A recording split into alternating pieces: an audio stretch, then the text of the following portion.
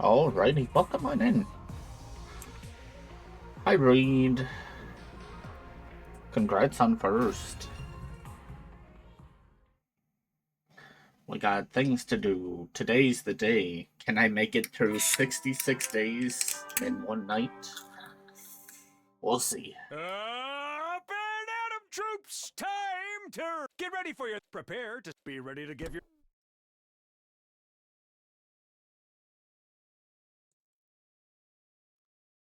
Immediately after I heard the usual morning announcement, Yugamu rushed into my room.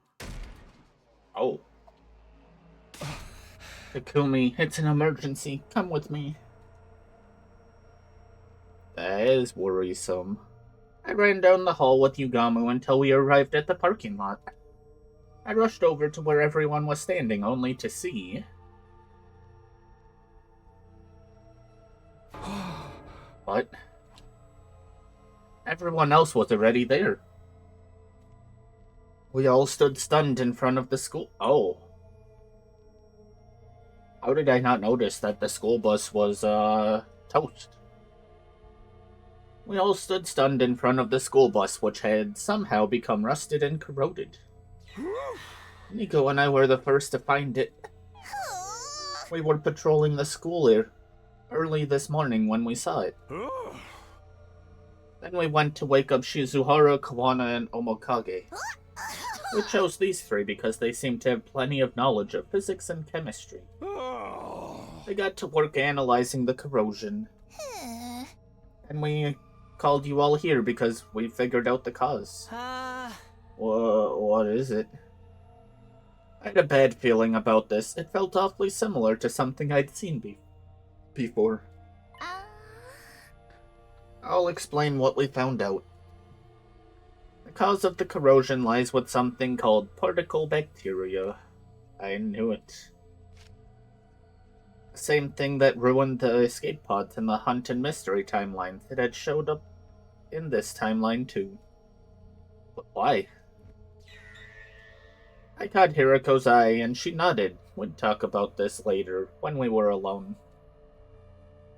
Tsubasa continued her explanation. The details were exactly the same as what she told us in the Hunt timeline. I don't really get what you're saying, but I can tell we're in a world of trouble.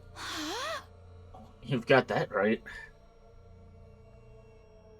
Wow, 5-string streak. Let's go, Reed. So far, we've only found damage here in the parking lot, but we leave it like this, the particle bacteria will spread in no time. And then all the metal in this school will be reduced to rusted scrap. Everyone was lost for words. I could hear gasps from a few of them. We have implemented some countermeasures, so things aren't going to fall apart just yet. Countermeasures? We've increased the air pressure in all school facilities, excluding the parking lot. Hi, Goofy Cat. You escaped the cat tree. That means we don't have to worry about air flowing from the low-pressure atmosphere of the parking lot to the high-pressure atmosphere of the rest of the school. Using this method, we'll be able to prevent the damage from spreading for another 9 days. 9 days? But how are we supposed to get rid of this particle stuff? In response to Takamaro's question, Tsubasa produced a photograph. We'll need some of this QB liquid. The only thing that can purge the bacteria. Only problem is, we have no idea where to find it. What about the biolab? I know every chemical in that place. There's nothing like that there. That's right, we're not gonna find it in the school. Twitch. Streamlabs, why are you breaking on me? Thank you. It's so incredibly rare you may not even find it outside in the city ruins. Don't worry, I know what we have to do. Basically, we have to find this QB liquid within 9 days, right? Oh, where'd you go, Goofy Cat?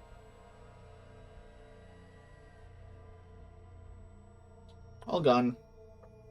But is that even possible? You'll have to make it possible. We'll be in lethal levels of trouble if you don't find it. No probs. We'll figure something out. Yeah, let's all split up and get to searching.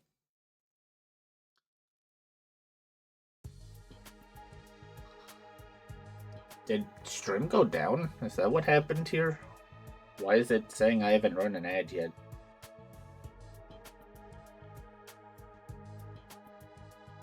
No? Weird. Streamlabs just being buggy. The enemy would strike again on day 47, so there wasn't any issue with us leaving the school unattended for a while. But just in case of any unexpected attacks, we decided that 8 of the team would remain at the school. The remaining 7 of us went out to search the ruins, but we're not getting anywhere. There's no sign of it here. We didn't find anything either. This is driving me crazy. I told you it wouldn't be easy to find. At any rate, it's already nighttime. Yeah, let's get back and try again tomorrow.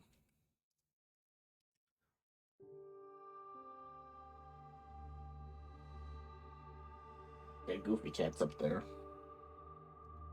We returned to the school and reported our results, or lack thereof, to the defense team.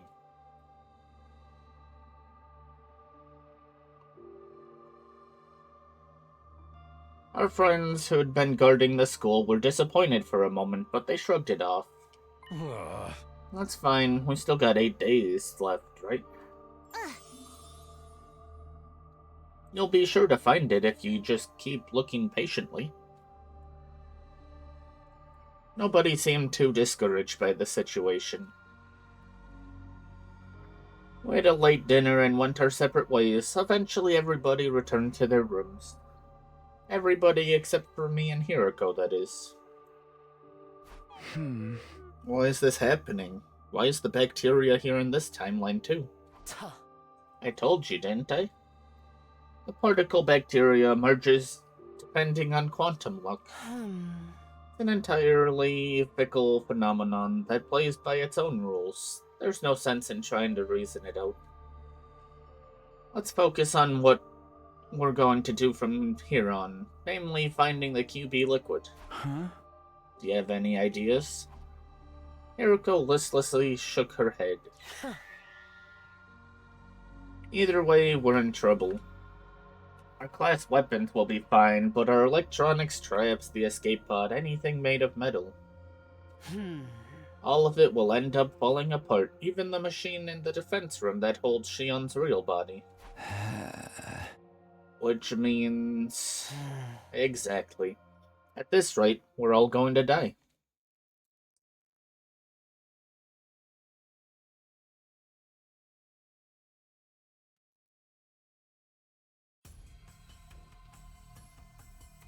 Just like the day before, we split up into a group of 7 to explore and 8 to defend the school. Hiroko and I were part of the exploration team. We spent all day going from place to place in search of QB liquid. But in the end, we had nothing to show for it.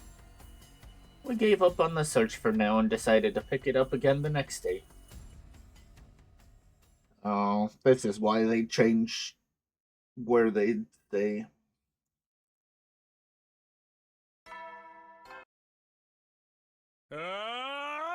Get ready, prepare, be ready to give your... We decided to switch out the members of the search and defense teams randomly each day.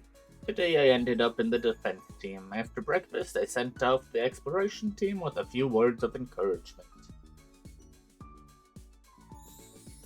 After that, I went back to my room. What should I do now? Should I go back to looking for that book? Reflections on Imprecatory Metempsychosis? No, that probably wasn't the right move for today. My mind was so preoccupied with the particle bacteria, I doubted I could focus. Well, I can't just sit around staring at the ceiling. The others staying at the school were Takamaru, Nozomi, Yugamu, Kyoshita, the Tsukumo twins, and Ava. I decided to go see what they were all up to.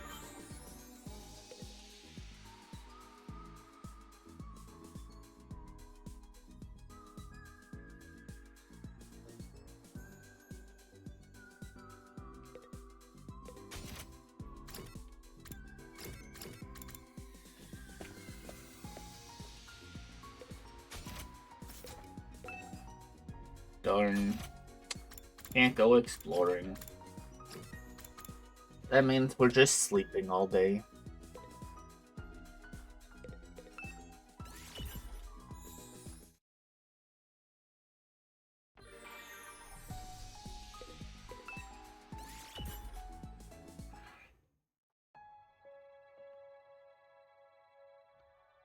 At night, I met up in the schoolyard with the exploration team who had returned from their trip. Their disappointed faces told me all I needed to know.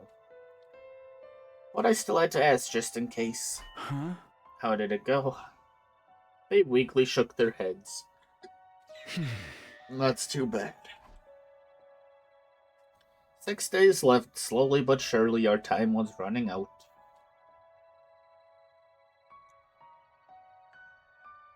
After dinner, I headed for the usual spot behind the school at Hiriko's request. Huh? What did you want to talk about? Today is day 36. That reminded me of something. Do you remember what happened on day 36 in the Box of Calamity timeline? I sifted through my memories. If I remember right, Edo used the parallel leap machine to jump to another timeline. That's right, but in the end, we never found out which one he jumped to. Huh? Are you saying you figured it out now? Oh. No, it's not that, but something about it still bothers me. That reminds me, Edo escaped from his cage back then, too. His method was different this time around, though. In the Box of Calamity timeline, someone broke the lock to the cage for him. Huh. Someone. Ugh. If you don't remember, it's for the best. But Ugh. at any rate, he used a different plan here in this timeline. He managed to escape the cage all by himself. The moment I heard those words, I remembered something I'd heard. Sir Ato requested that I close the drain. Well, it's true. I opened the valve for the fountain in the courtyard all the way. The whole courtyard was soaked, like it had been doused by a sprinkler or something. I did give Ato something made of rubber. Sturdy rubber balloons. About 100 of them, actually. Ah, so that's what happened. Ato used the same method Ava did in the mystery timeline. You're just realizing that now? Well, it took me a while to connect the dots myself. On day 9, I remembered the way Ava escaped in the mystery timeline. Do you remember when you suggested putting Ado back in the cage after he escaped? At that point, I was suddenly assaulted by a violent headache. I suddenly remembered what happened in the mystery timeline. That's why I said what I said. Not that cage. We have to put him somewhere else. As soon as Hiriko finished talking, I took off running. Where do you think you're going? I could hear her calling after me. I responded without turning around. I'm going to confirm something with Ato. Confirm what? Isn't it obvious? SAD! The scandalous Satsuki disappearance. What? Ugh, fine. I don't know what you're up to, but I'm going with you. Not the sad.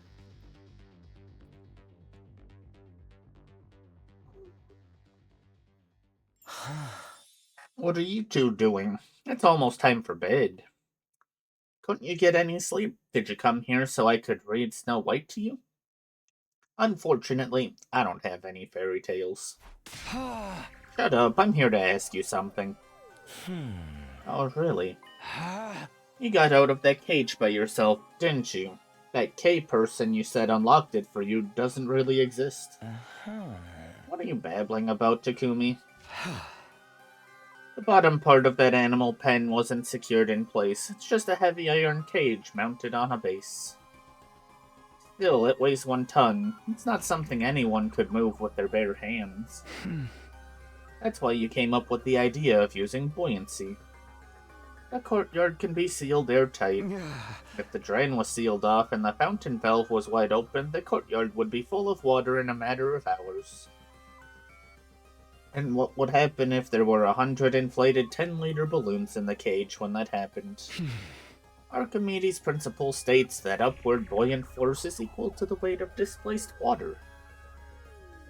100 balloons that hold 10 liters each makes 1,000 kilograms, 1 ton of upward force. This cancels out the weight of the cage and reduces it to near zero. You'd barely need to use a single finger. You were easily able to lift the cage with just the slightest effort. That's how you escaped. On hearing my explanation, Ado broke out into a bright grin. Bravo, what a brilliant deduction, detective. There's no reason for me to hide anything now that you figured that much out. Then tell us, why did you invent this K person? To sow distrust and discord, naturally. And why did you go to the infirmary after escaping? To destroy the revival-matic. Without that, you'd all be in a tough spot, wouldn't you? Listening to him was making my blood boil. You haven't changed at all. You're still a liar, a traitor, an untrustworthy scumbag. Oh, I feel so terribly wounded. Maybe it would make me feel better if I told everyone about your little trips through time. Apologize. On your hands and knees, put that low, slopping forehead of yours on the ground. And scream about how sorry you are, with tears streaming down your face. Do that and I might forgive you. I drew my hand back to lash out, but Hirako caught it before I could. Come on, we'll only waste our time talking to him. Oh, you're going? That's too bad. I happen to be aware of some valuable intel that you might be interested in. Valuable? Intel? But I won't say a word until I get that apology. See you around, friends. Good night. Ado turned and vanished into the capsule. He's bluffing. Don't pay him any mind. Yeah, you're right. Let's get out of here. So ended day 36. I didn't think about Ado again for a while after that. Interesting. He probably knows where the liquid we need is. We spent the entirety of the day searching for QB liquid. Unfortunately, our search didn't turn up anything, and time flew by without any mercy. The morning of day 38 was upon us without so much as a hint of a lead.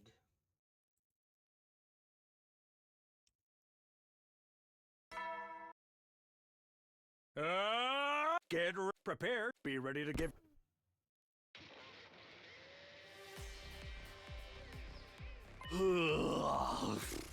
Okay, catch you guys later. Hey! Be careful out there. Or don't. Be as reckless as you want. We only have 5 days left. That's right, don't hesitate to make sacrifices.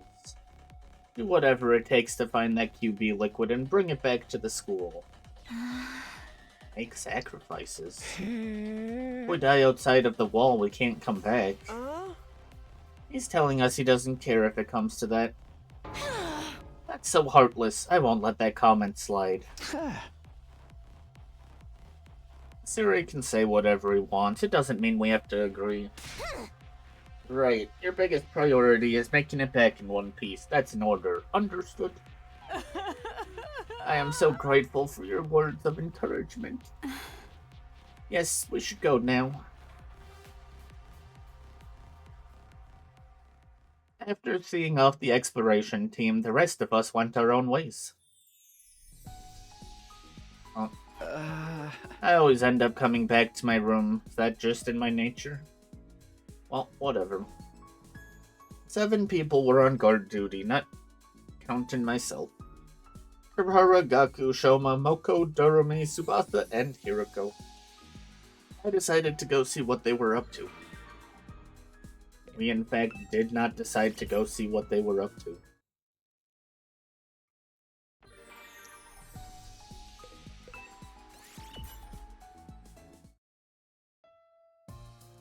The exploration team came back late. It was already past 10 p.m. when we saw them.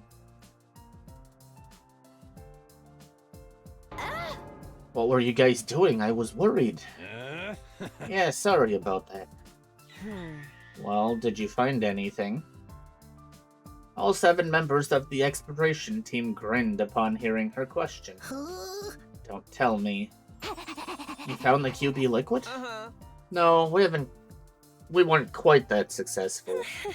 But we got something else instead. An important piece of information. What information? We were searching around some buildings a long way from here. And we happened upon a platoon of enemies making camp. Of course, we hid ourselves right away. Those clowns never saw us, but we overheard their leader talking to someone through their wireless comms. And we heard them mention the particle bacteria. The exploration team excitedly continued their tale. They'd learned something from the platoon leader's conversation. A few days ago at an enemy base, the relay station we'd been to in other timelines, there was a particle bacteria outbreak. They quarantined the corroded areas but couldn't stop the spread completely. That was why that platoon had been sent out to that cluster of buildings to look for a way to combat the bacteria. The last thing we heard the leader say was, "We've secured the QB liquid. I've already sent it to the relay station. It should arrive any minute now." So you're saying there's QB liquid at the enemy base? The exploration team nodded with smiles on their faces. Just then, Siri and Nigo showed up. Hooray! Surprise! We heard everything. What an incredible feat. And you all made it back in one piece. Your commanding officer is just so happy you're all okay. Quit it with that, man. Anyway, I know we only just got this news, but I need you to go immediately. Go where? Isn't it obvious? The enemy relay station. Of course, we can't very well leave the school empty. You never know when there might be a surprise attack. Those of you who went out today should stay here. You're probably exhausted after all that walking. Wait a minute. I get why the defense team should be the ones to go, but... You really mean right now? Yum, yum, yum. You're darn right I do. If you don't go now, you won't make it in time. Even by bus, it takes about 8 hours to get to the base. And we'd make it even if we left tomorrow. We still have 4 days left anyway. I think you're forgetting something very important, Maruko. A school bus. Right now, it's... Oh, dang, we can't use the bus because of that particle stuff. Exactly. That's why we need the defense team to set off now, preferably sprinting. You want us to run when it takes the bus 8 hours? You'll be fine. We're confident you can make the trip in a mere 32 hours. 32 hours?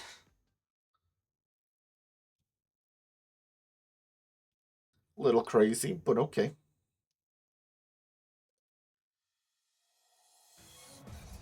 After taking a moment to rest our eyes, those of us assigned to the expedition team left for the base. There were 8 of us in all: Moko, Dorome, Shoma, Gaku, Tsubasa, Kurihara, Hiroko, and me. We were cautioned against using Tsubasa's and Shoma's class weapons to make the journey easier. We'd be in for a fight when we got to the base, so we needed to preserve our hemoanima as much as possible. According to Siri and Nigo, class weapons aren't capable of that kind of extended use anyway. Our only option was to run. Night fell.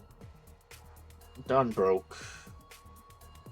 And even as everything fell dark again, we just kept going. Maybe that was an exaggeration, but aside from some short breaks for food, we really did just keep running. Overwhelming amount of time passed, and before I knew it, it was the start of another day. Fun.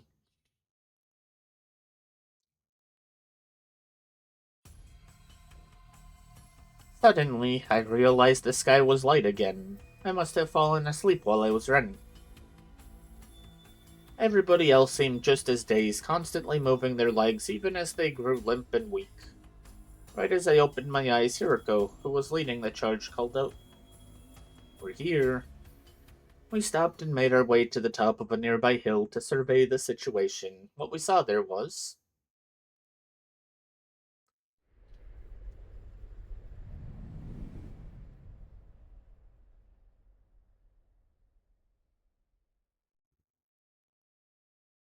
After some quick recon, we snuck into a nearby storm drain. Getting here was really tiring, wasn't it? For real, not even a real killing game could make me feel this close to death. Can we rest for a sec? I can barely move a muscle. No, we don't have time. You cold-blooded psycho. She's eviler than a homicidal mastermind. Just to confirm, we're going to fight the enemy in the base, right? Isn't that obvious? It's not like if we ask politely for their QB liquid, they'll just hand it over with a smile. Huh? You've all heard about the enemy intel, right? Right, Hiroko told us on the way here. Hiroko had explained to everyone what she heard from Siri and the others. The name of the commander is Quenzele. He flies around in the sky, right? So annoying. Not with my specialist skill on our side, I'll whip up some surface-to-air artillery and knock him down in one shot. The thing is, I'll have to start crafting it after he actually appears. Why can't you just make it now? This particular weapon can only hold its shape for 5 minutes. After that, its internal pressure will cause it to explode. Kaboom. I see, that makes complete sense then. One last thing, there's no revivals in this battle, so be careful. Right, without the school bus, we'd never make it back to the infirmary in time. Exactly, so if things look shaky, retreat immediately. Got it. Everyone nodded in silence, their faces looked tense. Hey guys, let's do this. Special Defense Unit, move out.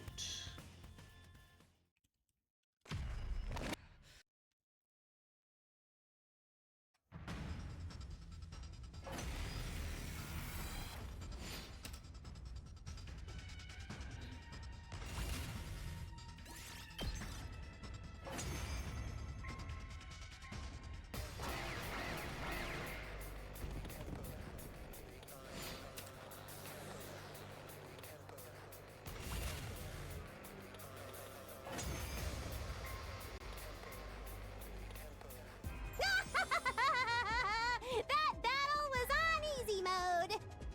Yeah, nothing to it. It's not over yet. He's coming. Him? It's Quinsley!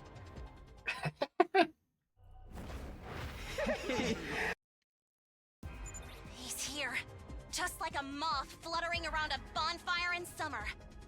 All right, cover me. I need to focus on crafting this artillery. Hello, Earth to peasants! Am I talking to myself here? It's an honor to be tasked with protecting somebody as noble as me. Everybody, Kurata's right. See? He gets it. No, I mean, forget about honor or nobility or whatever. Just cover her. Understood. Got it.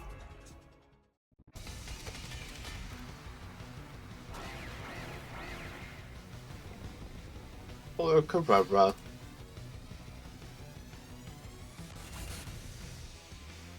It's set! Told you it wouldn't take long!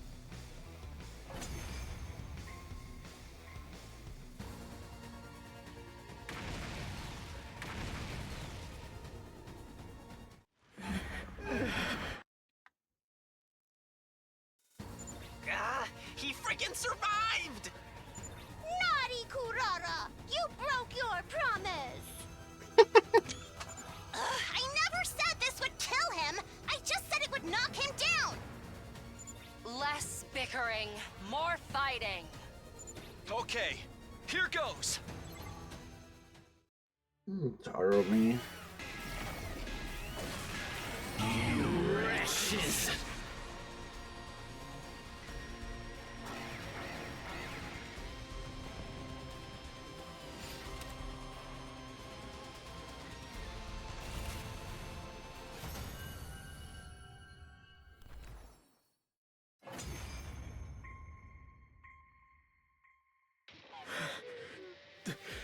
The pain. It hurts. Why? Why would you do something so cruel? You're asking us? And why do you? Suddenly, Quinsley broke off and stared at something behind us. Far off on the horizon. Oh! A UFO! Huh? Where? Everyone turned to look. I was so caught up in the moment that I did too. Huh? I don't see no UFO. Don't tell me. We turned back around, but it was too late. During those precious few seconds, the defeated commander had disappeared completely. Did he? Run away? Looks like it. With that idiotic trick? Not even a kid would have fallen for that. And yet, we did fall for it. So you're saying we're dumber than a bunch of little kids.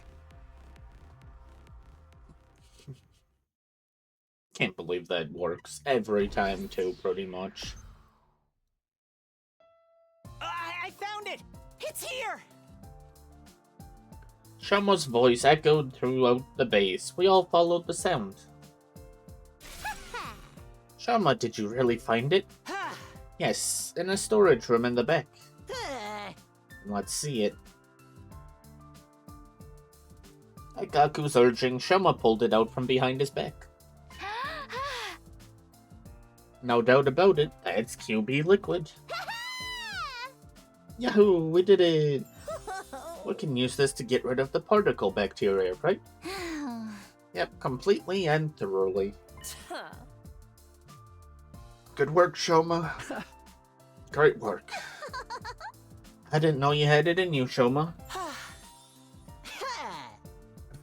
Now we can take a break. I don't think so. We don't even have time to stand still, let alone sit down and rest. Huh? Oh? We only have 2 days left. If it's going to take us 32 hours to get back, we won't arrive until tomorrow night. And I'm assuming you're all too tired to run at the same speed as we did on our way here. That means we'll be racing against the clock. If we really push ourselves, we can make it by the morning after tomorrow. But... Silent servant. Servant? Let's just get going. The others are counting on us. Eriko started making her way outside the base. The rest of us could only sigh. That Hiriko, it's just like I said. She's a cold-blooded psycho. With that, we all staggered after her. No rest for the wicked.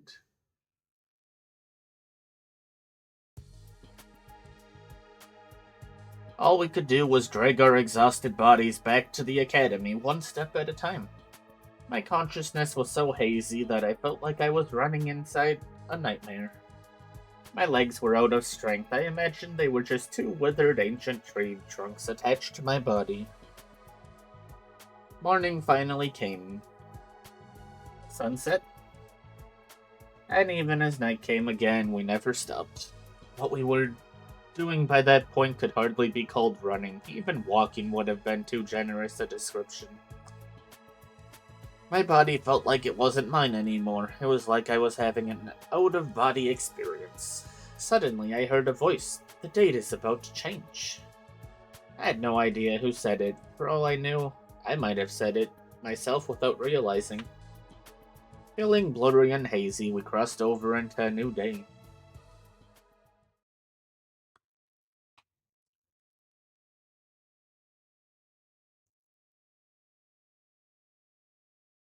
Just like Hiroko predicted, we finally arrived at the academy on the morning of day 42.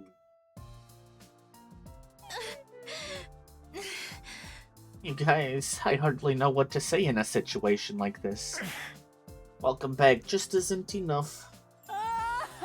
You've returned safely. I was so worried that my heart almost broke. Oh. My dear sister and I prayed for you every day. Damn it, the hell is this? Some kind of salty shit coming out of my eyes. Me too, my eyes are squirting. The defense team all looked genuinely happy to see us back. We appreciated that, but all we could muster was a dry laugh. So what about the QB liquid? You found it, right? Tsubasa weakly lifted her arms to bring it out. Hey, nice work. I knew you could do it. Thank you so much, everybody. They showered us with applause, cheers, and praise. Smiles stretched across every face, and some even started leaping with joy. Now, Miss Kawana, I hate to ask you so soon after your return, but do you think you can get started on dealing with the bacteria? Tsubasa looked completely drained. Her hollow eyes stared into nothing as she answered. Fine, but I can't do it alone. I need everyone's help.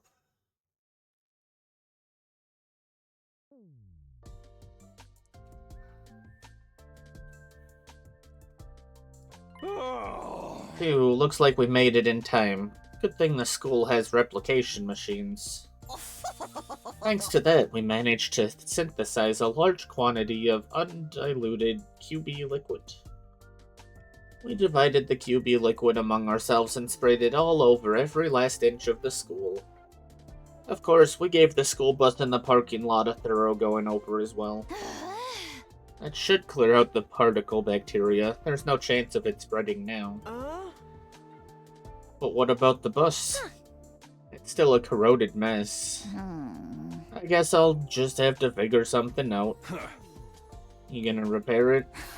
Yeah, I did this kind of thing plenty at Grandpa's garage. What a relief. Yum, yum, yum. And now, Kawana, if you don't mind, I need you to... Someone kicked Siri as hard as they could before he could finish his demand.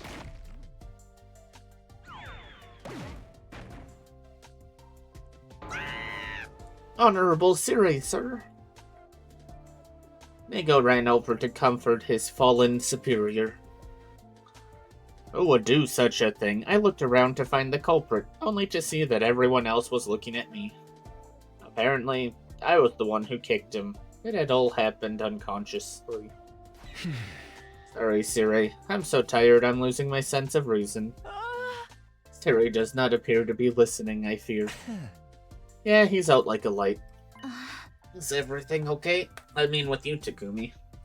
Isn't the bomb inside of you supposed to go off if you even lay a finger on Siri? It's probably fine. I agree. After all, Takumi might have laid something on him, but it wasn't a finger. It was a foot. Okay. Interesting timeline. After that, we immediately parted ways. The others headed back to their rooms, but Hiroko lingered behind to speak to me. Looks like we've solved our particle bacteria problem. In this timeline, anyway. Huh? Yeah, we should give some QB liquid to the Hunt timeline, too. The next time the blood space waves will be high enough is day 45. We'll be able to leap then, between 5 and 11 a.m. It will still be a while until we can get to the hunt timeline. I hope the damage hasn't spread too badly by then. Oh. Me too, but there's something else we have to do first. Are you talking about that research book? We'll resume our search tomorrow. Tomorrow will probably be our last day, actually. Right, we only have 10% of the books left to check. Hiriko gave a firm nod. Well then, it's all in your hands. With that, she left and headed for her own room.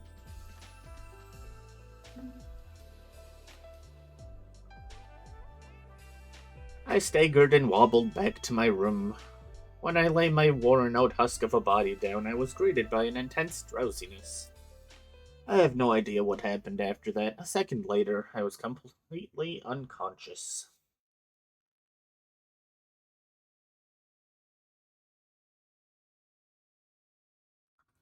$43.57 to go. I mean, I'll do that. 2 achievements. Okay. So, it is definitely finish this timeline, which will just give the final one.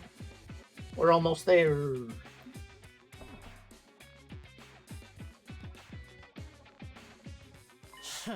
It's evening, Takumi. How long do you plan on sleeping? You're too old to act like this. Hey! I'm literally a teenager. And in case you forgot, we ran 2 marathons, fought a battle in between, and had to hose the school down with QB liquid as soon as we got back. I'm dying from lack of sleep. Keep it down, we're in a library. Who cares? Nobody's even here. I'm here. Are you blind or something? Didn't I just tell you to quiet down, smooth brain? You're yelling too.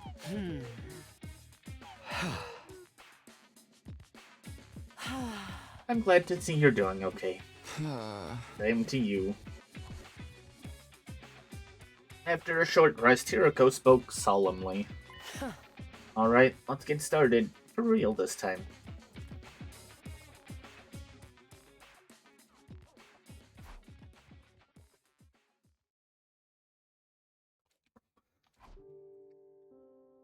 We spent what felt like an eternity there in the library, in silence. My head was empty and capable of independent thought. We were just staring at the light of the lamp dangled from the ceiling, transfixed.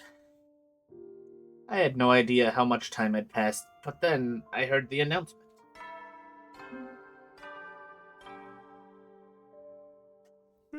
Make sure. Well then. Good night.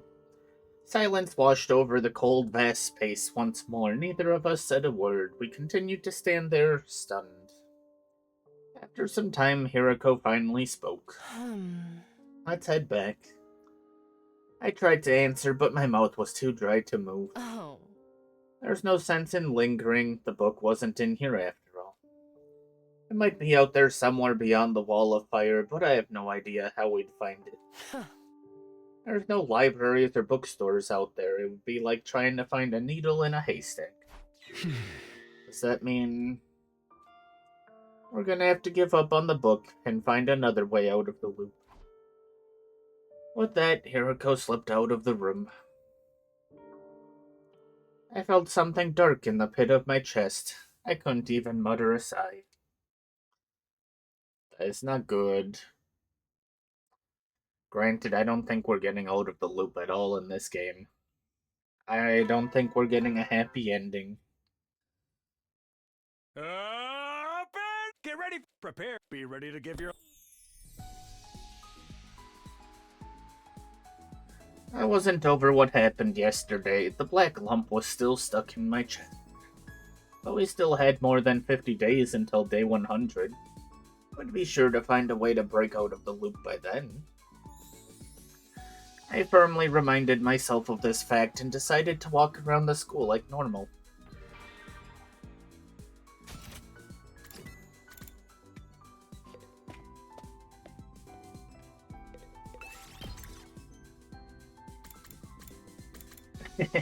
No Hiriko, no Edo, no Tsubasa. Move out!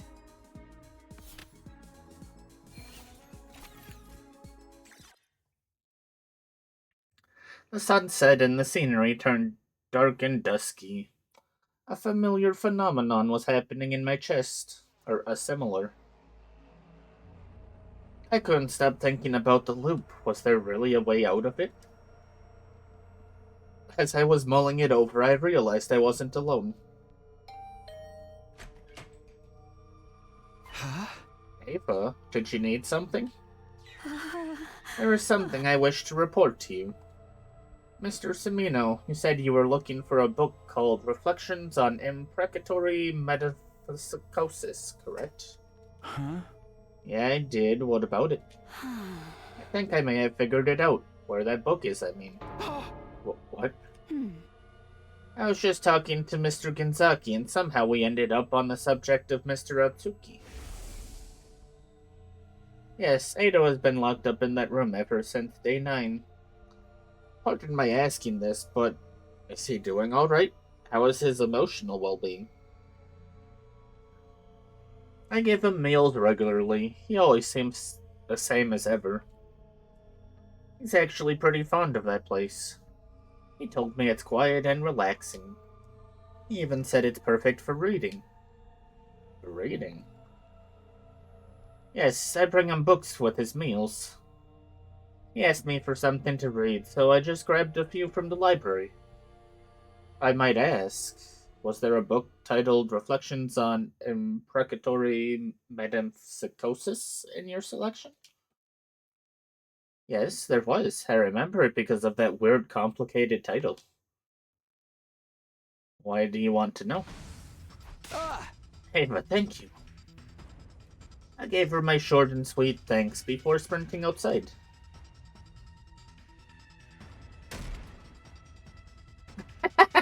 There is no way you just barged into Hiriko's room. Oh, is she gonna kill him? Hiriko, come with me. What is it? I know where the book is. We thundered down the stairs, through the halls, and into the capsule room.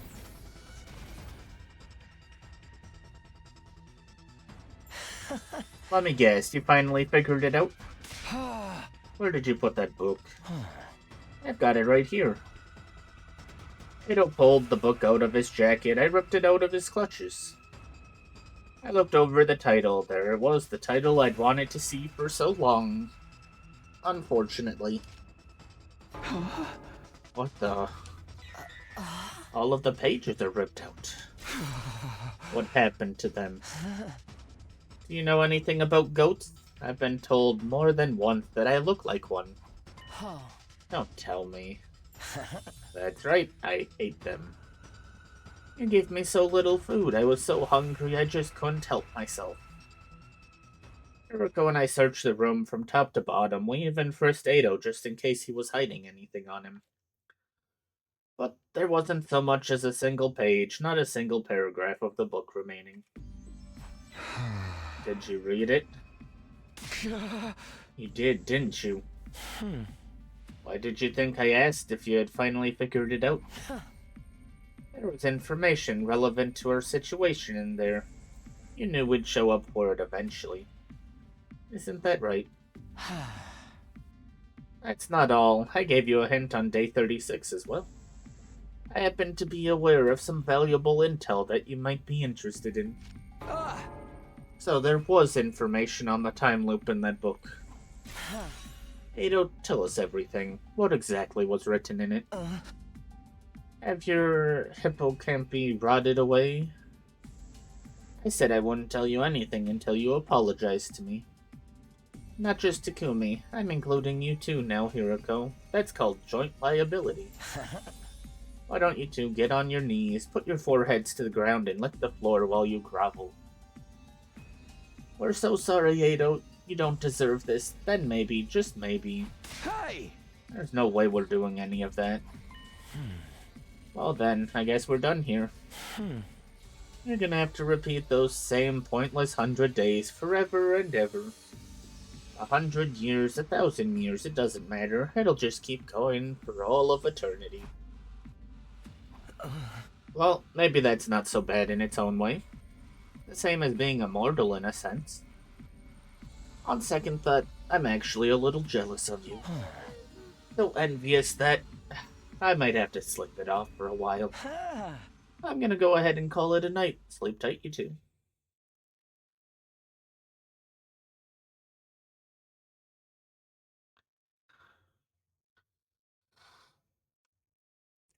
It was still dawn.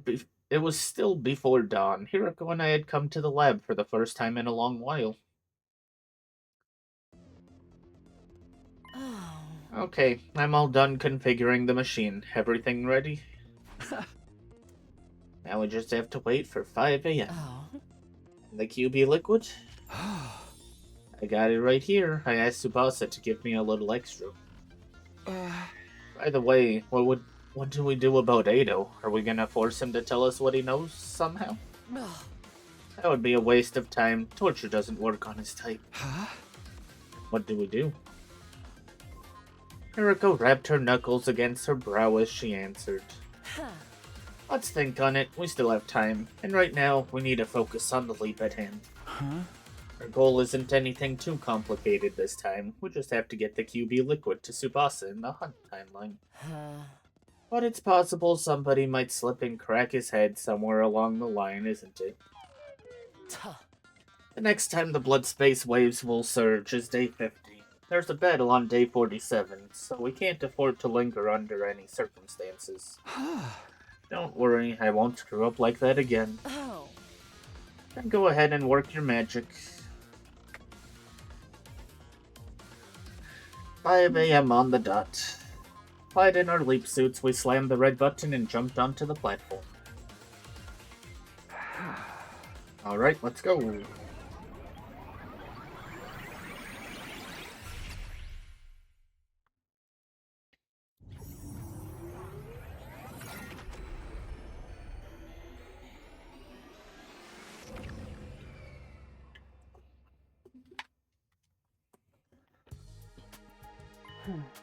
It's light out. The morning announcement hasn't played yet, but someone might wake up early and come over here. Let's proceed with caution. Don't make a sound. Got it. First, we head for Takumi 4's room. Shouldn't we go straight to Tsubasa? Looking like this, when she wakes up and screams in our faces, then what? But why do we need to go to Takumi 4's room? I need you to become Takumi 4 again, then you can give the QB liquid to Tsubasa and explain how you got it. Explain it how? Just make something up. But if Takumi 4 wakes up while you're at it, we'll have a mess on our hands, that's why. We quietly infiltrated Takumi 4's room. He was still sleeping. Hiroko sidled up to him and with a reckless amount of force, stabbed him with a hypodermic needle. Can't you be a little gentler when you do that? Even if he's from another timeline, he's still me. I know. And that's why I did it like that. Terrible. More importantly, change clothes and get to Tsubasa. I'll take your suit and head for the capsule room. What do we do about him? We leave him here and go. The anesthetic I used is more powerful than the one from last time. He'll be out for a whole day. We've got... That's terrible. We stepped out of Takumi 4's room. I gave my leap suit to Hiroko, who wished me luck and vanished inside the school. I watched her leave before I headed to Tsubasa's room.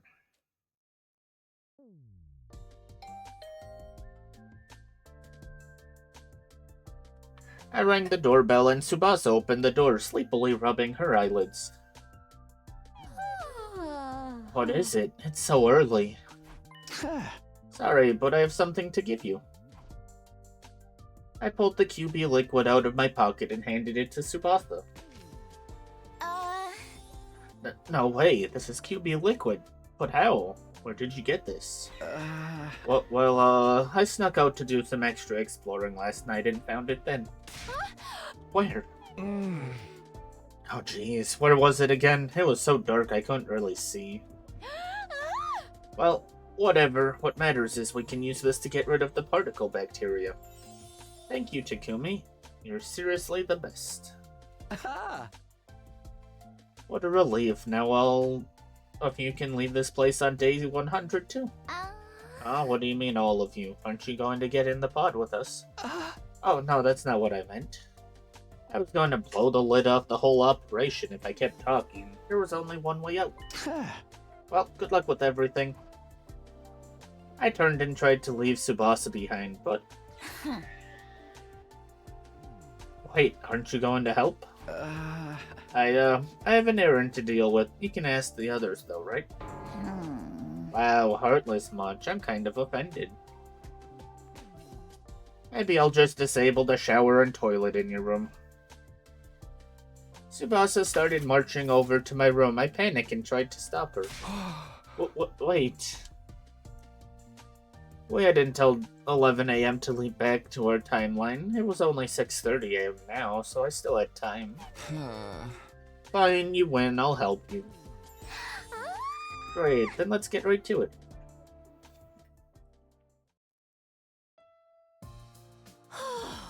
Finally done. That should have wiped out the particle bacteria.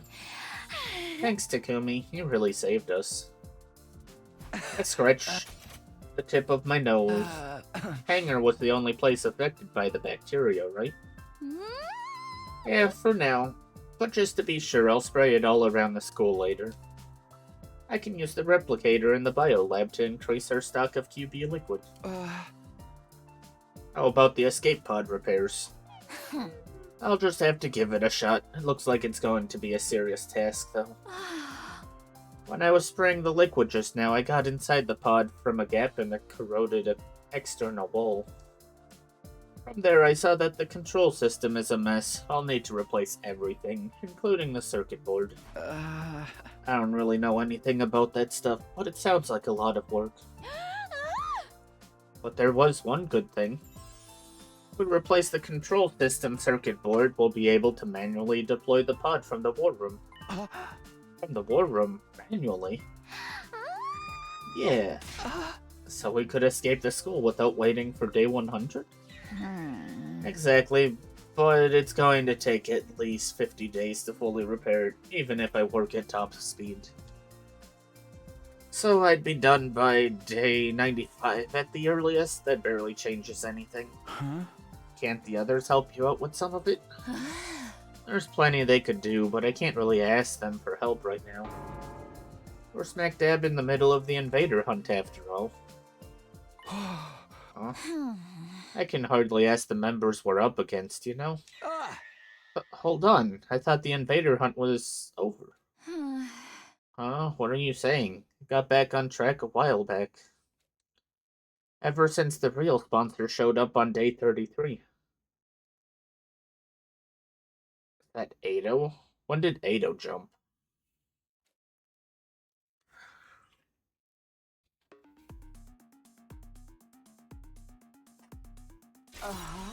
What? The sponsor is still alive? Yeah, Tsubasa said the one that got killed on day 31 was a spare. And Kakoji's still out there. Right. Which means she's likely hiding somewhere inside the school. I was looking for a place to hide in the school without being found. Our eyes met. Underground. The hidden room.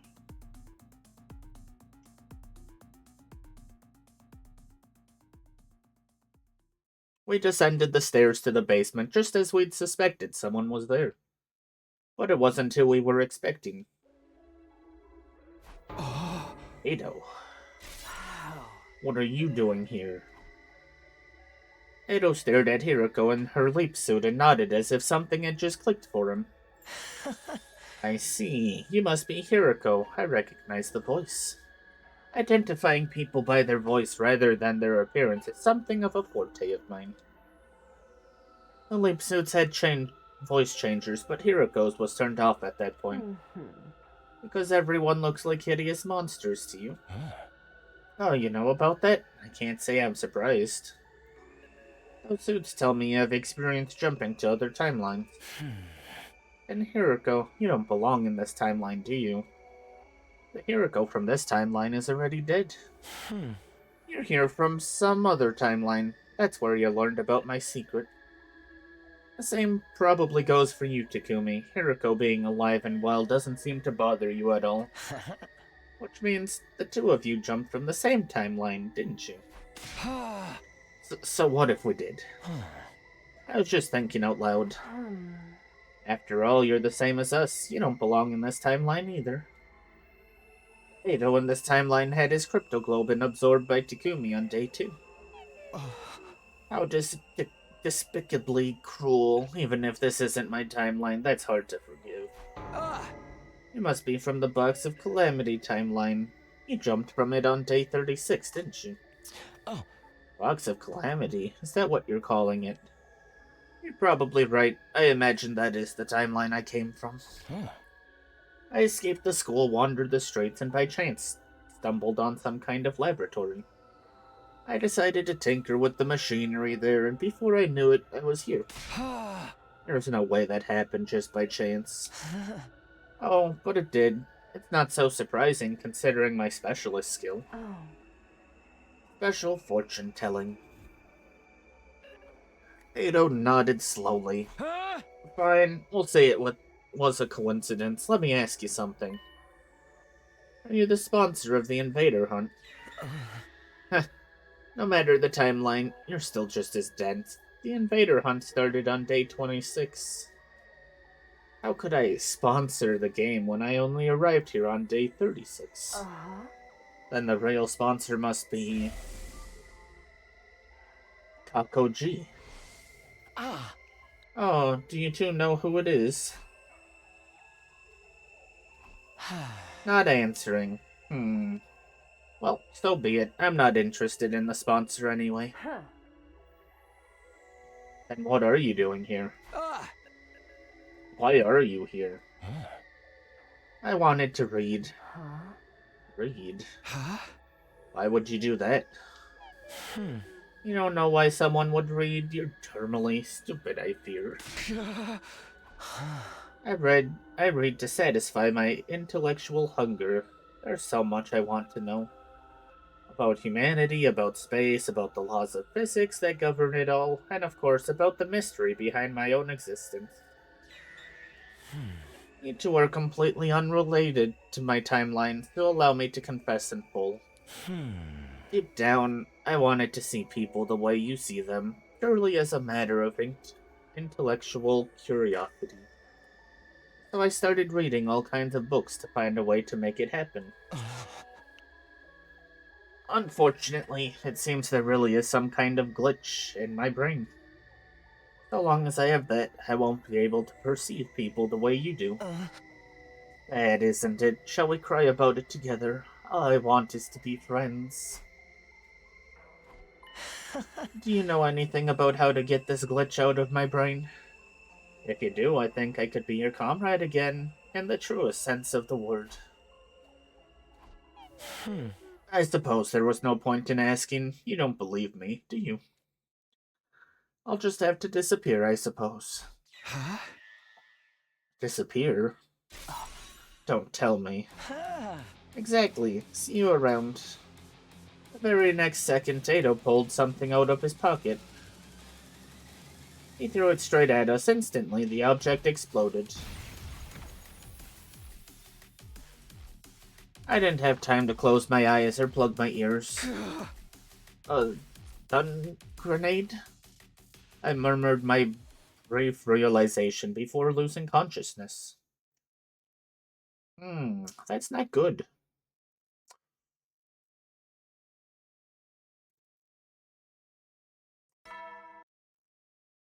Up and at 'em, troop! Get ready, prepare to be ready to give your...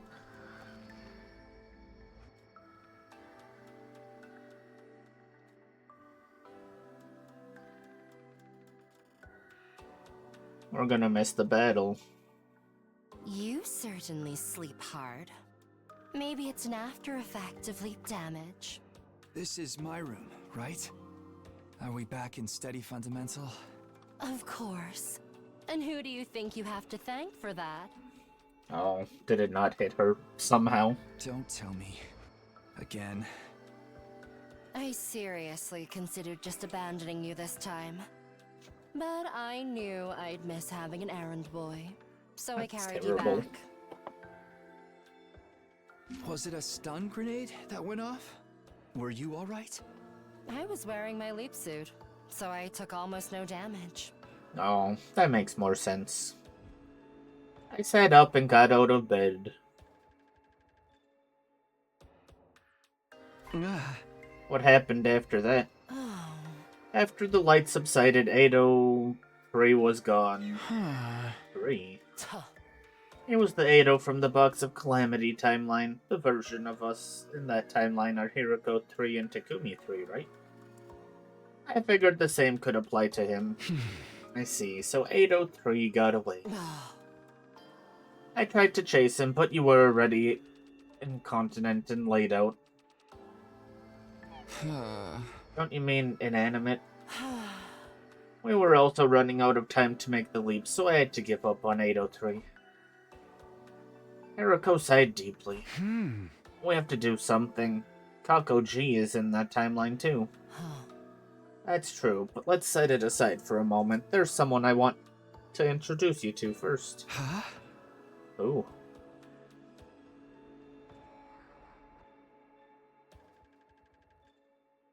Huh?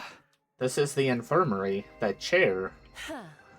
It's the Dolmenic Cognitive Reconstruction Therapy device, the new and improved version. Huh? So, who did you want to introduce me to? We're ready for you. Come on out. At Hiroko's word, someone stepped out from inside the Revival-Medic. Well, Ado? I instinctively balled up my fists and squared up. It's okay. He's on our side now. On our side. Just to be absolutely clear, this timeline's Ado. In other words, 801. You let him out of the capsule room? Yes. Why? Don't be so alarmed, Takumi. I've been completely reborn. I didn't understand. I looked to Hiroko for an explanation. Do you remember what 803 said in the Hunt timeline? Do you know anything? I'm not gonna read this again. It's about his glitch. That gave me an idea. The Cerebral Glitch Repair Program? Exactly. But I figured that wouldn't be enough to get rid of the bone-deep contempt he had for humanity. So you used that Dolmenic thing? Yes, with Sira and Nigo's permission, of course. Originally, this machine couldn't be used on Special Defense Unit members, but thanks to my improvements on its design, I was able to use it on Ado. What do you mean?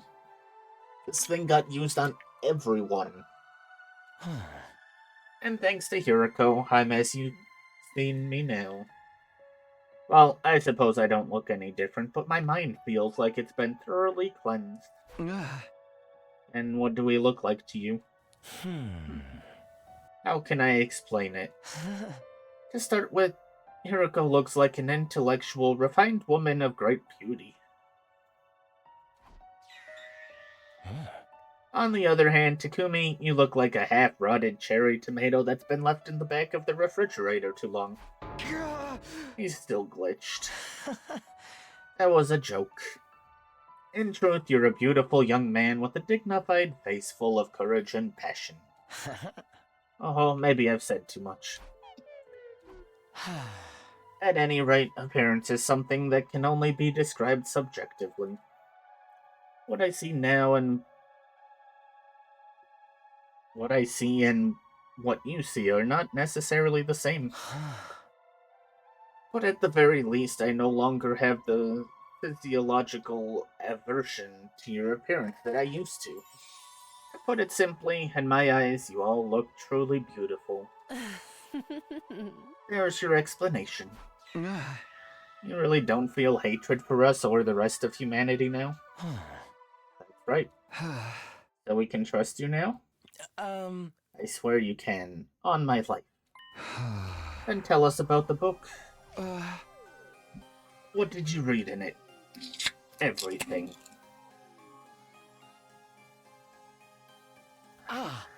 Exactly what you'd expect. It covers the history and examples of the time loop phenomenon, as well as some scientific considerations. We want to know how to get out of the time loop. Was there anything about that? There was. You jumped into the past from day 100 to day 2, right? The loop was triggered by that first trip back in time. Once force is applied to an object, it will continue to move at the same speed until additional external force is applied. That's the law of inertia. Without friction or resistance, a spinning top would continue to spin forever. A pendulum continues to swing from side to side, a weight spring continues to move up and down. That's exactly what your situation is like. Enough explaining, get to the conclusion. How do we break out of the loop? The best way to explain it is the example of the spring. You two are the weight on the spring. Time moves from day 2 to day 100. But it can't progress any further. The restoring force of the spring brings it back to day 2. So how do we cut loose from the spring? Do we increase the weight? Precisely. But how do we do that? Hey. Let me get straight to the point. It all comes down to the lives of the Special Defense Unit. Their lives? Indeed, the weight here is the weight of life itself. In short, if all of the Special Defense Unit members in this timeline survive until 10 a.m. on day 100, the sum of all those lives will serve as a huge weight that can tear away the mighty spring that is the time loop. Hiriko and I were silent. 3 seconds later, I shouted out loud. Yes, we can finally break free of the time loop.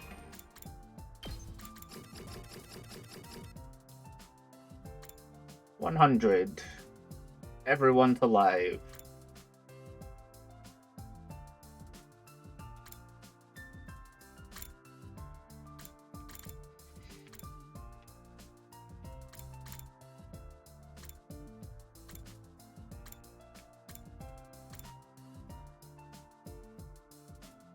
Huh? Oh, that's because it's not really everyone alive.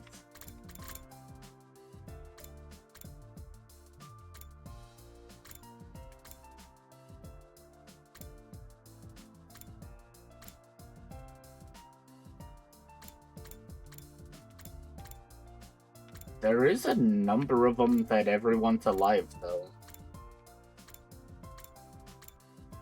Oh, maybe not. There's what, 2? Yes, we can finally break free of the time loop. We'll just have to keep everyone in this timeline alive. That's no problem at all. Everyone's survival was one of my goals anyway. Even without this information, we were going to protect everyone anyway. Well, we have a definite objective now. So I'm grateful for that. Our friend's survival is directly linked to our escape from the loop. The situation just got much simpler. I looked right into Eido's eyes as I spoke. Thank you, Eido. I'm gonna trust you, for now. For now, well, that's good enough, I guess. It's hard to regain lost trust. I'll do everything I can to support you until you can trust me unconditionally. Day 46 ended in excitement, or rather, it didn't. Tomorrow, day 47, we'd face another defensive battle. Hiriko and I had something we needed to do before that. And that something was...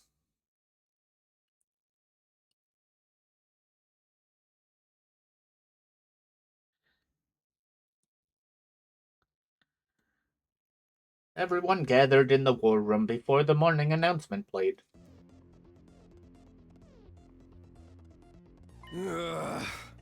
Just checking one last time. Are we really gonna let that whack job Ado fight with us? We spent 3 hours going over this last night. We heard your arguments against it, but in the end, you all agreed to this. Well, you two sounded so confident. You were so passionate, it was like you were spitting fire. It just felt right to trust you. A gutter dweller like me is permitted to say so. Ado does seem different from before, somehow. That's right, his aura before was poopy brown, but now it's shining poppy red. Yeah? Is that how you describe someone? Thank you, although I'm not quite sure if that was a compliment. Besides, you heard what Siri said.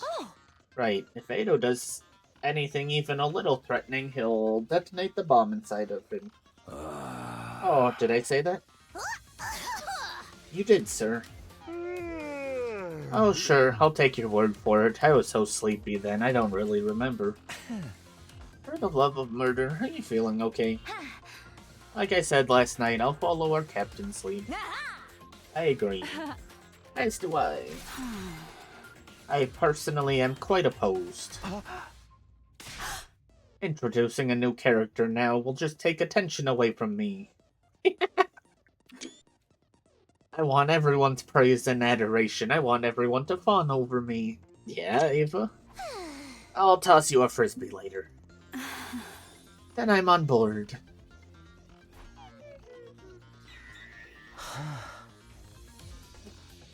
Thank you, everyone. Ava's right. I am like a new character on the battlefield. But I'll give it my all to fight for you. Then maybe you'll fawn over me after the battle. Ado flashed a carefree smile. It was infectious. Soon all of us were smiling. Well then, the enemy will be here any moment now, so Nigo, if you will. Got it. I'll cue the music.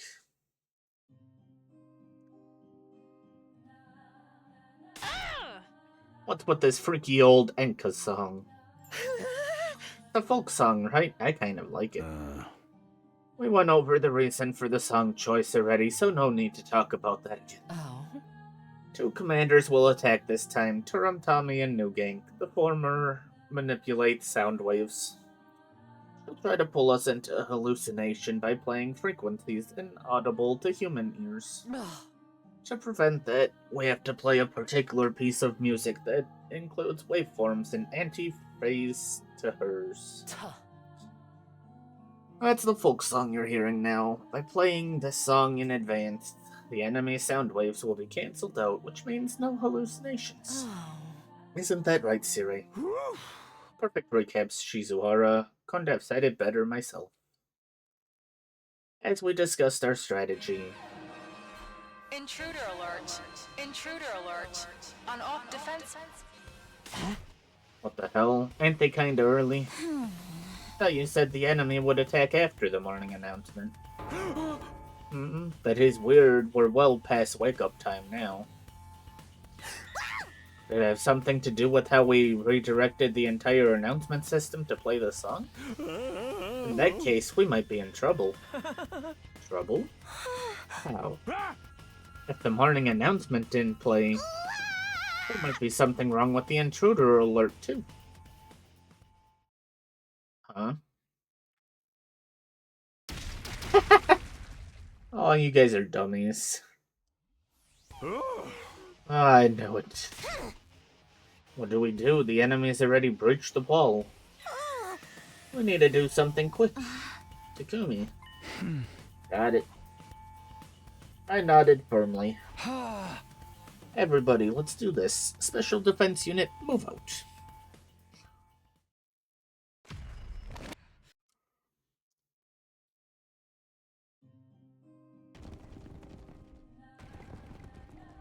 Was this the last commander besides, Veshnus and Dulcia? I think it is.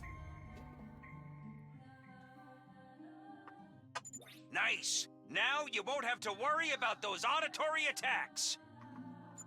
I'll just turn off the music. Well then, everyone, the rest is up to you. Ugh. Wallop those nasty invaders!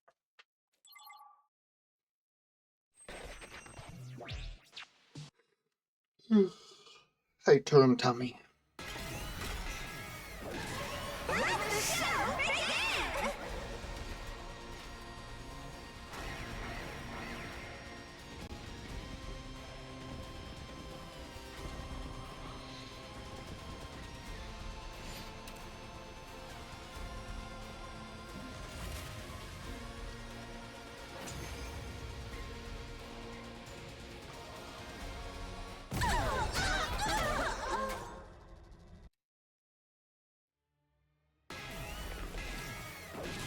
To battle.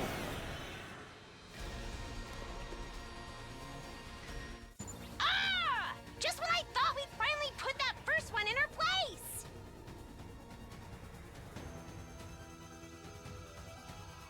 That must be the time reversal we heard so much about. C-Ray and Nigo warned us about this, but it's even more a pain than I could have guessed. We'd best save ourselves some trouble and take out that new gang first. If we don't, this battle will never end. All right, everyone. Let's show these guys what we can do and end them. Oh, they're getting full of themselves. Especially for you! Here I go!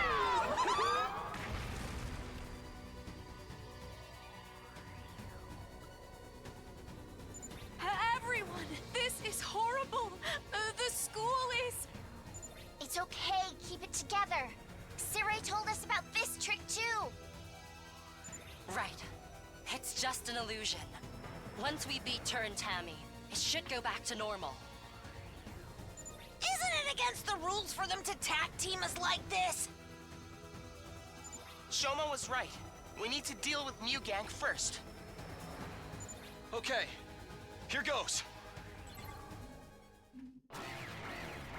Beat 'em up.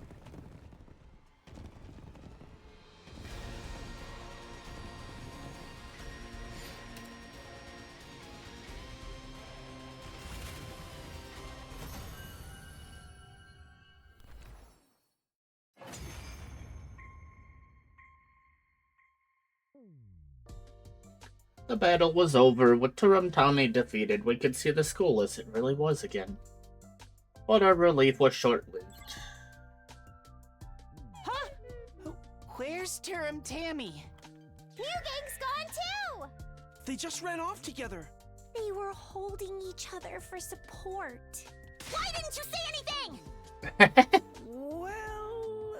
They looked so sad, hobbling off like that. That was enough for me. I had a good idea what the twins were thinking. They could probably see each other in those two commanders as they helped one another. Well, whatever. I don't feel like chasing after them to finish them off. They were so completely covered in wounds. Their organs and bones will be in tatters by now. I doubt they'll show up here again. And is it time for the usual? I think so. All right, ready? And go! Everybody's voices resounded loudly the moment there was silence. Nozomi spoke. That's not fair, Takumi! I'm the one who usually leads the chants! But Sir Takumi is our leader. He probably should have been the one saying it the whole time. Fine. I'll let you do it from now on. But a little advice? You have to do the ready and go! Like you really mean it. Put some spirit into it. Such detail. I didn't know she put so much thought into it.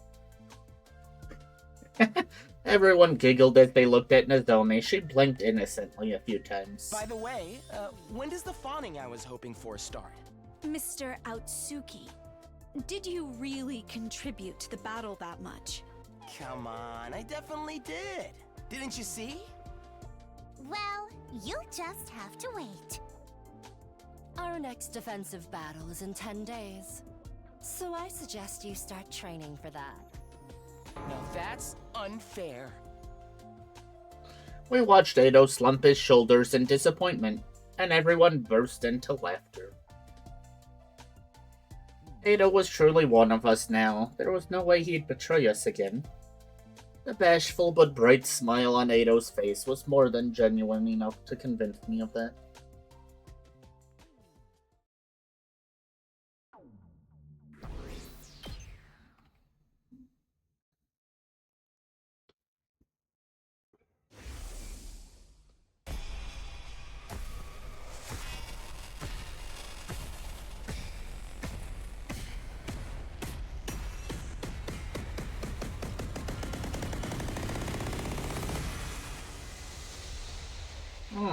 Of course we got that timeline back now.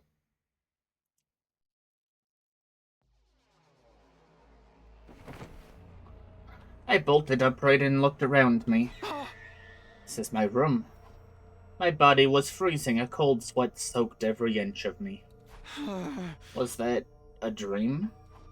No, that wasn't it. I'd experienced something like this many times before. This must be the same kind of thing, which meant it's something that happened in another timeline. I headed over to see Hiroko and gave her the rundown of what I'd just remembered. She nodded in silence and led me to our usual spot. Oh. Actually, I had a vision of the same events just before I woke up. But that's not possible. What I just saw was from the Hunt timeline.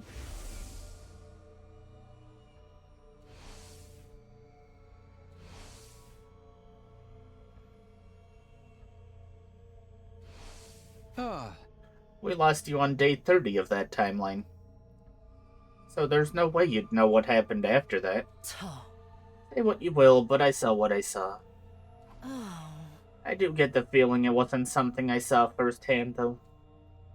Felt more like something I'd heard from somebody else was playing out inside my head. Oh? Maybe I jumped to day 100 of the Hunt timeline somewhere along the way.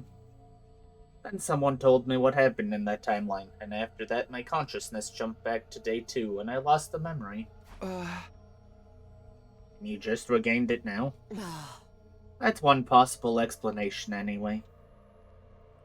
Suspicious. As usual, we continued our discussion after changing locations.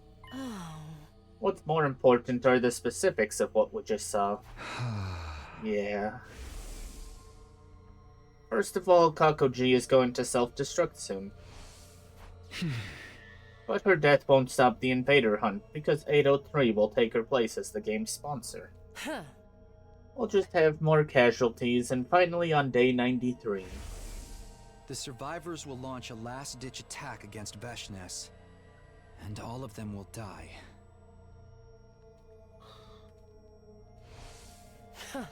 I wish we could help them. Do you think there's anything we can do? Let's give it some thought. We still have 2 days left until we can leap again.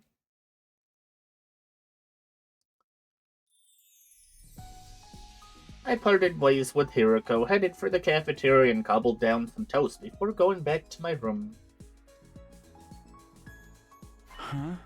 Okay, as much as I'm worried about the Hunt timeline, still have things to get done in this one.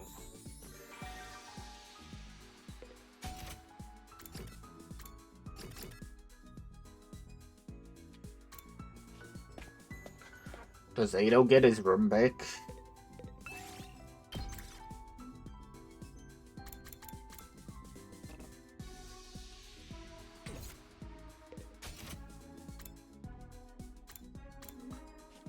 Oh, right, she's fixing the bus, that's why. Confused why she was still not available.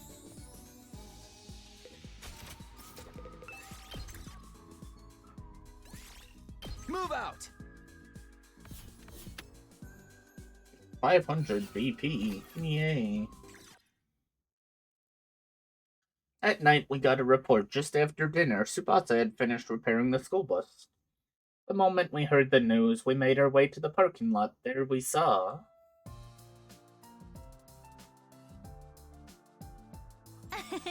Wow, Tsubasa, this is amazing. You got the wheels back in perfect shape. Actually, isn't it even shinier than it was before? A girl could get jealous. What moisturizer do I need to use for that kind of dewy sheen? Frankly, I'm stunned. You completely killed it. Oh, this was nothing. Then perhaps you'd be willing to fix a rotten heap of junk like myself? I think that's above my pay grade. Yoshika, stop salivating over the muffler, you deviant. I swear I wasn't looking. I tinkered with the engine while I was at it, so I think it'll go faster than before. Awesome, let's test it out by turning Gaku into fender ketchup.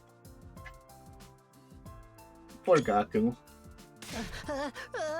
What? Why me? Oh, I am jealous. I want to be praised too. Me too. This must have been so much work, Kawana. Thank you for all your efforts. I'll give you a collectible superhero eraser as a reward. Wonderful. I can't really see myself needing that. Thank you, Tsubasa. You're a lifesaver. Aw, come on, guys. Good work deserves to be praised. I'd like to offer you my thanks as well. You too, Hiriko. You're making me blush. We continued to shower praise on Tsubasa until late. All that time, laughter echoed nonstop throughout the parking lot.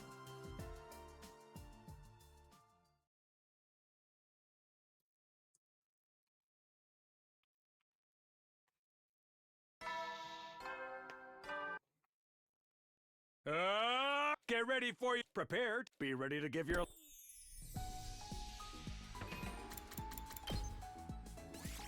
We're still missing 8 endings.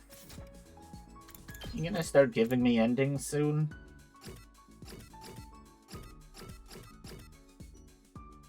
Kind of running out.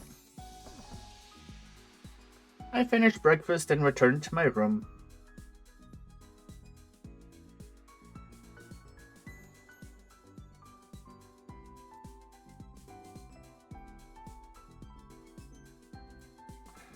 I couldn't get the hunt timeline out of my mind. If we didn't do something, everyone there would die. We had to do something, I just didn't know what. Tomorrow, we'll go to the hunt timeline. We can figure it out then. I murmured this to myself, then decided to make my usual rounds.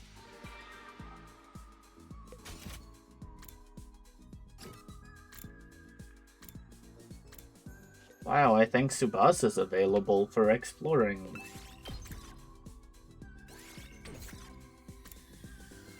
She is, but now Hiriko's not available.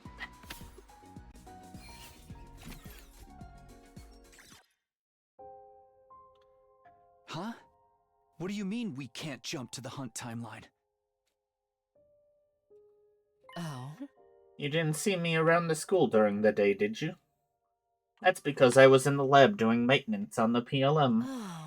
While I was doing that, I realized someone locked the machine in the hunt timeline. Don't tell me 803. It's highly likely. We're the only ones who know he's there. It would be a problem for him if we showed up again. So he stopped us from going back to that timeline. Probably. I can't say for sure when he did it. But it must have been between day 45 when he first saw us and today, day 49. Oh. Whenever it was, the lock will only be removed after 50 days have passed. That means day 95 at the earliest. And everyone in that timeline gets wiped out on day 93. In other words, we won't make it. Yes, unfortunate.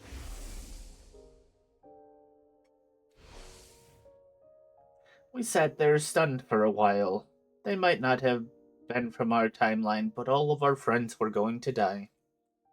I'd spoken to the versions of them in that timeline I'd spent an especially long time with Tsubasa. Those memories came rushing back. In my mind, I saw her bubbly smile. How much longer would she be able to smile like that?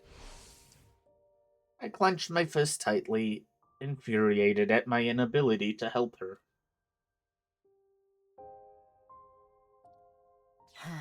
I understand how you feel, but what's most important is that we protect everyone in this timeline. In short, if all of the Special Defense Unit members in this timeline survive until 10 a.m. on day 100, the sum of all those lives will serve as a huge weight that can tear away the mighty spring that is the time loop. Why is it voiced now? I read this earlier. Don't get me wrong, I'm not saying this only because it's our way out of the time loop. I know, our top priorities are still the same. We have to make it to 10 a.m. on day 100, all of us alive and happy. Right, let's focus on what we can do to make that happen. It's not that complicated, is it? We just have to keep winning our defensive battles. All the way to day 100? Huh? Yeah, are you saying there's some other way? Eriko's gaze slowly shifted up. If we went up there, we wouldn't have to fight. The artificial satellite? Wouldn't that be safer? It would boost our chances of survival, much more than staying here. But how would we get there? Huh? The escape pod won't activate until day 100. I'm aware of that. We can't go flying into the vacuum of space if we rip the door off either. We can forget about the pod. How then? We can try calling for rescue. Huh? We'll use the distress signal transmitter. The maximum cargo of the rescue craft is 2 tons, more than enough for all 16 of us. What? Didn't we go over this before? We need to input 9 out of 10 liver mortis codes from Team 1 to boot that machine. And those codes only show up when a unit member is truly dead, so that would mean at least 9 deaths. Wait, hold on. Are you suggesting what I think you are? I think so. Of course. Nobody has to actually die. We can just get the codes from other timelines.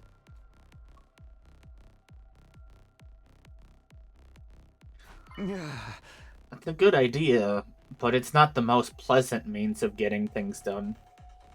It would mean we'd be using the deaths of our friends in other timelines for the sake of our own survival. That's true, but we wouldn't be killing anyone or allowing them to be killed either. We'd just go after versions of them that were already dead. Just looking at the backs of those we never could have done anything for. I'm sure they'd forgive us. Yeah, I sure hope so. Think about it, Takumi. This would be for the sake of saving everyone in this timeline. Yeah, I get that.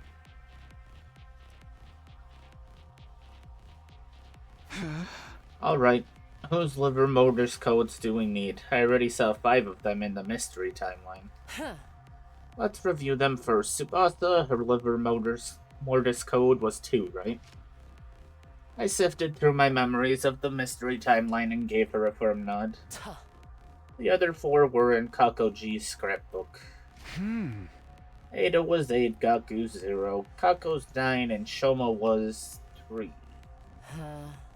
Where does that leave us? There's 5 people left from Team 1. Doremi, Ima, Takamaru, myself, and me. Anyway, we need to find just 4 of those liver mortis codes. Then we can activate the distress signal transmitter, and the 16 of us can get onto the rescue craft. Once that's done, we'll all go to the artificial satellite together. Huh. Are there any timelines where 4 of them are dead right now? I don't think so. There isn't even one where 2 or 3 of them are dead. I guess we'll just have to check different timelines one by one. Indeed. We should probably go and find Durhamy's liver mortis code tomorrow. You remember, don't you? She's killed in the battle against Veshnus in some timelines.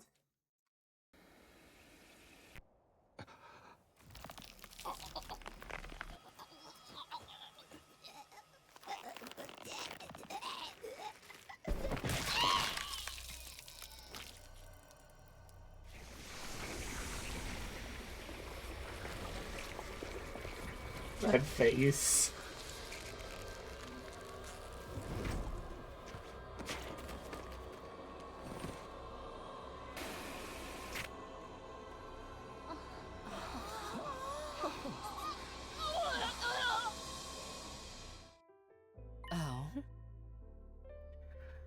We'll jump to the coming of age timeline, which branches off from that event. Coming of age timeline? You don't remember it, so I doubt there's any point in explaining.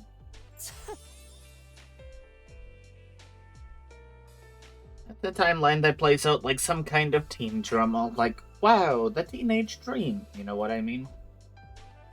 I had no idea what she was trying to tell me. Hiroko stared into the distance, eyes narrowed with a kind of wistful yearning.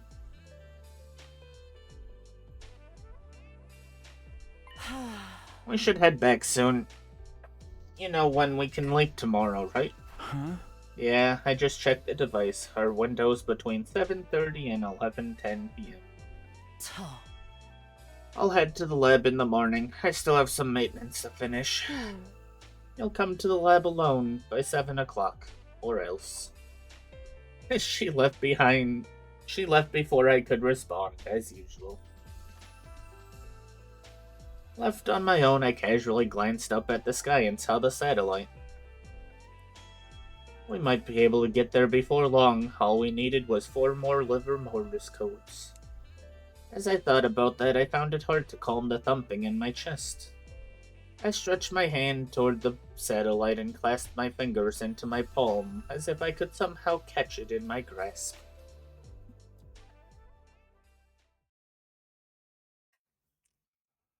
Exciting.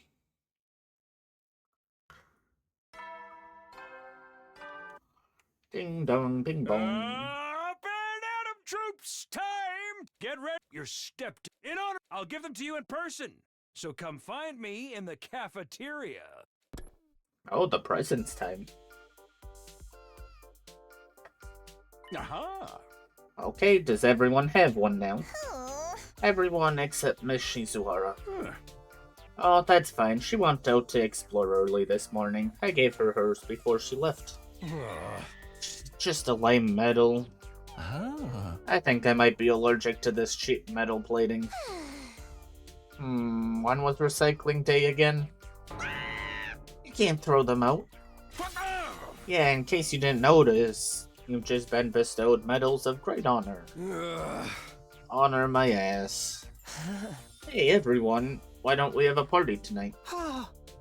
A party? Yes, to celebrate the halfway point. Now you're speaking my language, bro. I'm up for that. Me too. Count me in. One after another, everyone expressed their approval of the idea. Well, Takumi? I was unsure how to respond. I wouldn't be there that night. I had to jump to that coming-of-age timeline, but I couldn't come out and say that, so... Yeah, of course. I'll let Hiroko know about it, too. That settles it. Tonight, we'll have a halfway to 100 party. Sounds good, but the name's kinda mid, ain't it? And how about we call it a hump day party? I am picking up what you are putting down, Miss Amamiya. That does sound kind of fun. Sure, why not? Alright, Nigo, you don't mind, do you? Yum, yum, yum.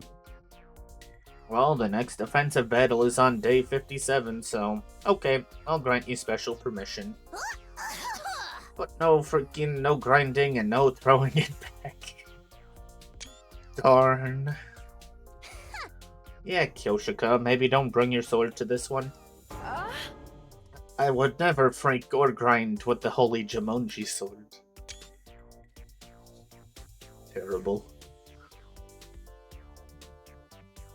We spent the morning and afternoon preparing for the party. I knew I wasn't gonna be able to participate, but I was also in no place to refuse, so I helped out too. As the day wore on, the sun sank steadily west in the sky. It was 5:40 p.m. I still had some time until I had to meet Hiroko. But I didn't want to get yelled at for being late, so I decided to leave the school and head to the lab early.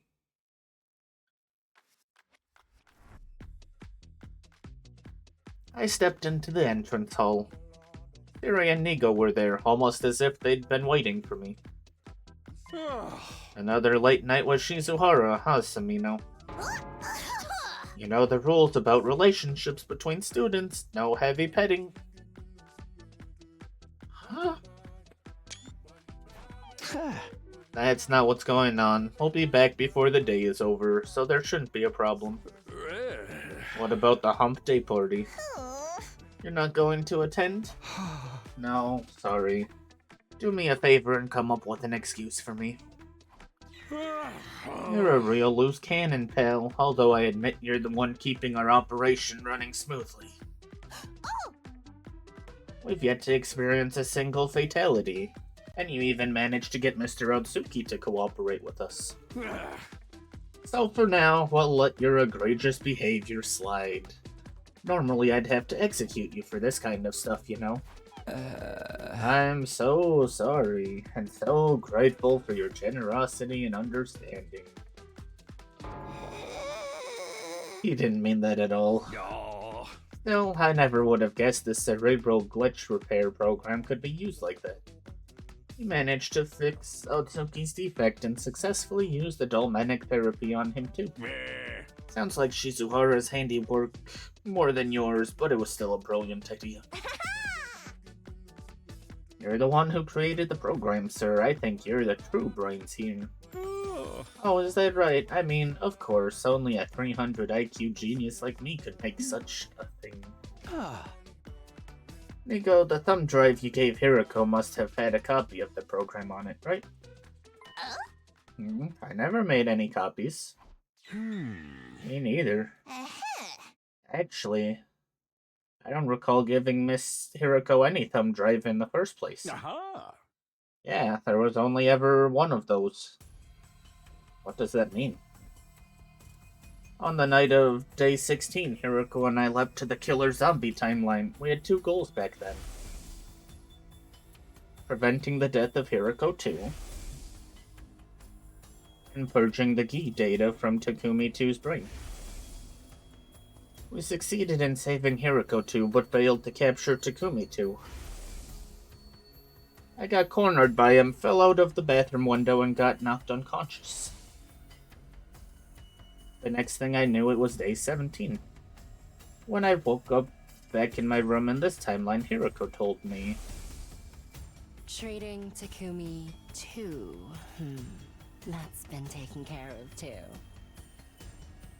I actually had 2 thumb drives. Nigo gave me an extra one as a spare. I gave it to Hiroko too. I revealed myself to her and explained everything. She injected Takumi too with anesthetic and used the repair program I'd given her to treat him. Could it be she lied to me? She never gave Hiroko 2 the thumb drive? Which would mean in that timeline, Takumi 2 is... He's still infected with the Gi data.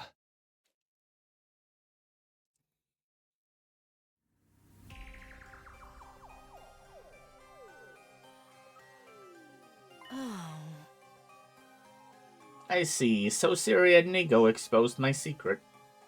Well, it's true. I never gave Hiroko 2 a thumb drive. What? But why would you lie to me? Oh. I'm sorry, I can't tell you that. Why the hell not?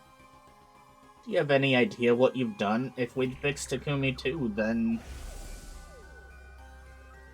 Ava wouldn't have had to die on day 25. And we could have prevented Moko's death on day 43. Hiroko remained silent. Her face was screwed up slightly, and she was staring at her feet.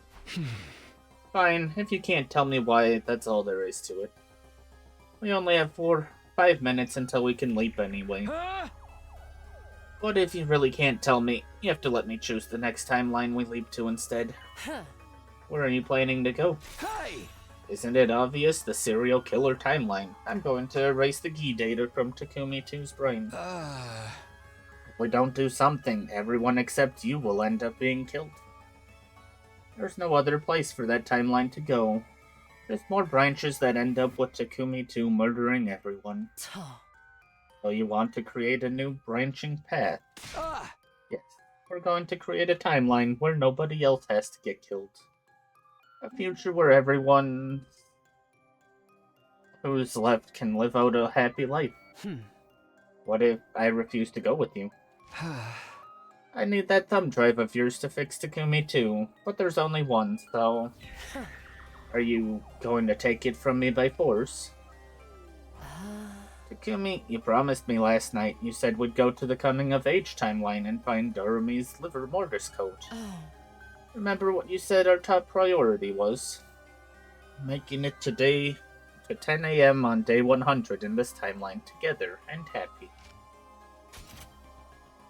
The surest way to do that is to go find those 4 liver mortis codes and call the rescue craft. We'll have a greater chance of survival if we go to the artificial satellite. As a result, we'll finally be freed of this time loop.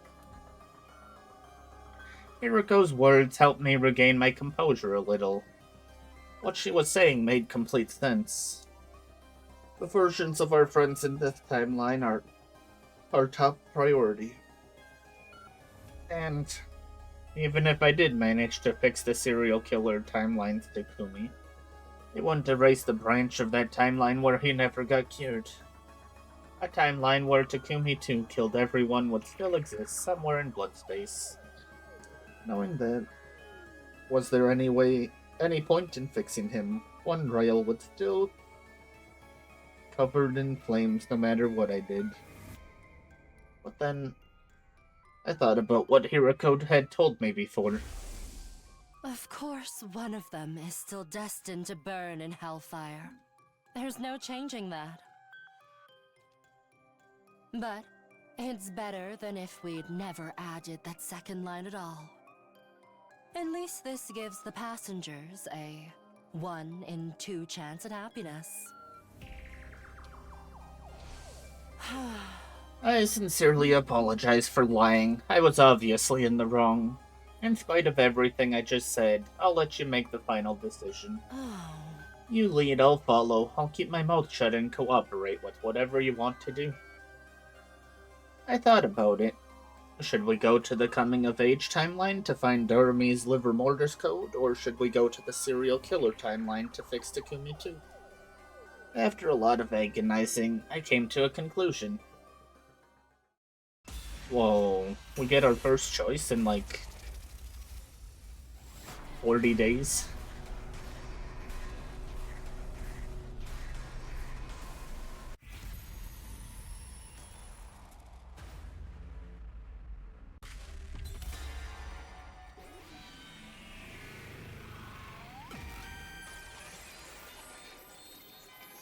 I'm hoping this is wrong, but it could be right still. Sorry, Hiroko, but my decision hasn't changed. We need to go to the serial killer timeline. I can't just leave myself like that. I wouldn't budge on that point. I see. She nodded listlessly. How about you? I told you, I won't object no matter what you choose. I'll keep my mouth shut and go along with it. So you'll help me? Yes. I gave Hiroko a grateful smile. She put her hand on her hip and let out a short sigh.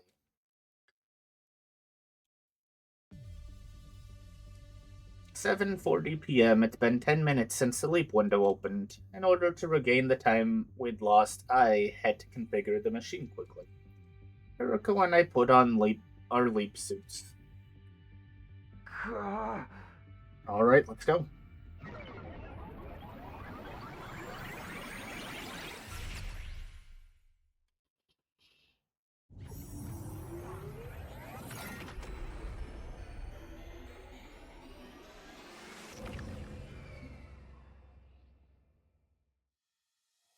Oh.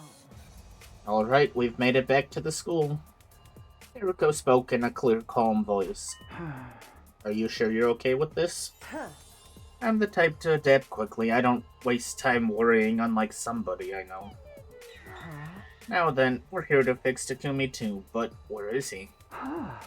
Think I might know. Today is day 50, the day of the halfway to 100 party. Ah, so he's in the cafeteria with the others. Yeah, but we can't just walk in there dressed like this, can we?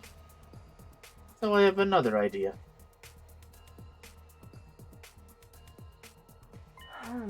I see. They left the party poppers behind in the rec room. So Takumi too went there to collect them from the gift-o-matic. Yeah, if we wait here, we can rush him when he arrives.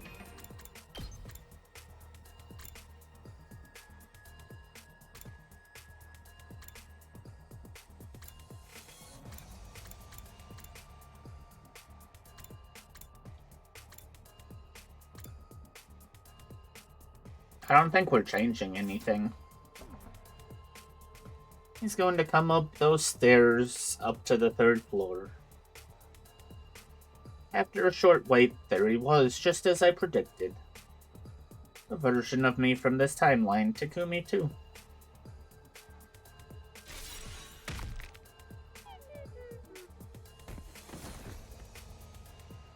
Takumi too took a solid punch to the gut from Hiriko and went down. He was already unconscious before he hit the floor. Hiriko and I brought him to the infirmary. I let Hiriko handle his treatment.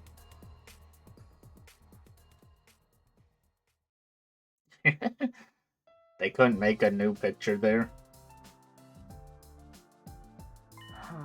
Alright, his treatment is finished, all thanks to this. The cerebral glitch repair program. Then the key data in his brain is... No. Yes, it's been completely erased. That means I won't hurt anyone else in this timeline.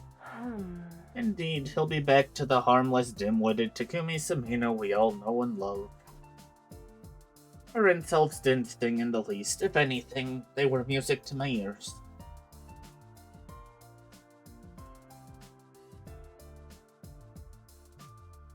After that, Hiriko and I hauled Takumi 2's unconscious body to the metal shop and found a place to set him down. We were trying to be considerate when we chose that room. We thought it would be easier for everyone to find him somewhere closer to the cafeteria, where the party was being held.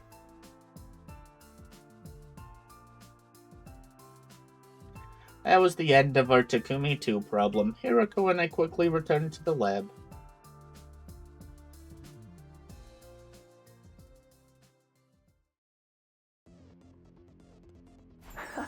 Let's head back. Oh. Right? I smacked the red button and got onto the platform. Hiriko followed suit. Here we go. Oh, was this the right choice? Or does it just go on for a little bit?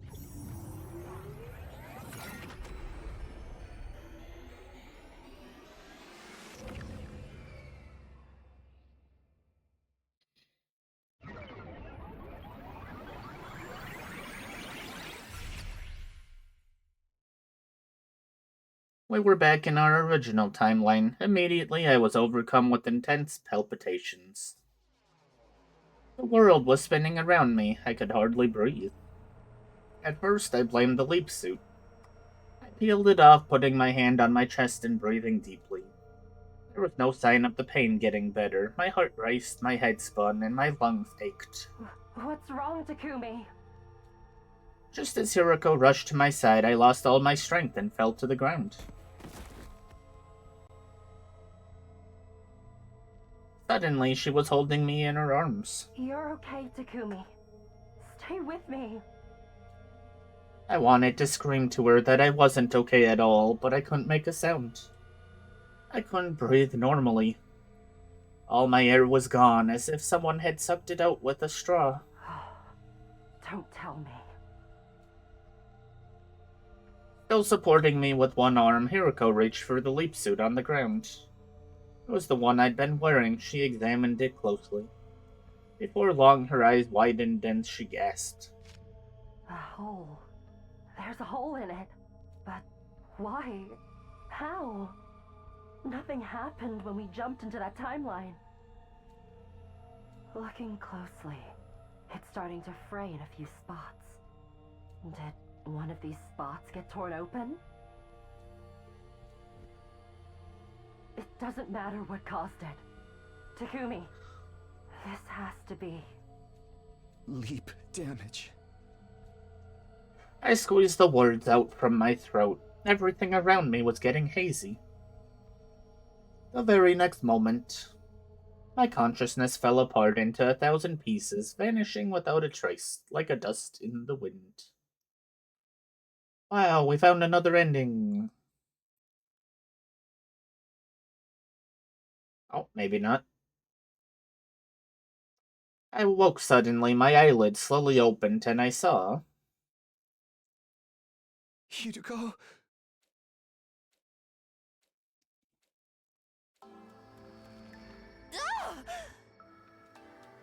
I flew upright, shocked by the sound of her voice. Well, I tried to, but...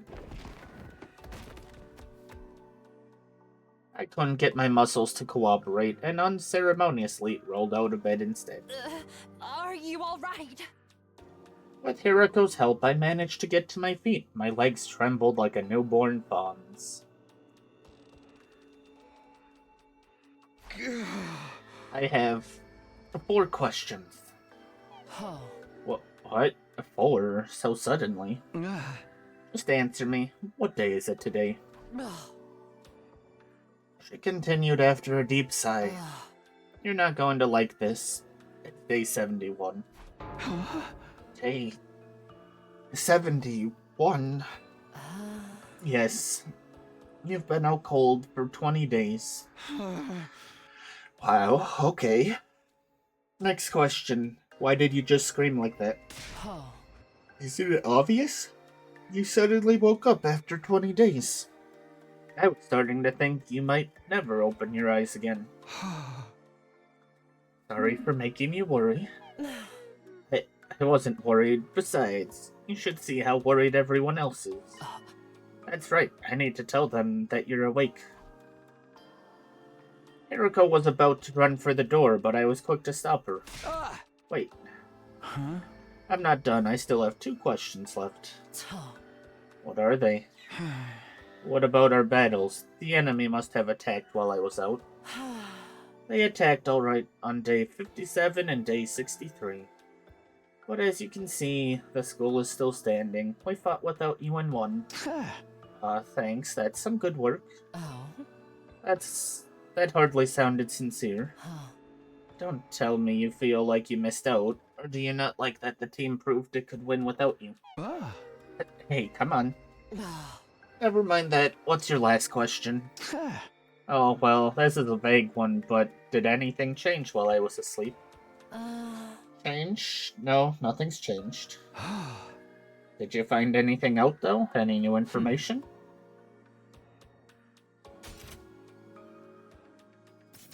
Oh, I do have one thing. It's about the liver mortis codes. There's no point in collecting them. What? Why? Because the distress signal transmitter. The next moment, I was suddenly seized by a violent nausea. It surged up from deep inside of me and ripped along my throat. I couldn't hold back.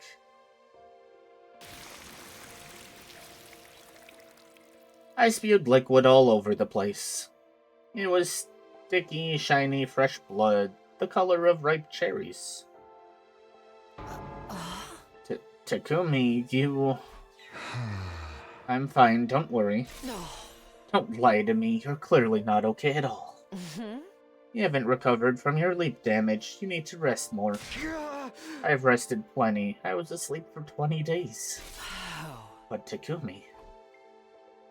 The nausea was gone, but my vision was still blurry. My pulse was racing, and with each throb, there was a stabbing pain in my head. Tomorrow is day 72. Another attack is coming, right? I can't leave it all to you. You're planning to fight? Like that? Yeah. Don't be absurd. You're in no condition to fight. But I have to. I have to protect everyone's happiness. And sit down and behave. If you go out onto the battlefield now, you'll make them all miserable. Huh? I will. You really are slow, aren't you? If you fight now, you go out on the battlefield, you're going to die. Do you hear me? You leapt twice with your skin exposed. Even though you were wearing a leap suit on day 50, it had a hole in it. You know what that means, right? If you parallel leap 2, maybe 3 more times with exposed skin, your body will eject all of its cryptoglobin. That means no more revivals. You'll die, and you'll stay dead.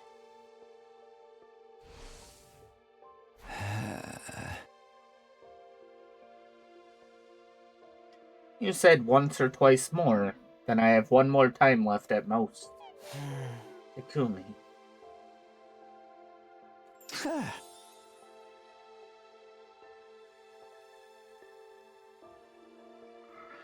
I'm okay. Whatever happened just now is over. It's nothing to worry about. Hiriko shook her head, dumbfounded. You're not in your right mind, Takumi. Do you remember what I told you before?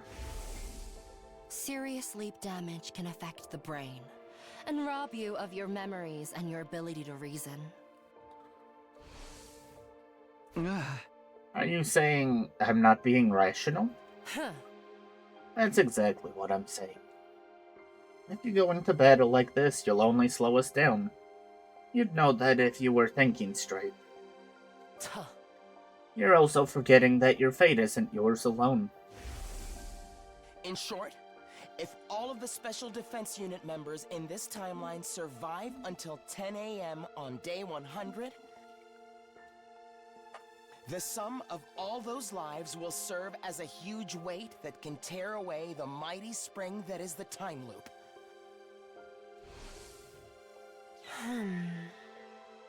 We need all of the Special Defense Unit members together until the final day. If we lose just one person, you and I won't be able to break free of this infinite loop. So please, stay here, rest. Do it for me. Hiriko had a point. Maybe I wasn't thinking rationally. The team had managed to win battles without me, twice. They'd more than proven themselves. Maybe there was no sense in forcing myself to go. Arguably, it was part of my duty as captain to trust them. But even if things had worked out for them so far, there was no guarantee that would be the case in tomorrow's battle as well. If I stayed back and everyone got killed, I'd be overcome with immeasurable regret. What was the right choice? Should I go and fight, or stay and let everyone else handle it? I agonized over the decision until finally I made my choice. Oh, okay, we're just getting back-to-back choices.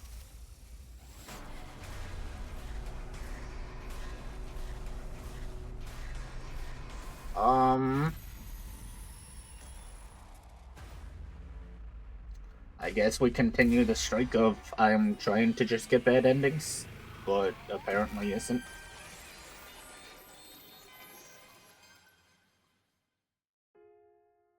Huh?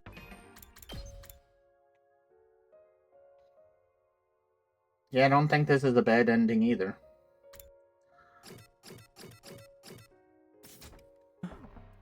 Hiriko, I have to fight. Takumi.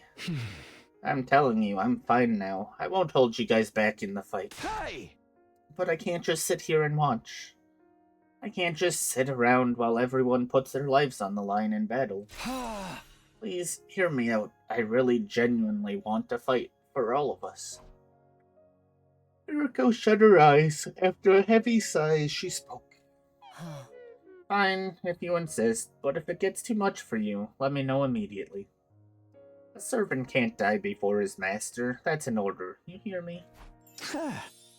Yeah, of course. Hiriko quietly took her leave after hearing my answer. It didn't take long for everyone else to show up in my room. It must have been a shock for them to see me awake after I'd been unconscious for so long. They cheered, they cried, they sang happy tunes. Once all of the emotions settled down, they carried me outside and threw me into the air over and over again.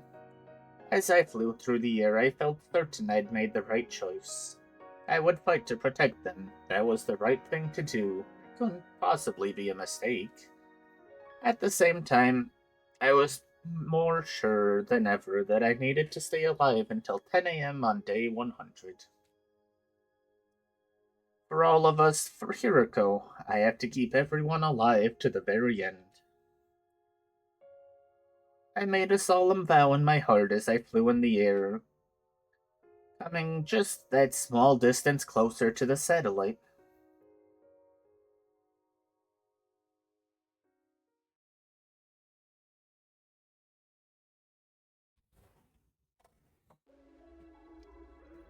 My head was fuzzy.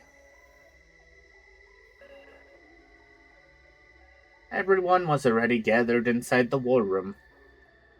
They were discussing all of the details of our upcoming defensive battle. How far back would this go? Oh, it actually goes back quite a bit.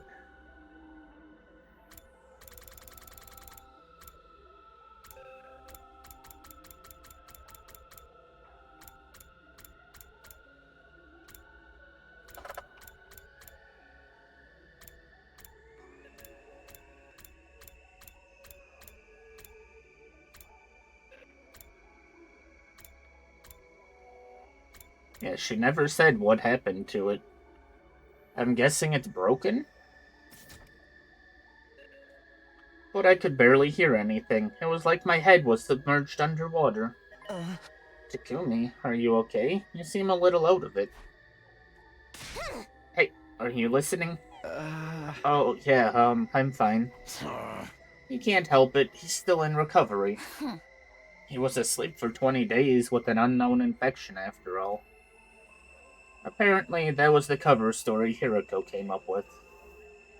It was as good an explanation as any. She was in no position to start talking about leap damage after all. But can you fight like this, dude? Shouldn't you get some more rest? I said I'm fine. I won't get in the way. You have to believe me. I clenched my fists and pleaded immediately after the alarm sounded. Intruder alert. Defense mode.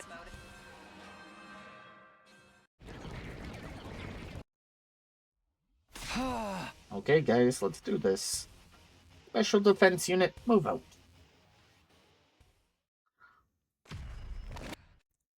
Yippee, everyone's gonna die. We're out there.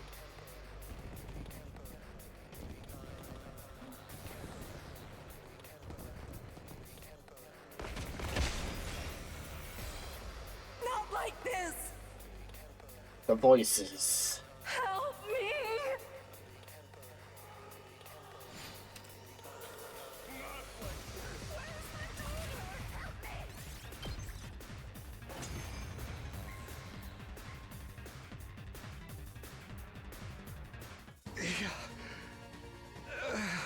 Takumi, are you sure you're going to be all right? Why do you ask?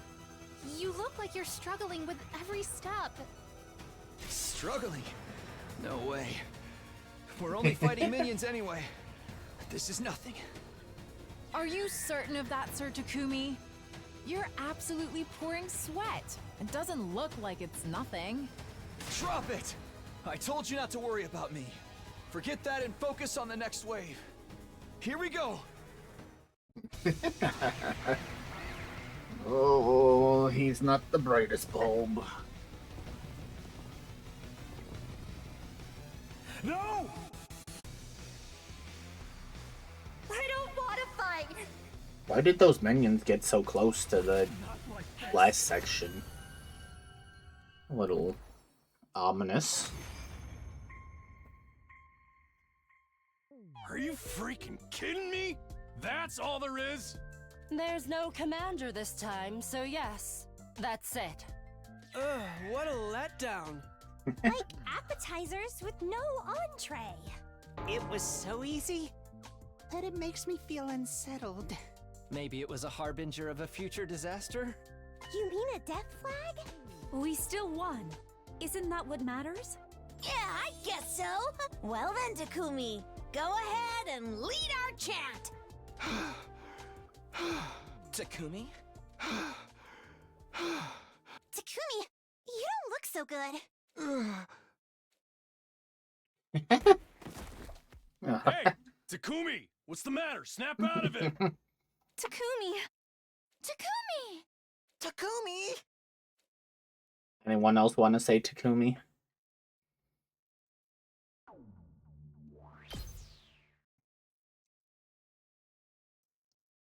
$98. Oh, we're zooming. A fine. It's your night now then. I came to along with the morning announcement. I heard the date loud and clear. Day 98. It can't be. I murmured to myself and tried to get out of bed, but after being asleep for so long I couldn't get my muscles to engage. I twisted around and rolled out of bed, steadying myself against my desk as I forced myself to my feet. I have to ask everyone what happened. They should be at breakfast right now.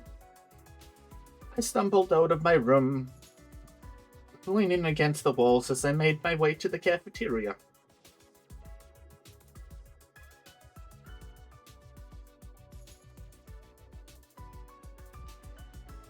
With everyone? No. Nozomi's missing. When I arrived, everyone was there, just as I'd expected. They were frozen like statues, their jaws practically on the floor.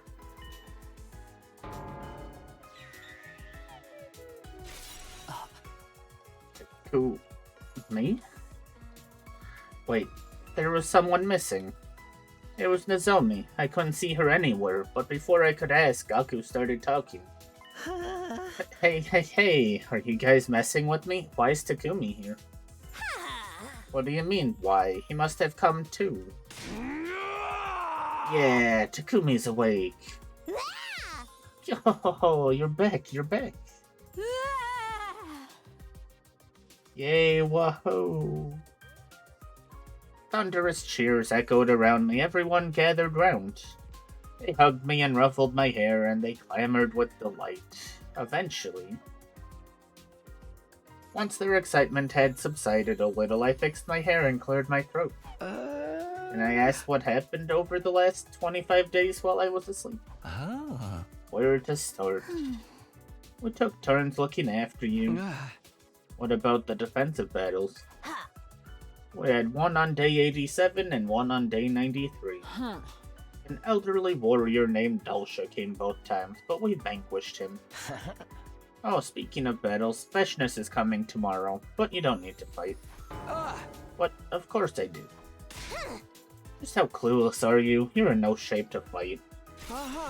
That's right, Mr. Samino. Take it easy and get some rest. If your leap damage gets any worse, we'll all be in trouble. I couldn't believe my ears. How do you guys know about leap damage? I told them everything, even about the time loop. Why? Well, we grilled her about it. We asked her if you really had some kind of mystery infection. We were like, you need to tell us what really happened, so we can find a way to cure him and save him together. Just like that. But if you tell them the truth, we're guaranteed to have the worst possible outcome. What's the question marks for, Reed? I've lived through 146 loops, and there's never been a single exception. That Ava frame? It is certainly a frame.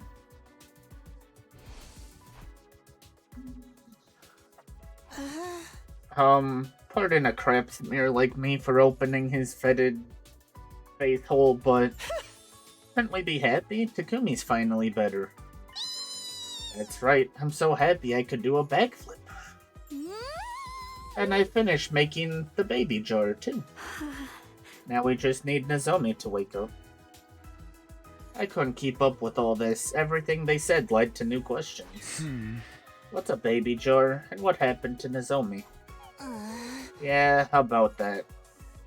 Everyone fell silent. Something must have happened. Something that was difficult to talk about. Hiroko, why don't you tell him? We still haven't eaten breakfast, so... Alright, Takumi, come with me. Hiroko left the cafeteria. I hurried after her. Weren't we just struggling to walk? Eventually, we reached our destination. What? What the hell is going on? Why is the escape pod all corroded? Can't you tell? It's particle bacteria. We sprayed QB liquid all over the school on day 42. Inside the school, yes, but we must have missed some affected areas. The bacteria found its way through the vent.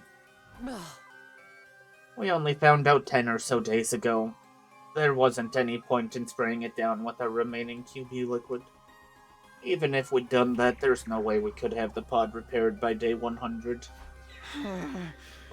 But then, when the final attack launches on day 100...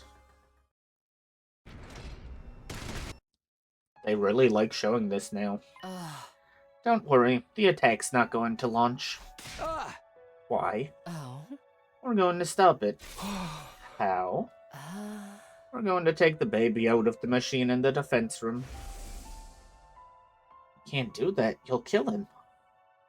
Normally you'd be right. We can't just remove him without a plan. That's why Tsubasa made a baby jar. Here's a photo of it. Like she said, she just finished it, so the jar's still empty, for now. We're going to put the baby in there as soon as we're finished with breakfast. Will he be able to survive in that thing? Yes, the jar has a life support system attached to it. So then, the missiles won't be fully charged with his energy. Which means we'll be able to stop the final attack. Oh, I guess I don't have anything to worry about after all.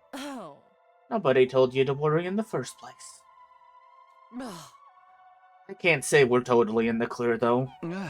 Are you talking about Nozomi? Hiroko nodded. What happened to her? I think showing you would be the best way to explain. Come with me, she's in her room.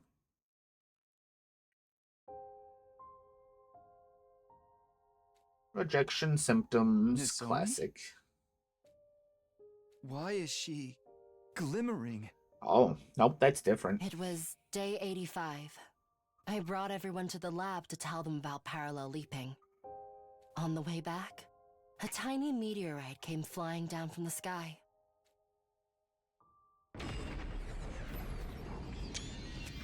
It exploded in midair, and these particles of light came raining down. Nozomi was completely covered in them. Thankfully, she doesn't seem to have any external wounds. But she lost consciousness immediately after it happened. Interesting.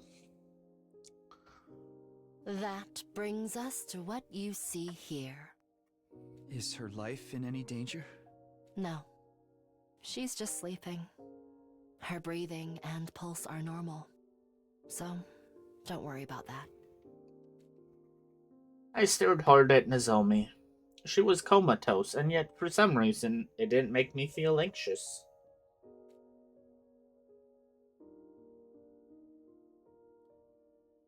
Maybe it was because of the magnificent shine coming off of her body. To me, it looked like something sacred that would only be granted to a chosen one. Oh. Now then, we've taken up a lot of time getting you up to speed. Everyone's waiting in the cafeteria. We need to head to the defense room and put the baby in the jar. What about breakfast? You're gonna have to skip it. Are you insane? I've been asleep for 25 days. But you're still fine, aren't you? We were feeding you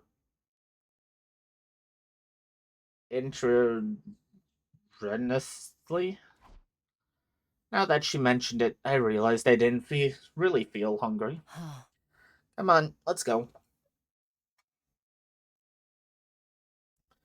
True evil appears without warning. It was a realization I felt all too keenly.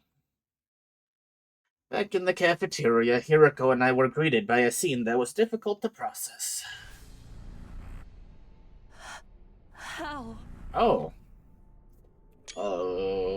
This can't be. The blood drained from my face. I went weak in the knees. I could hardly continue standing upright. What the hell happened here? I clutched my chest and tried to take deep breaths. Calm down, I told myself. I had to stop panicking and make sure I was really seeing what I thought I was seeing. Takamura, Yugamu, Ima, Dorami, and Kyoshika.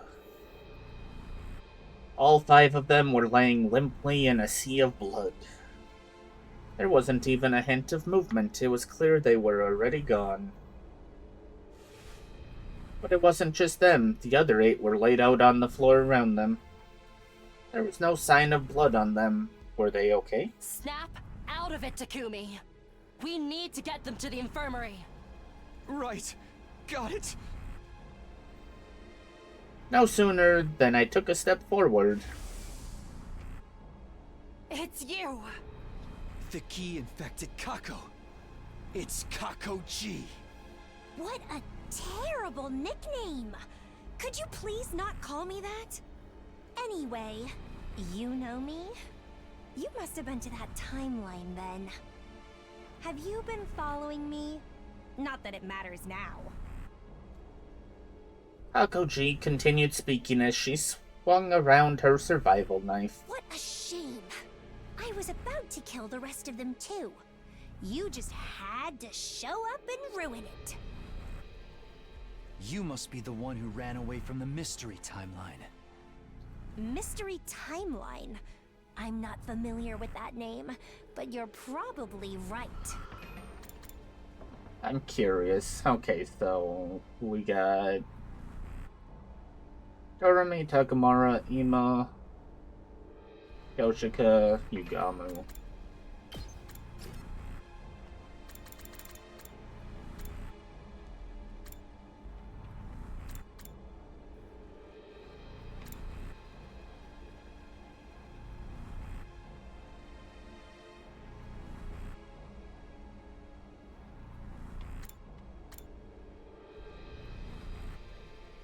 This is the one.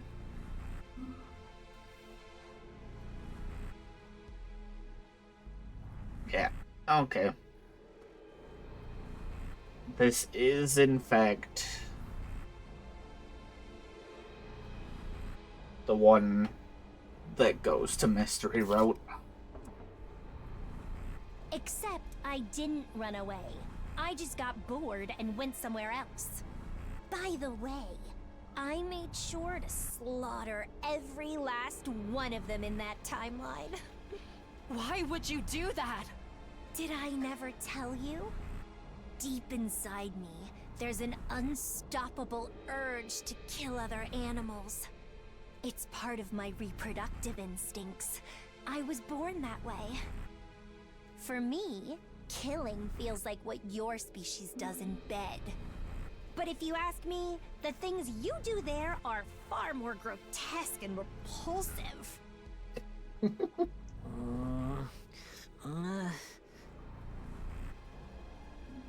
Oh, look. They've started to come around while we were talking. What did you do to them? Nothing too serious. I just put some sleeping pills in the water cooler. And then everybody drank the water and fell unconscious. Exactly. Anyway, it'll be a problem for me if they wake up. The odds of a 10-on-1 fight aren't in my favor. This doesn't mean you've won, though. I just don't want to harm this vessel. I've had her for more than 75 days now. I've become quite attached. I really must be going now. See you around. I was about to protest when Kakoji ran out of the cafeteria at unbelievable speed. Duh. We have to chase her down! Wait, Takumi. We need to do something about our friends first. Damn! You're right.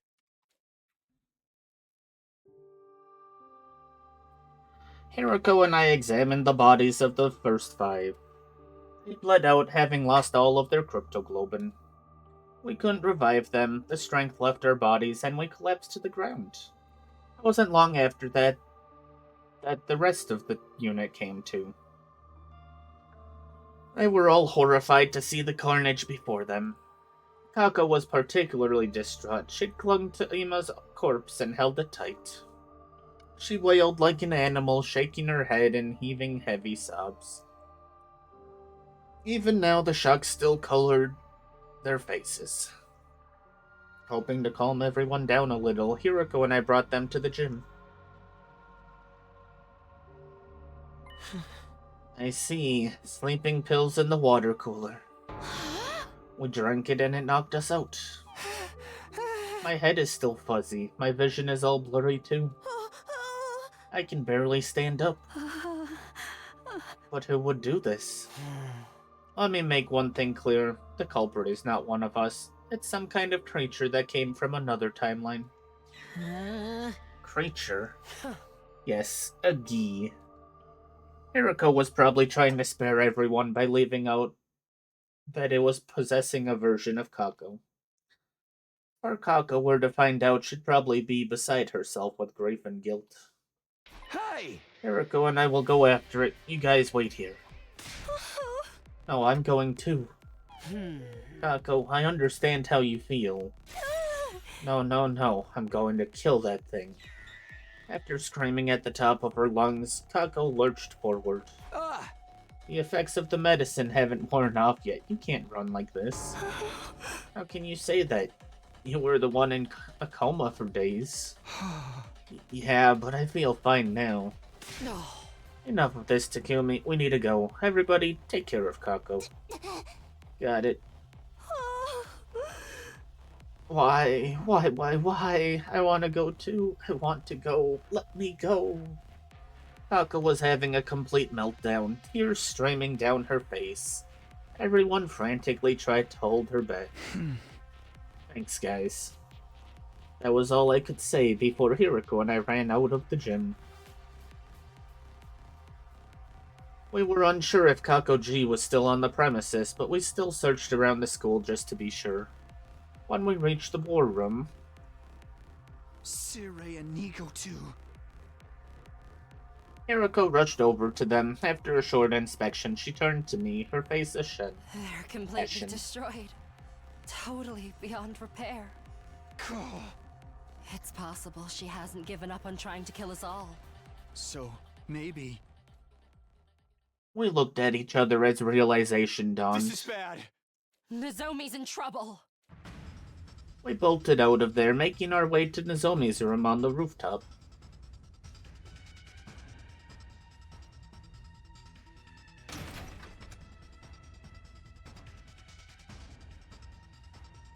We burst into her room and looked at the bed. Impossible. She's gone. No. We returned to the rooftop and looked around. Just then, we heard the sound of a propeller turning. Coming from the schoolyard. We ran to the fence. I grabbed onto it and looked down to see a fire extinguisher drone hovering off in the distance. Sure enough, under the drone was... It's Kakoji, and she's holding somebody. Nozomi. Kakoji cut through the wall of fire with the drone and ran along the path it cleared for her. Hiroko, let's go. Right.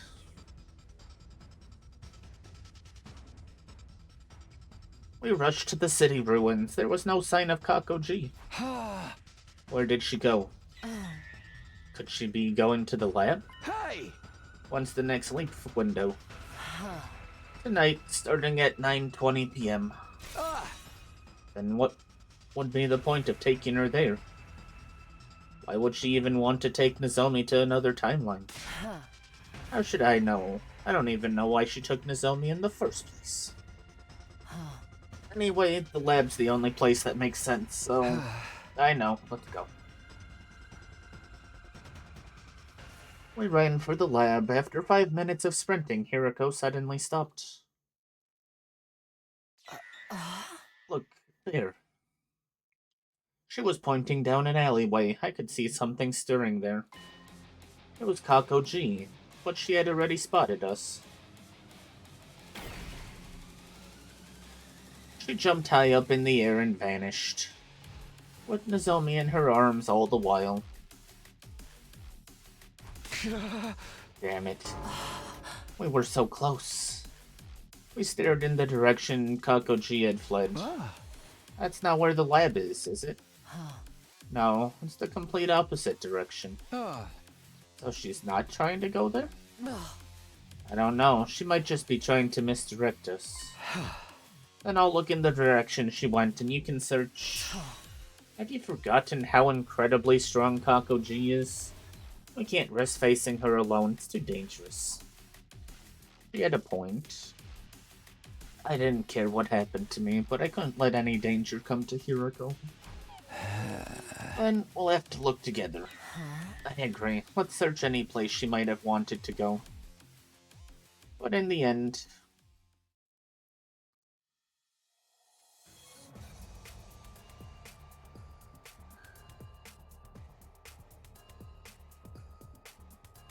Oh, is this not actually what I thought it was?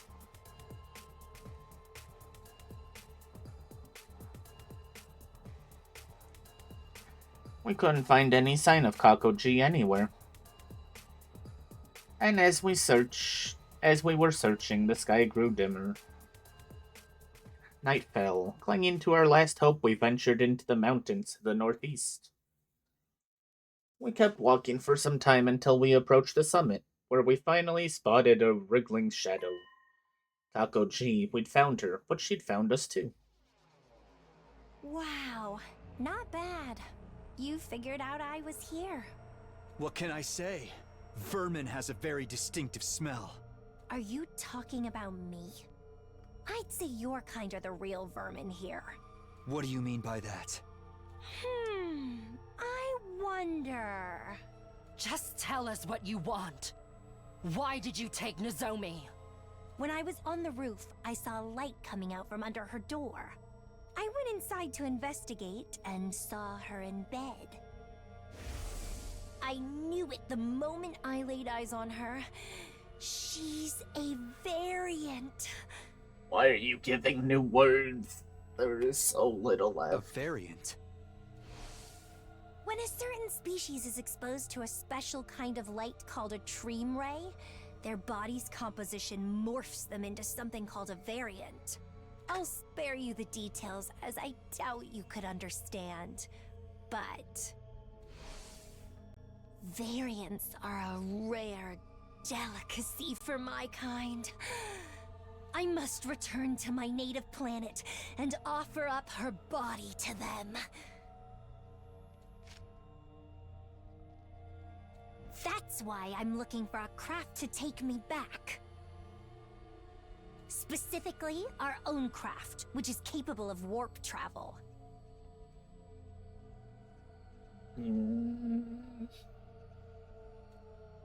I asked Kako-ji if that meant there was a craft nearby. She replied readily enough. There should be, but that doesn't appear to be the case in this timeline. Our spacecrafts can travel through blood space, so it may have ended up in another timeline instead. My thoughts were interrupted before I could ask any more questions. I was suddenly overcome by a violent fit. Must be my leap damage acting up. The world swayed in front of me, my legs went weak, and I fell to my knees. Are you alright, Takumi? Kako-ji saw her opportunity and took it. With a smirk, she held Nozomi close. And launched herself into the air, vanishing into the darkness. Shortly after my fit subsided, I got back up on unsteady feet. I knew your leap damage wasn't healed yet. No, it's because I didn't eat. I'm out of stamina. Don't lie to me. Let's just go. Go where? Huh?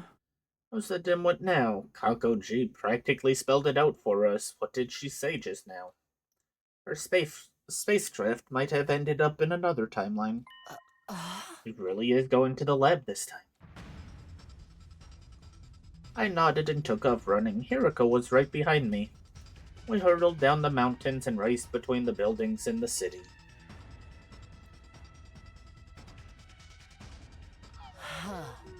We made it. What time is it? 9:35 p.m. The leap window opened at 9:20 p.m. That was 15 minutes ago. And stop yapping and move. Okay, here goes. We raced into the lab. There we saw someone in a leap suit on the circular platform next to the machine. It had to be Kako G. In her arms was another suit-clad figure. Nozomi, obviously. Light particles started to fill the air before our eyes. They were going to leap any second. We can't let them escape! A memory from the mystery timeline came flooding back to me. Nozomi defended me. She sacrificed her own life. I didn't want it to happen again. I couldn't lose her. I promised her. I promised. I had to protect her, no matter what.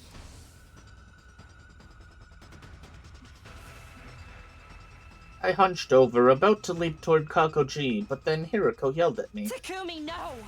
You can't! You need a suit! If you go again unprotected, you won't make it! You'll die! After hearing Hiriko's plea, I knew what I had to do.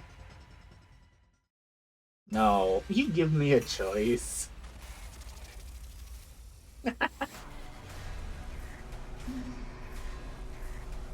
That's terrible.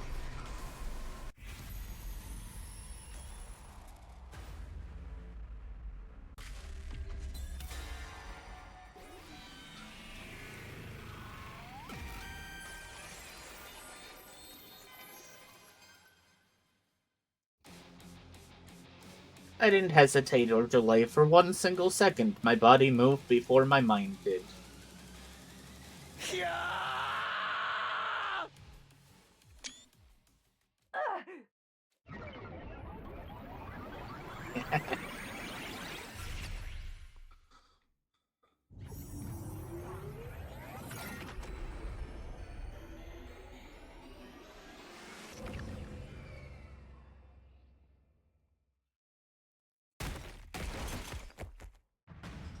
I found myself laid out on the ground. Kakoji must have knocked me away after we jumped timelines. She wasn't in front of me anymore. I got up and whirled around to see her disappearing toward the exit, Nozomi still in her arms. Damn it, I need to chase her down. No sooner than I took a step forward. An intense pain ripped through my spinal cord. My head spun, my stomach turned, and my body went numb and unresponsive. But I couldn't let Kakoji get away. Staggering on my feet, I ran out of the lab. I found Kakoji right away. She was running full tilt toward the end of the street. You won't get away from me. My steps sprung off the ground as I swiftly started to chase after Kakoji. Maybe it was the adrenaline, but the pain in my body was fading. I could do this. I could catch her. I was gradually closing the distance between us as I ran. Just a little more. I can almost reach out and touch her. I'm not letting her get away. Felt like if I lost her now, it would all be over. I'd never find her again. My body was almost reaching its limit. The pain was coming back. Every cell in my body was screaming for oxygen. But I couldn't stop. I summoned all my remaining strength. I viciously lunged for Kakoji's back. Or tried to anyway. However, Kakoji threw Nozomi down, ground to a halt, and turned around. Huh? And then I was still running when her fist smashed into my gut. It was one hell of a powerful counter. I flew through the air, twirling like a baton before landing hard on the ground.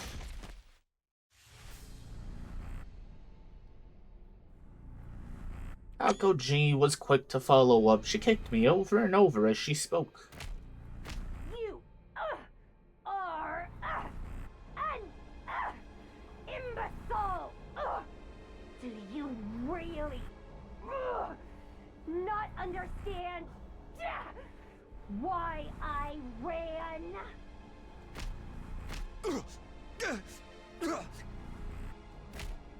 If I stayed in the lab, I knew she'd come, and that she'd get in my way. I needed you to be alone, so I could torment you. That's why I led you here. Intense pain jolted through my body every time her foot connected with me. I couldn't tell if the pain was from her kicks or from my leap damage. But as I took kick after kick, I eventually stopped feeling anything. It was like my body was made of rubber. My consciousness soon detached itself as well. In the end, I couldn't even tell who she was stomping anymore.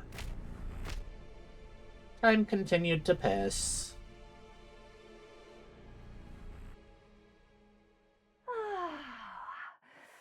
I feel better now. And you shouldn't have an unbroken bone left in you. Kakoji spoke and turned away. As she started to walk away, I saw Nozomi on the ground ahead of her. Nozomi! I murmured her name as I stared at her. More memories of the mystery timeline came flooding back. I hadn't been able to protect her then. She was the one who protected me. She died defending me. She was smashed to pieces. But the Takumi of this timeline is different. I'll do anything, even if it destroys me. I'll give my life to defend Nozomi. I will save her.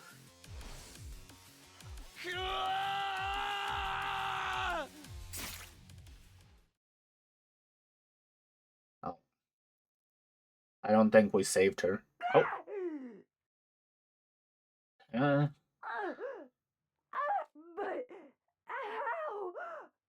How could such an ugly species manage to?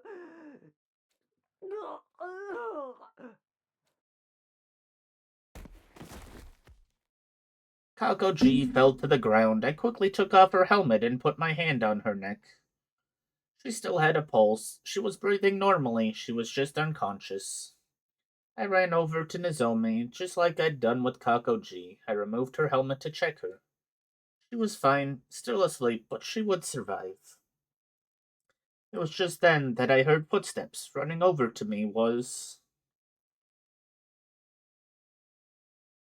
Huh? Hiroko. Oh. Still alive, I see. Yeah, both of them.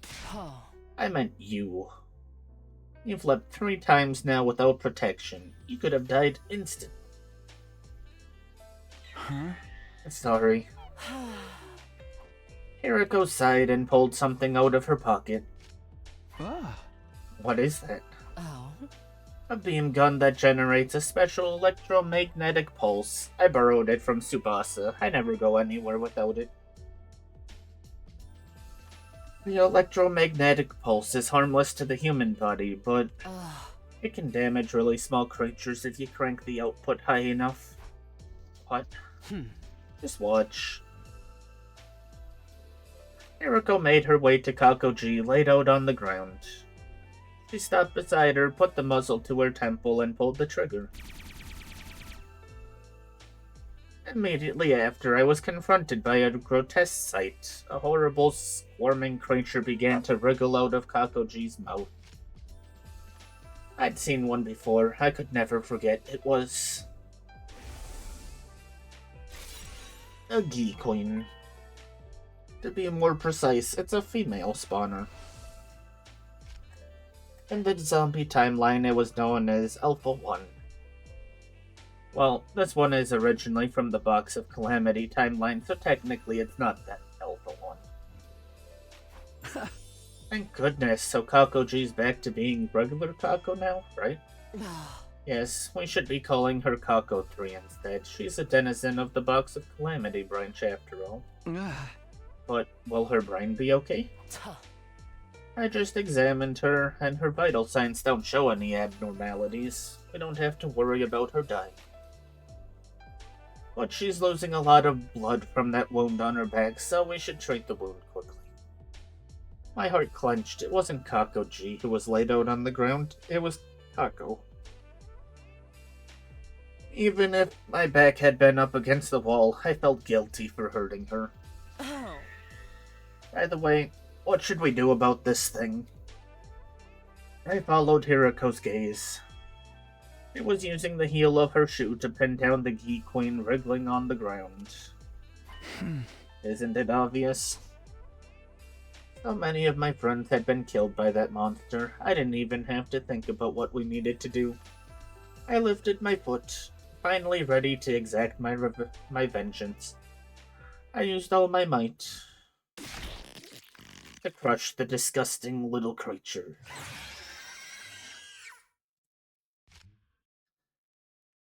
The Gi let out a grating shriek, writhed in pain for a few seconds, then went still.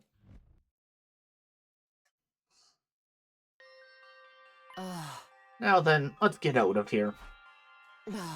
I'll take Kako 3, so you can take Nazo. What is it? Everything was over. I'd finally been able to kill the horrible Gi. I guess I was relieved. I felt completely exhausted. Suddenly, the leap damage-induced fit I'd been holding back this whole time hit me like a raging torrent. All at once, I lost consciousness.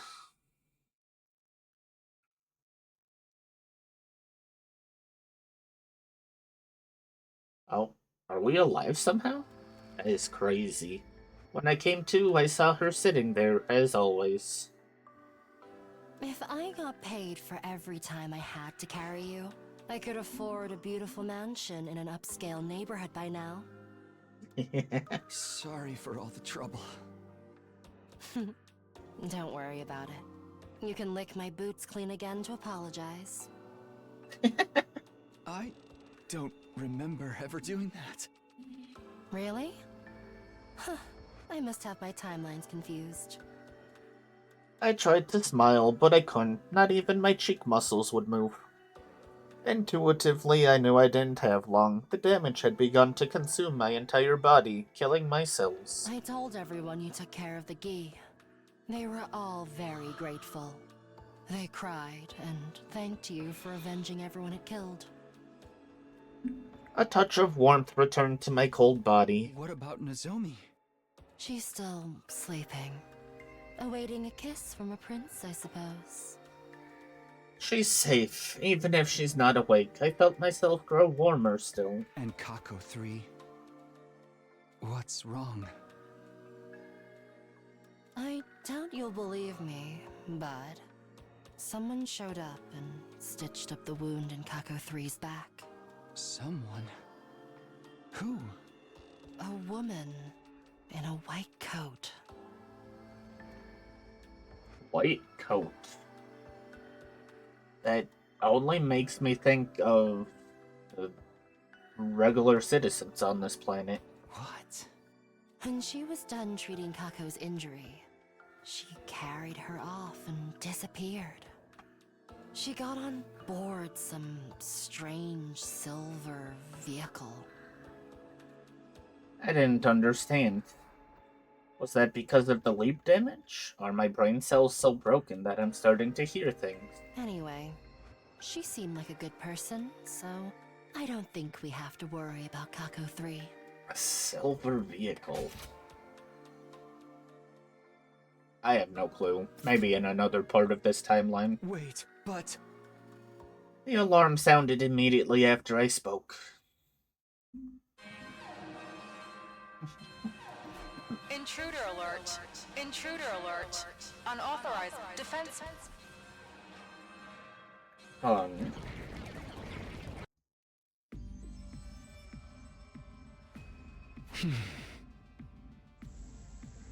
Looks like Veshness is here. Well, we need to go to the war room. Wait, why are you getting up? Do I really need to explain? Of course you do. Exactly what is it you think you're doing? I'm going to fight. No. Don't be ridiculous. Fighting in your condition would be suicide. I knew it. The leap damage has impaired your ability to raise up. I'm completely rational. I want to fight for my friends. I didn't die last time, did I? Your symptoms have gotten far worse since then. You've lived 3 times without a suit. The next time you do it, you will die. Are you okay with that? I didn't have time to worry about it. The enemy was already beginning their attacks. I need to decide quickly, and my decision is...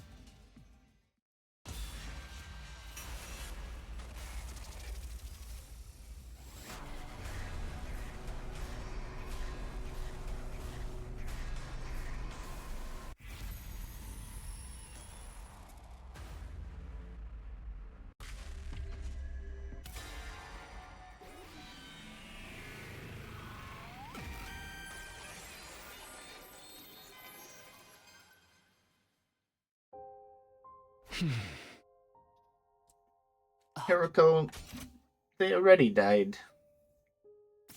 What?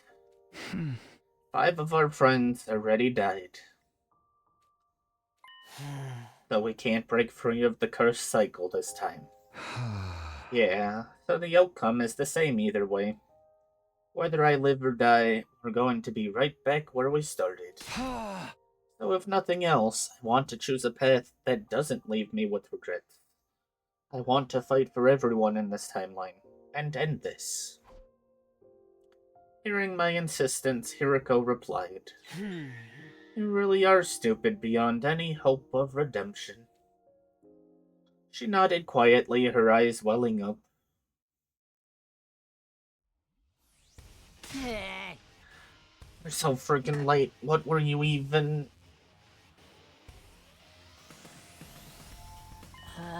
Wait, Takumi?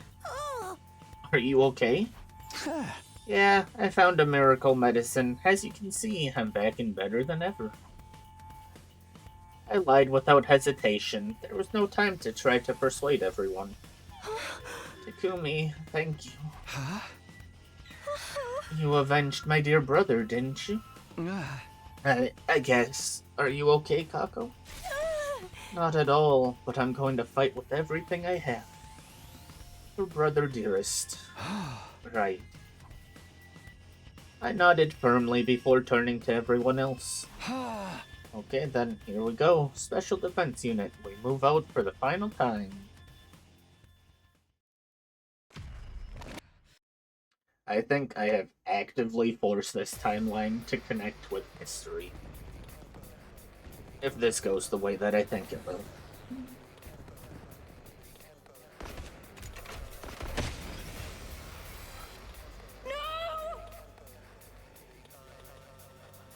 Help me! There's so many of them. Just what you'd expect to see in a final battle. And according to Hiroko, Veshness won't be showing up right away. Is that right? Yes. As you can see, it's all of her minions. We need to deal with them first. Then let's get to killing! Right. Let the battle commence! Where's my daughter?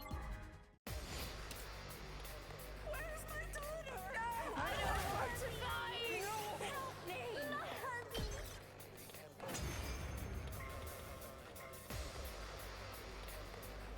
That's the cannon fodder dealt with. Which means it won't be long. Yeah, she's coming. Stay strong, everyone!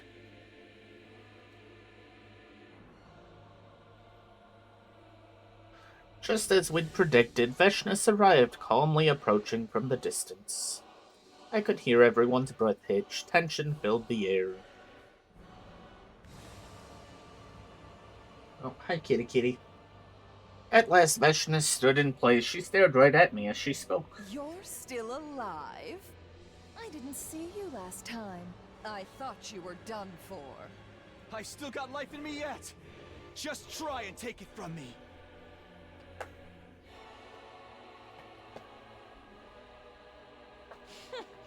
I've no need. I will live for another 1,000 years, after all. Oh, like another 1,000 seconds? I only give her 100. Unfortunately for you, in 100 seconds, I'll be the only one left standing. Have at you! Fun.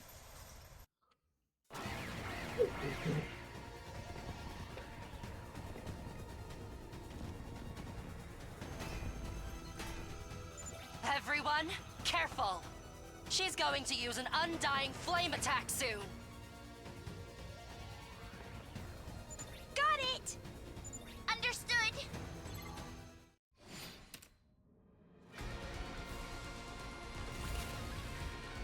What are you doing, Goofy?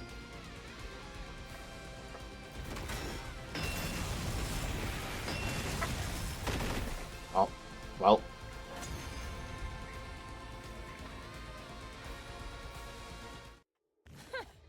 You certainly are tenacious.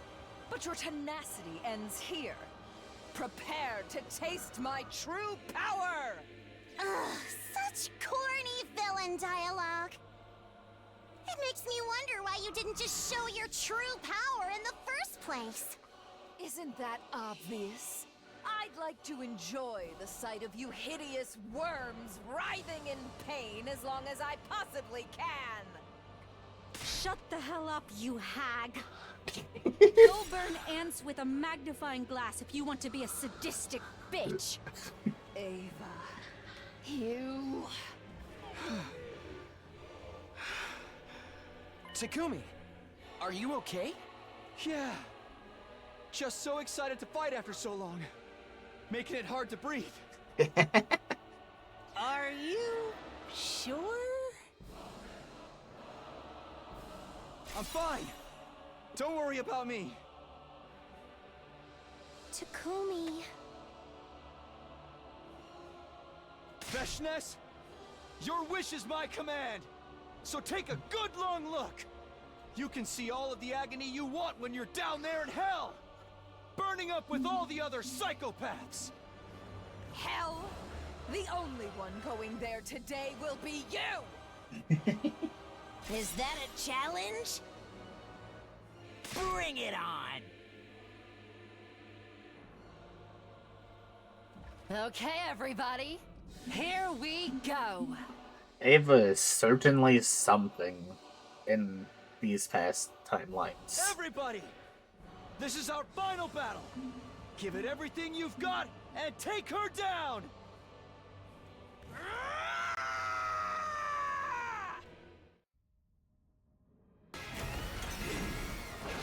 Bow down!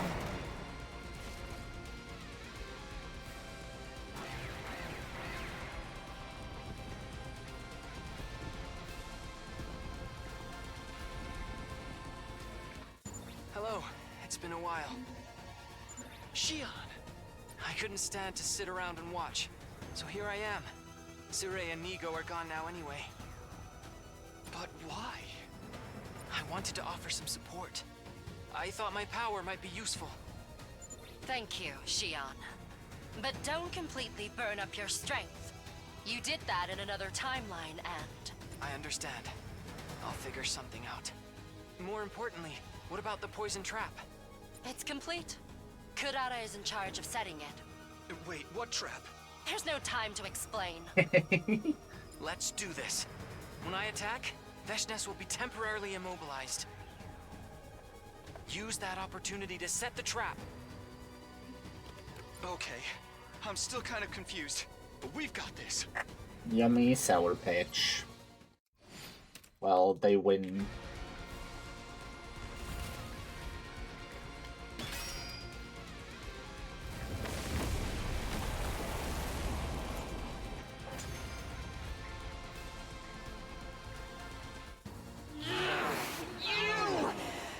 Invader scum! Shion gave us this opportunity. We can't waste it. Veshness is definitely weakened. We won't get a better chance than this. Okay, I can do this! I will do this! Yeah, Gaku, what are you gonna do?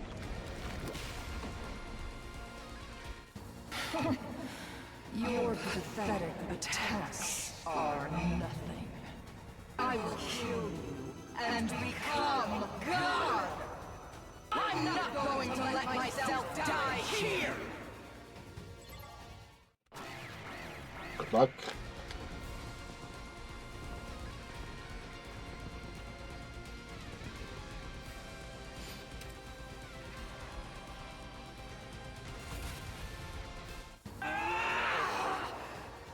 You will pay!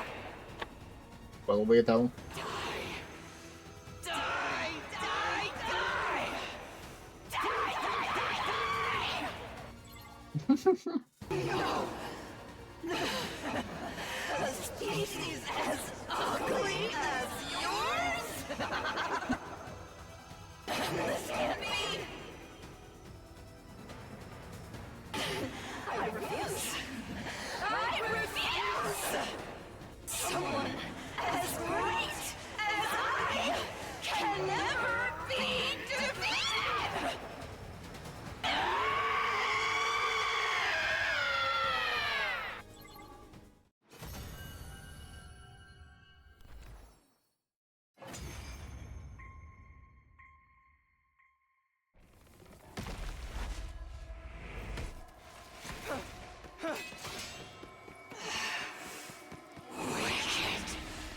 Invaders!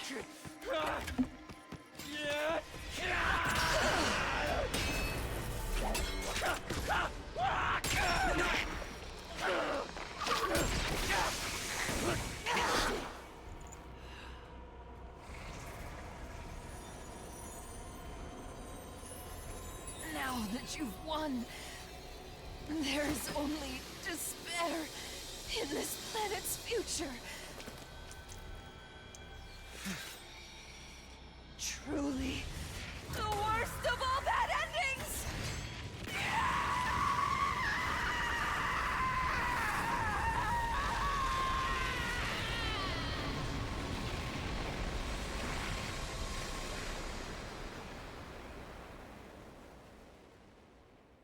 She's a little dramatic.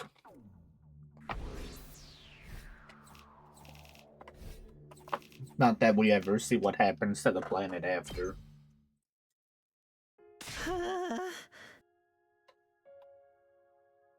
Yeah, we killed that freaking hag. Veshness is dead. Eat shit, you stupid bitch. Okay, Ava. We won? We won! Yeah. All thanks to everybody's hard work. I wonder what our friends are thinking up there in heaven. I bet they're so happy. Brother dearest. It's over. It's all over. I don't know if this was the right decision, but if nothing else, I have no regrets. I did everything I could. I used up every bit of my strength in my body until nothing was left. My heart felt clear and free, like a blue sky unburdened by so much as a single cloud. Yeah, this was the right choice. I whispered that assurance to myself. Absolutely. Hiriko heard me and responded. And then... a massive quantity of cryptoglobin spewed out from my mouth. It was like a waterfall, or even a geyser. It spurted out in globs, as if it were a fountain, pulsing sobs pooling around my feet. Takumi! Mr. Samino! Oh, Takumi! Everyone began to call my name. The shouts turned to shrieks, then eventually morphed again into sobs. Before long, I couldn't hear anything. Silence. Total stillness. But I felt a gentle warmth, too, as if someone were holding me to their chest. It was so comfortable, I wanted to stay there forever. Always and eternally. But my hope was in vain, the warmth soon disappeared. My consciousness had vanished. The last thing I remembered wasn't a color or a sound, it was a scent. The sweet, soft scent of lavender.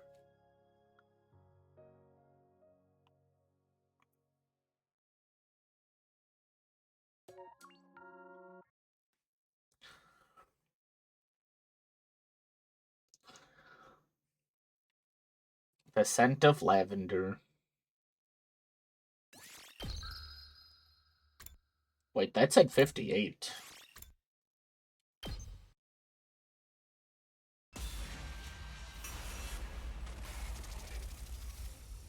Is that where all of the endings were still? I guess I don't remember.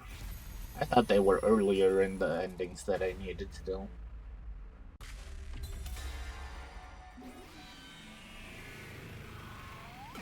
That ending was I'm pretty sure that's the ending that, Huh? they go to the other timeline. You're right. Maybe I should stay put. I knew you'd come to your senses. But it's not because I'm afraid to die. I just don't want to get in your way out there. Everybody would be worried about me and try to protect me. They wouldn't be able to fully focus on the fight, so in the end, I'd only be holding them back. In short, you're making this choice with everyone's best interest in mind. Yeah. Good, you've made the right choice. I give you 100 points for leadership. Sorry I can't be of any help. And now you've lost all your points. The captain is meant to boost the morale of his fighters, you know? You're not wrong. Okay then, you've got this, Hiriko. I know you'll win. Know your place, servant. What? Anyway, I need to get going. Hiriko ran her fingers through her hair with a smirk before rushing out of my room. Immediately, I was overcome by a fit I'd been trying to hold back. I had been hoping to at least watch over everyone from the roof as they fought this final battle, but it looked like that wasn't going to happen. I lost all strength and collapsed on the spot. I didn't even have enough energy to claw my way to my bed. Soon, a piercing pain stripped me of my consciousness. Oh. We're just dead. Oh, no, we made it to 100. That's crazy. It was early in the morning, before the usual announcement could play. I was standing on the roof. Hiriko was in front of me. You really are resilient, Takumi. You can barely keep yourself upright. Can you? There was no sense in trying to act tough. I nodded sincerely. My life would be over soon. The weakening of my pulse made that very clear. Oh? You're not going to ask about yesterday's battle? You're standing here, aren't you? Besides, I'm... Right. Thank you. I appreciate everything you've done. You don't need to thank me. Is everyone else sleeping it off? No, they're all in the cafeteria. Really? This early? We ran into some Trouble. They're discussing it now. Ah. What kind of trouble? Eriko hesitated for a moment.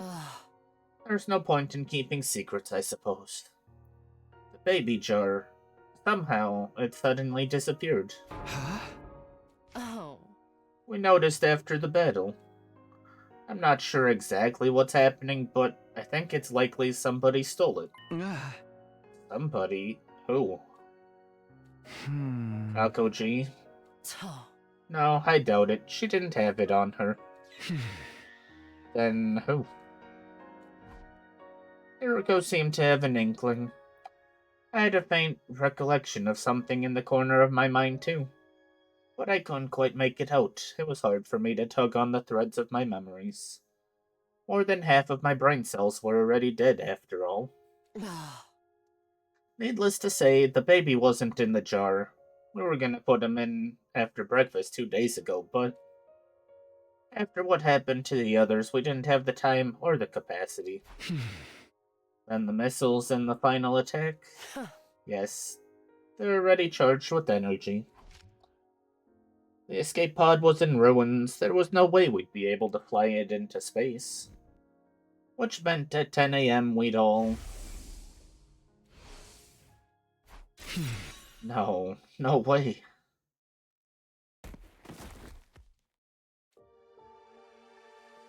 Takumi, you can't go on much longer.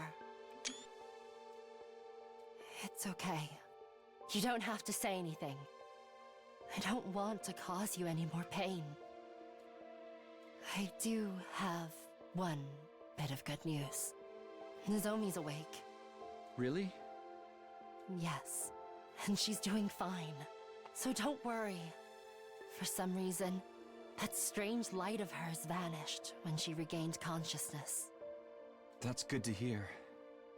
She's awake. She's okay.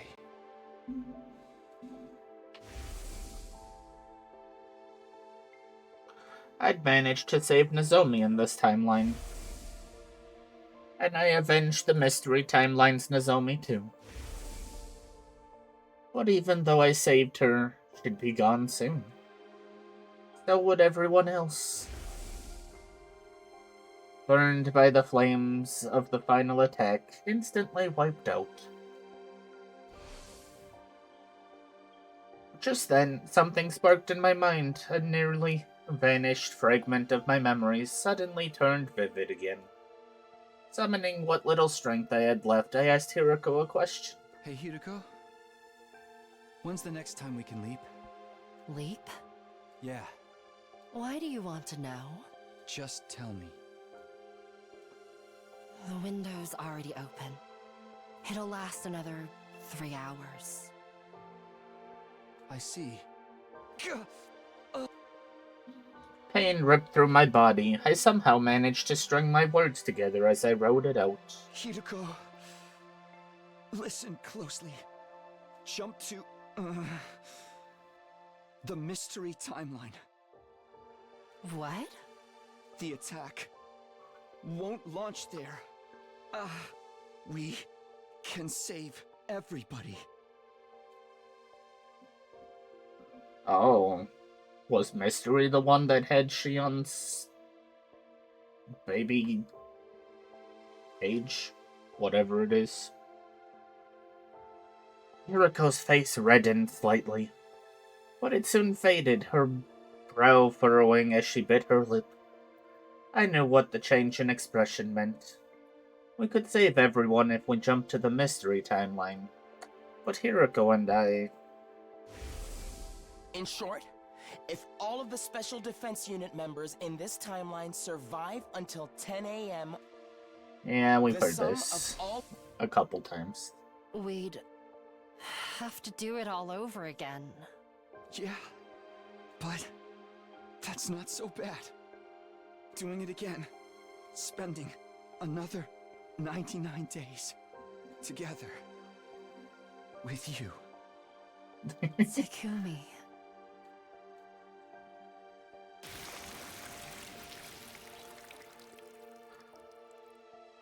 Oh, Takumi.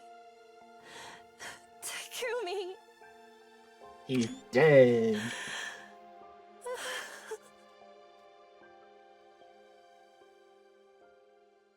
I'm guessing it ends here. It doesn't continue. Oh, no, it does. Just slightly. Hiriko, let me get this straight. We'll really be saved if we go to this mystery timeline you're talking about. You really are dense. How many times do I have to tell you? The final attack won't launch there, huh? You aren't telling us why that is, though. Don't worry about it. It's fine. I don't know about this. By the way, where's Takumi? He is already there. Huh? Why? He had to take care of something there. We don't have time. I'll explain everything later. Alright, let's get going. Yes, very well. I put on my leap suit. Of course, I made sure to check it for holes first. I guided everyone onto the platform, and then... here we go. Now we're talking from Hiriko's point.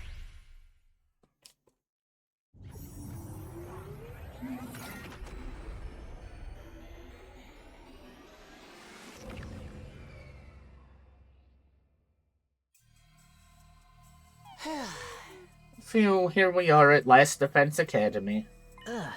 But is this really that mystery timeline or whatever? It looks exactly like our school. Everyone was looking around curiously. I took the opportunity to break away from the group. I hid in the shade of a tree and observed them shortly after.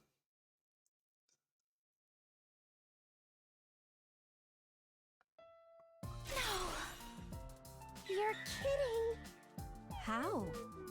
Why? It's not possible. I thought they were dead. How are you here? You took the words right out of my mouth. I mean, this is A miracle! It's a miracle, everybody! All of us are alive. That's right. Hiriko 7. We're alive. brother dearest. Sister dearest. Brother dearest. Sister dearest! Ima and Kako ran to each other, flying into each other's arms, and after that... Nozomi? Nozomi! Takumi 7 ran to Nozomi and held her tight. Everybody crowded together, hugging each other, patting each other on the back, pressing their cheeks together. I heard their cries of delight loud and clear, even some sobs. I watched it all, and then I quickly took my leave.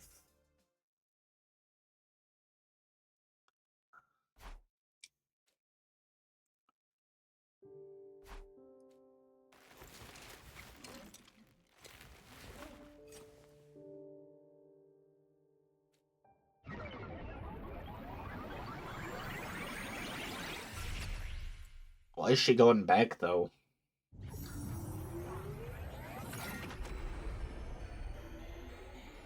Time's about to reset for her.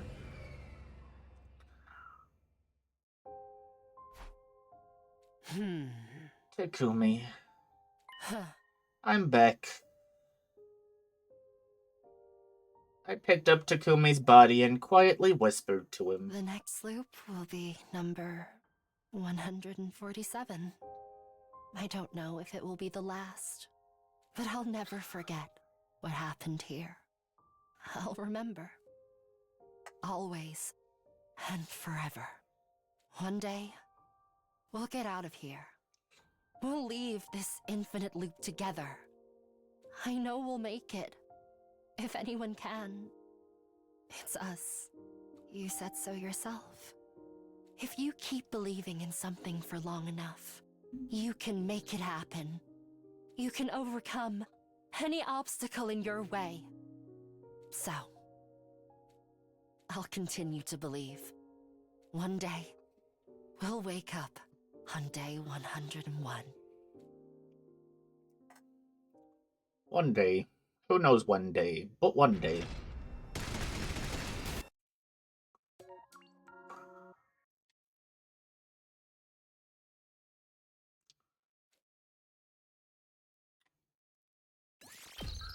$94, 6 to go. Oh, I forgot that was a choice. I thought I was going all the way back here. That definitely just kills me.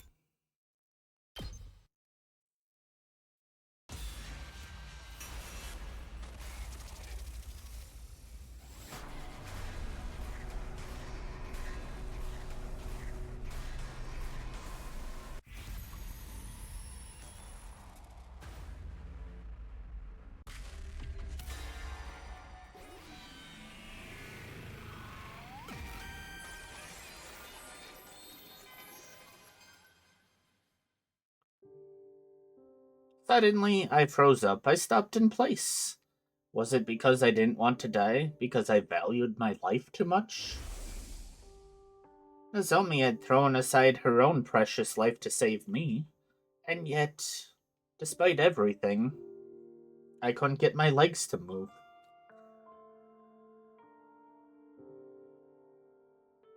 When I snapped back to reality, the two of them had already disappeared. Particles of light flickered in the air, and they jumped to another timeline. Takumi, snap out of it and chase after Kakoji. I figured out where they're headed from the log. The machine's all set to go. Are you listening? Right. Hiroko and I put on our leap suits.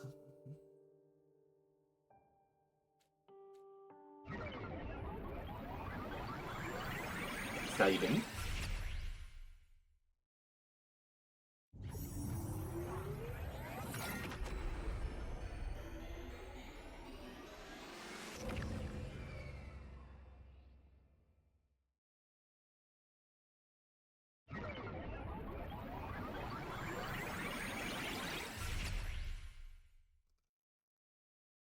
We jumped timelines to go after Kakoji.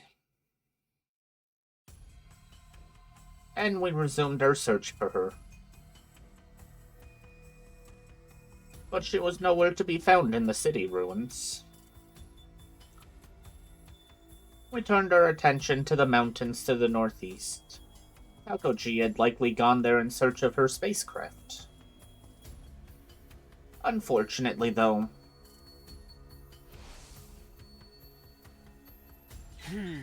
Takumi, I'm sorry, but this is it. We can't go any further. Are you crazy? Kakoji's got to be in those mountains. We need to keep going. The time limit is getting closer. This is as far as we can go if we're going to make it back to the lab in time. No.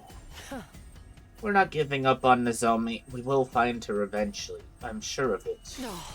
But now's not the time. There's nothing more we can do. We can't leave the others to fight Veshnis without us tomorrow. I thought you weren't going to let me fight. I wasn't, but... And I'm staying here. What? I'm staying in this timeline to find Kakoji and Nozomi too. Don't be ridiculous. Hey! Just go back without me. I'll keep looking on my own. I can't abandon Nozomi. I'll do whatever it takes to save her. Takumi. Good luck with the battle tomorrow. I know you'll do fine. With that, I started to run off to the northeastern mountains.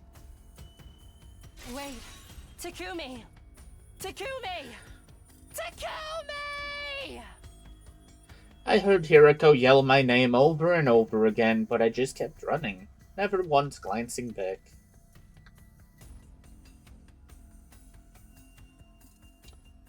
Sometime after that, I arrived in the mountains.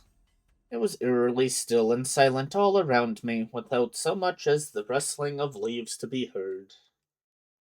I clawed my way through the bushes, climbed up cliff sides, and crawled along the ground in search of Kakoji and Nozomi. But I couldn't find them. I couldn't find anything, not even a clue leading me in the right direction. Oh.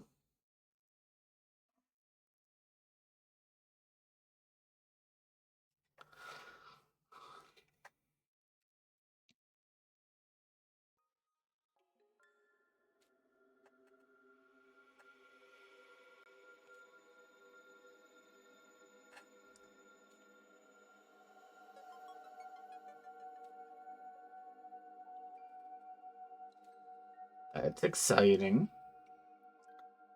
At last, it was day 100, 10 a.m. And then...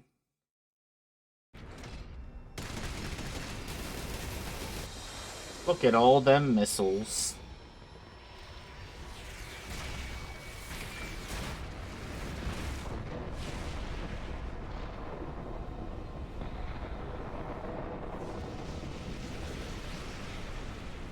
The end.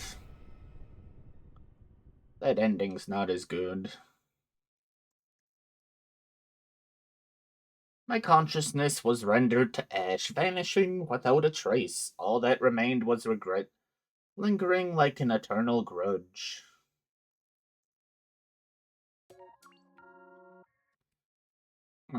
Interesting. The coward's final days. I don't know if he was really a coward, but I guess. Go off.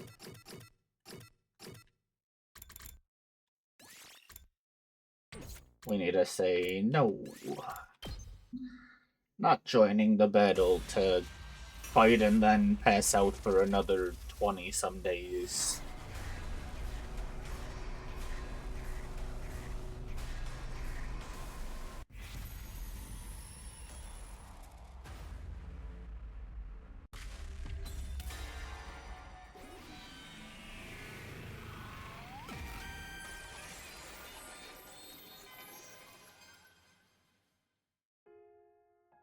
Huh?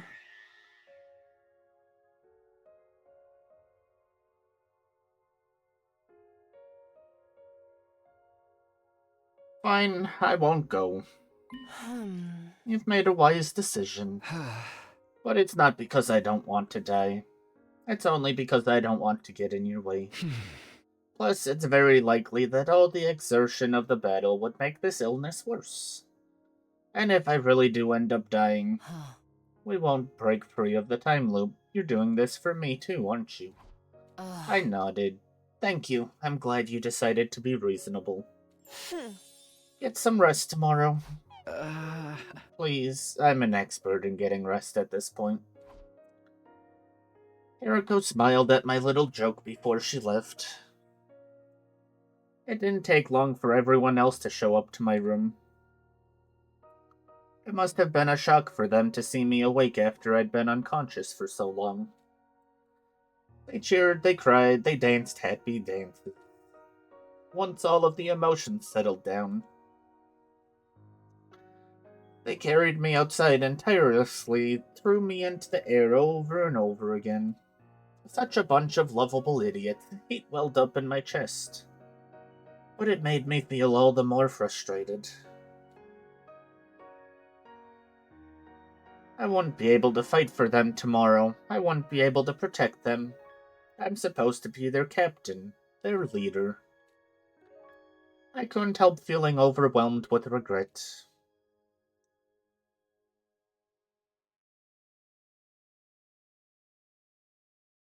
Did they lose the battle somehow?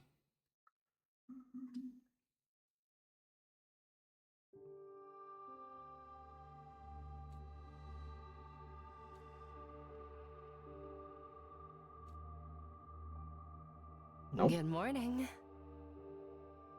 Well, good evening. And welcome to day 73, actually.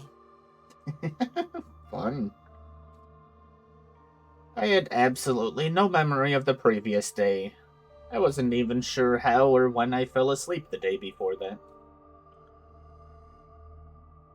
I asked Hiriko what happened, and she explained. It's the leap damage again. If you take it easy for a while, the symptoms should subside. How long is a while, exactly? More than 2 or 3 days, I can tell you that much. And yesterday's battle? It was trivial. Nothing but cannon fodder. Oh, I'm glad it went well. You don't sound like you mean that. Are you upset? A little. I feel like I got benched before the game even started. Hiriko's expression softened a little. Can you stand? Huh? I'm asking if you're able to move. Probably. If I try. All right. Then come with me. I have something to discuss with you.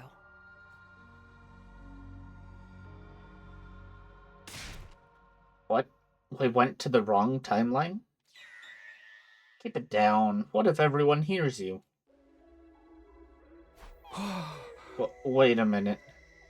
So you're saying on day 50, we didn't go to the killer timeline, but the zombie timeline? That's right.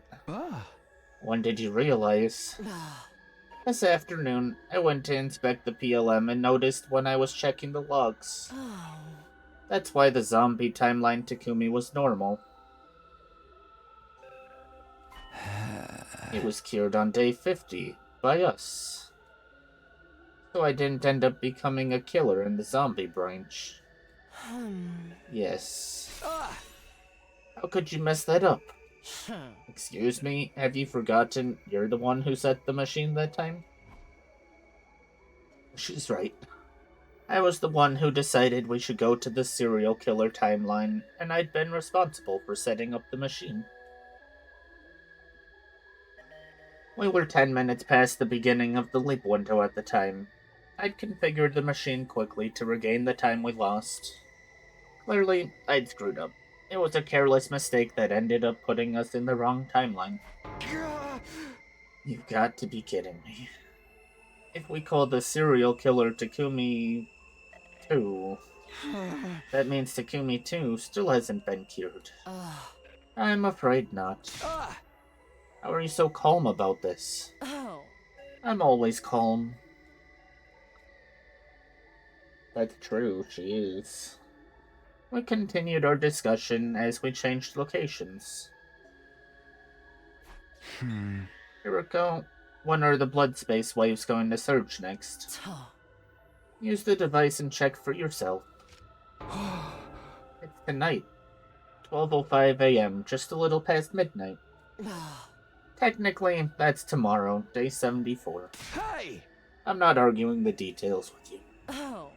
So what do? We leap. Where? The serial killer timeline, obviously. Today is day 73. Takumi 2 has already killed 4 people. Ava, Moko, Takamaru, and Kurara. But if we jump now and cure him, we can at least prevent him from committing further murders, right? We can build a new rail where Takumi 2 stops his crime spree. I messed up the settings, so I have to take some responsibility for what he did after day 50. It's only right I make up for that. I mean, we can't just let him run wild, can we? He's just going along with it. I understand where you're coming from. Unfortunately, there are 2 reasons we can't go and fix him tonight. 2 reasons. First, look at the device again. When does the leap window close? 12:35 a.m. Exactly. We'd only have 30 minutes. Even if we ran full speed from the lab to the school, that journey would eat up all our time. It's not possible to heal Takumi 2 and make it back. Then what if we just stay there? Have you lost your mind? We have no idea when the blood space waves will surge again. There's no telling when we'd be able to come back. And even if time wasn't an issue, we still wouldn't be able to fix Takumi 2. Too much time has passed since the Gi awakened. The Gi data will have already eroded every last nook and cranny of his brain. The program will no longer be able to remove the glitch. This is why you need to give up on the idea of making him better. Is that clear? Takumi 2 can't be healed. He can't be healed. The words repeated in my mind like a haunting echo. Just then, somewhere in the maelstrom of thought came an idea. All this means is that I need to kill Takumi 2 myself. Oh.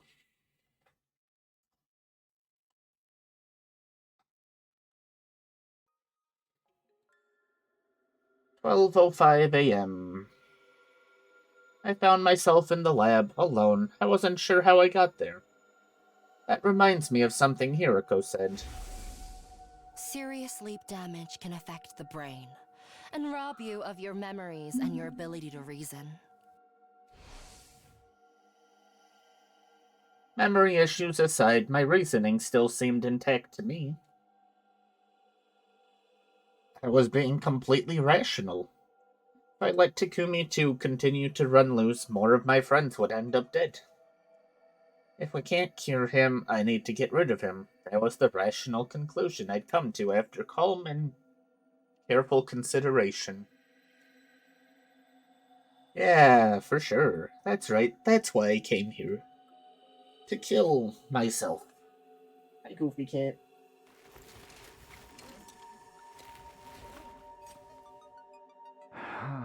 Time to head to the serial killer timeline. Did you calibrate it right? Probably not.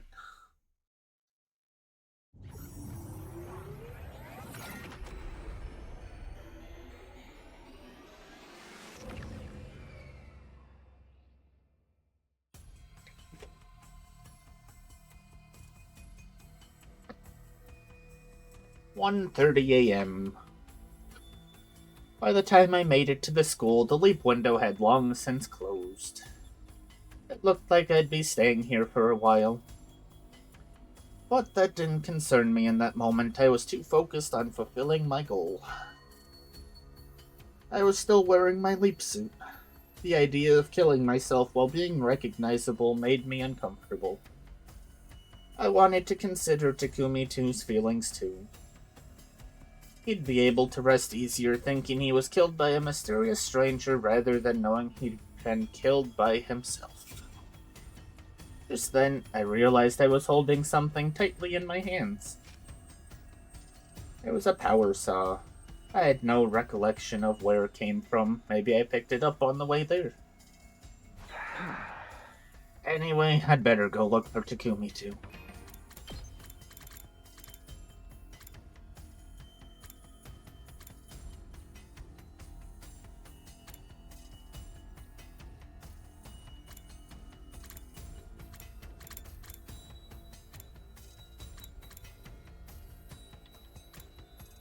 Huh? Which one is it supposed to be?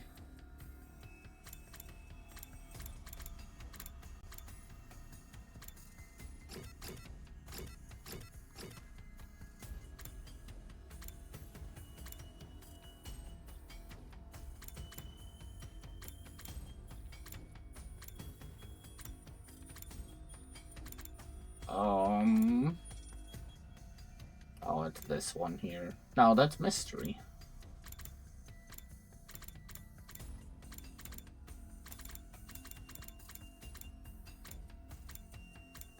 I don't know which one it's supposed to be.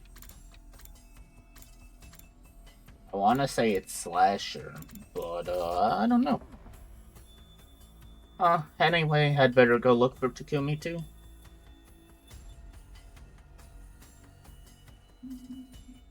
My consciousness was fading in and out again. Suddenly, I was in a first-floor hallway.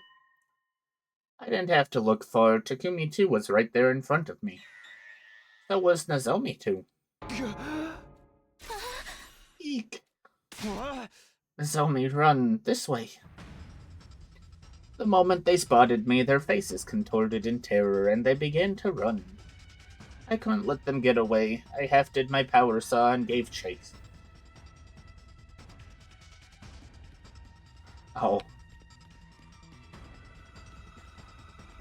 That's crazy.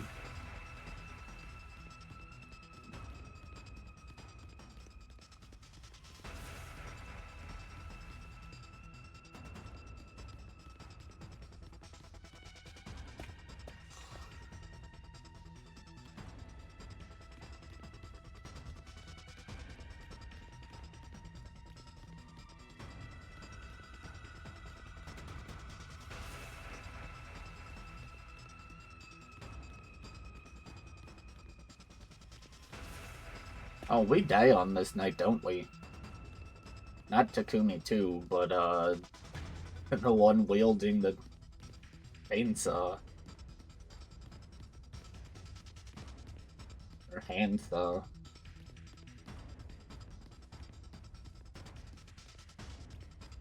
At least if I remember right. I finally cornered Takumi 2 at the top of the staircase. I was slowly closing the distance between us. I raised the power saw, and then... I wasn't sure how. Maybe he slipped, but Takumi 2 fell backwards, tumbling down the stairs.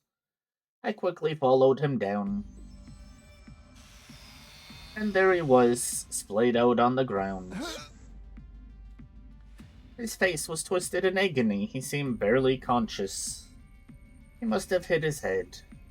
Now's my chance. I can kill him right here. I ferociously rushed over to Takumi 2, holding the power saw high above my head.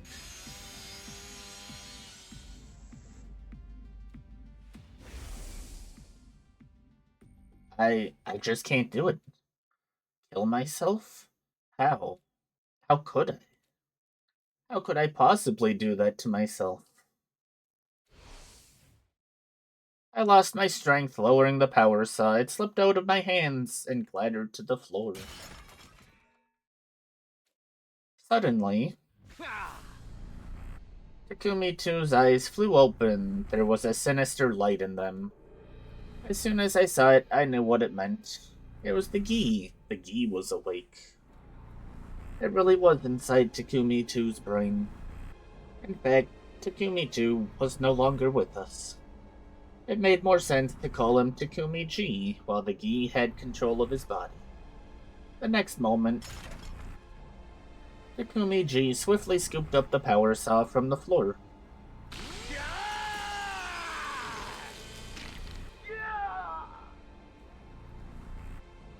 Nice. My back slashed, I fell to the floor. I could feel how horribly deep the wound was. But strangely, it didn't hurt. Maybe my spinal cord had been severed, preventing the pain from reaching my brain. Soon after that, Takumi G made a series of strange decisions. He removed my leap suit, then he dressed me in replica class armor made with the Gift-O-Matic. I wasn't sure what the purpose of that was, it just happened. Once I was in the class armor, he got into position beside me. Then, as if to further torment me, he mercilessly shredded my back with the power saw. Oh. When he was finally finished with his incomprehensible course of action, Takumi G left with a satisfied grin on his face. All that remained was my body dressed in class armor, or more accurately, my corpse. After all, I'd stopped breathing a long time ago. That means there's a Takumi G roaming around.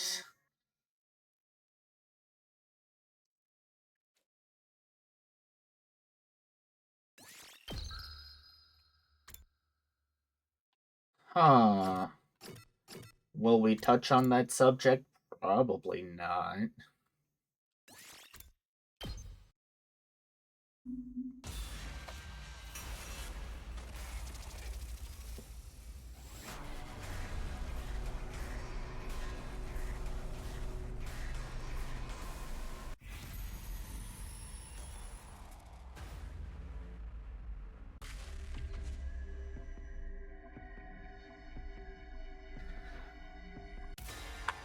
Okay, now we do what Hiroko wants. Which is fine. Give me the supposed true ending. I've decided. I think you might be right. So we're going to the coming-of-age timeline. I nodded listlessly. This doesn't mean I don't feel anything for everyone in the serial killer timeline. But what matters to me most is everyone here in this one. You don't have to explain. I know how much it pained you to make this choice. Takumi, this is the right choice. We won't regret it. No, I won't let it cause us any regret. Hiriko placed her hand on my shoulder, and I felt some of the tension in my chest ease up.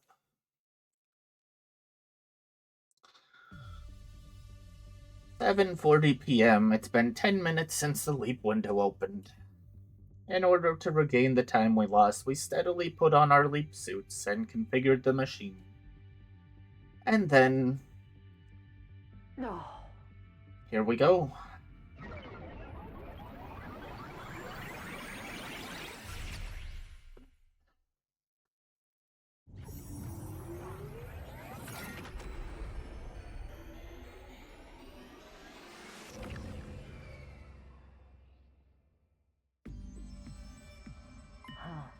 Alright, we've made it to the school, but we can't afford to linger. Huh? Why not? We have until 11:10 p.m. That's plenty of...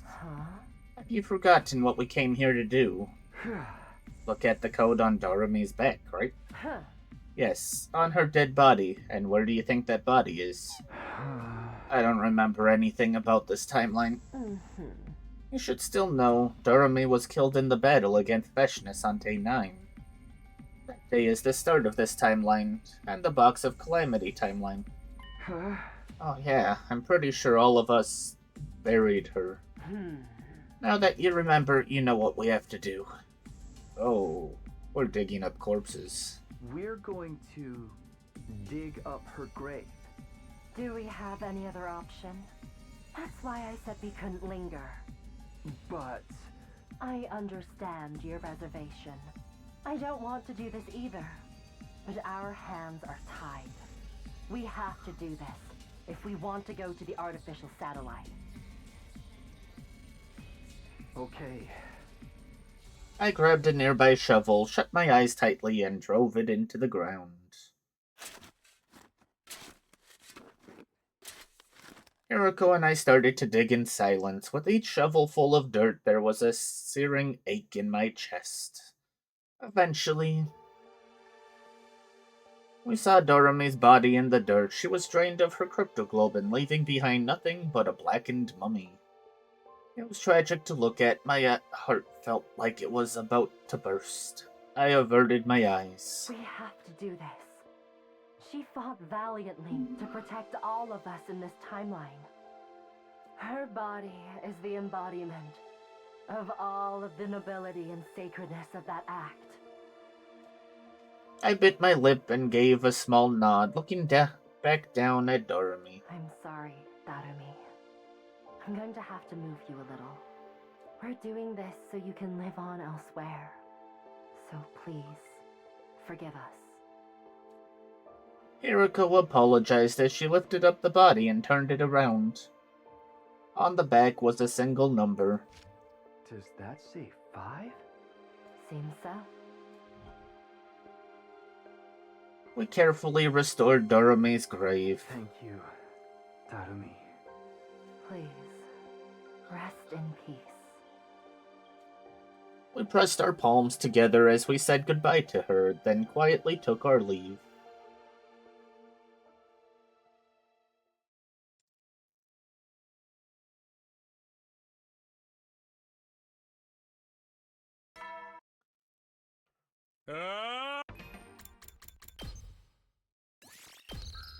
Well, 96. We're getting there. 4 to go. Get prepared. Be ready to give you. I made my way to the cafeteria for breakfast. When I got there, I saw everyone but Siri and Nico. Takumi, how many times is this now, man? Yeah, would you kindly stop disappearing all of a sudden, Captain? We went over this last night, didn't we? Takumi went to the city ruins to destroy some enemy recon devices. Isn't that right? Yeah, exactly. I wasn't sure why Ada was covering for me, but I decided I'd better just go with the flow. Hiriko, you went off exploring and never came back. What were you up to? Well, You met up with Takumi in the city, right? Then you finished the mission together? Yes, exactly. Mr. Samino, at least say something before you take off. Yeah, we would have helped you destroy those devices. There weren't that many of them, so there was no need for us to send a huge group. I think Takumi was just trying to be considerate when he decided to go alone.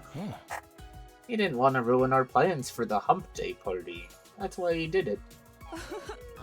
But in the end, the Hump Day party was cancelled. You and Hiroko were gone. There was no point in doing it without you. I see. I'm sorry. I didn't mean for that to happen. No, you had something to deal with. Although I guess you don't need forgiveness from this degenerate trash heap. But I'm seething. If you want my forgiveness, you'll have to play Russian roulette with me. Hearing Doremi say that brought tears to my eyes. It reminded me of her as I saw her last night, and here she was, right here in front of me, alive.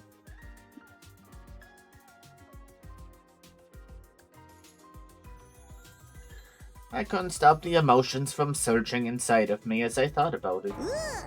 Hey, don't look at me like that. Not good for my mental state. Okay, then let us all enjoy some Russian roulette.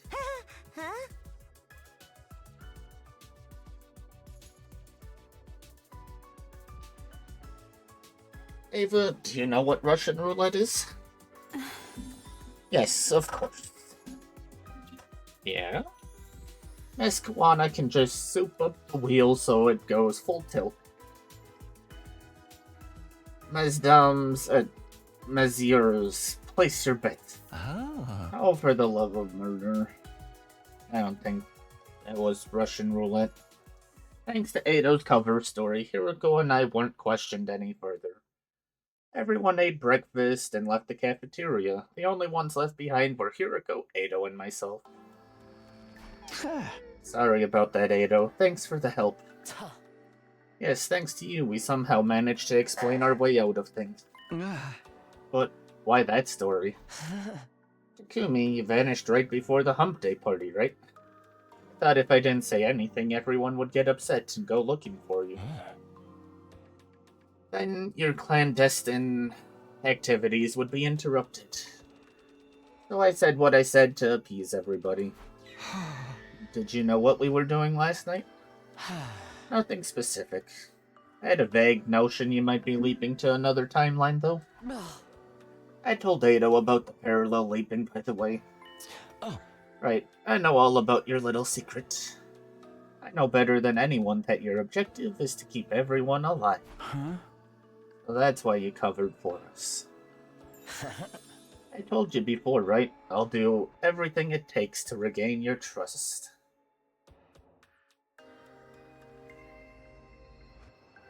That's why I came up with that story.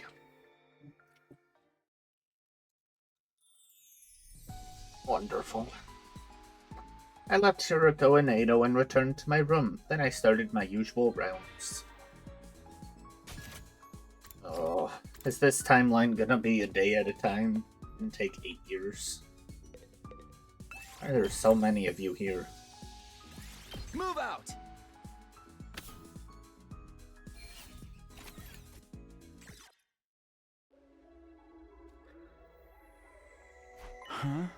I had a feeling you were here. We don't need to arrange meetings anymore, do we? If we have something to talk about, we can just come here. Does that sound good? I nodded. By the way, have you looked at your device yet? Not yet. What? You don't care when we'll get our next liver mortis code? Not really, it's just... And look now, you'll be surprised. I pulled out the device and looked at the screen. I saw the numbers on the display and... Are you serious? 12:05 to 12:35 a.m. on day 74. Yes, that's the next time the blood space waves will surge. That's more than 20 days from now. That's right. The liver mortis codes we know right now are... Tsubasa 2, 808, Maruko... Maruko? Why didn't they say Gaku? Maruko 0, Kako 9, Shoma 3, and as we saw last night, Darumi 5. That's a total of 6.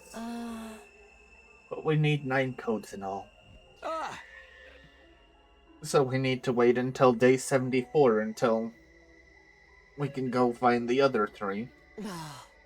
Unfortunately, you're still not quite right. It's likely impossible we'll be able to get any on day 74. We only have 30 minutes to leap on that day. Takes longer than that to get from the lab to the school. Even if we sprint, it's just not possible. Eriko nodded with a deep sigh. When do the blood waves increase after that? That's not on the device yet, so we have no idea. Fun. Do we skip ahead? Either way, our goal stays the same. We need to get to the artificial satellite as soon as possible. Whether that ends up happening on day 80 or day 90... Well, even if we leave with only 10 days left, it beats being stuck here. And let's stay focused, Takumi. For now, we continue with our school routine as usual until day 74. Things will be fine, don't worry about the defensive battles. We know exactly who will attack us and when. At the very least, we can be sure no one's going to die permanently on the battlefield. Of course, I'm not going to let them. I'll protect them on the battlefield or anywhere else. Well said, Captain. I expect great things. The artificial satellite suspended in the night sky seemed just a bit further away than usual. But I couldn't let things get me down. I narrowed my eyes and cast a sharp gaze at the satellite and its cold glint.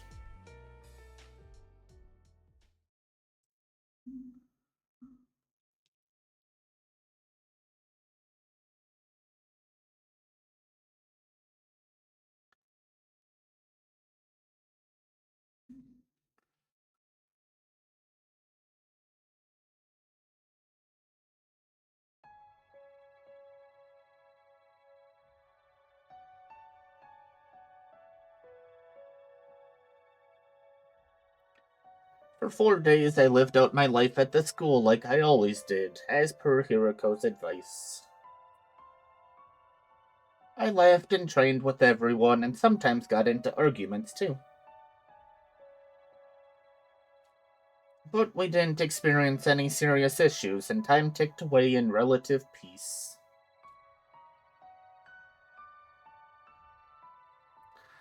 There was nothing we could do about the liver mortis codes until the blood space waves peaked again. I allowed myself to temporarily forget about that and focused on living as normal a life as possible. Day 56 came to an end. Day 57 would soon be upon us, the day of the next enemy attack.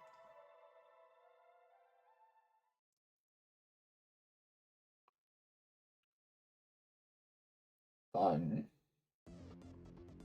Oh, there's a Goofy cat. Hi, Goofy.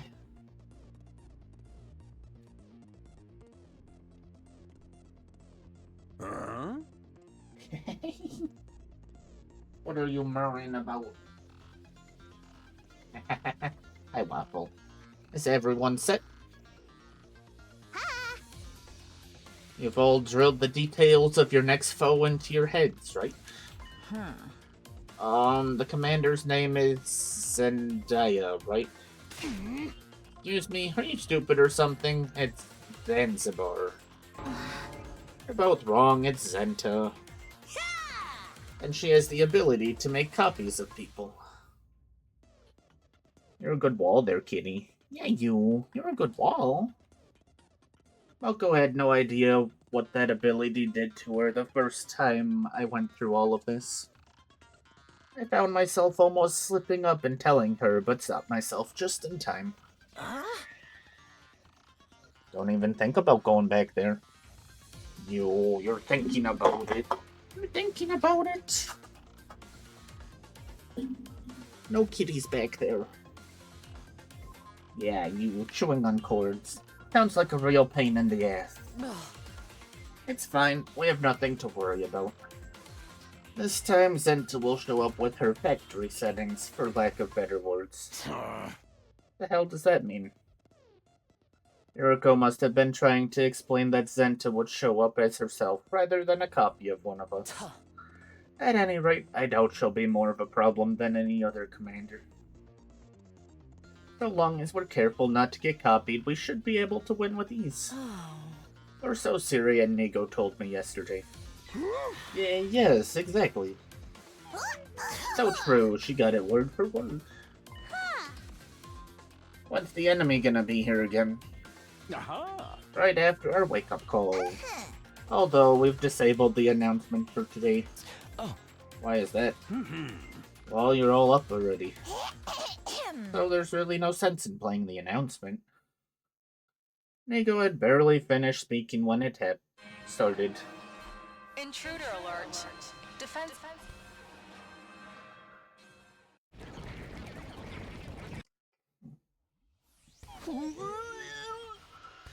I don't think I'll ever get used to this alarm. You'll be fine. The Tsukumo twins are by your side. Okay, guys, let's do this. Special Defense Unit, move out. Time to get more candy. What do I get this time? Some gummy bears.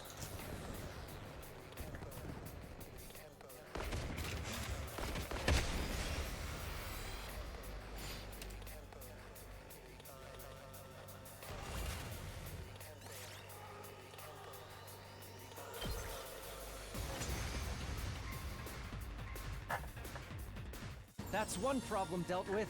Now we just have to defeat their commander, Zendaya. I told you, it's Zanzibar!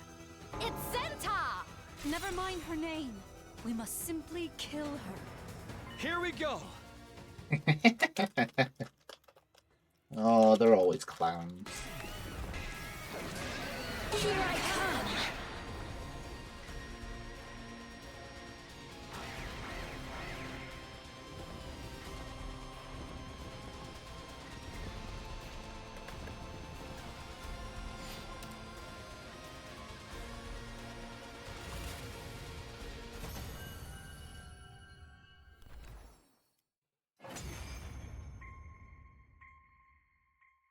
I am Zenta, the paragon of harmony.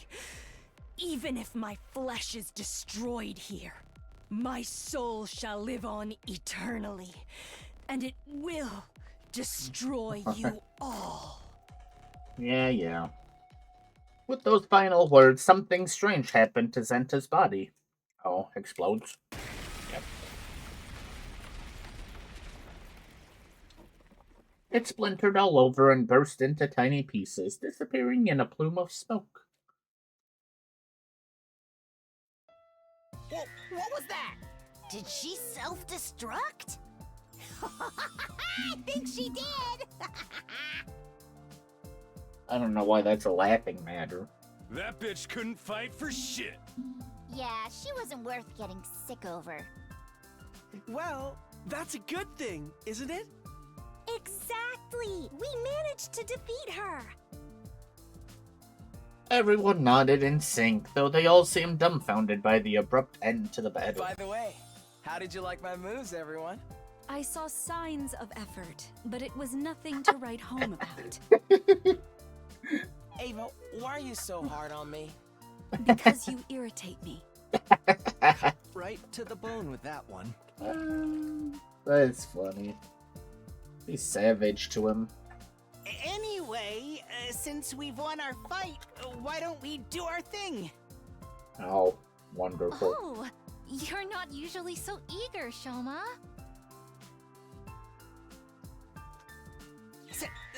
Sorry. I went and opened my gaping sewer hole of a mouth. No, I didn't mean it like that. Hi, Goofy Cat again. Hey, snap out of it, Takumi. That's your cue. Oh, right. Ready? Go! Special never! And so ended our defensive battle. The next attack would be on day 63. Would be fine if we could keep this up. We had nothing to worry about. We patted each other on the shoulders and returned to the school with a spring in our steps.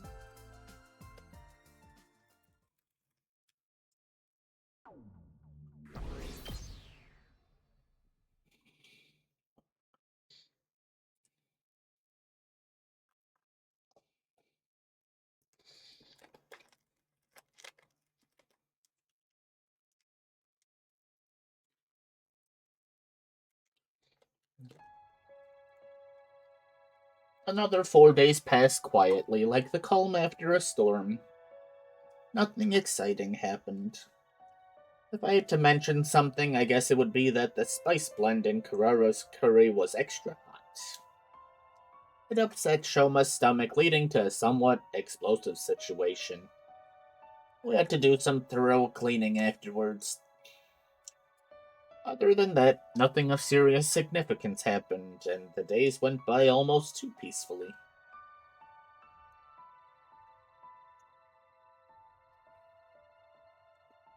I was honestly starting to forget about the liver mortis codes.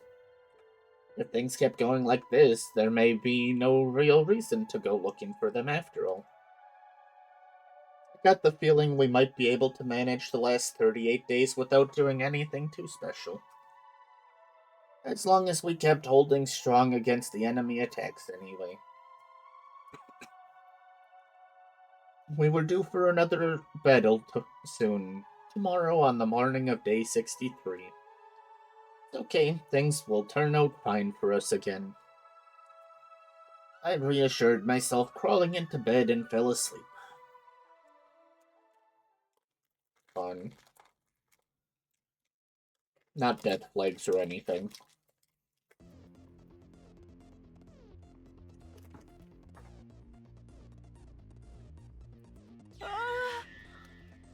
Oh, is this all the information there is on the enemy?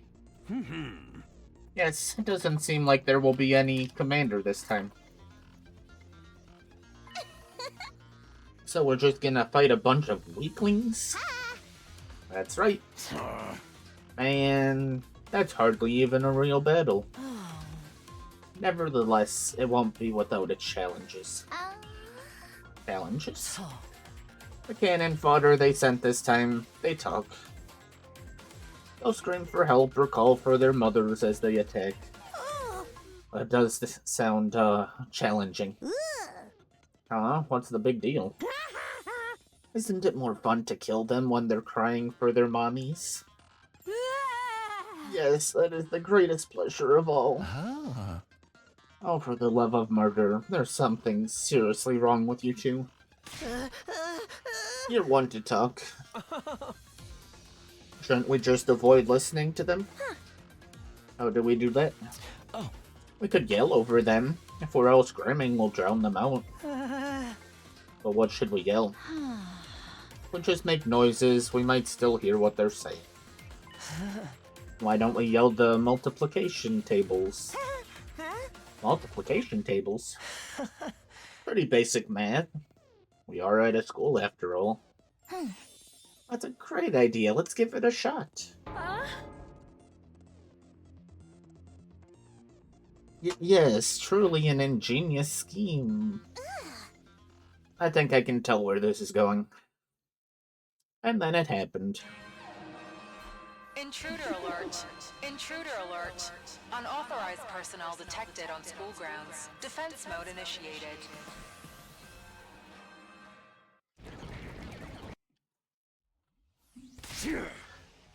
Look who finally decided to show their ugly mugs. Okay, guys, let's do this. Special Defense Unit, move out.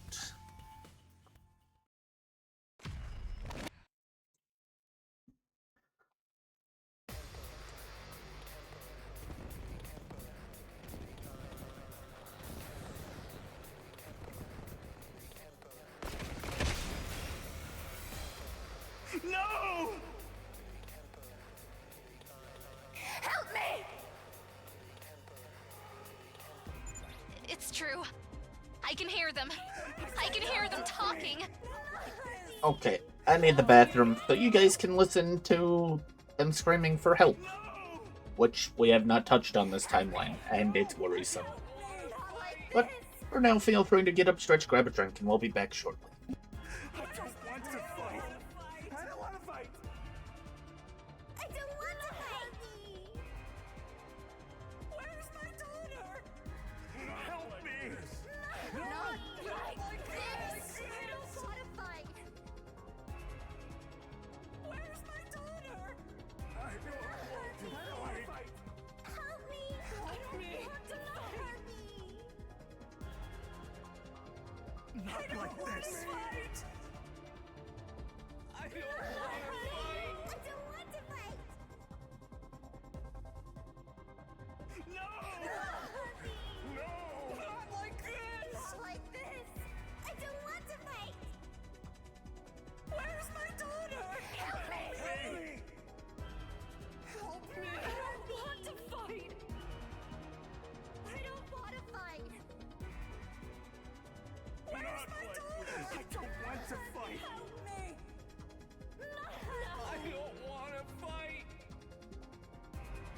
Not like this. No. I don't want to fight. No. I don't want to fight! I don't want Help me! Where's my daughter? Not like Not this. like this! I don't want to fight! No! Help me. No! Where's my daughter? No! Alright, we're back. Ah, I cannot get enough of this! It's Uh, making me hot and bothered. uh. I cannot believe I get to kill them while listening to their pathetic cries! They really messed up her. It feels amazing, doesn't it? Let's just ignore those two. I don't want to fight. Everybody else, stick to the plan! Not like this. Here goes! Starting with 2. 2 times 1 is 2. 2 times 2 is 4. 2 times 3 is 6. 2 times 4 is 51. I saw it coming from a mile away. Save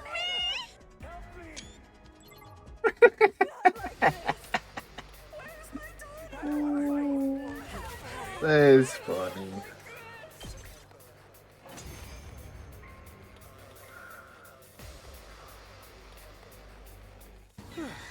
We finished with them before we were even done with 6. We're not done yet. There's another wave. Guess I'm gonna have to face the challenge of the 7 times table. Gaku, don't tell me you can't do math either. Shut up! 7 is easy peasy. Anyway, just ignore what they're saying, guys. Here goes. How high do the times tables go again? Is it up to 10? No! Help me!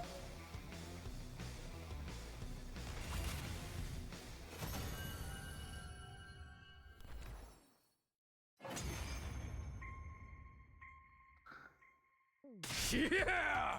Take that, you freaking small fry! That was a piece of cake. Oh, are we done already? I kinda wish there were more. No, you guys don't need more. Absolutely not. I've had quite enough of multiplication. If another wave shows up, we'll have to start multiplying double-digit numbers. No! Please! Mercy!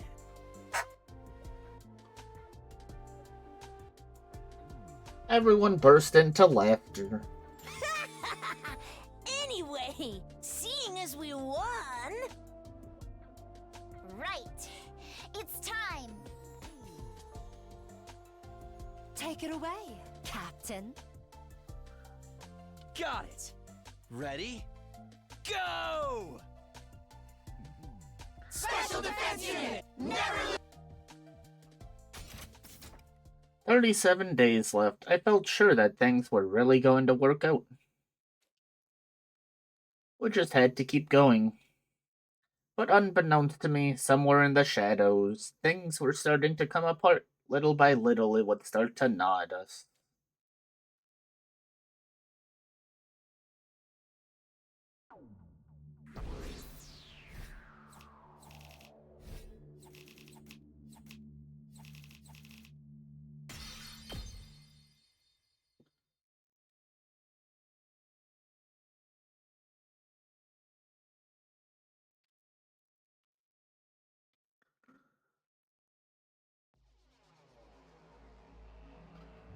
Over the past 2 days, everyone had gotten less communicative.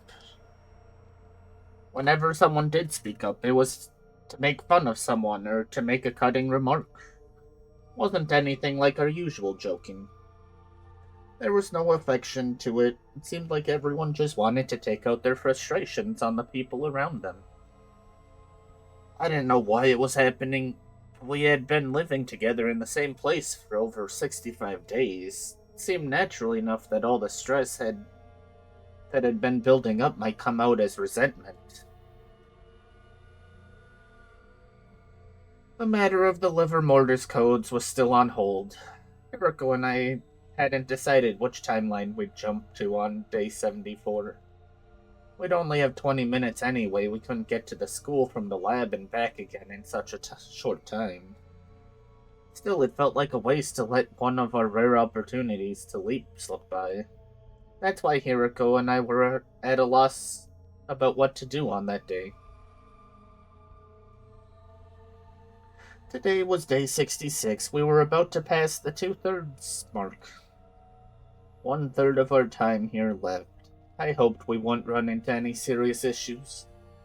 But things don't always work out. My expectations would be crushed the very next morning. Oh. I kinda thought this was gonna be a chill timeline. Who's dead?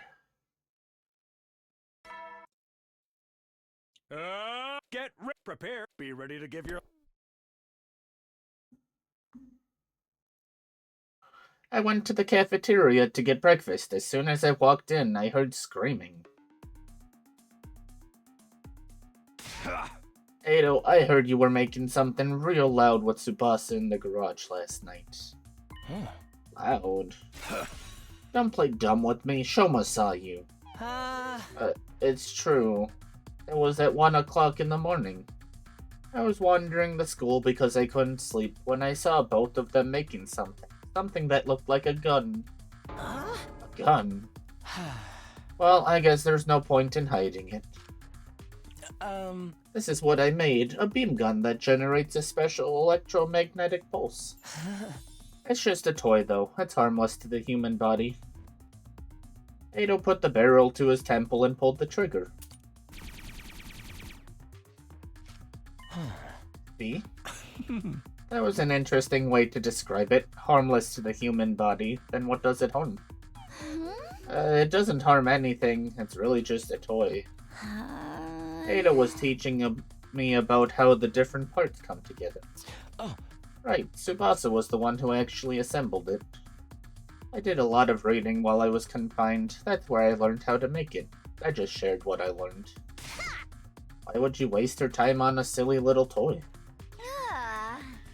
Keep it down. I don't want Thera and Nico to find out. That's even more suspicious. I believe you, Ado. You should always trust the shadiest character in a mystery. What do you know about mysteries? The mere fact that you rely on assumptions about the genre shows what an amateur you are.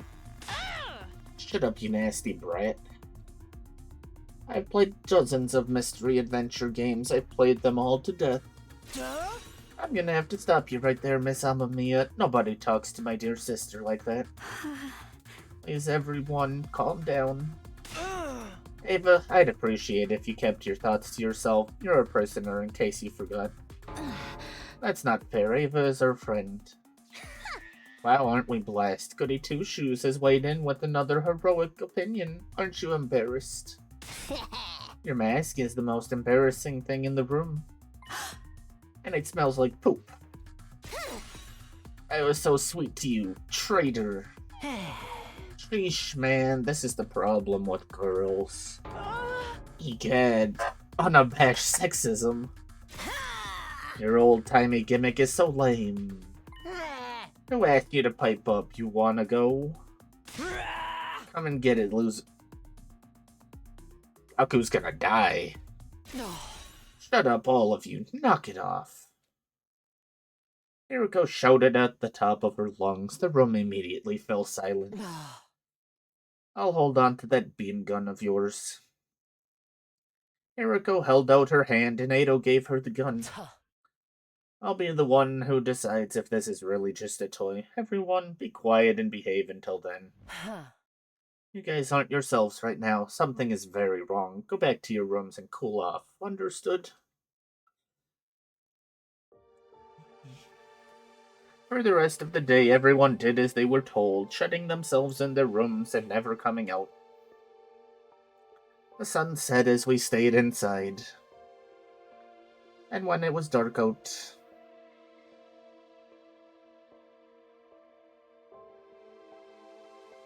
someone suddenly opened my door. It was Hiriko. I have an update about the beam gun from this morning. I wonder if maybe it had some kind of switch somewhere that would enable and disable it. That's why I examined it, but there wasn't anything of the sort. So it really is just a toy? Ada was right that it was harmless to the human body, at least. You couldn't hurt anyone with this. I took the gun from Hiriko and looked it over. It felt solid and heavy. There was definitely something mechanical inside, but nothing happened when I pulled the trigger. All it did was play out a tiny, cheap sound effect. So now we know Ado and Tsubasa were telling the truth. But that's not the real issue here, is it? Yeah, the beam gun was only the catalyst. There's a ton of resentment building up inside of everyone, wanting to go off. This just happened to be the spark that started the fire. You know that's the problem. Why didn't you say anything this morning? It's your job to keep everyone calm and mediate between them. I guess so, but I'm sure everyone is just exhausted. We've spent 66 days living under serious pressure. Whatever it is, something has to change. Our next offensive battle is on day 72. We have to do something before then. Hiriko fell into deep thought. Her gaze wandered. Shortly after, she pushed her fingers through her long hair and looked straight at me. Takumi, this may sound harsh, but it's your fault things ended up this way too. You've acted a little too distant from everyone in this timeline. I'd know, I've done this loop 146 times. Oh. Did that update? Was it 146 the whole time? And 147 is what she said at the end? There were timelines where you were a lot more proactive about integrating with the group. In those timelines, the others admired you more than they do now. They never would have fought like they did today. Their captain was an anchor for them, and that strengthened their unity. That doesn't mean those timelines were perfect. We lost a lot of people in them. This isn't my first time saying it, but this timeline is a real miracle. Nobody's died, and Ava and Ado are on our side. You need to treasure this timeline. The experiences you have here, the time you get to spend here. Ultimately, that's what will lead to unity and harmony among the team. Hiriko quietly left my room. I couldn't move. She was right. There was no doubt about it. Her words weighed heavy on me, sinking into the pit of my stomach. But I couldn't just stand there and dwell on it. I already knew what I had to do. I think I know just the thing to fix this. I clenched my fists as I murmured, trying to encourage myself.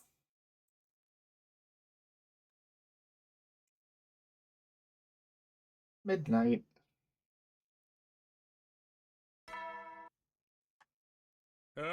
Get ready, prepare, be ready to give your...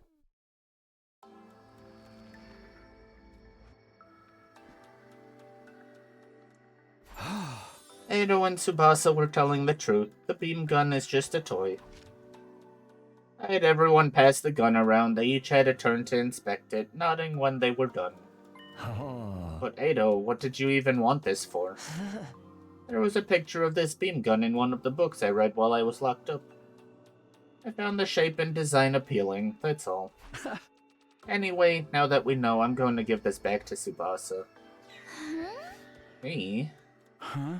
You're the one who made it, right? I can give it back to Edo, but I think it would put everyone on edge. After a moment of hesitation, Tsubasa slowly reached out and took the gun. Beesh, everybody's still suspicious of me, huh? That's not it. Everyone's just kind of unbalanced right now. Little things have them jumping at shadows. But that's going to end today. Let's wash all those feelings of tension away and leave them behind for good. Wash them away? How? Oh, pool party. Pool party.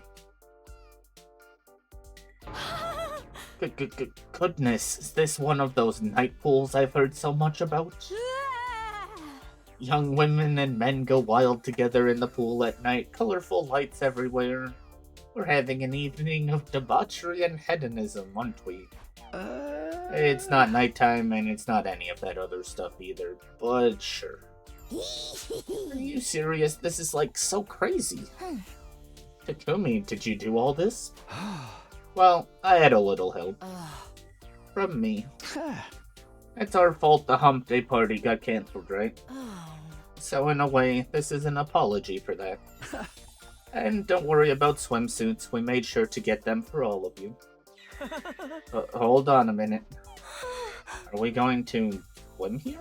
I told you we need to wash all the negativity away. You meant that literally? Kumi, this is the dream. You know exactly what the people want. You mean what you want. But what about Siri and Nigo? Of course, I got their permission. If things stay as tense as they have been, it will hinder the mission. I can't have that. So you get special permission. Wow. Everybody needs a break sometimes. But don't forget to keep it in your pants. Okay, sure. Yoshika, that also means you need to keep your pants on. I would never expose myself at the pool. Oh, for the love of murder. Although everyone griped and complained, they ended up changing into the swimsuits we brought for them. And so began our Paradise Pool Palooza. Okay, it is just this one again. Oh, but there's more people now, isn't there?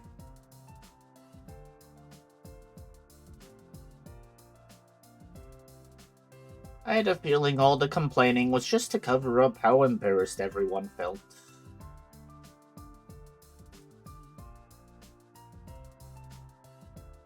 No, I think this is the same amount of people, isn't it?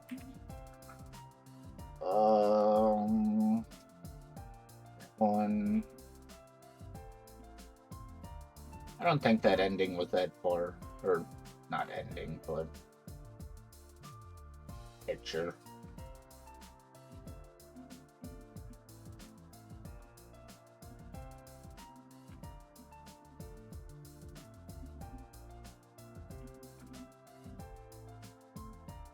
Oh, I guess it was a while ago.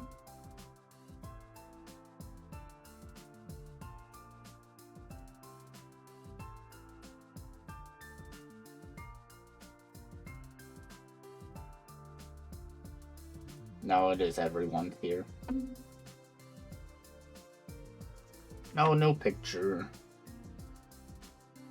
It took less than 5 seconds in the water for them to start shouting in excitement. Pretty soon, they all had playful smiles on their faces. Everyone forgot themselves in childlike wonder, playing like kids. I was right there with them. I joined conversations without hesitation and went crazy and wild with them. All of that strain and tension vanished in an instant. Everyone's faces looked so earnestly bright and happy, with droplets of water flying through the air. I memorized every last detail of the scene. I took in every passing moment and seared it into my brain. I never wanted to forget them. I never wanted to lose them.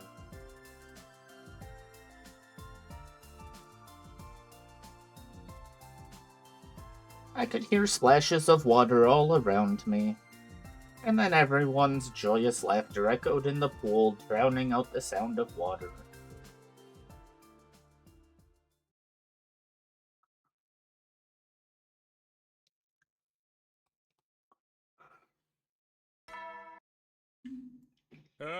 Get ready. Yeah! Let's kill the... Okay. Huh? We're going to do what we did yesterday all over again today? Well, the plan's a little different. Oh. Whoa, what is this?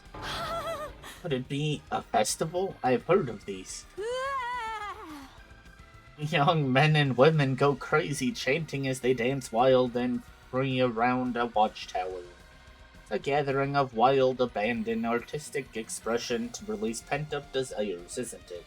Absolutely not. You're right about it being a festival, though. Wow, this is amazing. It's the coolest thing I've ever seen in my life. Oh, right. You've never been to a festival before. That's right. I'm so touched. Takumi and Hiroko, did you do all this? I only did about a quarter of the work. The rest was all Takumi. Takumi, you look like crap with all those dark circles around your eyes. Yeah, I was up all night working on this. You're crazy, man. I thought the pool yesterday was cool, but this is peak. I felt mixed emotions hearing Gaku's compliment. I set this whole thing up based on what Gaku did in my timeline, after all. I'm not so hot on festivals, personally. But they worked so hard to please us, it would be a waste not to enjoy ourselves. She's right, Doremi. Don't think of it as just a festival, think of it as a dark carnival. Well, why didn't you say so? Now I'm feeling it. Okay, sure, whatever that means. Anyway, let's have a blast together, guys. But what's with this music? It's ridiculously out of place. Just then, Siri and Nigo showed up. I was trying to do a rock vibe today, and you went and set up this folksy thing instead.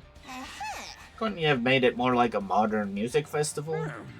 I can see you put in a lot of work, though. I'll give you what you want. Wait just 1 second. The two of them disappeared. Some time passed, and then...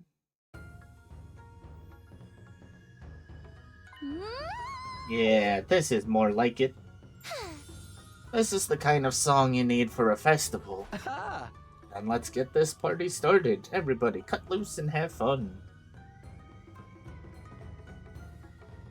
So began our fabulous, frolicsome festival fiesta.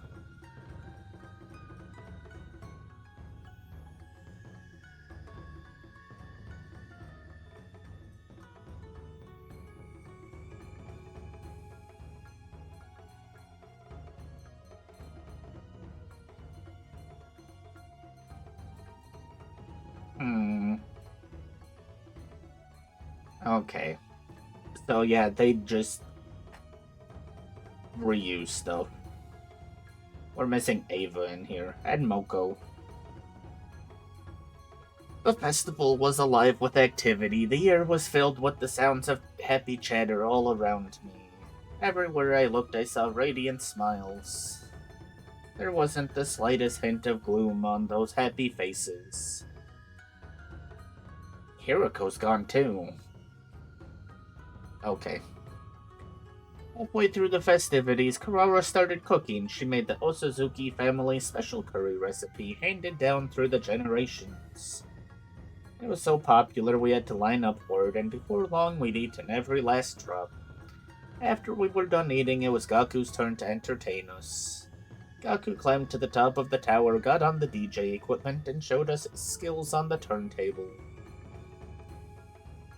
The rest of us danced to the rhythm, wild and free. We went crazy, chanting and singing. We spun and flew, sweating so hard we practically melted away. And we continued to dance around the watchtower all night long.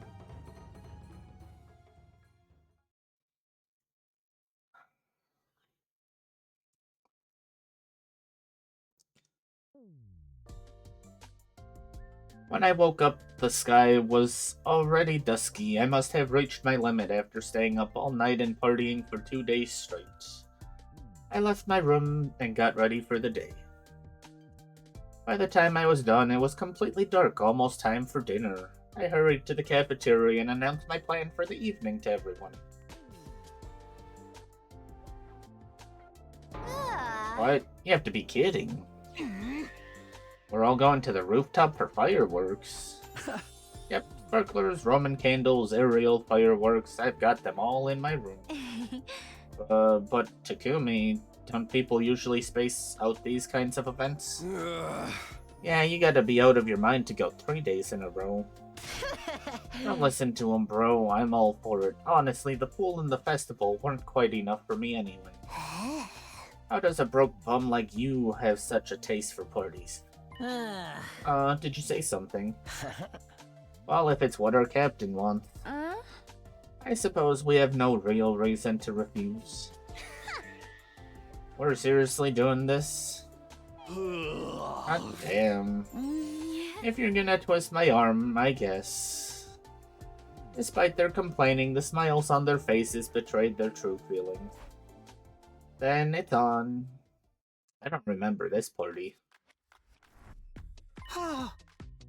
Siri and Nigo, what are you doing here? You need adult supervision to play with fire. We're just here as chaperones. Oh, for the love of murder. You've made us do a lot worse than light some fireworks. I bet they're just being coy. You actually wanted to join us, didn't you? At the pool and the festival? Absolutely not. Not at all, not at all. Okay, then you guys can hang out tonight. Let's lose our freaking minds. Doesn't it feel like something's missing? Are you talking about my mask? You are, aren't you? I just can't see the fireworks with it on, that's all. That's why I left it in my room. Eep, I'm so embarrassed, don't look. Aurora, you don't need to wear that mask. You're only saying that because you think it stinks, right? Like poop, right? No, that's not it. I just think it's a waste of a very cute face, personally.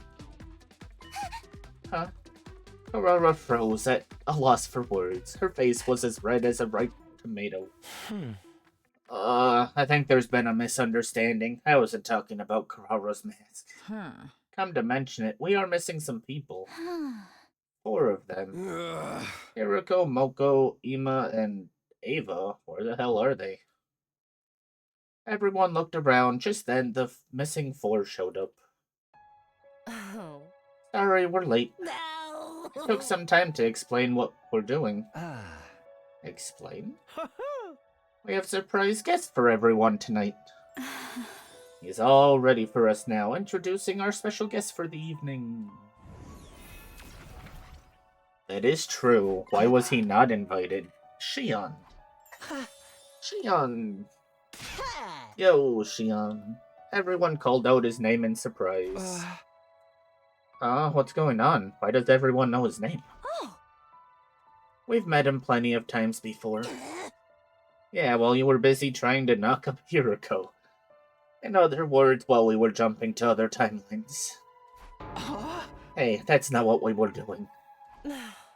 Anyway, that's how they know him. I only found out yesterday at the festival. I heard it from Moko, Ima, and Ava. We thought we should bring Shion to the festival since it was such a big event. The four of us left the gym to ask him to come, but come to think of it, the four of them had disappeared for a while the night before. Syria and Nigo wouldn't allow me to come. And besides, I'm not a real special defense unit member. I didn't want to get in the way of your fun. He tried to refuse again tonight. He was hesitant to come to this. But we managed to convince him, and now here he is. You lot don't listen to a word I say. You're wasting his energy. Just summoning an avatar like this uses up energy. Was this a bad idea after all? Well, obviously it's fine. Leon is as much a part of the Special Defense Unit as any of us. He's our 17th member. If he dies, we all die. If we die, he dies. Hey! Our destinies are intertwined. He's one of us, an important comment. Huh? You're gonna disrespect one of our friends like that? Well, you already know what I can do. I sent a sharp glare towards Siri and Nigo. The two of them were clearly rattled by it. Huh? Takumi.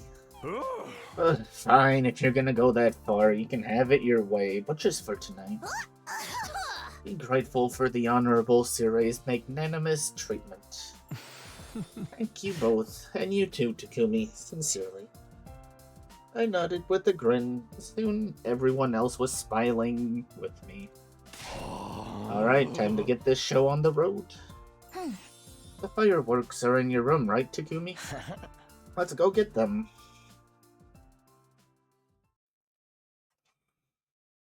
So began our Special Defense Unit Shining Fireworks shindig.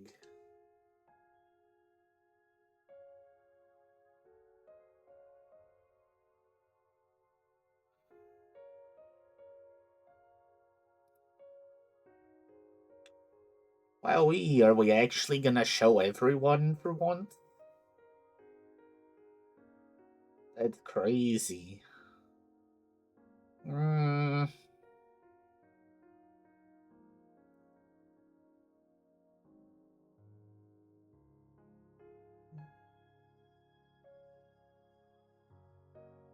Whoa, it is everyone. Actually crazy.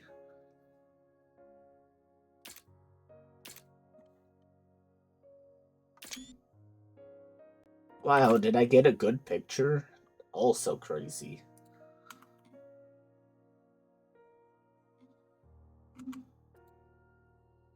Nice. Every member of the team was there. Hiroko, Nozomi, Moko, Tsubasa, the Tsukumo twins, Gaku, Shoma, Takamaru, Karara, Doremi, and Kyoshika. Even Yugamu was having a blast with everybody. We had our two commanding officers with us too. And Ava and Ado, who were once hostile to us, were joining in on the fun. Last but not least, there was Shion.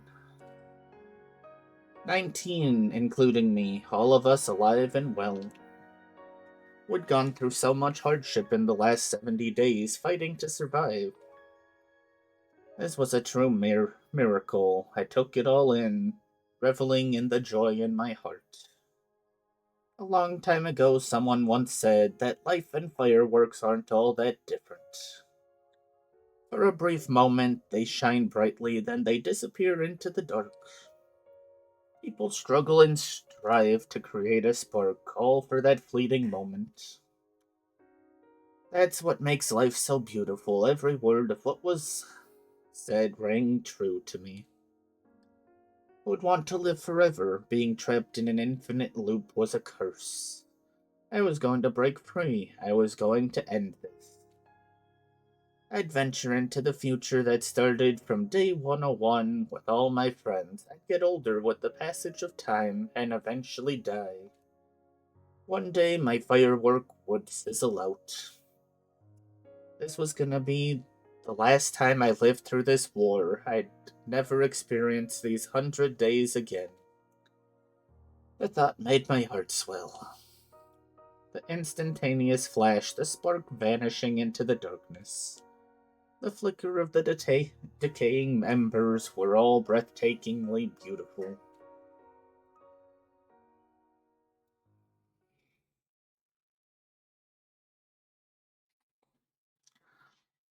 Don't be another party. You're killing them with it. Get prepared. Be ready to give your... Our 3-day party binge finally ended yesterday. The next enemy attack would be tomorrow, day 72. We couldn't keep up the merriment forever. We needed to switch gears. Once I was done with my breakfast and back in my room, I headed back out to make my rounds.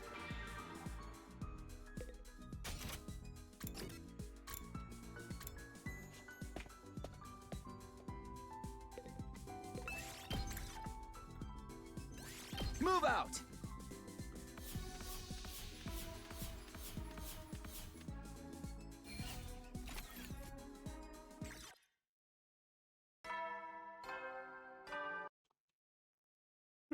Heady, soldiers. Make sure you get some... Well then. Good night. I doubt I'll be getting much sleep, even though I'm totally wiped from all the partying. They say it's hard to sleep when you're overtired. Is that what this is? Well, no sense in just waiting around here. Maybe if I go out for a little walk, it'll make me sleepy. I convinced myself to leave my room.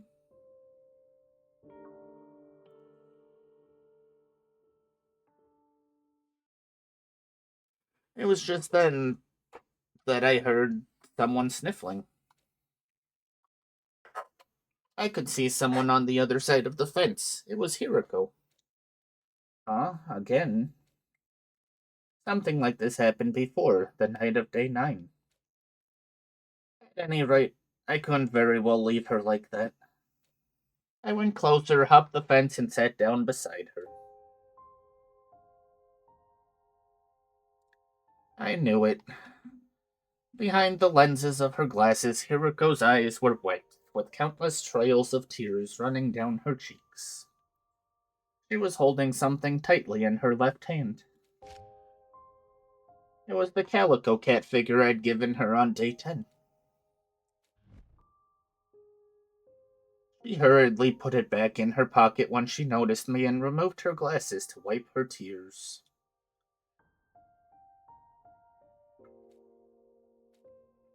The silence continued. I stayed by her side, not saying anything. After a little while of sitting there like that, Hiroko finally spoke. You're not going to ask questions today? Last time you charged right in without any delicacy or tact. Yeah, are you crying? Hey, even a guy like me can learn from experience. Do you remember what happened on day 9? Yeah. Hiroko raised her head and stared at the faraway flames, forlorn. I had a dream on the night of day 8. And I had the same dream last night. It was day 101. Everybody was there. Everyone except me. I must have died somehow. I saw you there, Takumi. You were in my dream. So I'm positive you managed to break free from the loop. Or perhaps I should say, you will manage to break free. But I'm going to be trapped here. Forever. Hiroko bit her lip and hung her head. I could tell she was fighting hard to keep from crying again. I spoke up before the tears had a chance to flow. Come on, Hiroko. It was just a dream. It doesn't mean that really happened, or will happen. Think about it. If you were dead, how could you see everybody? It wouldn't make sense if I was the only one to break free from the loop. We need everyone from the Special Defense Unit to survive in order to escape it. That includes you. I guess what I'm trying to say is, you don't have to worry.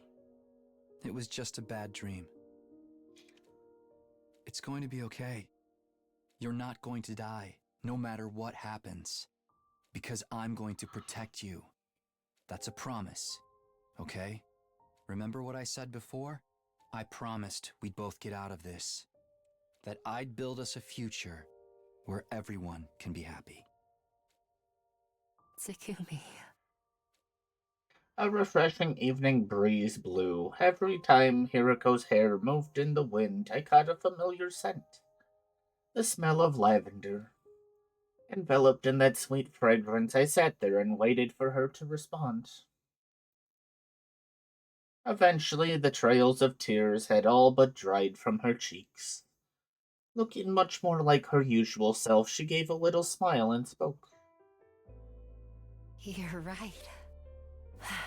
It's not like me to be so bothered by a dream. Maybe I was just feeling nervous because we're getting closer to day 100. I nodded. Forget about all that for now. I've had an idea. An idea? Our next opportunity to jump is day 74. From 12:05 a.m. to 12:35 a.m. You remember, right? Yeah? I'm going to do something. Here. Hiriko pulled a coin out of her pocket.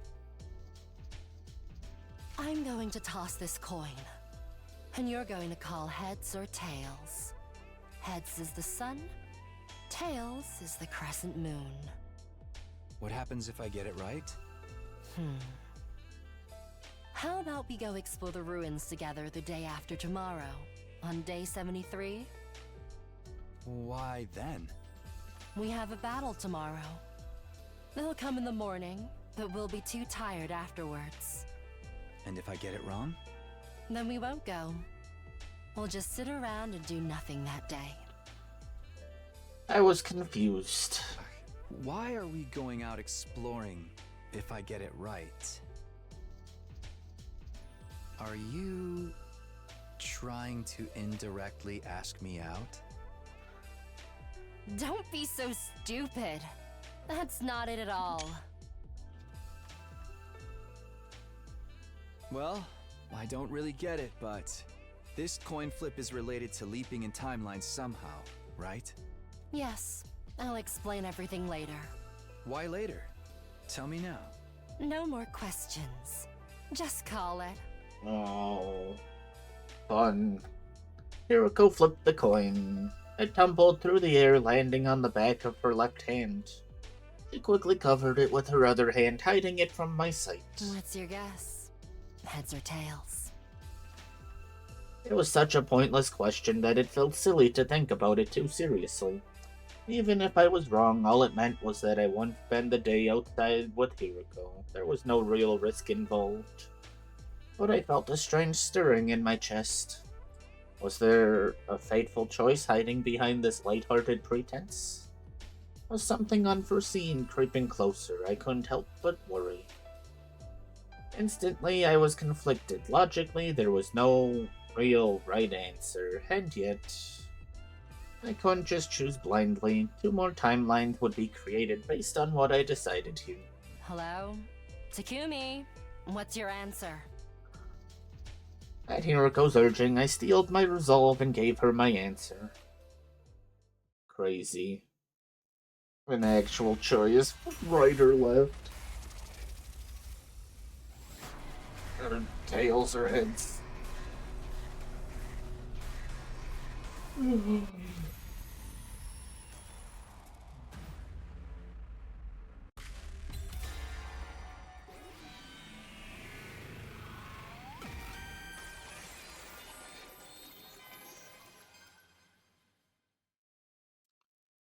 Tails.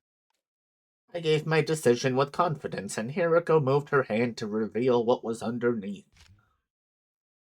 A sun symbol, which meant... I was wrong, huh? Sorry, Hideko. Guess this means no date for us. I don't care. I told you. It wasn't a date. Yeah, okay. Anyway, Tomorrow's another defensive battle. I'm going to bed. See you. With that, she climbed over the fence and left. I was left on my own, staring at the undying flames in the distance. Hey, you said you were going to tell me everything.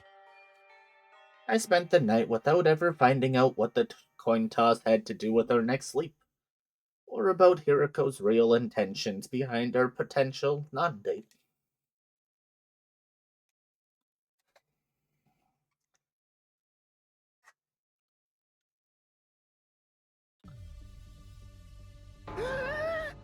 For real? It's all cannon fodder again? Yum, yum, yum. That's right. Excluding Veshnus, there's only one commander left, Dulcia. But he's not coming today, so... Must I endure the torment of multiplicity tables again? There's no real reason to do that this time. I'm already used to hearing them talk. Right, we can just ignore what they're saying. Together, this'll be a breeze. After all those parties, we're a closer-knit team than ever. Let's show them how much stronger the Special Defense Unit is now. Everyone clenched their fists in determination. The alarm sounded immediately after. Intruder alert. Defense mode.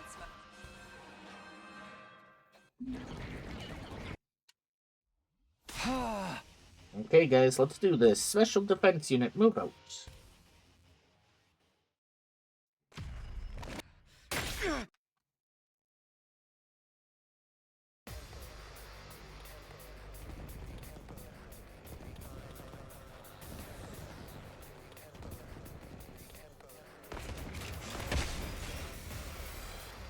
No! Help me! More voices.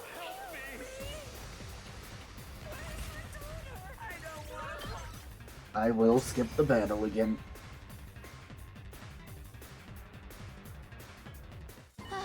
Phew. That's all of them for now. Don't be so sure. There's more of them lining up for punishment now. Step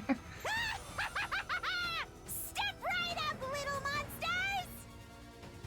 Yeah. Yes, let us hack and slash and slaughter them all. No!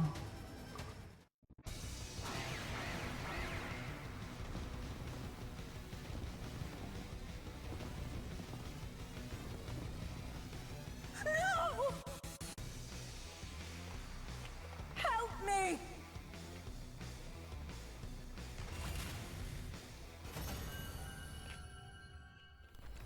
Nice. Not that these battles are hard. Really it?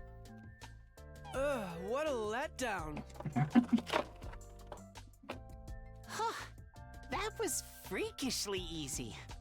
And trust me, I would know about freakish. Oma. Well, victory's ours all the same. So... Wanna do the thing? I nodded. All right. Ready? And... go! Special Defense Unit! Never lose! Everyone's cheery voices echoed across the empty battlefield. And for some reason, I felt a strange stirring in my chest. There wasn't any direct cause for it. Maybe it was an instinctive gut feeling or something like it. The stirring didn't go away until I got to sleep that night. It's because we're missing out on our date. No date this timeline.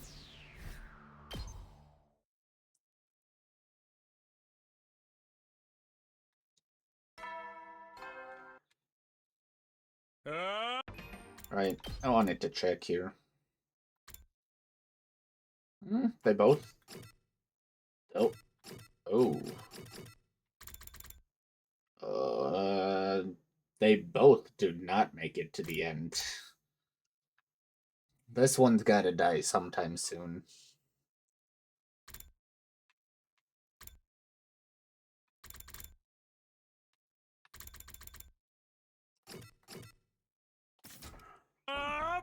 Get prepared. Be ready to give your...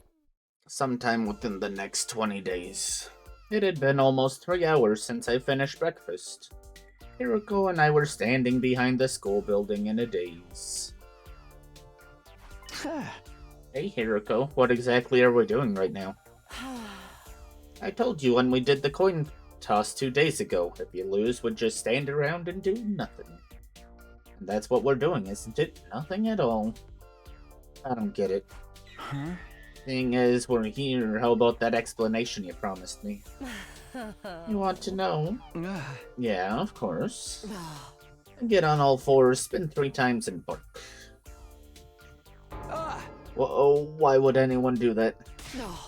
Because I want you to. Do you need any further explanation? Ugh, the sadistic, psychopathic, four-eyed freak. I cursed her mentally, but... Round and round I went. Woof.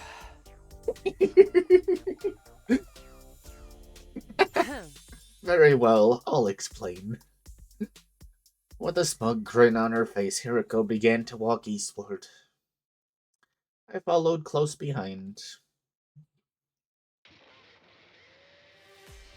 Before long, we were deep in the forest. Suddenly, we stopped and Hiroko turned around to talk to me. When is our next sleep window, Takumi? Day 74, 12:05 to 12:35 a.m. Around half a day from now. Huh? Are we going anywhere during that time? No, we are staying put. Huh? We are. You failed the coin toss the night before last night, right? Remember? Yeah, I called tails. That means there's a timeline where you called heads. In other words, a timeline where you were right and we went out today. To keep it simple, let's call the versions of ourselves in that timeline Takumi 6 and Hiroko 6. Oh. Do I have batteries down here? I don't know if I still have batteries.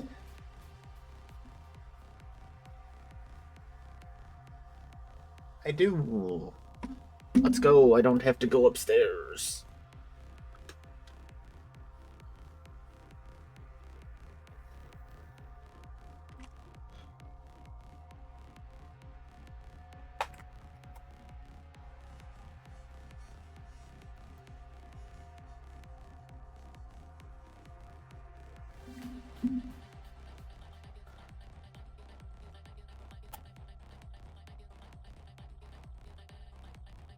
Hello.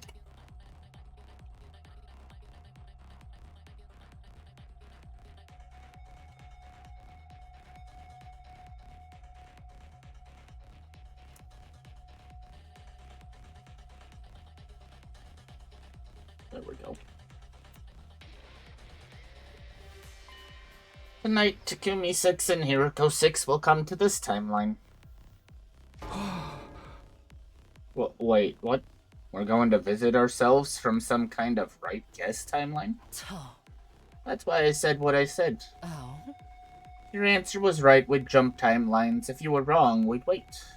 That's the decision I made before I even tossed the coin. But what are they going to do here? They'll meet up with us. And then what? The more people on our side, the better, remember? Right? 2 heads are better than 1, and 4 are better than 2. What? I assume you haven't given up on using the distress signal transmitter. Of course not. The chances of everyone's survival goes up if we can get to the satellite even 1 day earlier. Don't you think it would be more efficient if we split into 2 teams to find out the liver mortis codes? The teams can meet up later and share the codes they've learned. We only have 3 left, so yeah, if we come make that work, would get them a lot faster. Now things are making sense. You deliberately made us stand around and do nothing so that history would branch off, right? You needed to make something happen in this timeline that was the complete opposite of that other one. The one where we're on a date right now. What's the matter? Are you disappointed you didn't get to go out with me after all? Told you, it wasn't a date. Hiriko yelled viciously and put me in a headlock. My arteries were being squeezed. The oxygen wasn't reaching my brain. 3 seconds later, I was out like a light. Huh. Okay then.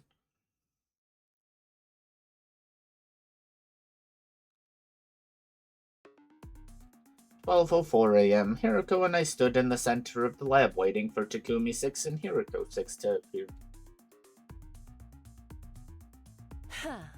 1 minute left. Be careful, the window's only 30 minutes. Got it. We need to use our time to talk to them. If we go too long, they won't be able to go back to their timeline. Yes, so let's not waste time on idle chit-chat. Huh? What do you mean by idle chit-chat? I don't know. Gossip about dirty manga. Why would we do that? As I was complaining, the clock ticked over to 5 minutes past the hour.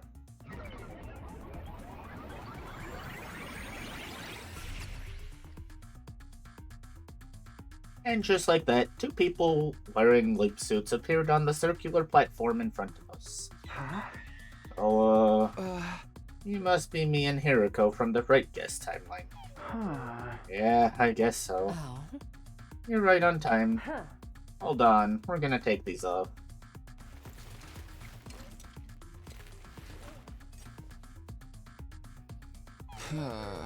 Isn't this plan a little overly complicated? I'm the one over here. Over where? I don't even know who I am anymore. Me, Hiriko 1. Here's me, I'm Hiriko 1. You're Hiroko 5. Now you're Hiroko 6. Oh, this whole thing's a mess. Put your leap suits back on.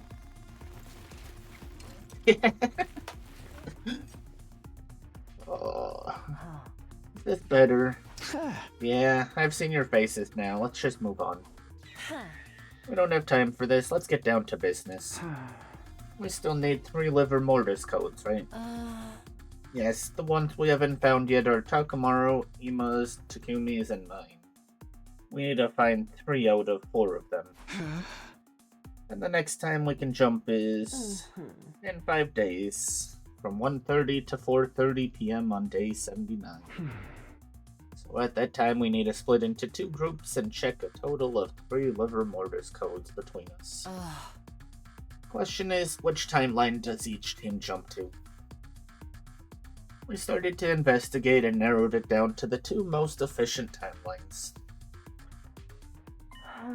First up is the serial killer timeline. 6 of our team will be dead by day 79. Edo, Eva, Karora, followed by Moko and Shoma, and lastly, Takamaru.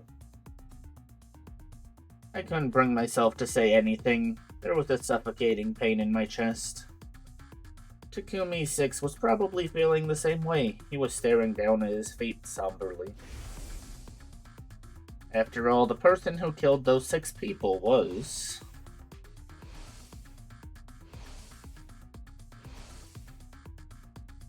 him, me, us.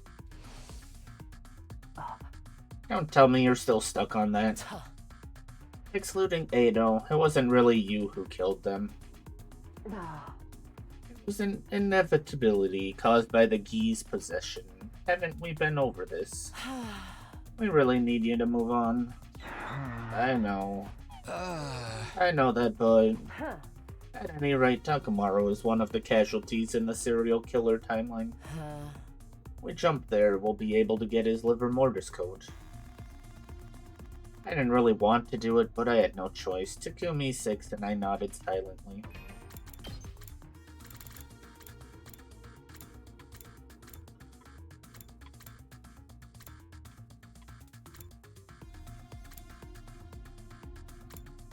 One of these...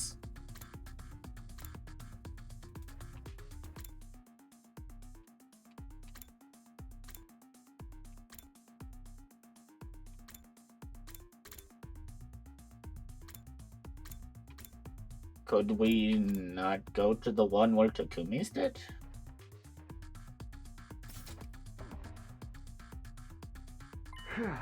Our other destination is the zombie timeline, right? Huh? Yeah, that seems like the most efficient one to visit. By day 79, 9 people are zombified, 5 of whom have been incinerated. Huh? The remaining zombies will be Moko, Kako, Ima, and Hiroko. But even if they're zombies, they're still fully dead. They'll have lost all their cryptoglobin, so the number should show up. We go to that timeline. We'll see Ima and Hiroko. We can check both of their codes.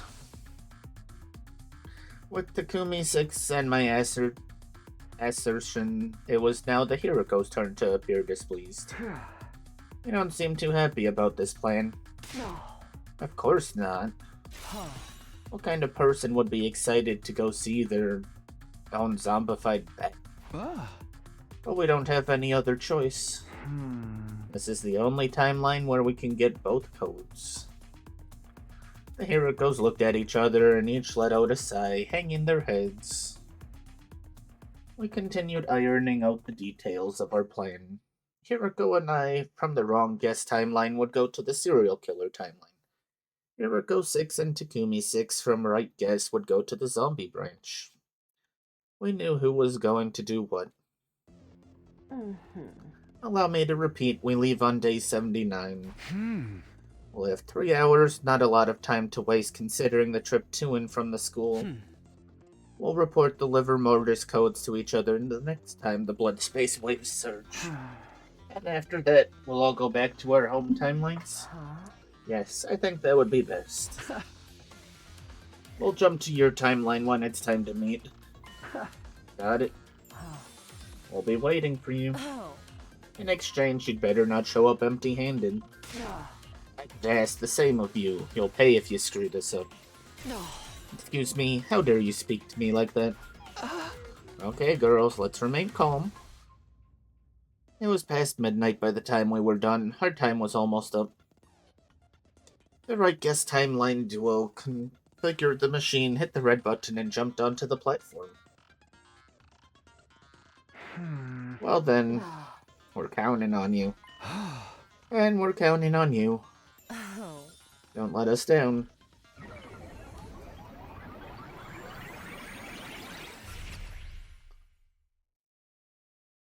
Interesting. Get ready! Prepare to spend another day and be ready to give your life. I wasn't hungry, so I didn't go to the cafeteria. I didn't feel like making my usual rounds either. I was curled up in a ball in the corner of my room.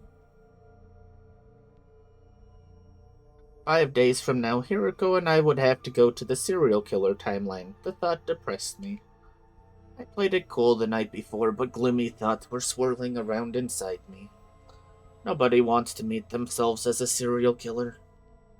After giving up on trying to fix him, I'd put that version of me out of my mind. Or maybe the truth was that I wanted to look away, that I walled off those thoughts. I couldn't bring myself to intentionally tear down that wall, but letting someone else destroy it for me was even worse. I spent all day cooped up inside. Finally, I closed my eyes when the sun set.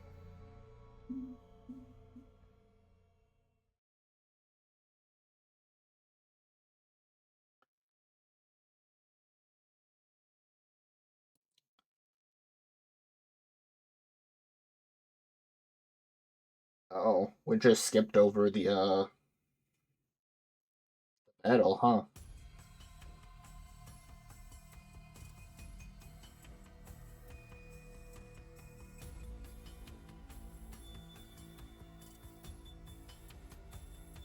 And so, 4 days passed in the blink of an eye. It was finally day 79, our next sleep window. No, we did the battle. That was after the battle. But because of all the stress, I barely knew what I was doing. I felt like I was wandering through thick fog all day, my memory skipping around. Of course, we went to the serial killer timeline like we'd planned. I remember that much.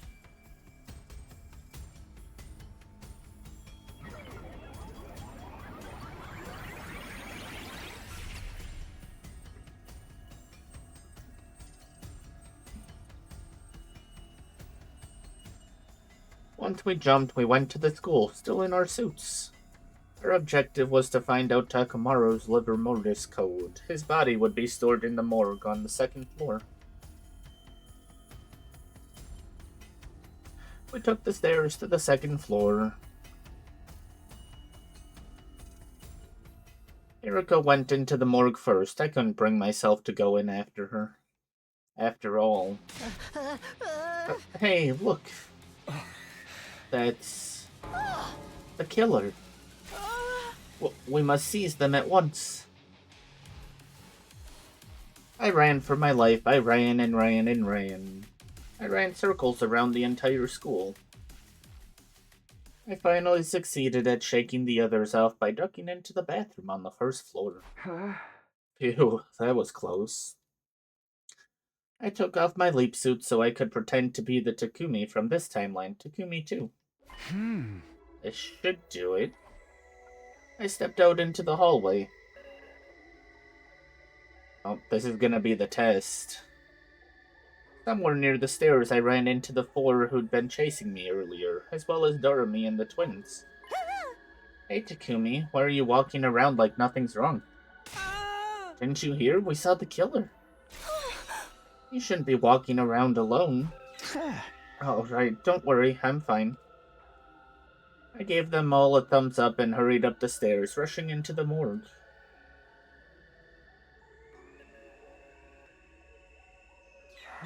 Are you... Don't worry, it's me from the SF timeline. What happened to your leap suit? Some stuff happened and I had to take it off. Don't worry, I'll get it back when we leave. I see. So, what's Takamaro's number? Hiriko approached one of the bodies and peeled back the white sheet. 7. That's right. Seeing Takamaro's disfigured body in front of me made me feel like someone had pushed a dagger through my heart. That's all I can clearly remember. In the end, for better or for worse, I never saw that timeline's Takumi. And before I knew it, I was back in my own timeline.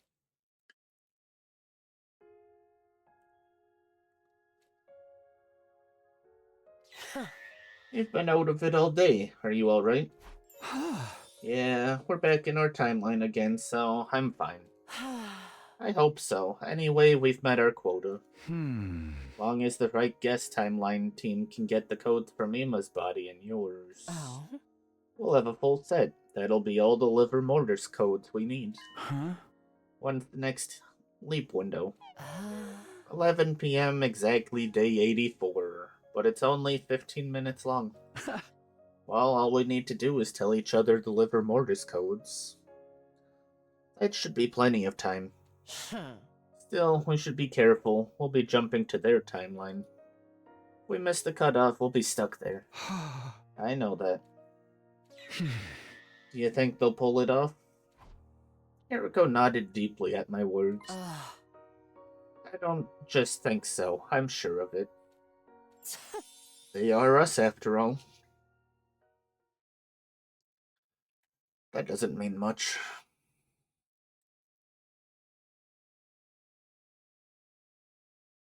At least it's time skips and it's not full-on days anymore. We're picking up speed.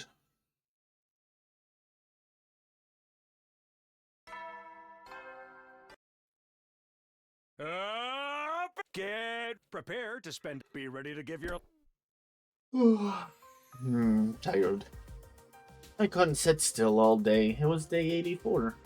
This would be a fateful day for Hiriko and me. No, for the whole Special Defense Unit. Tonight, at 11 p.m., we'd go see the versions of us from the right guest timeline. Once they told us Ima and Hiriko's livor mortis codes, we'd have all the digits we needed. After breakfast, I went back to the roof in a good mood. There I saw a silhouette. It was Hiriko. She was standing there with her back to me. For some reason, I had this sudden urge to startle her. Maybe the excitement pumping through me just put me in that kind of mood. With careful, quiet steps, I slowly came up behind her. And then... Boo! Beep. I grabbed her by the shoulder and she leapt away with a quick shriek. At the same time, something fell, her glasses. They clattered across the ground. She scrambled to pick them up, making sure they weren't scratched before putting them back on. Have you ever been turned inside out? Like the movie? Inside Out? No. I'll shove my arm down your throat and pull your tailbone out the long way. These glasses are worth more than my life, you know that. I didn't know that, but I couldn't come out and say that. Sorry, I didn't think they'd fall off. They're not broken, are they? No, the lenses are fine, but don't think that means you're forgiven. That's why I'm apologizing. Too late, you'll pay for this. Hiriko stared me down with a sharp glare. She was standing her ground. My back was against the wall. It was time to resort to desperate measures. You totally went deep just now. What? I didn't know you were the kind of girl who shrieks like that when she gets surprised. I never would have guessed. Maybe I should tell everybody. I bet Gaku would love to know. Fine, I'll wipe it off the record. I nodded with a smirk. Hiriko looked away, her face beet red.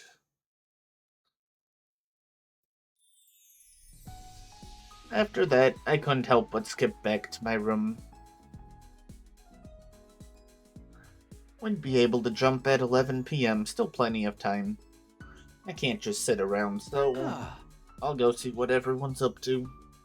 I murmured to myself and went off on my usual rounds. No tiredness. I will fight it.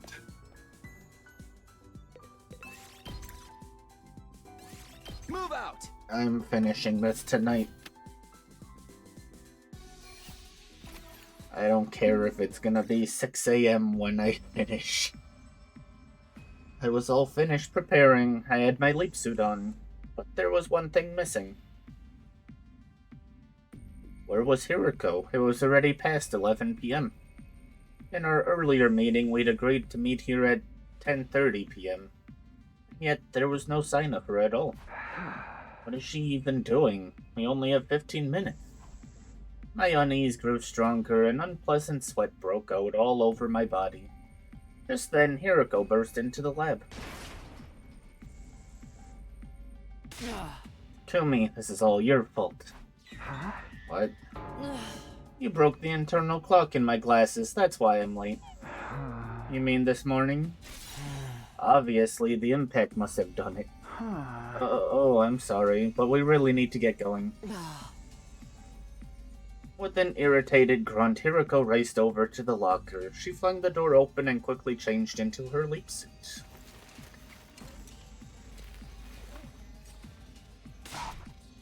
The PLM ready? All set? Then let's hurry. 11:10 p.m. We only have 5 minutes.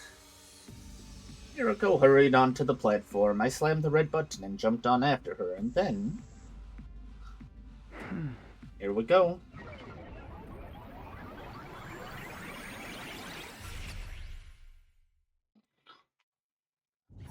Fun.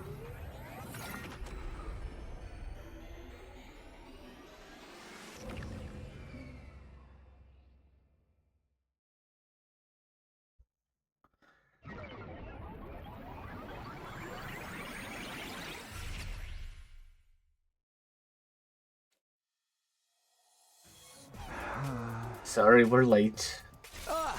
What were you doing? We ran into some trouble because of Takumi. You'll get the wrong idea if you say that. You were the cause of the delay, weren't you? Well, I can't argue that, but still. See, I told you. Hiriko 6 and Takumi 6 exchanged looks. What had they been talking about before we showed up? We don't have time for this. We need to exchange information. Hiriko won and I nodded. We'll go first. Emma's code is 1. Hiroko's is 4. That's 1 and 4. Took a few seconds for it to set in. As soon as it did, Hiroko 1 and I turned to each other and let out a cry of joy. We have all the codes we need. Thanks, guys. You did very well, even more so considering you had to get them off the backs of zombies.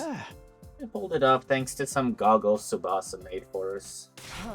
Enough chatter, what about us? Stop celebrating and tell us the code you found. Got it. We recovered Takamaru's code. The number on his back was 7. 7, huh? Lucky number 7. Now we've got all the codes we need. Thank you, you two. Or should I say, us. I knew we could do it. You took the words right out of our mouth. You've been a huge help, thank you, truly. No need to thank us. You need to get back, quickly. Yeah, you're right. Good luck to you then. We dashed to the console and configured the machine. Except it failed because... it's 11:16 p.m. Hiroko and I stood stunned. Hiroko 6 spoke, looking at us with sympathetic gazes. I'm sorry to say, it looks like the window is closed. No. This can't be. Next one's what, 90? Hiroko 1 and I hung our heads. We couldn't bring ourselves to say anything. Took some time for us to recover. Finally, I raised my head and spoke quietly. Well, there's no point in getting depressed about it. We just have to change our mindset. Sorry, guys. We should have exchanged info faster. You don't need to apologize. We were the ones who were late. Although Takumi is the one responsible for that. Stop making it sound like it was all my doing. Looks like you two will have to stay in our timeline until the blood space waves rise again. When will that be? Let's find out. Good, and sooner than I thought. The day after tomorrow. Yes, day 86 from 8 to 11 a.m. We have 3 hours, plenty of time, even if someone shows up late. What's that supposed to mean? I'm not sure what happened between you two, but you should try to get along. Yeah, you're gonna be stuck together here for another 32 hours after all. Right here? Sorry, but there's no way we can take you to the school. That makes sense. I'd say the same thing if I were in your shoes. Our shoes. I don't believe this. We'll bring you some food tomorrow morning. I'm really sorry about this. That's fine, don't worry. Well then. After thanking us one last time for the liver mortis codes, they quietly left with apologetic looks on their faces. Huh. Hiroko and I removed our leap suits, forcing our sluggish limbs to cooperate.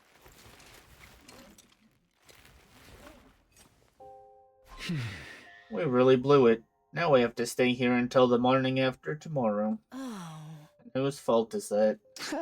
Mine, for breaking your glasses, but you know, there's plenty of other ways to check the time. Now you have the nerve to be insolent with me? Sorry, I was just playing, I'm kidding. Well, whatever. Those two were right. I'd rather not spend the next 32 hours being hostile with you. We went to sleep without any further conversation. We had all of the liver mortis codes, but we weren't in any mood to indulge in celebration.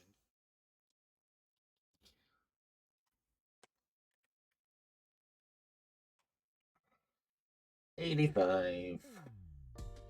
The right guess timeline Hiroko and Takumi showed up shortly after sunrise. Sorry to keep you waiting. We brought you some food.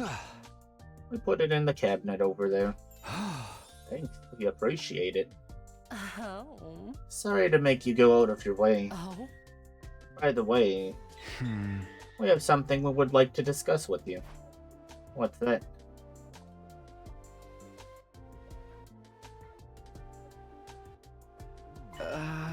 You were worried about that? We have no reason to refuse. Are you sure? Yeah, don't worry about us. Just go ahead and boot up the transmitter when you get back. We'll be able to get back to our timeline tomorrow anyway. And then we'll be calling the rescue craft just like you. There's no need to spare our feelings. Oh. Good, you agree. You're me, so you knew exactly how I was going to respond, didn't you? I had a hunch. This is goodbye then. Well, I wish you the best of luck. You're not going to enter the code wrong, are you? Be fine. Are you sure about that? Just what kind of guy do you take me for? A slow-witted, careless servant. What are you laughing about? They're talking about you too. Oh, right. Hiriko 1 and 6 laughed, amused. Takumi 6 and myself awkwardly avoided looking at each other. Alright, you two, take care. We'll be praying that all of you over there will make it safely to day 100. Hiriko 1 and I shook hands with our counterparts. Afterwards, they flashed us a quick thumbs up and ran out of the lab. Is Tsure and Nigo okay with this? Nothing of interest happened after that. Time just slowly ticked on by. Eventually, night fell.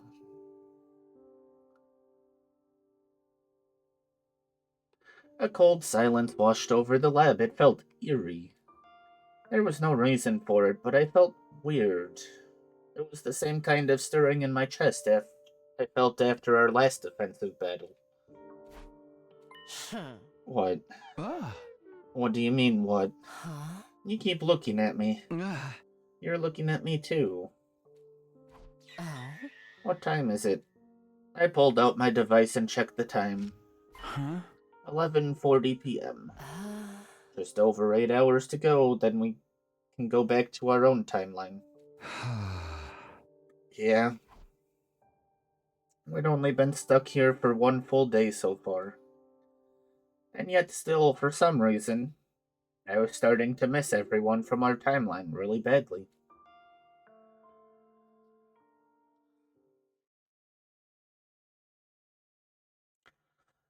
Are we gonna miss the time again? 7:58 a.m. 2 minutes left until we could jump. Hiriko and I finished setting up the machine, already wearing our leap suit. Just then, we had unexpected visitors. Hiriko and Takumi from the Bright Guest timeline appeared.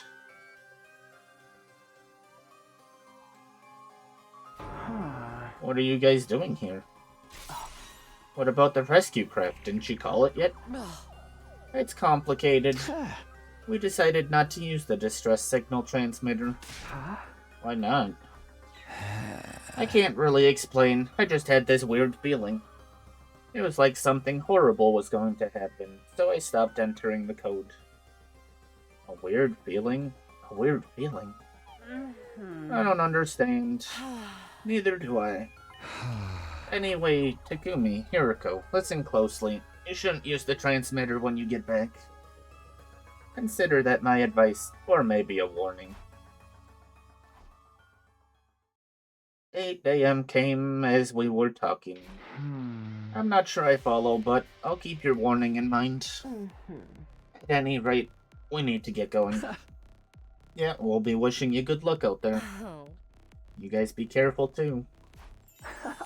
We'll be praying that all of you over there will make it safely to day 100.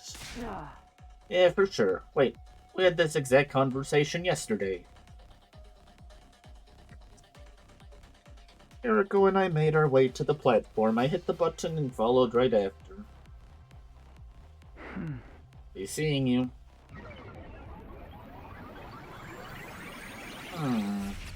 Weird.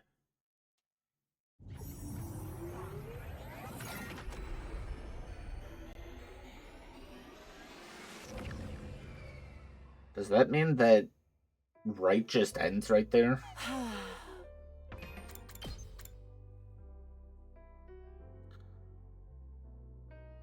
Oh, we can probably fit 2 in here.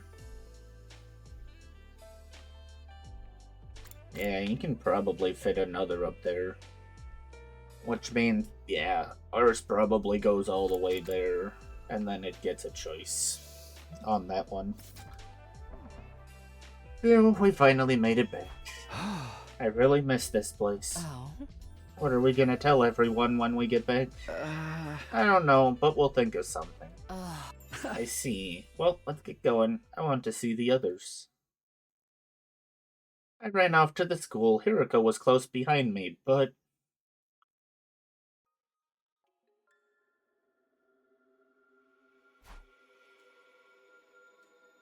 Huh? Did we enter in the timeline wrong?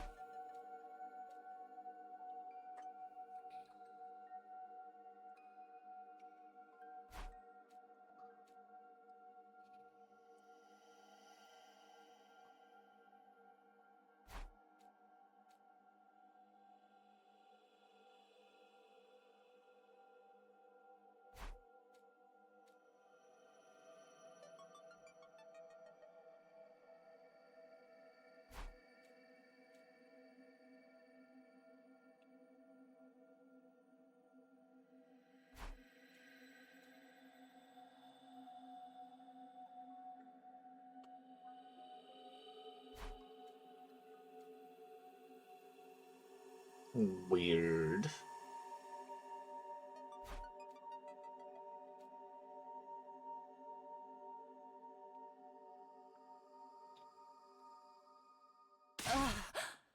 What's happening here? Where is everybody?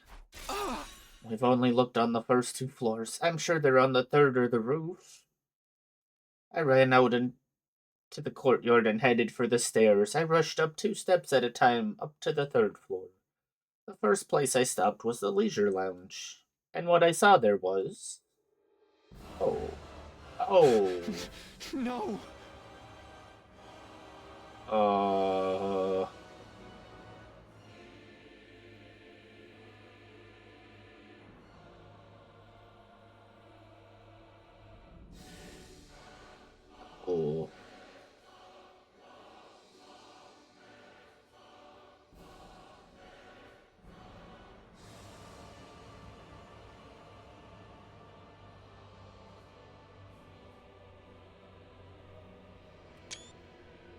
1, 2, 3, 4, 5, 6, 7, 8, 9, 10, 11, 12, 13, 14.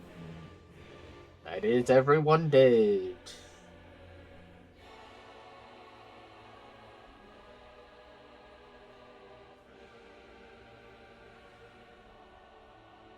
This can't be.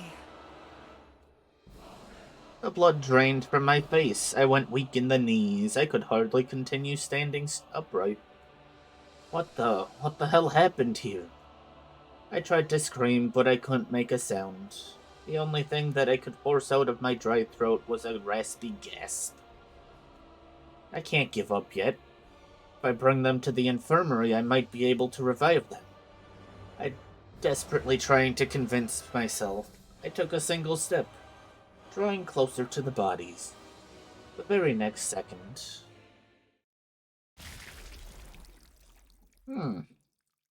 My vision was soaked in red. I turned around to see Hiriko spurting a massive amount of blood from her neck. Hiriko! Is it Takumi? Her body fell to the floor like a marionette whose strings had been cut. The light was already gone from her eyes. Hiriko! Hiriko! Hiriko!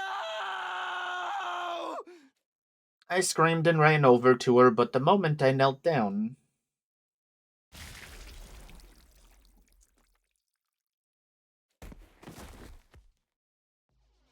Suddenly, the ceiling was right in front of me. I was on the floor, my throat slit. The blood clogged my throat, preventing me from speaking. I couldn't even breathe. Everything started to turn foggy and hazy. I'd be unconscious soon. But I wanted to at least see who did this to us. I turned my head, my eyes wandering. Standing there was... Oh. Kako G. Of course, who else would it be? She must have come here from the mystery timeline. Soon after that, my consciousness suddenly vanished. The last thing my retinas registered was Kakoji's sneering face as she licked her lips. How's she in, like, every timeline? Almost at the same times.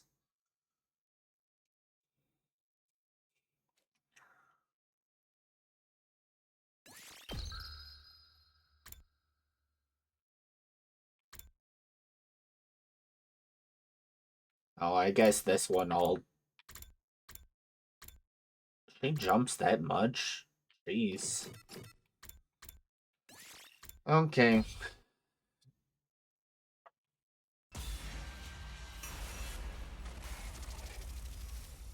We got, what, 2 left?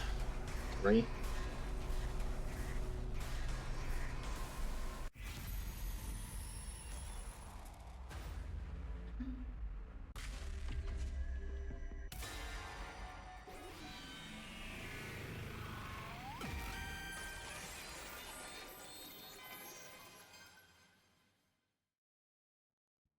Heads.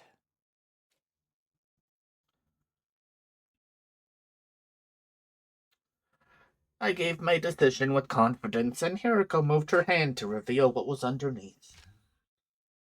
A sun symbol, which meant... I did it. Nice job. Hiriko was absolutely beaming. What are you so happy about? Excited to go on a date with me? It's not a date. We're just exploring ruins. Sure, whatever you say. Honestly. I'd never seen Hiriko like this before. I wasn't sure why, but it made me feel warm inside. Anyway, tomorrow's the defensive battle, so I'm going to get some sleep. See you around. With that, she climbed over the fence and left. I was left on my own, staring at the undying flames in the distance. Hey! You said you were going to tell me everything! I spent the night without ever finding out what the coin toss had to do with our next sleep, or about Hiriko's real intentions behind our potential non-date.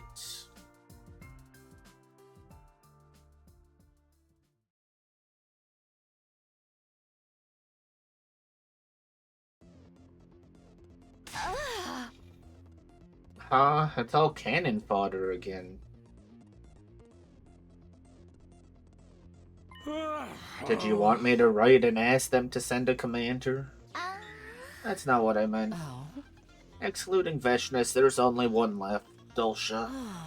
But he won't show up until day 87. I mean, according to Siri and Nico. Yeah. Indeed. That's exactly what we told her. Must I endure the torment of the multiplicity tables again? We're graduating to 2-digit numbers, remember? No. I'll die a dishonorable death before the enemy even gets to me. There's no real reason to do that again this time, right? I'm already used to weaklings talking. Oh, I'm referring to those other than myself, of course. Personally, I love it. We get to murder losers begging for their mommies to come save them. Truly wonderful. The mirror idea gets my motor running. Alright, let's get these 2 wackos. Let's let those 2 wackos do their freaky thing while the rest of us just ignore the voice. Yeah, this'll be a cakewalk if we work together. After all those parties, we're a closer-knit team than ever. Let's show them how much stronger the special defense unit is now. Huh? What are you making that face for, Nozomi? Oh, well... I was just touched that we get to fight together again, all 16 of us. Ah. This is the 4th time we've done it. I know, but how to put it? I don't really know why, honestly, but it just warms my heart. Nozomi wiped the corner of her eye immediately after the alarm sounded. Intruder alert. Defense.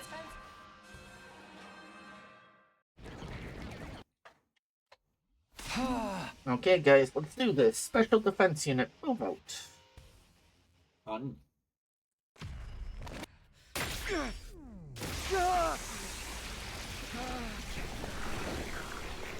Oh, more gummy bears. Sad. Gummy bears are not very good.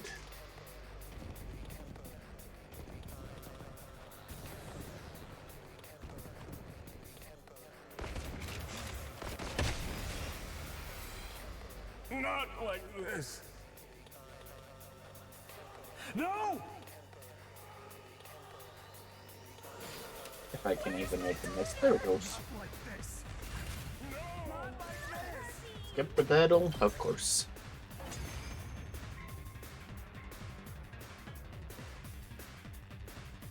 Oh man, this is so easy! I don't even want to throw up like I usually do. Not even a little? I tried dry heaving, but I just coughed up an old scrap of food. Ew, you puked in your mouth! Lady Eva, I'm having the time of my life! Oh, they're crazy. Verily, Lady Darumi. Hey, that's my thing. Don't steal my gimmick. You guys wanna quit the chit-chat? Yeah, it looks like the next wave of enemies are here. Then we take them out too.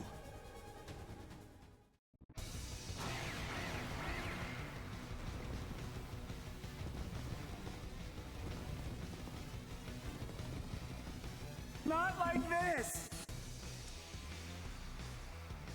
No!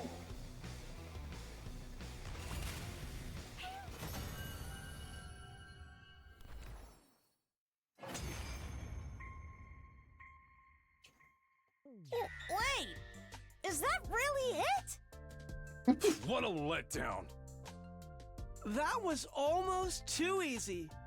I almost passed out from boredom. Huh? What are you crying about? It's nothing. Don't worry about me. I just got overwhelmed all of a sudden. Well, seeing as we won and all. Wanna do the thing? I nodded. All right, ready and go! Yay. There was nothing to be afraid of. The path ahead looked as bright as the clear blue sky above. Everyone was smiling from ear to ear. In that moment, I could believe that we were truly invincible.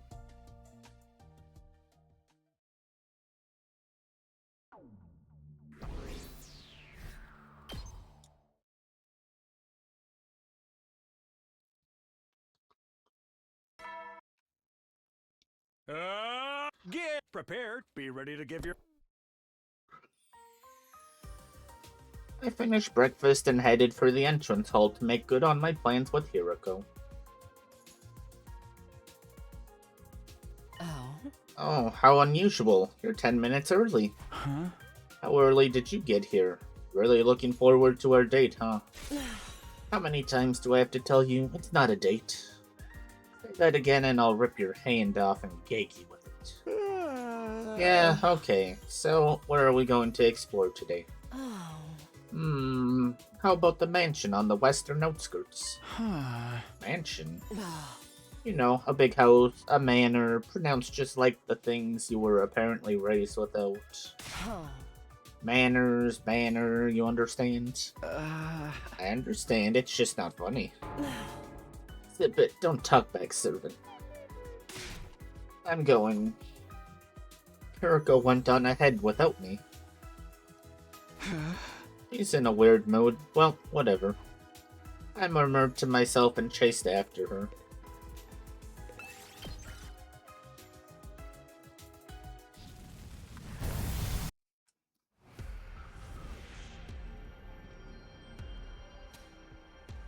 We're nearly there. It only took 250 hours. Phew, we're finally here. Oh? Okay, time to head back. No. I said time to go back. Turn up your hearing aid. But we just got here. We don't have any business in this place. Too bad there isn't a typewriter here so we can save.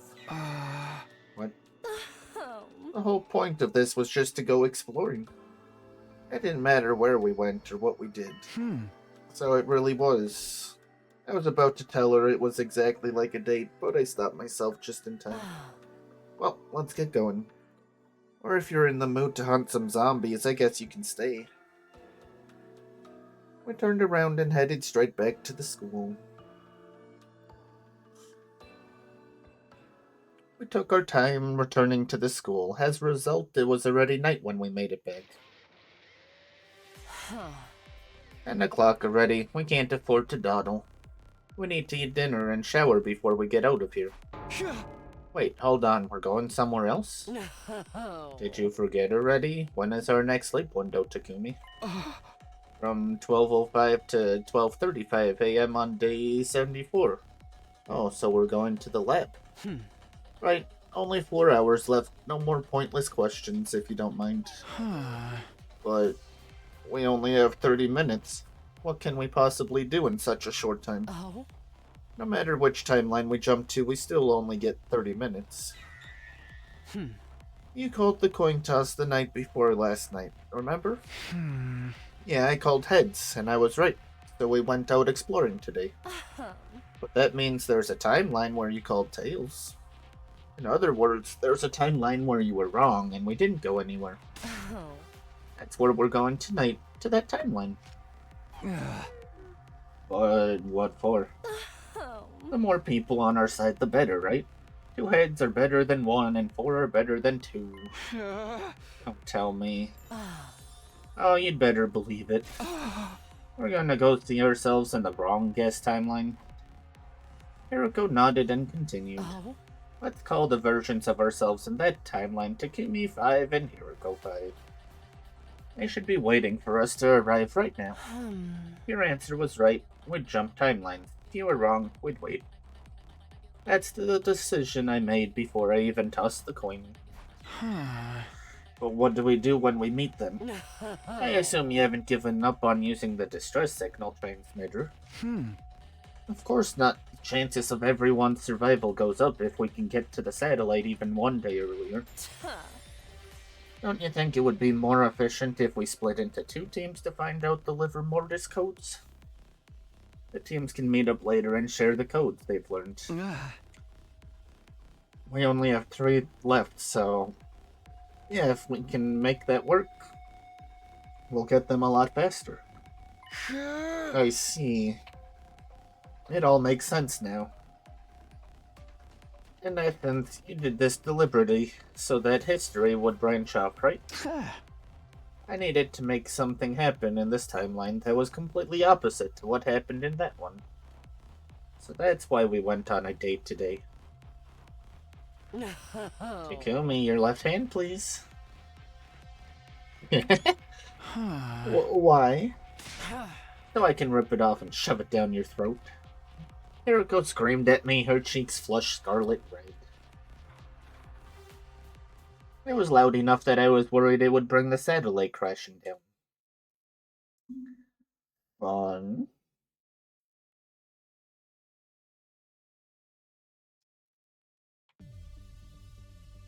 The time, 12:04 a.m., Hiroko and I had already put on our suits and configured the machine. This must be my millionth time mentioning this, but remember, we'll only have 30 minutes. I know that. We need to use that time to talk to Takumi 5 and Hiroko 5, right? Yes, so let's not waste time on idle chit-chat. Like what? I don't know, gossip about the weather, maybe? Why would we do that? Wow, that's different. As I was complaining, the clock ticked over to 12:05 a.m. I slammed the red button and jumped onto the platform with Hiroko. Alright, let's go.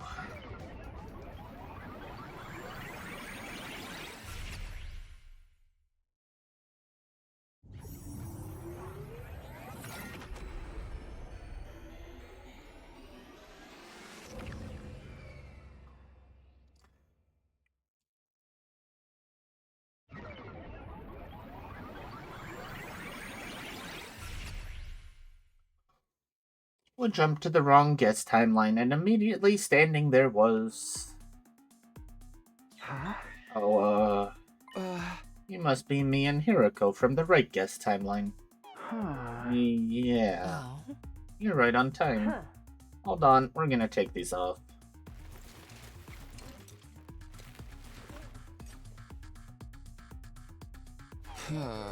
Isn't this plan a little overly complicated? I'm the one over here. Over where? I don't even know who I am anymore. Me, Hiroko 1. Excuse me, I'm Hiroko 1. You're Hiroko 5. No, you're Hiroko 6. This whole thing's a mess. Put your leap suits back on.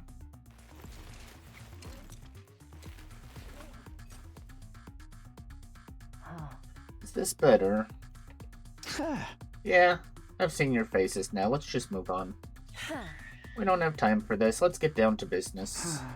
We still need 3 liver mortis codes, right?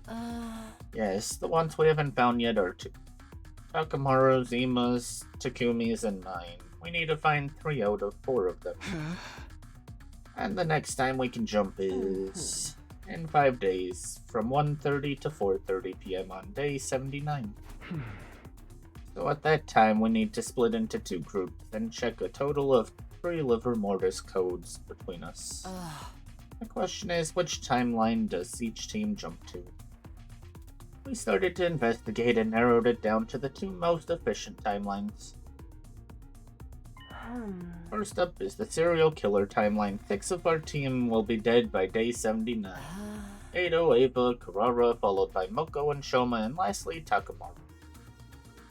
I couldn't bring myself to say anything. There was a suffocating pain in my chest. Takumi 5 was probably feeling the same way. He was staring down at his fate somberly.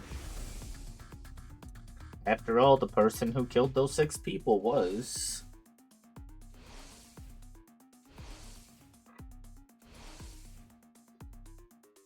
him, me, us. Don't tell me you're still stuck on that. Excluding Ado, it wasn't really you who killed them. It was an inevitability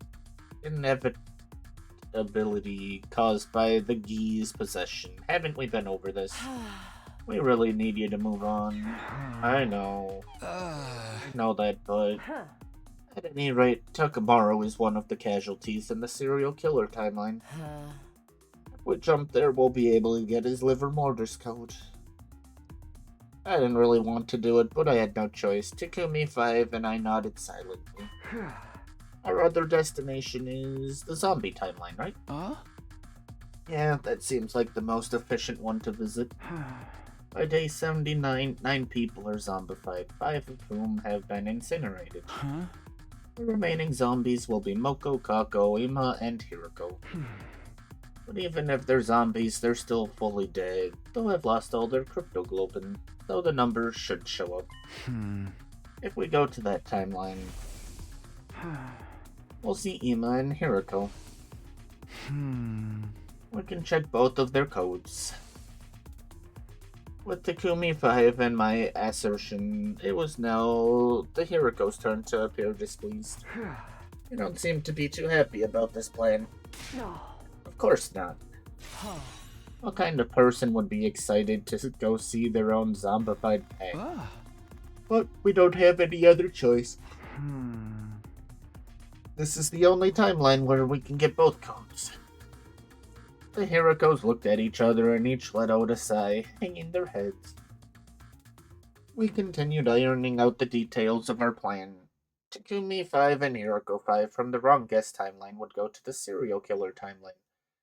Hiroko and I from the right guest timeline would go to the zombie timeline. We knew who was going to do what.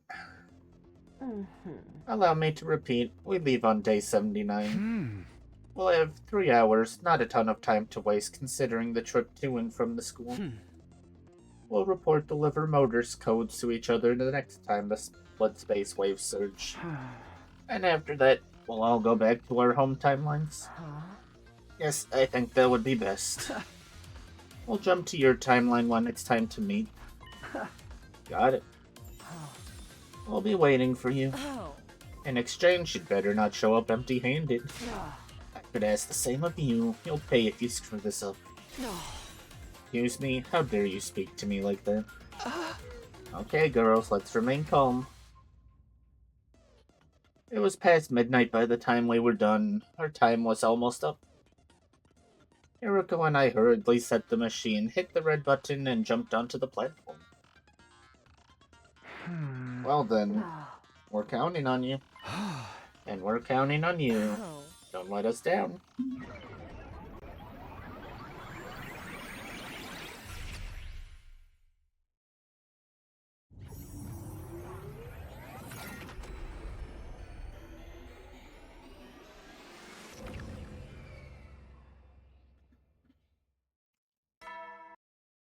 Ding dong ding dong. Get prepared. Be ready to give you.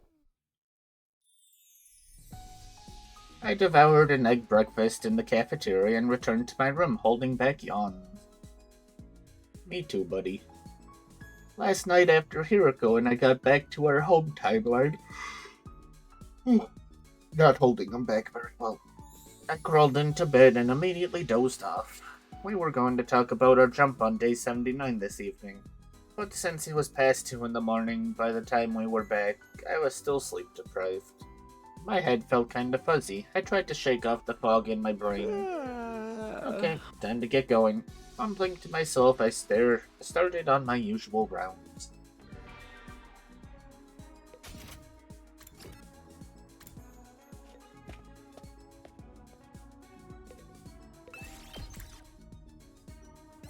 Move out!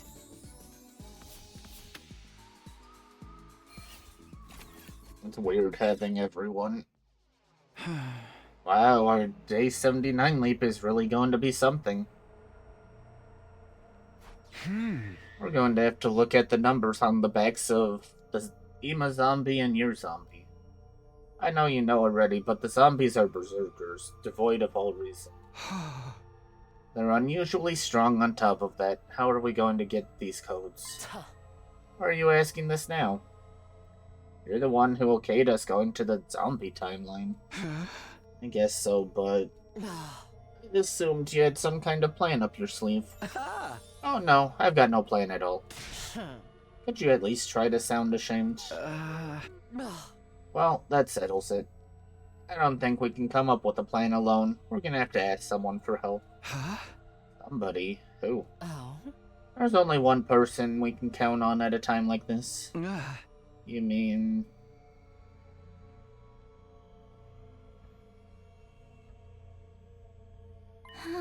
I see. So on this top secret mission, you need to be able to see the backs of some kind of monsters wearing clothes.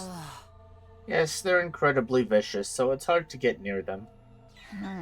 What kind of mission is this? I can't even imagine what kind of monster wears clothes. It's top secret, so we can't tell you any more than that. But everyone's life depends on it. Tsubasa crossed her arms and thought for a while. Okay, I can trust you too, so I'll help. Does that mean... Leave it to me. I'll make a useful device that will help you on your mission. Eriko and I looked at each other with a smile. But it's going to take some time. A few days at least. Until then, keep quiet and hold tight, okay? Sure. Thank you, Tsubasa.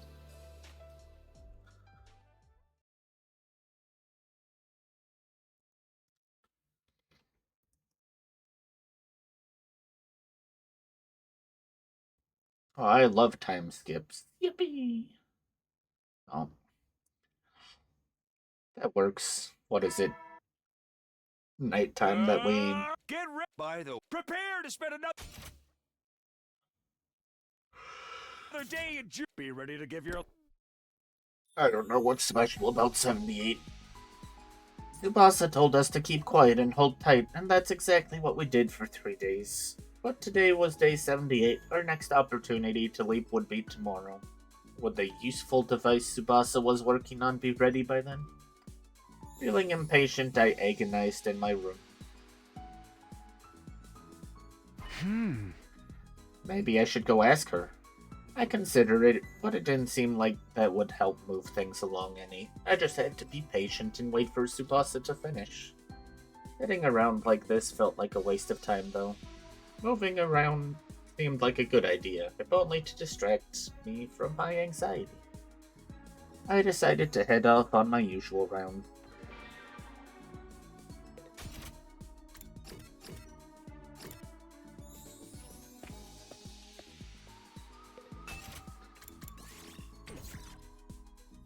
Oh, that's a lot. What is it now?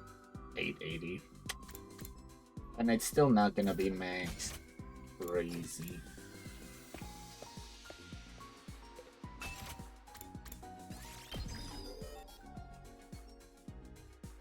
Okay. Well, that's all we're gonna get out of those. They are not gonna rise anymore.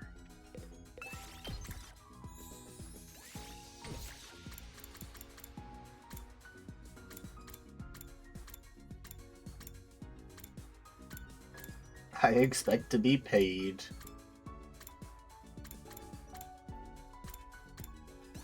Move out!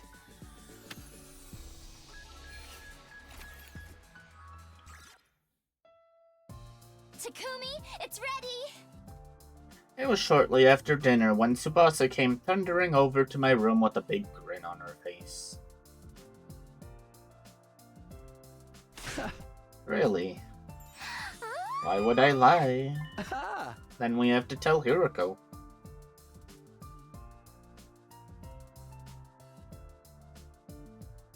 Oh. So where is this device? Here, one sec. Tsubasa walked further into the room and brought something out. And then... Da-da-da-da, da-da... X-ray goggles. She held them out to us proudly. X-ray goggles. Just like the name suggests, if you put these on, you can see right through people's clothes. Oh.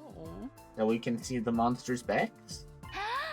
Easily, you just need to be within 10 feet of them. 10 feet. Oh, and also, I added an instant camera function as a little bonus. Just push the button on the side. And an image will be taken through the goggles. It'll develop and print the photo right there and then. I took the goggles from Tsubasa. Sounds cool, let's give it a try. I was just about to put them on when... Hiroko smacked me with all her might. Ow, what was that for? Get a clue, you filthy perv. What a pig. He was trying to see us naked. No, I wasn't. I desperately fumbled for an excuse. The two of them were glaring at me with such contempt, I thought I might wither away on the spot. Anyway, I'll be holding on to these. If Gaku got his hands on them, we'd all be in trouble. I snatched the goggles out of my hands. Honestly, it wasn't that easy for me to let go of them. It's terrible.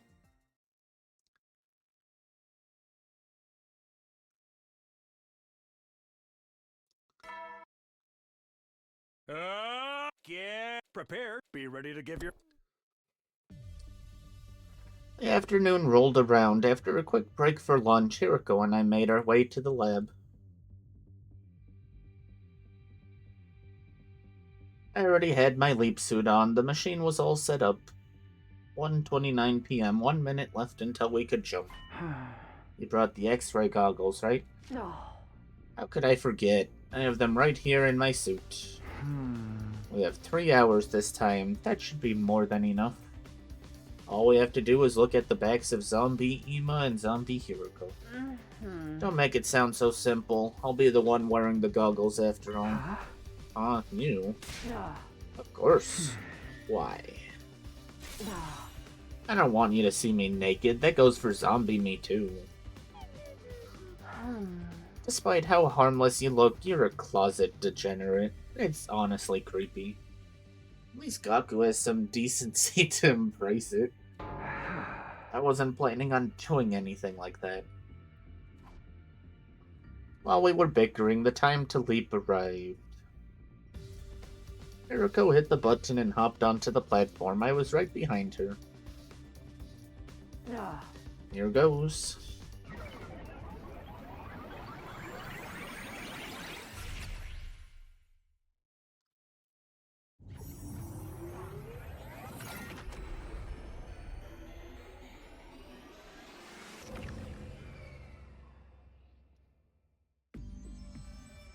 Oh? I have a question. Do you know why I'm not wearing my leap suit? Because you can't wear the X-ray goggles with the helmet on, right? Exactly, so what about you? Why did you take yours off? It's lighter and easier to move this way. The survivors in this timeline should be holed up in the garage in fear of a zombie attack. They won't come out today, so even if our faces aren't covered, we don't have to worry about being seen. Are you sure about that? Yeah, I'm sure. Oh? Just to be safe, let's keep our class armor activated. In the event we do get attacked by a zombie, we'll be better protected that way. Very well.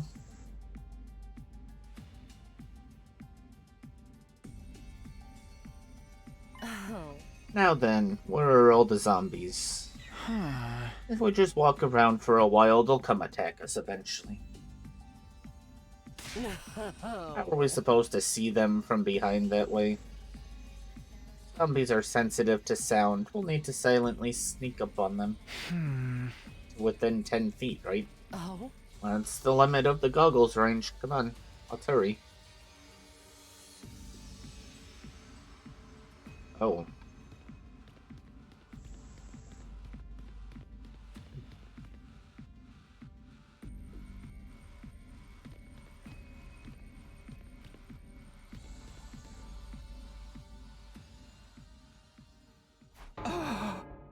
Zombie Kako. We need to run.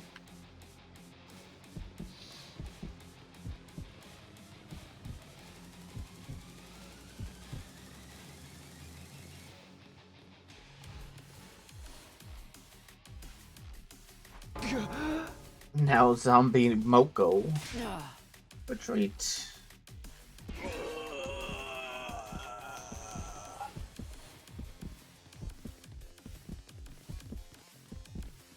Huh? Kako's just gone.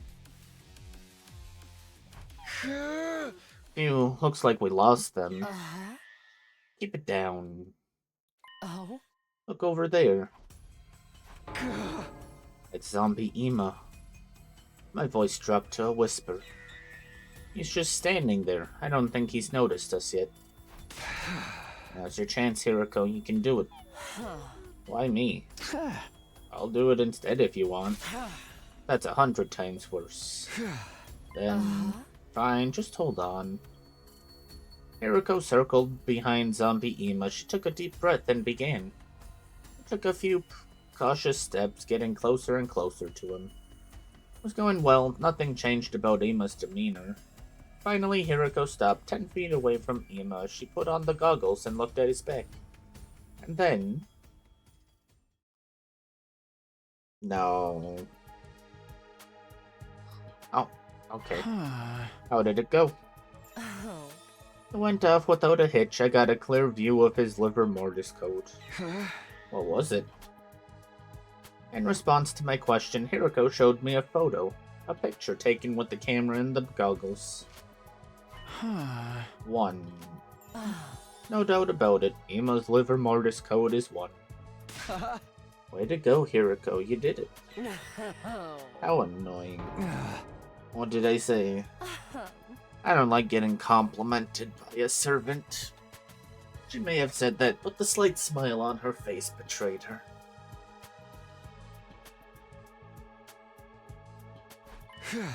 Next up is Zombie Hiriko. I'd really rather not see her, but what choice do I have? Let's look for her. We wandered around the second and third floors in search of Hiriko's zombified counterpart. But there was no trace of her. We gave up and returned to the first floor hallway. We spotted her the moment we came down the stairs. There she is, Zombie Hiriko. How depressing. Looking at myself literally decaying is even worse than looking in the mirror on the morning of a terrible hangover. A hangover? How I imagine it, I mean, I wouldn't know. We're in a bad position. She has her back to the wall. We won't be able to see her liver mortis code until she moves. Why don't we wait in here a while? She might wander off. No, time's running out. We have to do something now. Like what? There's no other option. I'll act as a decoy and lure her away. While I'm doing that, you look at her back. What? I'm not gonna let you walk into danger alone. Come on, let's do this. Hey, over here, zombie.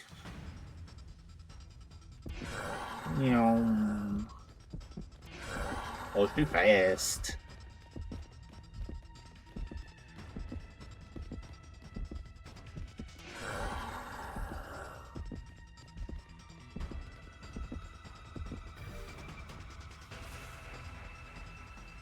I turned and bolted away at full speed. Zombie Hiriko came lumbering after me.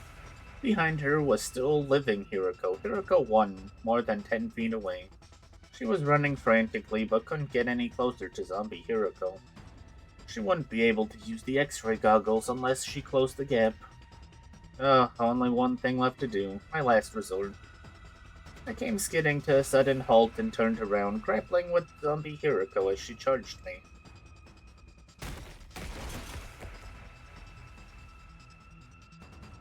I felt something hard against my back. She had knocked me over.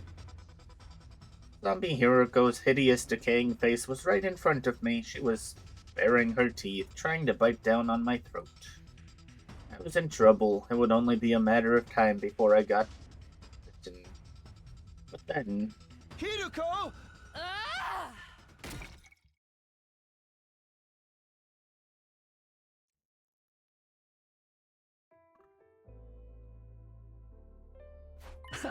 Thanks. You saved my life. Don't thank me. A servant should know their place. What should I say then? Don't say anything. Your reckless behavior allowed me to see the code, so let's call it even. What was it?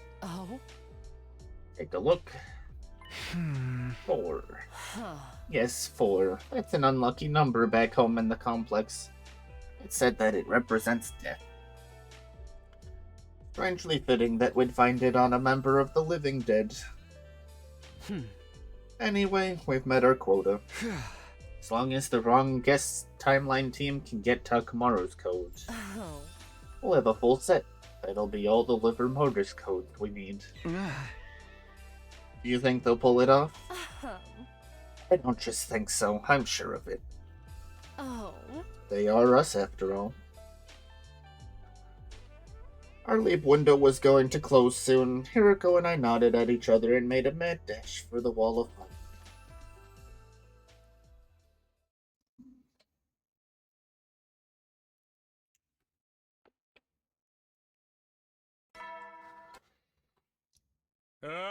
What? We have just a bit. Wonderful. I grabbed breakfast and went back to my room. I needed to talk to Hiriko before our next parallel leap, but we were going to meet up after nightfall as usual. In the meantime, I set off to do my usual rounds.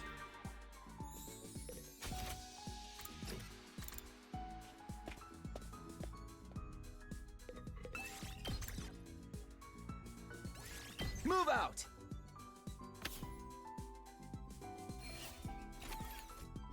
So, I'm gonna take a guess that, Did you check the device? Once we get the last code, we go back, he starts entering it in, and then it gives us a choice. Do we continue or do we stop? If we put it in, I'm guessing one of the codes is wrong, and it activates the poison and we just die. And then, I mean, we see that if we don't enter it in, we go back and check on wrong guess. Yeah. It looks like the blood space waves peak again on day 84. That's when the wrong guess timeline versions of us will come here, right? Yes, but we'll only have 15 minutes. The window is from 11:15 p.m. That should be plenty. All we need to do is tell each other the liver mortis codes. As long as you refrain from unnecessary chit-chat. That's rich coming from you. Excuse me? Nothing. Hiroko let out a huff before she continued. Whatever. More importantly, why don't we check the distress signal transmitter in the hidden room in the basement one more time? Huh? Alright, I suppose it couldn't hurt. Oh. Interesting. Nothing out of the ordinary here. Huh? We just need to put the codes in the device over there. That's right. 9 codes out of the 10 from Team 1. If they're right, it'll send a distress signal to the artificial satellite and then a rescue craft will come to the school. The maximum cargo of the rescue craft is 2 tons, enough for all 16 of us. Then we'll be able to escape to the satellite without leaving anyone behind. Have you noticed how all of the liver mortis codes we've found so far are only 1 digit? Yeah. Tsubasa's is 2. Eido's is 8, Gaku's is 0, Kako's is 9, and Shoma's is 3. Doremi is 5. Then, as we found out yesterday, Ima's is 1. And mine is 4. 280935514. Everybody has a different number. What are you getting at? I was wondering if liver mortis codes are unique numbers assigned to each of us. You mean there are no duplicates? I'm not sure, but if that were the case, Takamaru's would be 6 or 7, right? 6, 7? Hiroko smiled devilishly. No way, don't tell me you're just going to guess. Hey, slow down. There's no guarantee it'll be 6 or 7. Even if it is one of those, if we put the wrong one in. Poison gas will come out of those tanks over there. It's a terrifying toxic gas, capable of melting any object into a soupy mess. Sirei and Nigo said that gas masks or protective clothing won't do anything to stop it.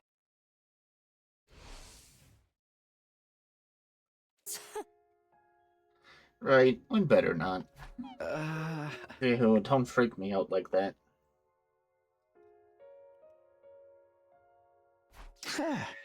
Let's just wait patiently for day 84. Then the wrong guess timeline team will tell us Takamaru's number. Yes, we just have to hold out for 4 days. After that, we'll be able to leave. Hiroko looked up at the night sky. The shining silver artificial satellite hung in the void of space. Oh. One of those other timelines said that a person in a white cloak arrived on a silver vehicle.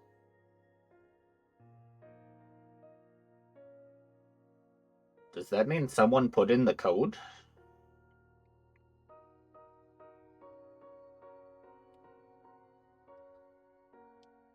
If we can just get there, we won't have to fight anymore.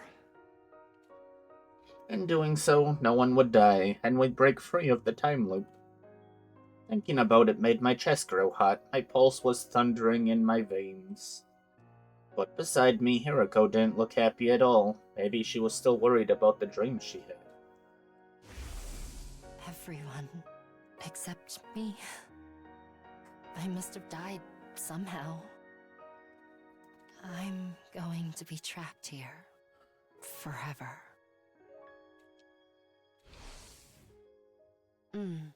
Well then, good night. With those forlorn words, Hiroko returned to her room. The only thing she left behind was the sweet scent of lavender. Forever lavender smell.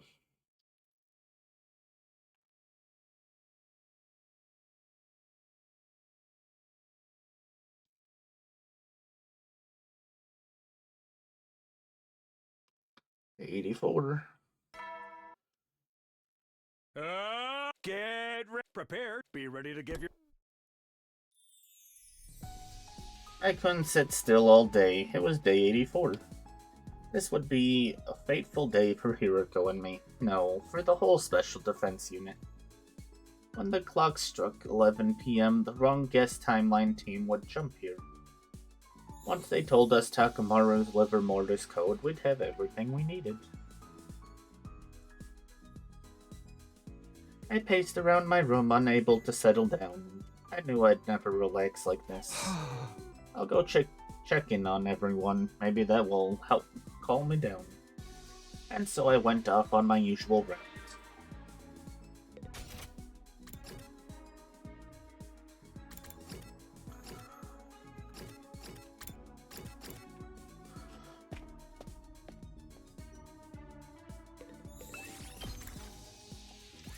Move out! That was a pretty bad run. What's going on? Where are those two?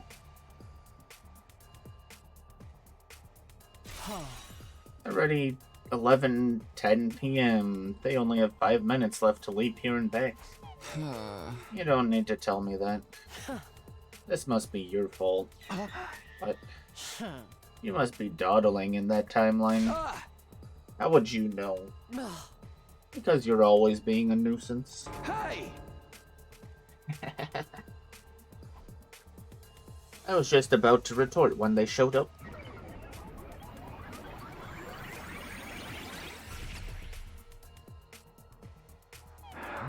Sorry we're late. What were you doing? We ran into some trouble because of Takumi. You'll get the wrong idea if you say that. You were the cause of the delay, weren't you? Well, I can't argue that, but still. See, I told you. Hiroko one looked at me smugly. I ground my teeth together. We don't have time for this. We need to exchange information. The wrong guest timeline duo nodded and swiftly stepped down from the platform. We'll go first.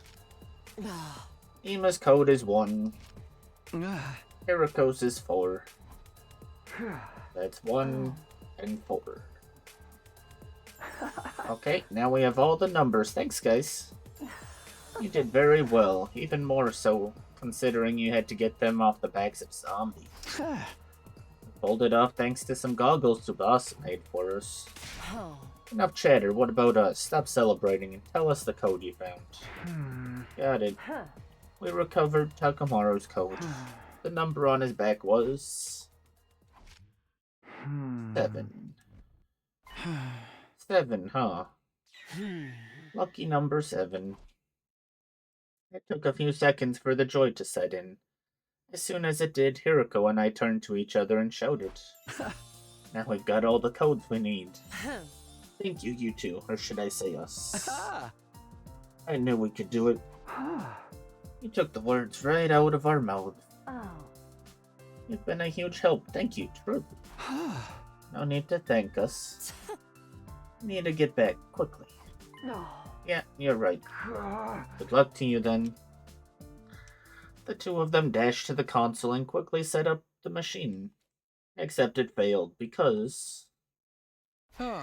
it 11:16 p.m.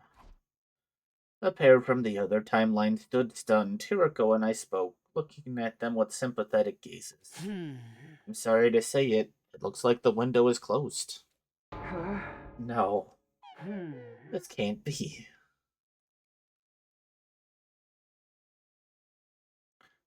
The stranded pair stood there with their helmets still on. I couldn't see their faces, but judging by their slumped shoulders, they looked painfully dejected.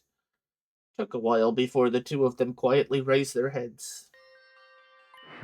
Well, there's no point in getting depressed about it. We just have to change our mindset.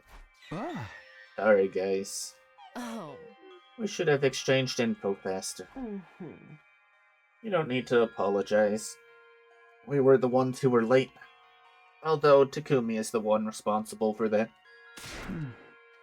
Stop making it sound like it was all my doing. No. Huh? Looks like you two will have to stay in our timeline until the blood space waves rise again. Oh?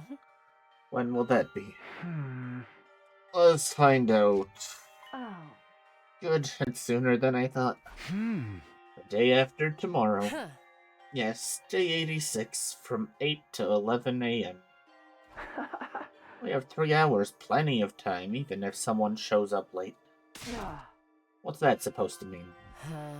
I'm not sure what happened between you two, but you should try to get along. Yeah, you're gonna be stuck here together for another 32 hours after all.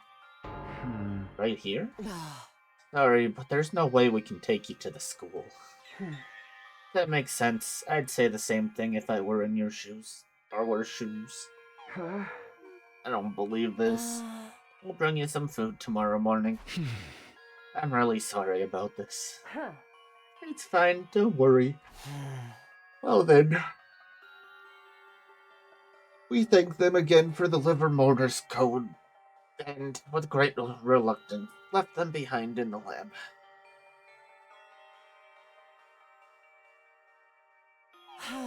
We have all the codes we need, but it's hard to get in the mood to celebrate. Yeah, I'm worried about the other us too. I'd like to boot up the distress signal transmitter right now, but it would be a little awkward.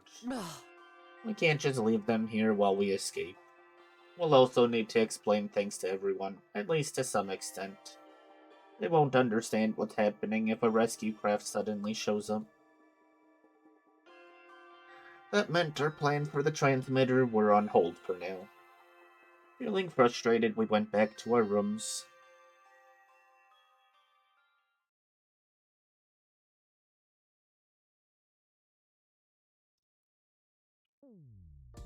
It was morning. Hiroko and I woke up early and went to visit the lab. Oh. Sorry to keep you waiting. We brought you some food. We put it in the cabinet over there. Thanks, we appreciate it. Oh. Sorry to make you go out of your way. Oh.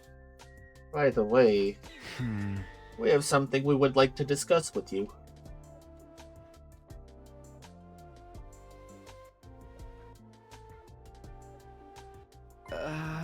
You were worried about that? We have no reason to refuse. Are you sure? Yeah, don't worry about us. Just go ahead and boot up the transmitter when you get back. We'll be able to get back to our timeline tomorrow anyway. And then we'll be calling the rescue craft just like you. There's no need to spare our feelings. Oh. Good, you agree. You're me, so you knew exactly how I was going to respond, didn't you? I had a hunch. This is goodbye then. Well, I wish you the best of luck. You're not going to enter the code wrong, are you? I'll be fine. Oh? Are you sure about that? Just what kind of guy do you take me for? A slow-witted, careless servant. What are you laughing about? They're talking about you too. Oh, right. Hiroko 1 and 5 laughed, amused. Takumi 5 and myself awkwardly avoided looking at each other. Alright, you two, take care. We'll be praying that all of you over there will make it safely to day 100. Hiroko and I gave firm handshakes to our counterparts, then left them with a thumbs up for good luck.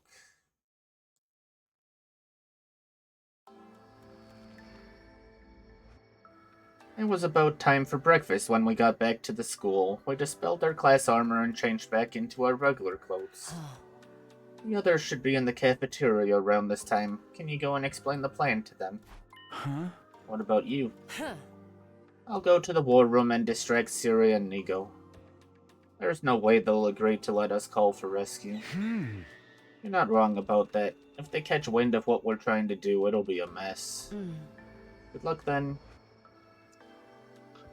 Hiriko dashed away into the school. After watching her leave, I headed to the cafeteria.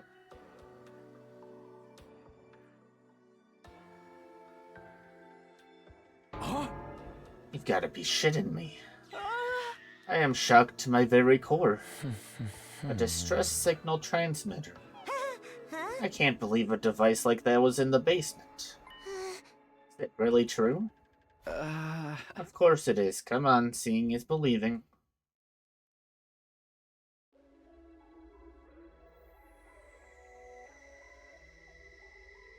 The moment everyone laid eyes on the machine in the hidden room, they were lost for words. A few moments later, Hiriko showed up. Don't worry about Siri and Nigo. The two of them are busy trying to break down an astronomically long number into its prime factors. I told them it was encrypted top-secret enemy information. They won't notice anything for a while. Nobody seemed to hear a word she was saying. They were frozen in place, staring at the transmitter. Please forgive a subhuman substrate sucker like me for asking, but how did you and Hiriko find out about this machine? Well, we stumbled on it while exploring the school. It happened a couple of days ago. How did you find out what it's for, and how to use it? We got a manual to display on the central monitor. It described everything. I understand what Mr. Semino told us correctly.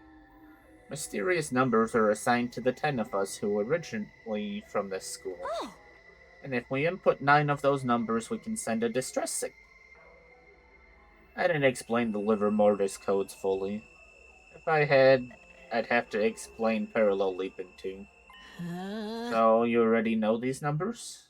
Then let's pop them in and summon the rescue craft. Yeah, okay. I slowly made my way to the transmitter. Everyone stood behind me, practically surrounding me. I let out a big sigh and cautiously entered the codes.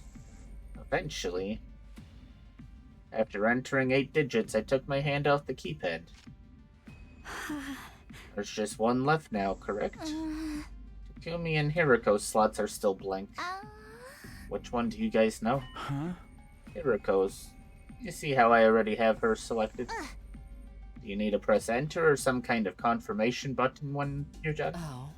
No, once I enter in the last number, the system should automatically detect it. And if all 9 numbers are correct, the distress signal will be sent. That's right. But if it's wrong, poison gas will come out of those tanks. And everyone will become all soupy. Silence filled the air. I could hear everyone's breath hitch. You guys need to be here? Maybe you could wait upstairs? Are you out of your goddamn mind?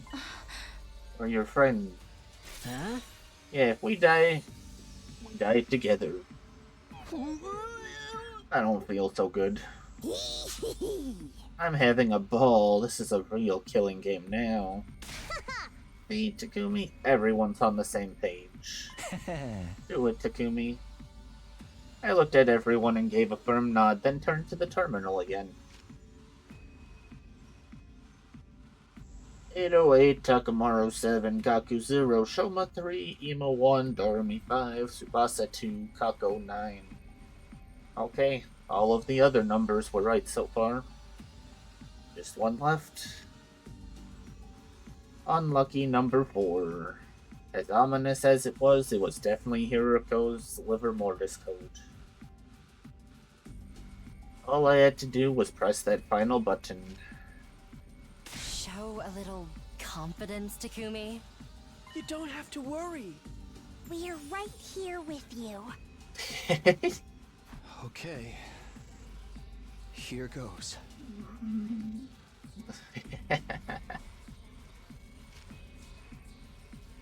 I reached out to the keypad, and with a trembling finger, I hovered over the number 4 key. I love choices.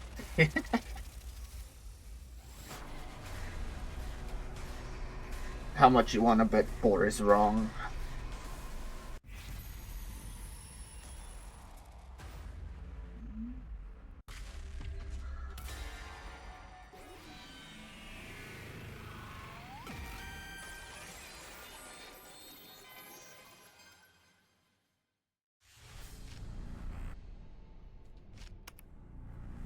I pressed it, and the very next second...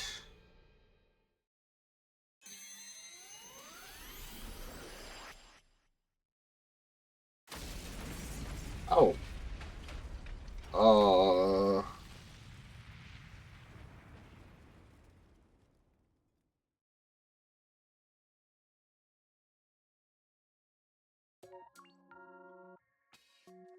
I didn't think it was gonna explode.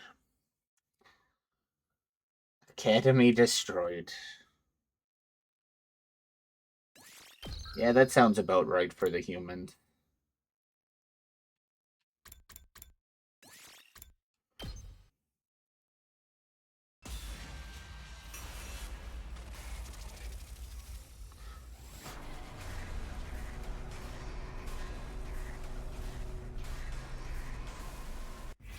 They are garbage.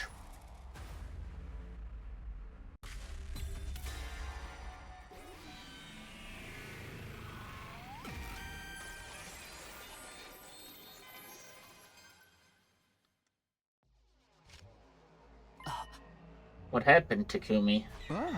Hold on a minute. I pulled my hand away from the keypad. What is it? You can't just tell us to hold on with no further explanation. Just have a bad feeling about this. A bad feeling? Oh, I get it. You lost your nerve, didn't you? I thought you were better than that man here. Tell me the number. I'll smash it in myself. I hadn't said the final number out loud yet. No one other than me and Hiroko knew it was 4. Spit it out, asshole. I told you to tell me. Hiroko, you know the number too, right? You can tell us. Hiroko held her tongue. Maybe she knew what I was feeling. Then I'll just put in any random number. You cannot do that, Mr. Yakushiji. The toxic gas will be released if we put in the wrong one. Are you guys all chickening out? We can finally call for rescue. What the hell are you hesitating for? Takamaru stomped his foot angrily on the ground. Takumi, can you at least tell us why you're hesitating? A groan crawled out of the depths of my throat. I tried to swallow it back before answering. I'm sorry, I can't explain it very well, but we can't activate this transmitter. I don't know why, I can just feel it. What? Seriously? Unbelievable. Not to me. I know what it's like to have visions. Visions? That's right. Tako's words gave me an idea. The next day, the blood space wave surge would be tomorrow, day 86, between 8 and 11 a.m. in the morning. We parallel leapt then, we'd be able to know an unknowable branch of history. Not exactly a vision, but enough to prove my point. It was worth a try anyway. I might be able to prove it. Prove it? Prove what? Prove that I just made the right decision. Takumi, are you out of your... Enough, Hiroko. I know what I'm doing. Anyway, guys, I just need you to wait until tomorrow morning, please, for me. I lowered my head as I pleaded with them. Everyone looked at each other with troubled faces. Alright, if that's what you think is best kept. Tomorrow morning, you'd better have your proof ready by then. Are you all okay with that? The others reluctantly nodded, in spite of how unwilling they looked.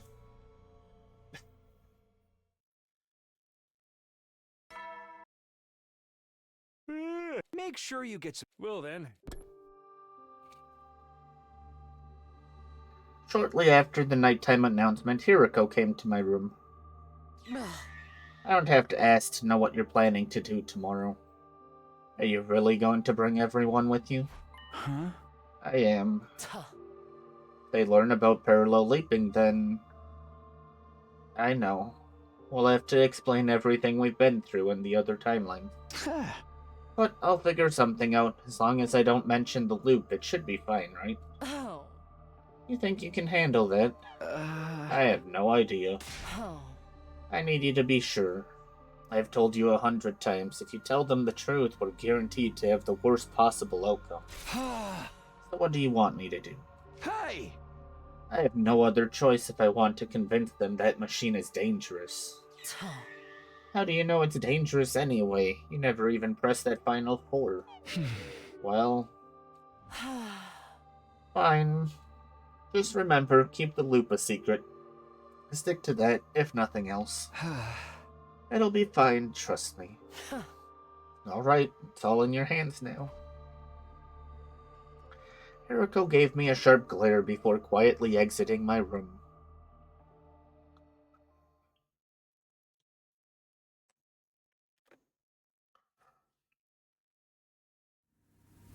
Oh. I did hear Goofy. Hi, Waffle. What you doing? You never come visit that often. Yeah, you.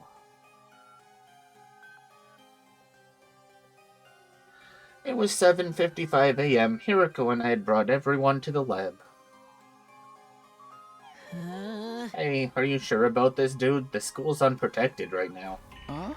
The next enemy attack isn't until tomorrow, day 87. We don't need to worry. Do Siri and Nigo know about this? The two of them are still deep in the prime factorization trenches. They're allocating every last bit of their processing power into it, so I doubt they've even noticed we're gone. But it's only a matter of time until they do.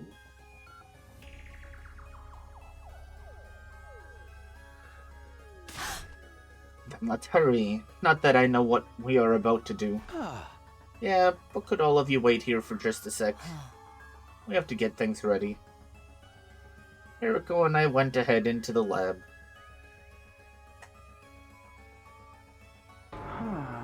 What are you guys doing here?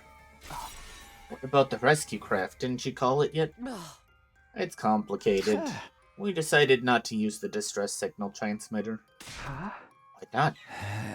I can't really explain. I just had this weird feeling. It was like something horrible was going to happen, so I stopped entering the code. I don't understand. Neither do I.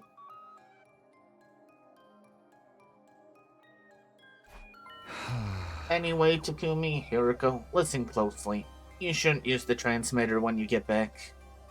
Consider that my advice, or maybe a warning. 8 a.m. came around as we were talking. I'm not sure I follow, but I'll keep your warning in mind. At any rate, we need to get going. Yeah, we'll be wishing you good luck out there. You guys be careful too. We'll be praying that all of you over there will make it safely to day 100. Yeah, for sure. Wait, we had this exact conversation yesterday.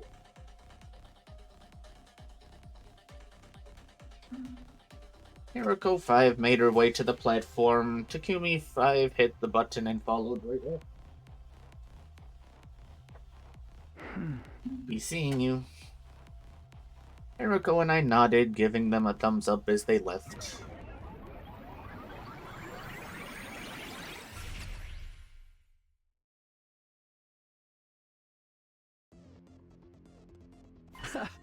Sorry for the wait, we're ready.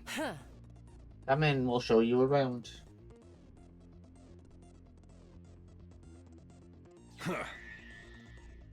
Hi, Goofy Cat. Yo, what's all this dork-ass researchy looking stuff.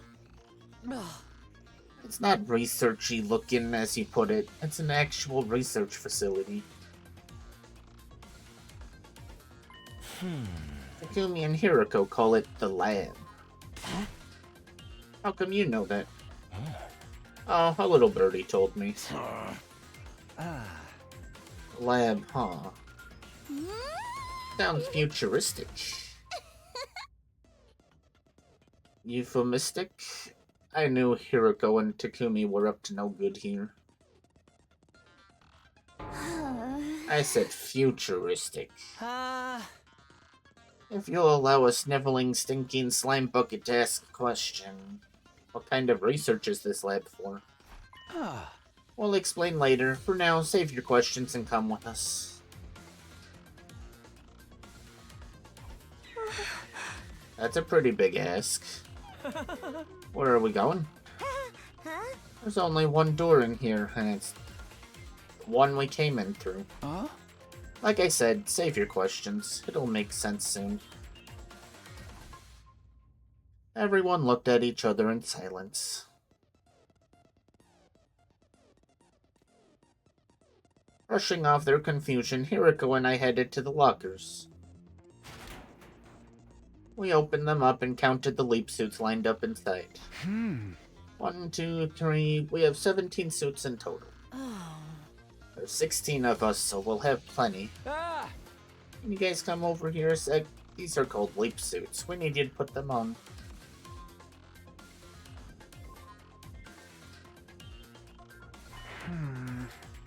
Okay, everything's ready. We finished preparing the machine while everyone else was putting on their suits. I motioned everyone to get into position. 15 people stood crowded together on the cramped circular platform. I pressed the red button on the console and leapt into the crowd. Alright, let's go. Yeah, let's go, Waffle. Where are we going? I don't know.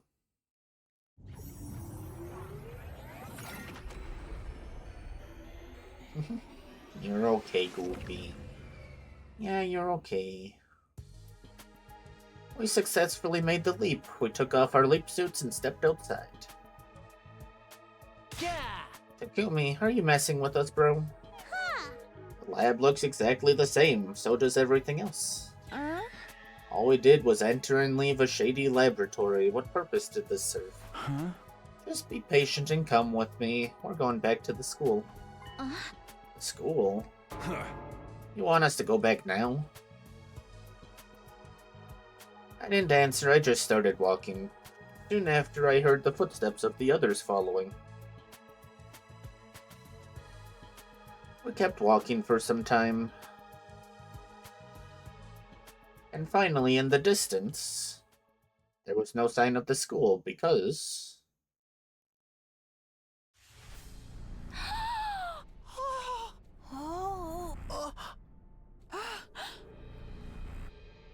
Yo, what the hell? It's gone.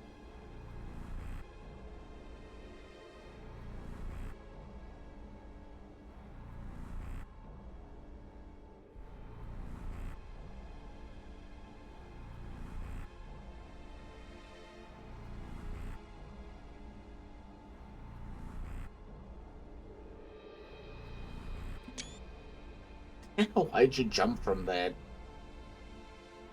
What's going on? The academy. It's not just the academy. The entire area! It's all been blown to pieces! But why? How? Isn't it obvious? Enemies must have attacked. No, that's not it. It's not? I'm not sure how to explain it. First of all, we're not looking at the ruins of our school here. Our school is still fine. Don't worry about that. Oh? Well, then where are we? Remember how I didn't enter the last digit in the distress signal transmitter yesterday? Well, there's an alternate timeline where I did punch it in. That's where we are now. A parallel world where I entered the code. Everybody was completely taken aback. I could practically see question marks floating above their heads. Excluding Ado and Hiriko, of course, who were already familiar with the whole idea. So if you'd entered that last digit yesterday, this is how things would have ended up. The very idea that we could request rescue was a lie from the start. I don't know the reason why. But one thing's certain. Even if all of the numbers were correct, the system was designed to set off a massive explosion. Wait, can you explain this timeline stuff a little more? What does it have to do with the device in the lab? All kinds of questions started rolling in. I cut them off. I'll explain when we get back. We have a limited amount of time to return to our timeline. Now come on, let's get going.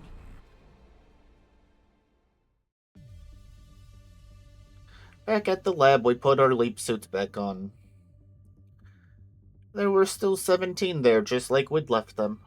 Hiriko put on one of the last 2 suits, and then everybody was dressed.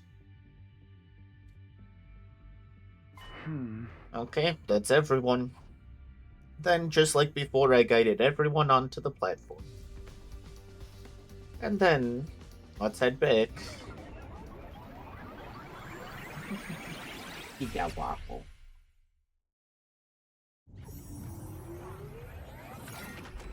Yeah, pretty kitty kitty.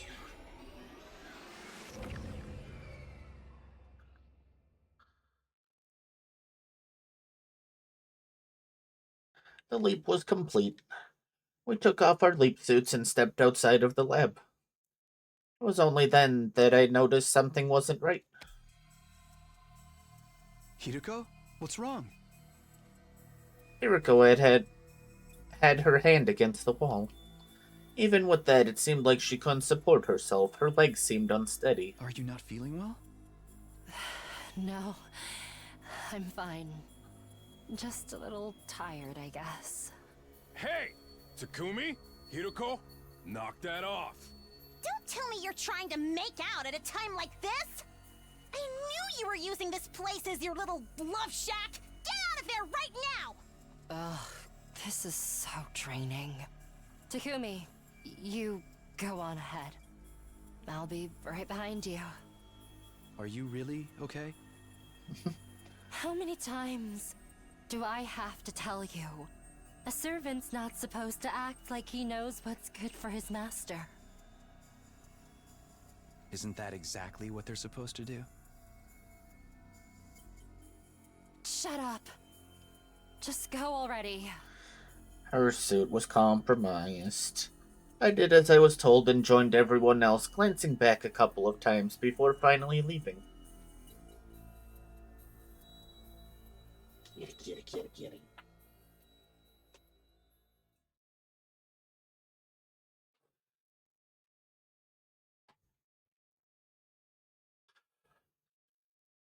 It took a while for Hiriko to show up. Huh. Pardon the wait. Well then, let's get going. Back to the school. Back to where we belong.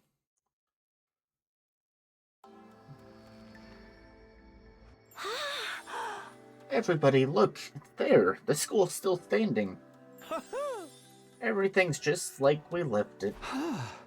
What did I tell you? But you still haven't explained anything. That's right. You need to explain it slowly and clearly so that even a brain-dead moron like me can follow. Isn't it time you told us what's going on, Takumi? Mistress Hiriko, tell us. Okay. Oh. It's going to be a long story, so bear with us. Hiriko and I told everyone about the timelines and parallel leaping. We told them everything, including why we'd kept it all a secret. Of course, the one thing we kept back was the matter of the time loop. We glossed over that and selectively revealed only what we were able to. It took a long time for the others to accept what we were saying. By the time they were finally out of questions, the sun had already set.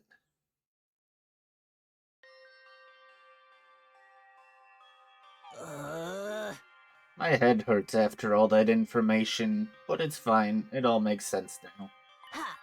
We basically went to another timeline where we entered the last number into the transmitter. If we'd actually done that yesterday, we wouldn't be alive right now. Thank goodness we didn't enter the code. Takumi, you made the right choice. You were trying to force him to do it. So were you, Lady Karara. But why did it explode? Did that timeline's Takumi get the number wrong? Impossible. I'm certain all our codes were correct. Even if he got them wrong, I can't imagine it would cause an explosion on that scale. All the manual mentioned was toxic gas. But then, why? Why did it explode? I don't know. If I can say anything for sure, it's that there wasn't poison gas in that tank in the basement. Those tanks were more than likely filled with some kind of liquid explosive. As for what set it off, Eriko shook her head listlessly. At least now we all know about timelines and parallel leaping. Eriko, Takumi, you've flipped timelines multiple times, right? I'm so jelly. Yeah, I want to visit other timelines too. Sorry, but no. I think we'd best avoid that. Why? There's no happier timeline than this one. Here and now, all 16 of us are still alive. The same can't be said of the other timelines. Someone is always dead. Either casualties in defensive battles or killed by one of us. No way. You're kidding. So please don't even think about sneaking off to other timelines. We need to stay in this one and keep everyone alive. That's what will lead us to the best possible outcome. After hearing our earnest protests, everybody firmly nodded in agreement. After our adventure, we all grabbed a late dinner in the cafeteria. Siri and Nigo showed up shortly afterwards. Shizuhara, just what are you trying to pull? That massive figure is impossible for us to prime factorize. Yes, it seems there was a red herring. There's no need to solve it, so you may as well forget about it now. Wait, what? I thought so hard I gave myself a fever. Our two commanding officers waved their arms around and pouted. Everyone desperately held back laughter, watching them out of the corner of their eyes. That is pretty funny.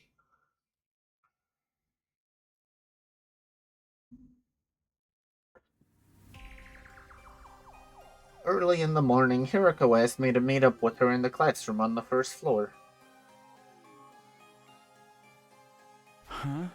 What did you want to talk about? The enemy will attack today. I have two things I want to tell you before we fight. What are they? First, the commander coming today will be Dulcia. As I'm sure you know, Dulcia is a powerful foe, so much so that we have no chance of winning in a fair fight. But there is a way to weaken his power. Do you remember Zan Shin, the commander with the power to absorb living organisms? She said that the first time you beat her, you used a poison created by Yugama. Or, you said that the first time you beat her, you used a poison created by Yugama. It's a kind of bioweapon created by analyzing enemy DNA, yes? It will work on Dulcia as well, however. I haven't given Siri and Nigo that piece of information yet. Why? I didn't think I'd need to. We were supposed to have left for the satellite on day 85, remember? We were going to activate the transmitter and call for rescue. In the end, that rescue plan was a complete fabrication, so thankfully you didn't enter that final four. At any rate, I didn't imagine that we'd still be around to have to fight Dulcia today. You could have said something yesterday. We didn't have time, and also... Hiriko stopped herself, putting her hand against her forehead. She didn't look well. Could it be... Are you still feeling sick after yesterday? Is that why you didn't have time to tell them? No. Come on, that's obviously it. You go back to your room and rest. You won't be able to fight if you... Shut up, I'm fine. Anyway, that was the first thing I had to tell you. What's the second thing? It's about you. Don't let your guard down in the battle today. Even if Dulcia de-transforms, he'll seize on that opening and kill you. Kill me? Strictly speaking, he'll just behead you. Oh, well, in that case, I have nothing to worry about. Are you kidding me? This is a serious matter, and the timeline I know of, you get revived immediately after. That doesn't mean the same thing will happen in this one, so be careful. Keep your guard up, even if it seems like he's relaxed. Understand? Fun. I wrapped up my conversation with Hiriko and we headed for the schoolyard. Everybody else was already there. Sumino, Shizuhara, your party. Were you making babies again? Oh, for the love of murder. How many babies is this now? Are you guys after sextuplets? I wasn't even in the mood to retort, so I just ignored them. We've already finished our briefing. Not that we had much to talk about. We hardly have any information this time. We heard that Dulcia would be coming alone. That he is a very powerful foe. That was about it. Don't forget that the defense system doesn't recognize him, so the alarm won't go off. That's why we had you all come out to the schoolyard. To do a visual check for enemies. I looked at Hiriko, she nodded in silence. Should probably given all that info to Syria and Nico in advance. Think of the fucking devil. Look who just showed up. Everyone looked in the distance where an imposing figure was standing. Yippee. Hiriko suddenly lurched forward. She looked awfully pale. Even her eyes looked hollow, like she might collapse any second. Are you okay? This is why I told you to rest up. Insolent servant. Worry about yourself. Hiriko. Okay, everyone, here we go. Let's give our guest a warm welcome. At Hiriko's signal, everyone pulled out their infusers. Exciting. Is this gonna go differently? I mean, we got a billion people here.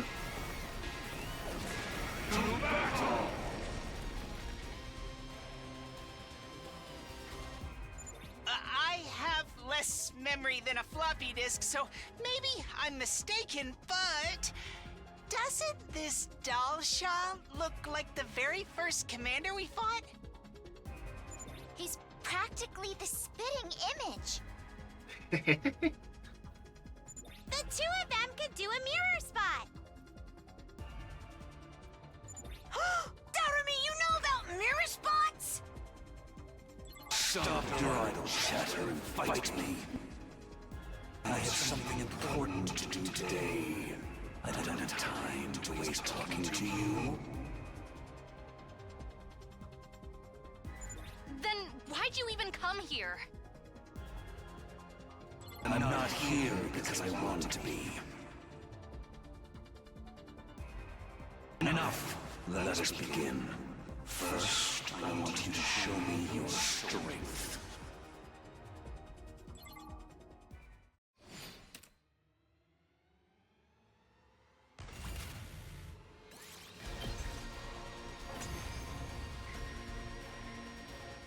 That's all?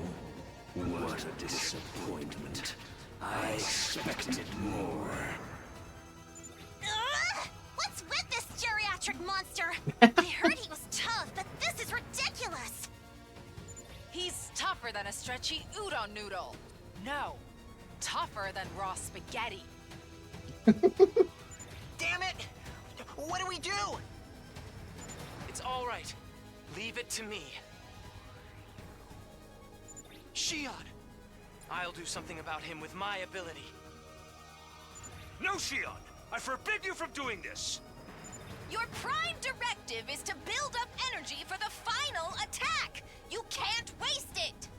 Waste it? How can you call protecting my friends a waste? I'm going to fight, no matter what anyone says. Remember what Takumi said about me? Shion is as much a part of the Special Defense Unit as any of us. He's our 17th member. If he dies, we all die. If we die, he dies. Our destinies are intertwined. He's one of us, an important comrade. The same goes for everyone else, because they accepted me as one of them. It makes me so happy. Happy enough to cry. I want to return that sentiment. I want to fight. For all of them! Shion. Shion. One after the other, everyone called out his name with tear-choked voices. Fine! If you feel that strongly. Mr. Shion, don't overdo it, okay? Are you quite done yet?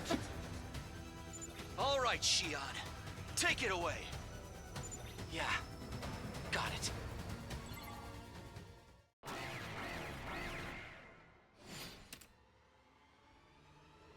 With the Shion bomb.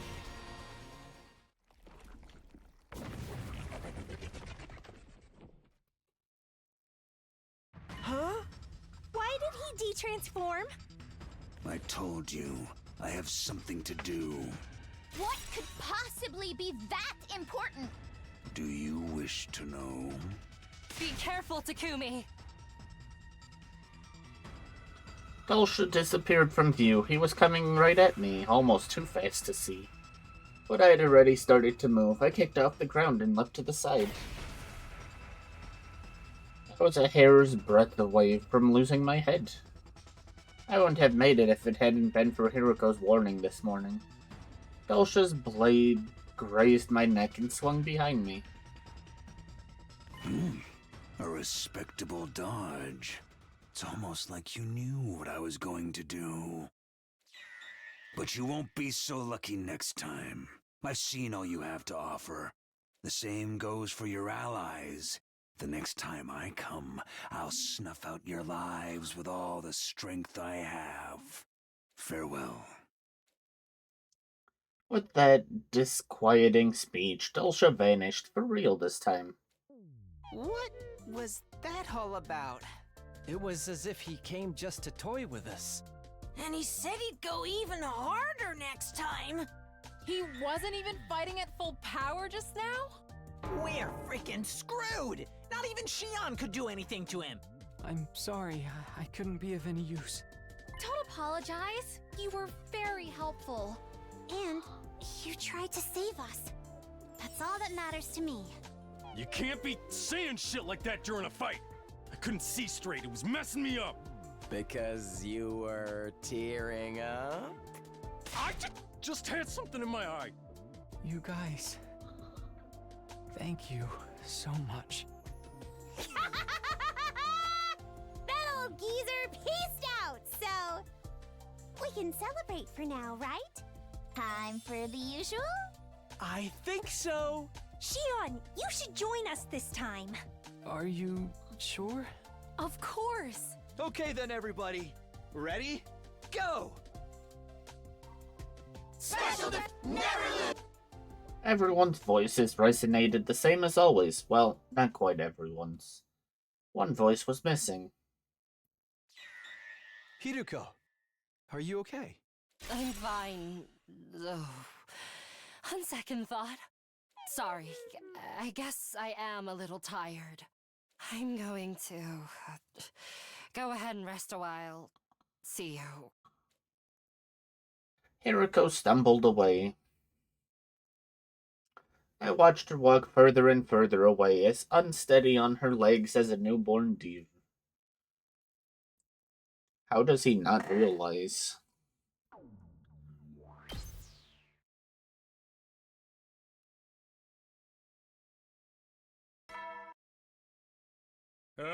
Get ready. Prepare. Be ready to give your... Come on, Takumi! Get up! I woke up to the sensation of someone shaking me, only to find I wasn't in my own room. Huh?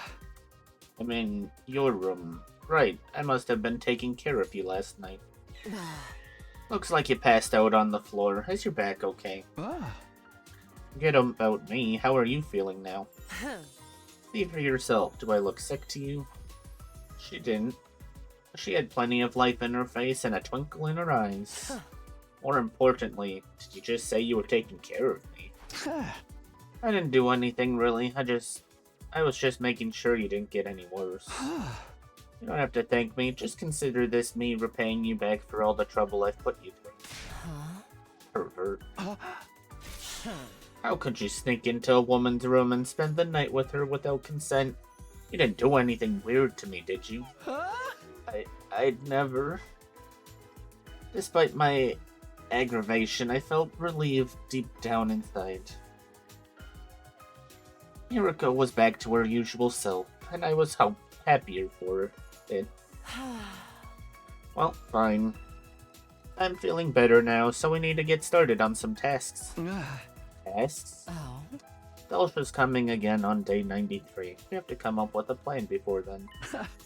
Oh, I've got that covered. I've already asked Yugamu, Ava, and Kurara to handle it. What? I talked to them after the battle yesterday. I see. So this is information you got from another timeline. It reliable? More than that, it's guaranteed. We have to do something, that much is clear. I just need to analyze Ava's DNA and formulate a poison that works on Dulcia, right? The biggest hurdle will be trying to toss it into his mouth. That's where I come in. I need to turn the poison into a gas and create a trap to release it. Will you do it? Of course, why wouldn't we? I'll show you the greatest trap ever created. I am happy to contribute too. I shall offer every bodily fluid I have for the cause. Okay, Ava. Did you tell the others too? Yeah, Siri and Nigo included. Not bad, servant. Just doing my best. I felt slightly proud of myself after being praised by Hiriko. Somewhere along the way, I'd even gotten used to her calling me her servant. Well, I'm gonna hop in the shower, so can you leave? Are you really okay now? What are you going to do if I say no? Stay here and watch me shower? I shook my head and sighed. Okay, I'm going. After that, I ate breakfast and went back to my room. I stretched and unwound my stiff body, then went off on my usual rounds. 12 days left. We're getting there.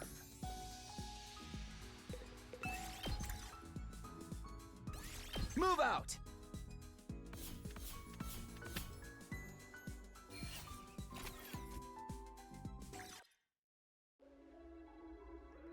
At night, I headed to the usual secluded spot to talk to Hiriko. Why did the distress signal transmitter cause that explosion? I can't make sense of why it would explode even with the right codes.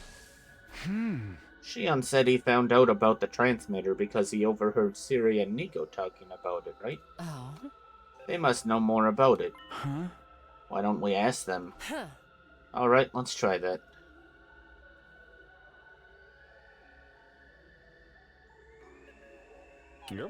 Distress signal transmitter? Don't play dumb. We know you know about it. Sir, I think they might mean the device intended for the stand together, fall together plan. Oh, that. The thing that Top Brass were telling us about before our mission started here. Huh? What is this stand together, fall together plan? Exactly what it sounds like. There were originally 10 Special Defense Unit members stationed at Last Defense Academy. If 9 of them ended up in total death, our chances of winning the war would be practically zero. In other words, we'd be in a lose-lose situation. There'd be nothing we could do, so... The remaining member would activate a self-destruct device and blow everything for miles around sky goddamn high. It was the big bosses who came up with this rather tragic plan. The idea was to wipe out any invaders inside the school and the surrounding area in one fell swoop. It wouldn't kill them all like the final attack, but we'd at least be able to retaliate a little. Like the name says, stand together, fall together. But we couldn't just come out and say it was a last resort self-destruct device. Oh. So we've got to imagine that the last survivor wouldn't jump at the chance to use something like that. So the human authorities in charge made up a lie and claimed it was a distress signal transmitter instead. In short, they wanted to use the final survivor's life as a pawn, even knowing they'd still lose the war. Utterly despicable. I couldn't agree more. I was totally against it. The Honorable Siri and I both protested, so in the end, the plan was scrapped. But then how... Hey. What do you mean, how? Band Together, Fall Together was scrapped because the mission even started. Or before the mission even started. But... Don't tell me you don't know about the machine in the basement. The basement? But Miss Shizuhara, this school doesn't have a basement, does it? Alright, Nigo, one last question. Do you remember talking about this plan before? It was so long ago that I can barely remember, but maybe around day 20? I do remember talking to the Honorable Siri about how relieved we were that the plan was off. I see. Thank you. You've been very helpful. Is Shion betraying us? Is that what I'm understanding? Make sure you... Well then. The top brass didn't tell Siri and Nigo about the self-destruct device? Maybe they set it up in secret because they knew those two were opposed to it. Either way, Shion only heard part of their discussion out of context. He must have assumed there was a real distress signal transmitter somewhere in the school. I guess he just missed the part about it making the school explode. I think it's safe to say we can forget all about that device now. Yes, no rescue craft is ever going to come for us, so it would only be a waste of energy. We still have 12... We still have 12 days left until day 100. What do we do now? There's nothing to do. Our goal remains the same. What do we have left? 2 endings? Yeah. I mean, we're getting there. Ensure we all survive until day 100 and build a happy future together. Then we'll be able to break free from the time loop. You'll get no argument from me. In other words, there's only one thing to do. Fight, survive, and win the war. The escape pod will be deployed on day 100 and we can all get on board and head to the artificial satellite. We'll be out of here before the final attack is launched, right? Of course. There's just one problem. One problem. Shion. I gasped. How could I have failed to realize something so important? Right, Shion.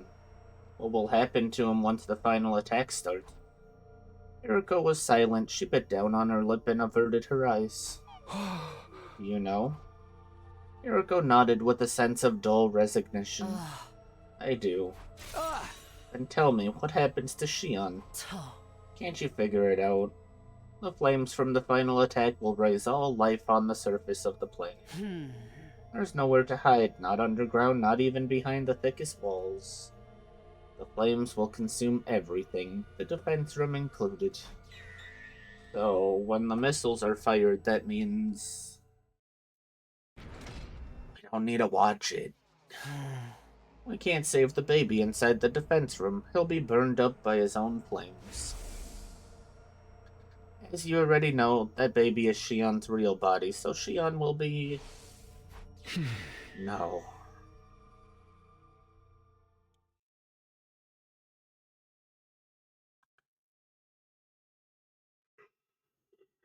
Oh, we're doing single days again. Prepare. Be ready to give your...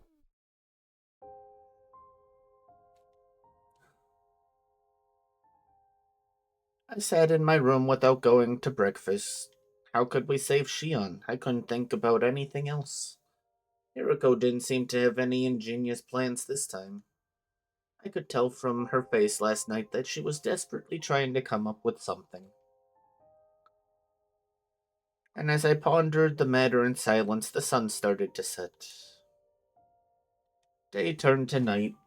I wasn't going to come up with anything on my own. I decided to ask the others for help. Not wanting Siri or Nigo to find out, I invited them all to the secret meeting spot.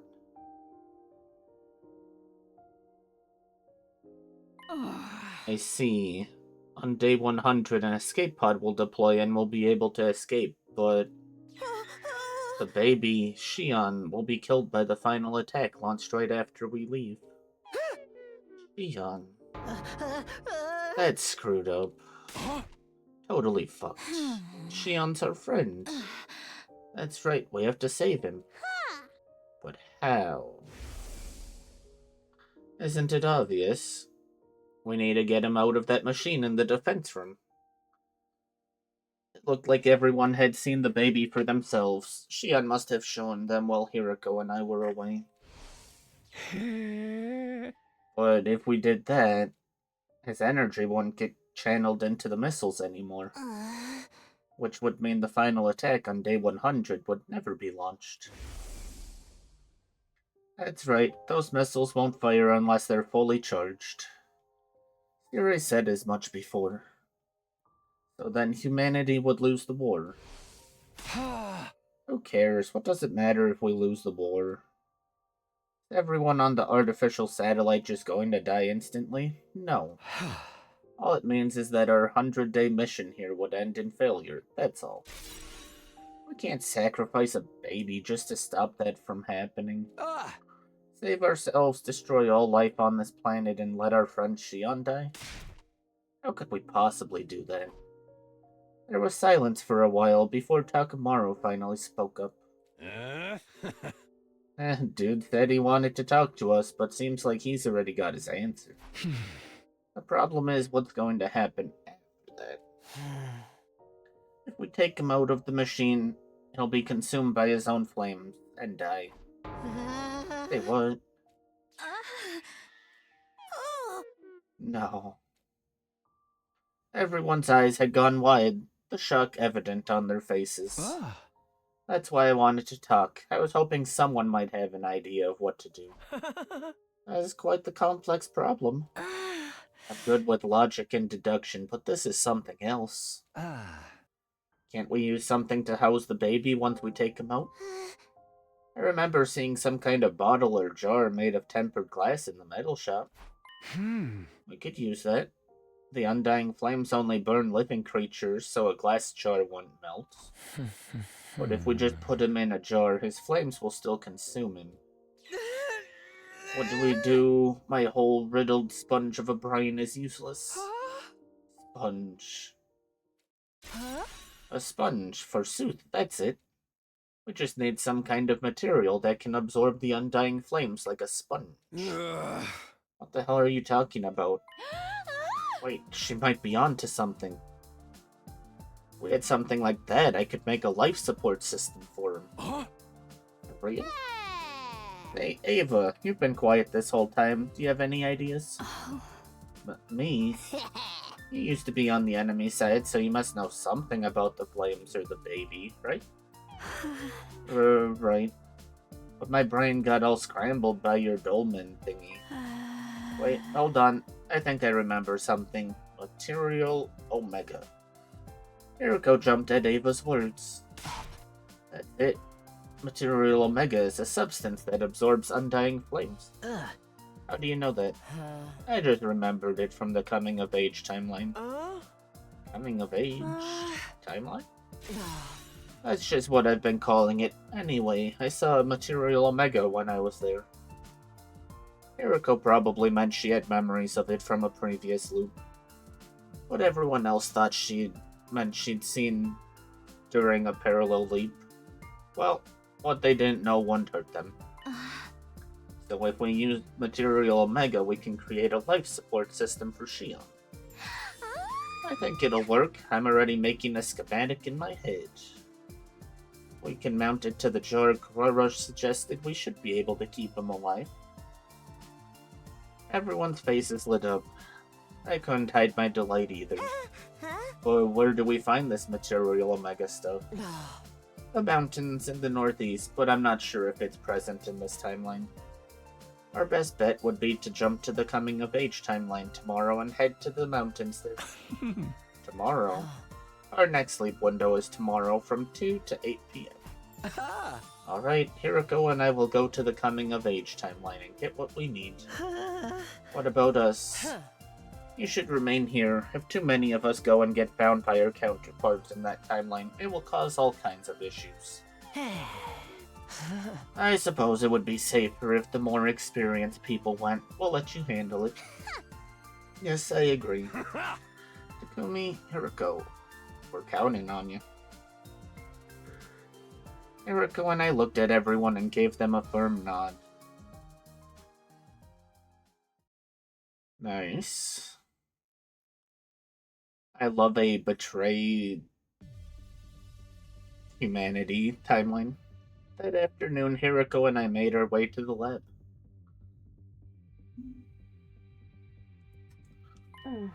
The machine is set up, and we've got our leap suits. Everything is ready.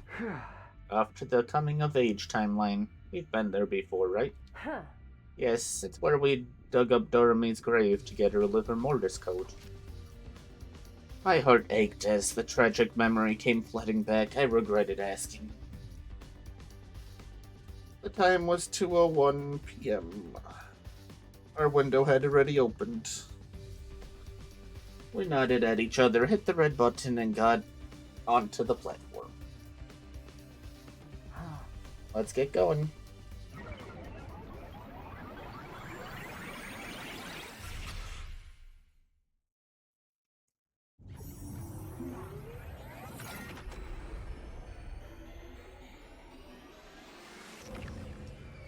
I'm asleep forever after this. Hey, are you sure it was okay to take off our leap suits? We're not going to the school this time. I doubt we'll see anyone, so we should be fine. The suits will only slow us down. Are we in some kind of rush? We have 6 hours this time, so... Material Omega is in the mountains in the northeast. They're quite a ways from here, and we'll need time to look around once we get there. And with consideration to the time we'll lose when someone inevitably bungles something, we'll already be cutting it close. Come on, up to it. I followed Hiriko in silence until we finally arrived at our destination, a mountain range thick with greenery. I'm certain it was around here. Then let's start searching. Hiriko and I split up and started looking for Material Omega.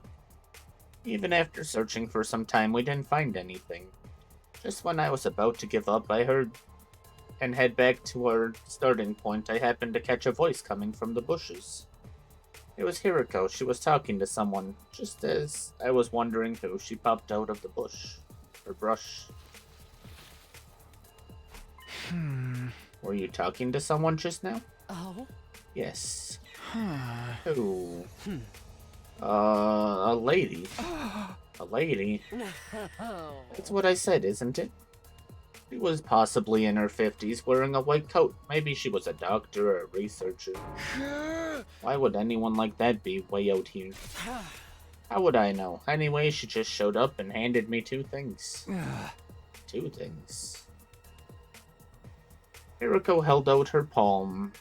Resting on it was something that looked like a memory card. What is that? She said this has the plans for the Machine Plus on it. Machine Plus? What even is that? Oh? I don't know, she just said that it can move vertically as well as horizontally. I have no idea what you're talking about. Neither do I. Hiriko didn't seem to be lying. She looked stunned by whatever she just experienced. What was the other thing? Hiriko showed me some kind of strange substance. Could this be...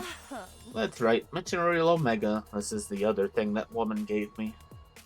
She said she found it on the ground and wanted to give it to me, then she left. It was just then that I heard the brush move behind me.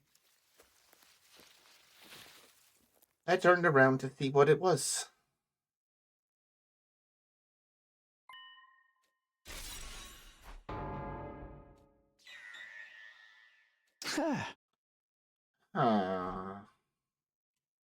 The very next moment, we all screamed, whirled around, and took off running. We raced down the steep mountain slope, almost tumbling as we went. We didn't stop even when we reached the base of the mountain. We just kept running for the lab. I don't remember running into others. As we ran, the sun sank behind the horizon to the west. Before long, everything around us had gone dark.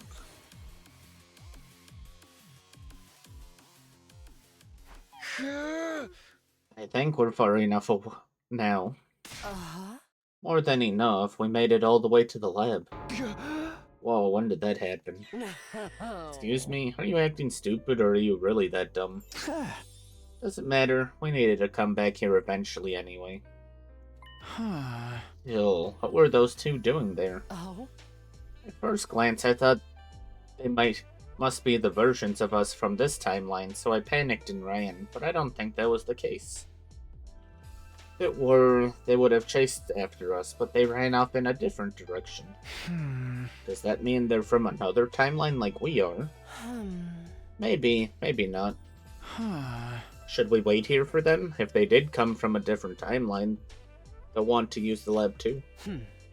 You're right, but it doesn't look like we have that kind of time. I pulled out the device and checked the time. 7:45 p.m. No way, we've only got 15 minutes left. Exactly, I think we're just gonna have to forget about them. I'm sure they'll be fine. They are us after all. Things will work out even if we leave them to their own devices. I guess that's true. Now, let's hurry. We need to get everything ready for our leap. Roger that. Hiriko, do you have the Material Omega? No. Of course, I'm keeping it nice and safe. Don't tell me you ate it. What? I was just playing. Don't waste my time with such nonsense. Let's go back. Okay, let's head back.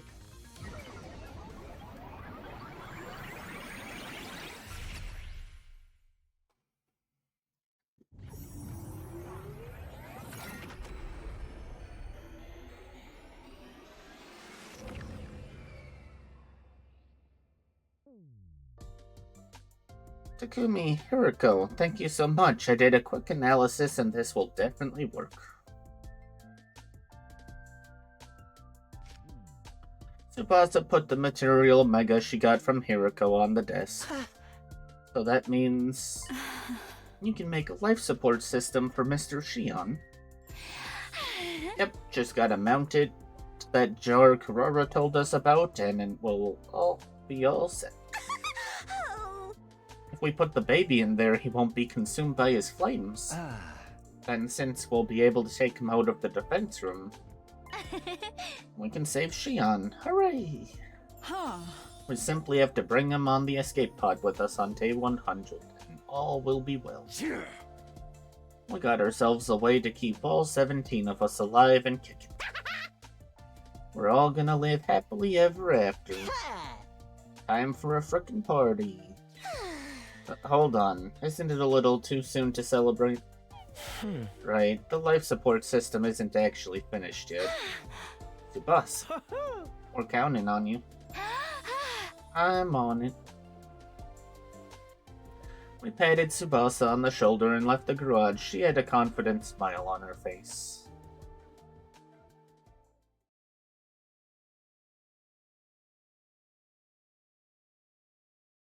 Where did this person in the white cloak appear from?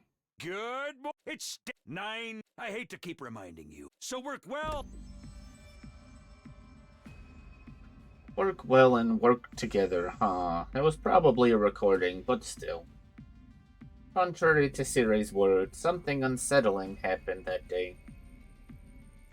It was shortly after the sunset, right after dinner. We were watching over Tsubasa's work in the garage when we received some unexpected visitors.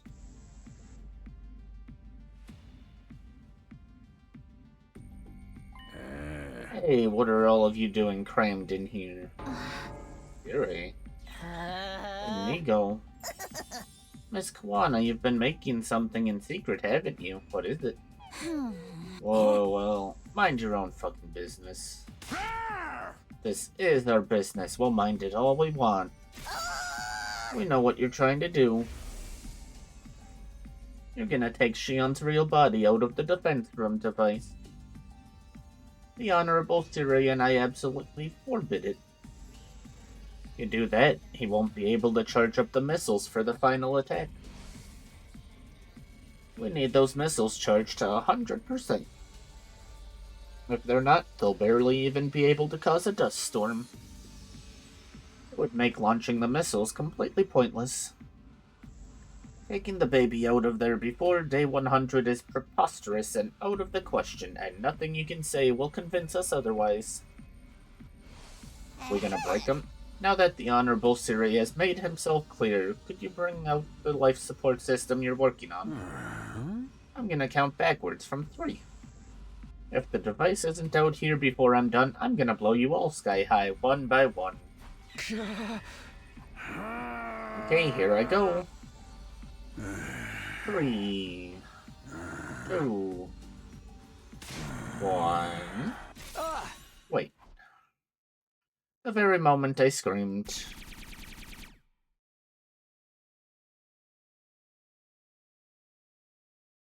I wasn't sure what happened next, but suddenly Siri and Nigo were completely frozen in place. Oh. Huh?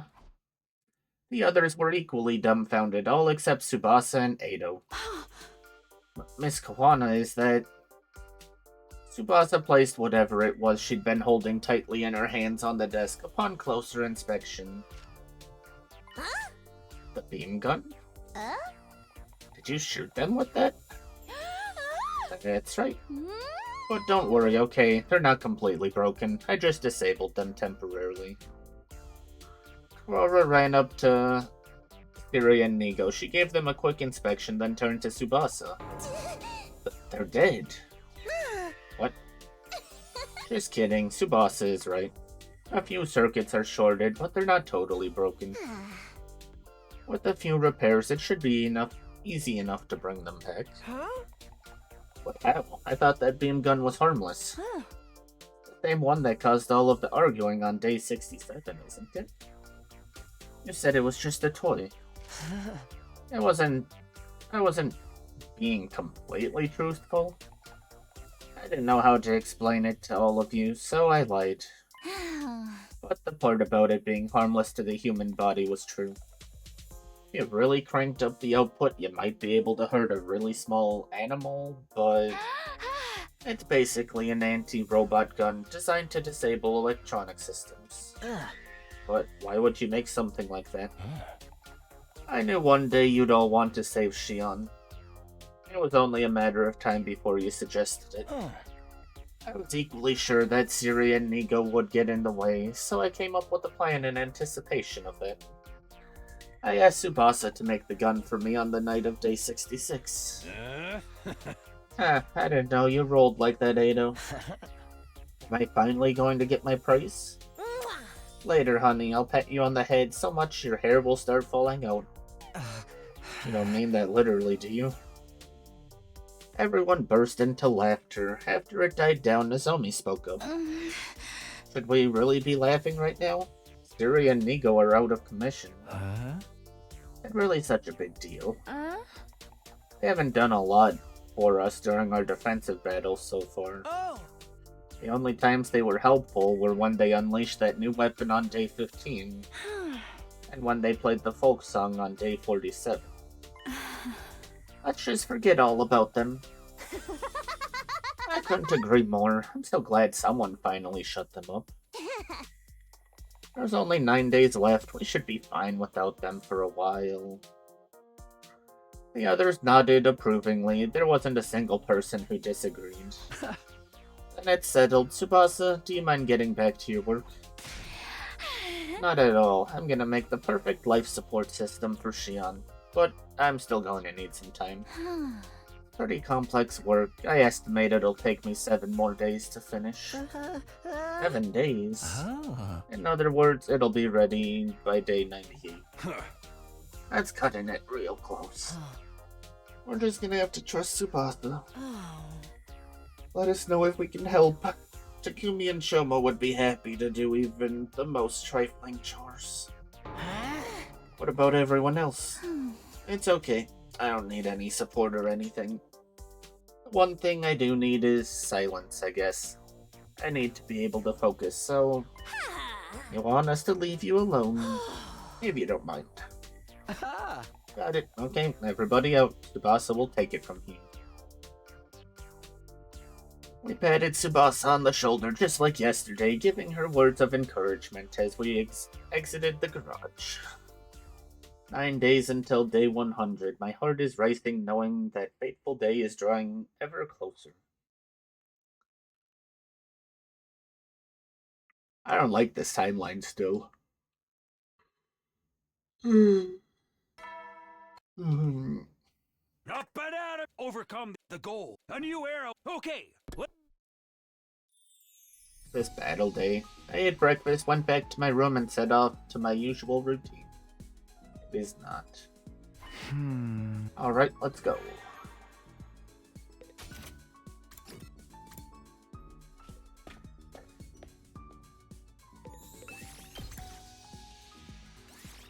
Move out! Interesting haul.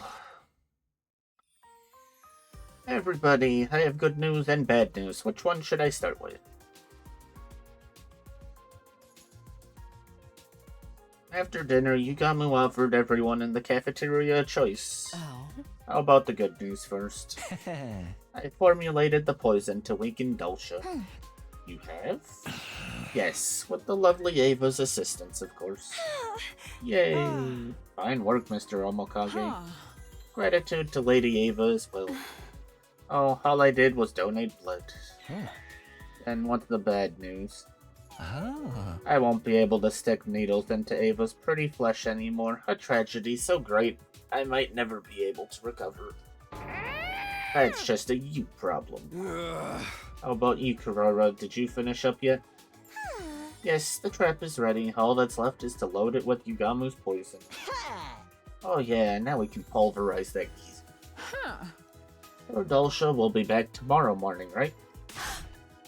There's no need to hold back, everyone. Let's kill that senile old freak without a trace of mercy. Okay. Ava thrust her fist high into the air. Everyone else looked just as determined. Hey, how's Tsubasa doing? She's holed up in the garage working on the life support system. I brought her dinner a while back. She said she's still fine without help. Apparently, she finds it easier to focus when she's alone. Then we'll just have to keep cheering her on. Right, let's all pray she finishes it soon. After that, we all went back to our own rooms to prepare for tomorrow's battle. 8 days left until day 100. Our destiny was so close I could almost taste it.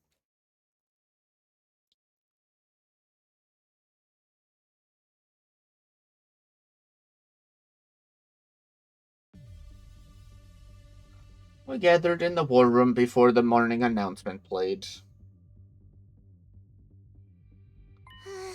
I've loaded the poison gas into a trap. Here it is. I did my best, but I only managed to make one, so we only have one shot at this. That's more than enough. Good work. By the way, this isn't automatically activated like a landmine, so... Once it's set somewhere, we'll need to lure Dulcia over to it.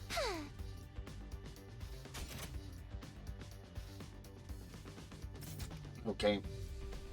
If we can manage that, we need to clear the area. Once we're at a safe distance, we can activate it remotely. I'll handle setting up the trap. What? I haven't been able to make myself useful to you guys at all. I want to do something for you, so please let me do this.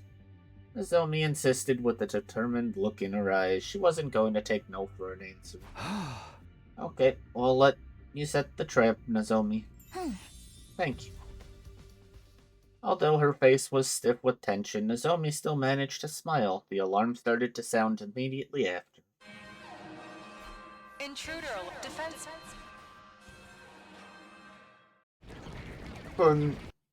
Dulcia. Dulcia's not alone this time. He got so scared he had to bring back. That's so annoying. He's hard enough by himself. It's fine. If our trap strategy works, we'll be able to weaken him. You have me too.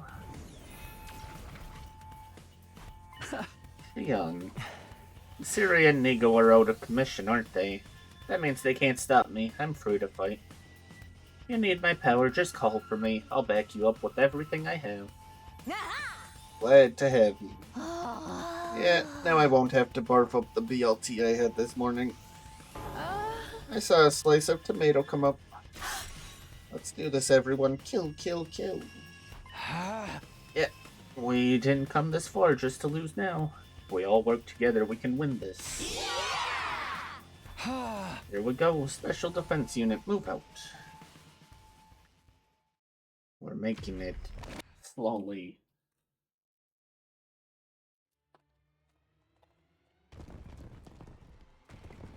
Oh, Sour Patch this time. Crazy.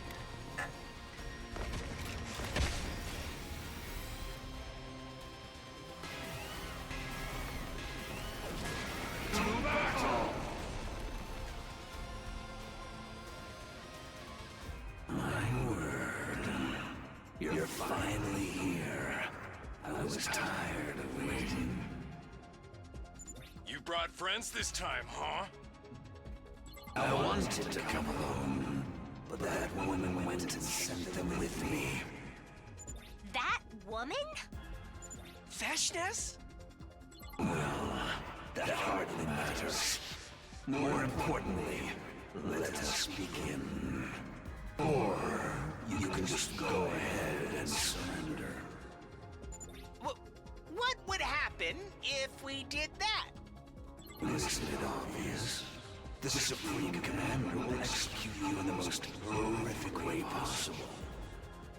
Then we ain't surrendering! You won't fare much better by fighting me.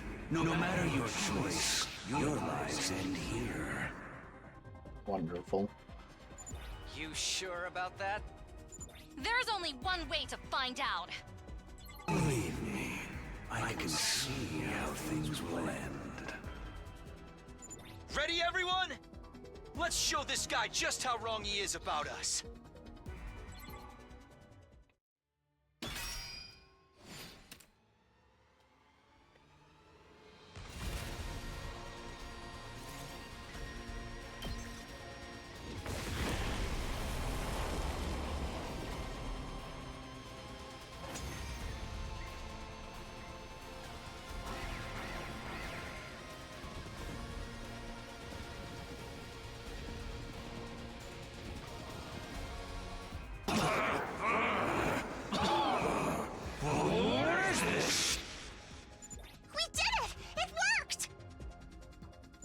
poison is taking effect! Let's pull his guts out before he can recover! Oh. No, we shouldn't approach him yet. There's still poison in the air.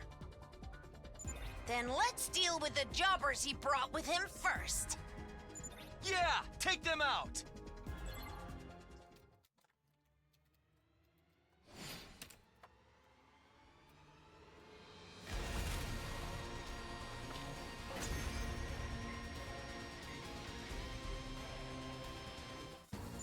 There. That's all of the cannon fodder dealt with.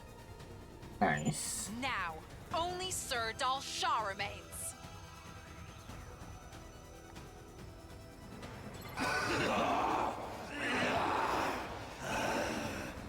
Poison in my throat. My vocal cords can't speak. And nobody wants to listen to your senile shit anyway. The poison's cleared out. Now's our chance. Okay, this ends now. Let's finish him off.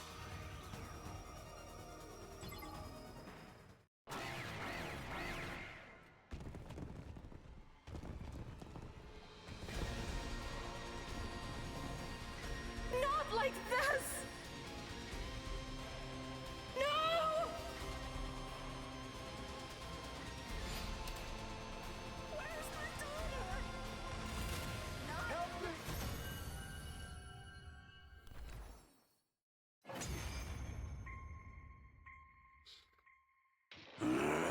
How could I lose? I should have killed you the last time I was here. That reminds me. You said you had something you had to do. What was it? Had to visit his grave. His grave? I wanted to tell him before I fought you. To tell my son. Your son? You had a kid? Just kill me already. Grant me the proud death of a warrior.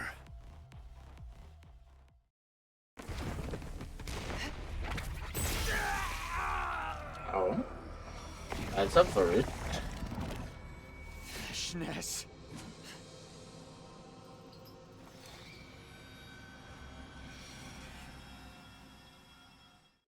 Dal Shah, Dal Shah. I've granted you the proud death you so desired. There is no higher honor than being absorbed by me. Fishness, why did you?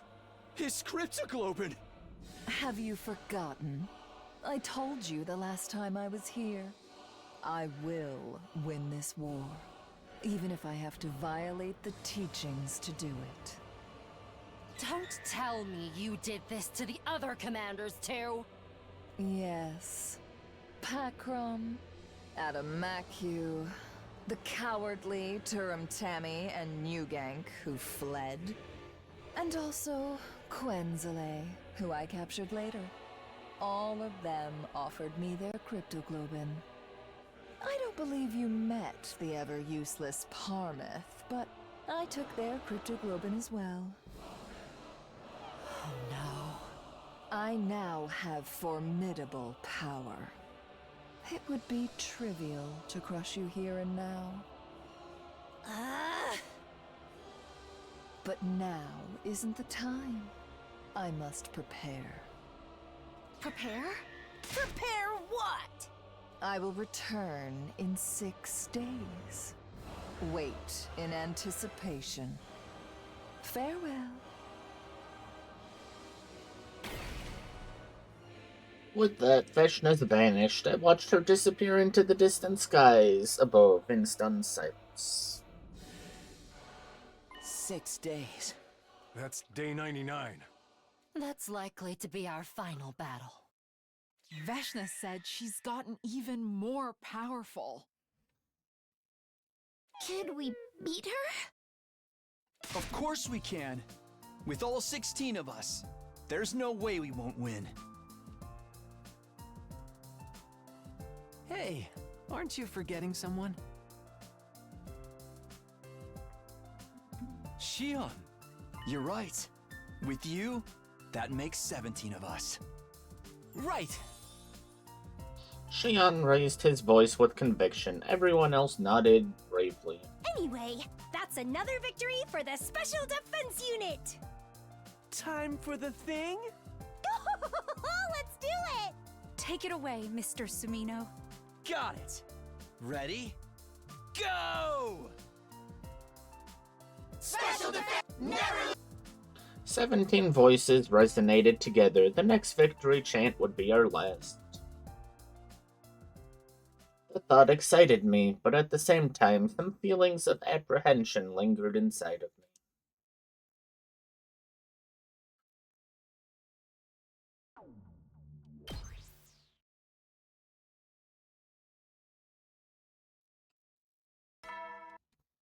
Please be like 3 days only. Hey, Tsubasa, is the life support system ready yet? I told you it'd be done on day 98. Kintai, don't rush me.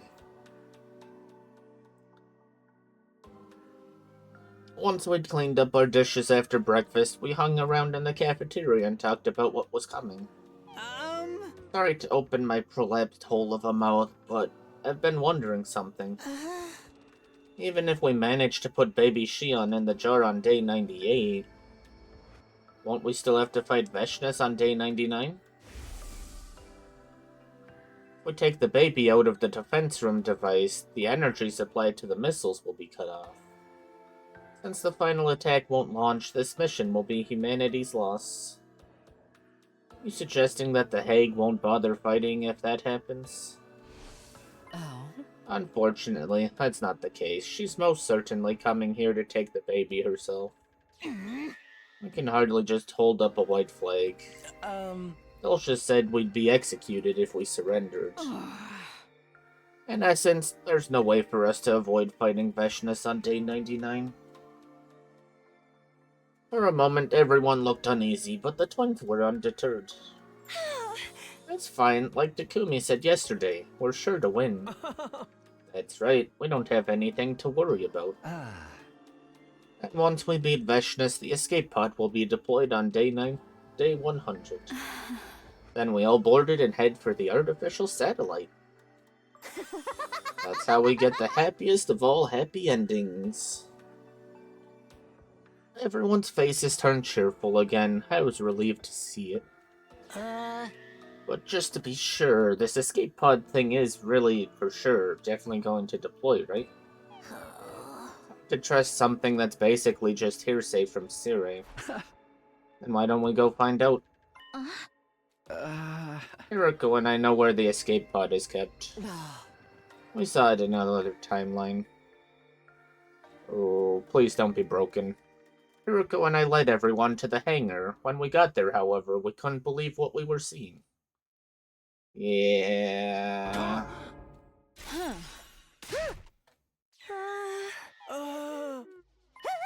This is the escape pod? But it's a corroded mess. No. This can't be. Everyone stood as if they'd been nailed to the spot, dazed. A thick, chilling silence fell over the hangar. Eventually, Tsubasa broke it. It's the particle bacteria. The thing that messed up the school bus? From the state of the pod, that has to be it. We sprayed QB liquid all over the school way back on day 42. There must have been some bacteria that survived. Maybe it was already in the vent by the time we started spraying. And then it found its way here? I think so. In this state, even if the pod is functional, it's not going to be able to break through the atmosphere. Do we have any QB liquid left? Even if we only have a drop, we can use the replicator to make more. That's right. Let's hose this thing down and kill all the bacteria. I guess we could do that. But look at how bad this damage is. It's not the kind of thing we can repair with duct tape and poly filler. How many days would you need to fix it, Tsubasa? Tsubasa bit her lip, then she answered with a deep sigh. Going as fast as I could. Maybe 50 days. But 50?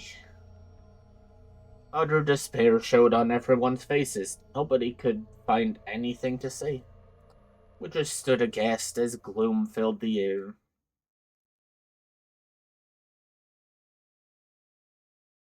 Yeah, shoulda checked on it a little sooner. It's now then. After the morning announcement, I headed for the cafeteria. I had the feeling I wouldn't have much of an appetite, but I wanted to see everyone. They were all there already when I arrived. Well, not all of them. One person was missing. Is Tsubasa in the garage? Yes, she's still working on the life support system. Ain't shit we can do about the escape pod now. She said she wanted to prioritize the life support system instead. Seemed like everyone had regained some composure overnight. There was still a gloominess to their brave faces, but at least we were capable of holding a conversation again. Do you think the life support system will be ready in time? Better be. Without that, we can't get the baby out of the defense room. If that happens, the missiles will be fully charged and the final attack will launch on day 100. And with the escape pod in such a dire state, we'd be unable to leave the planet. Without that life support system, the rest of us are screwed too. If it isn't finished, we'll all be killed. Huh? I won't let that happen. Shion. There's a way to save all of you, even if the system isn't finished on time. Don't say it. You'll have to kill me by taking my real body out of the machine in the defense room. What are you saying? We couldn't. How could we possibly? That's not happening. I shouted down Shion's suggestion and glared at him. Everyone else backed me up. I appreciate the sentiment, but I'd rather you didn't worry about me. We've only had a short time together, but I've had so much fun with all of you. I'm satisfied with the life I've been able to live. Knock it off, man. That shit don't change anything. You're our friend. We can't just throw you away like that. Hold it, everyone. This is all still hypothetical, remember? That's right. As long as the life support system gets finished, we won't have anything to worry about. By the way, there's something I'd like to ask you, Shion. Could you use your powers to stop the missiles from launching? I'm afraid not. The missile launch is entirely automated. What about the energy supply to the missiles? Can you stop it from draining you? Unfortunately, that's not possible either. The energy is spontaneously released from my body. Even if we cut all the pipes in the defense room or destroyed the missiles, the outcome would be the same.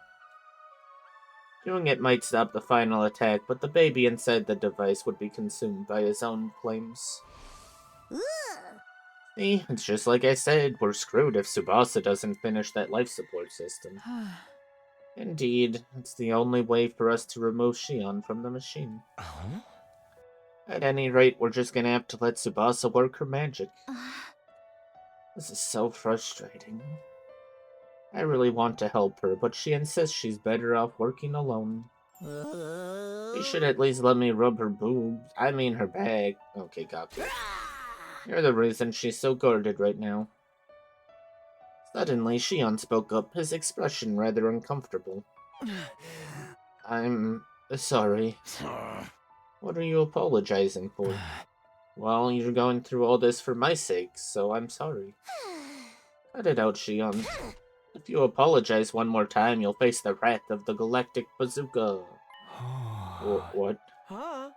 It's not like we're being forced to help you against our will. We love you. That's the only reason we're doing this. So you don't have to apologize. We're saving you for our own sakes, Sir Shion. Thank you, everybody. Tears welled in Shion's eyes. He wiped his face to hide them. The boy made of fire is crying. That's not it. I just got smoke in my eyes. Everyone smiled at Shion. It seemed like he wasn't used to getting this much attention. Well, I'm gonna get going. I'll see you all soon. He disappeared in a flustered huff, leaving behind a few droplets on the ground where he'd been standing.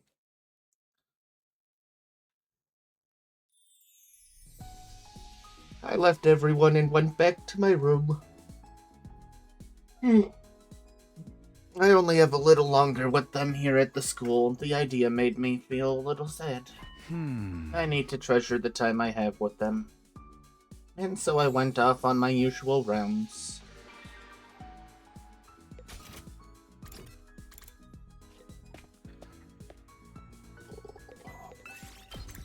I can feel the tiredness trying to take over. But I'm determined we have to be close. As long as there's not like 10 billion years of dialogue. Make sure. Well then. 5 days left until day 100. What if our plan doesn't work? What will we do then? I'd avoided thinking about it during the day, but maybe the darkness was to blame for the disturbing shadows creeping through my mind. If she can't finish the life support system in time, all of us will... I quickly shook my head, driving away those pessimistic thoughts. Hey! It's fine. Things will work out. They have to. And they will. I repeated it like a mantra, as I crawled into bed. The night felt unusually long. By the time I finally fell asleep, the haze of twilight was already drifting across the inside of my room.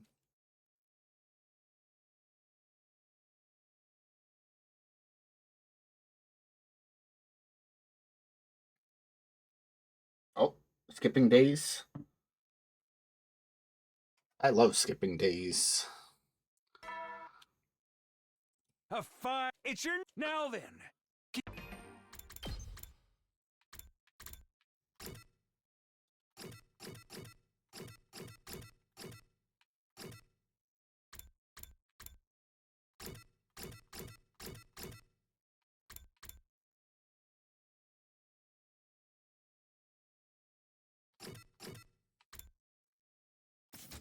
Keep your spirits. We must split off here shortly.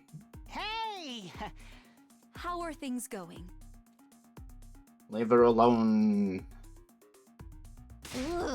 I told you all to leave me alone. What are you doing here anyway? Well, today is day 98, you know. You said you'd have the life support system ready by now, right? We were just wondering if maybe you were close. I didn't say I'd have it done by 98. I said on day 98. So, anytime today before the stroke of midnight. What's with your tone? Are you trying to rush me? I'm busting my ass over here. Everyone fell silent. We couldn't argue with that. Anyway, I need to be alone to concentrate. I'm sorry, but I really need you all to go. You don't want to get burned alive by the final attack, that is. It was unusual for Tsubasa to be so blatantly on edge. Her eyes were bloodshot and dark circles hung under them. She probably hadn't slept for the past few days. Everyone, let's do what she says. We have to trust her to finish it. Let's get going. I lightly tapped everyone on the shoulder, gave Kawana a deep nod, and left the garage. Why'd they go with last name randomly?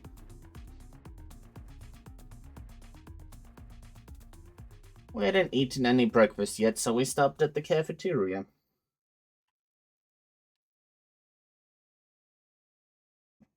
But I wasn't in the mood to eat. Everyone else seemed to feel the same.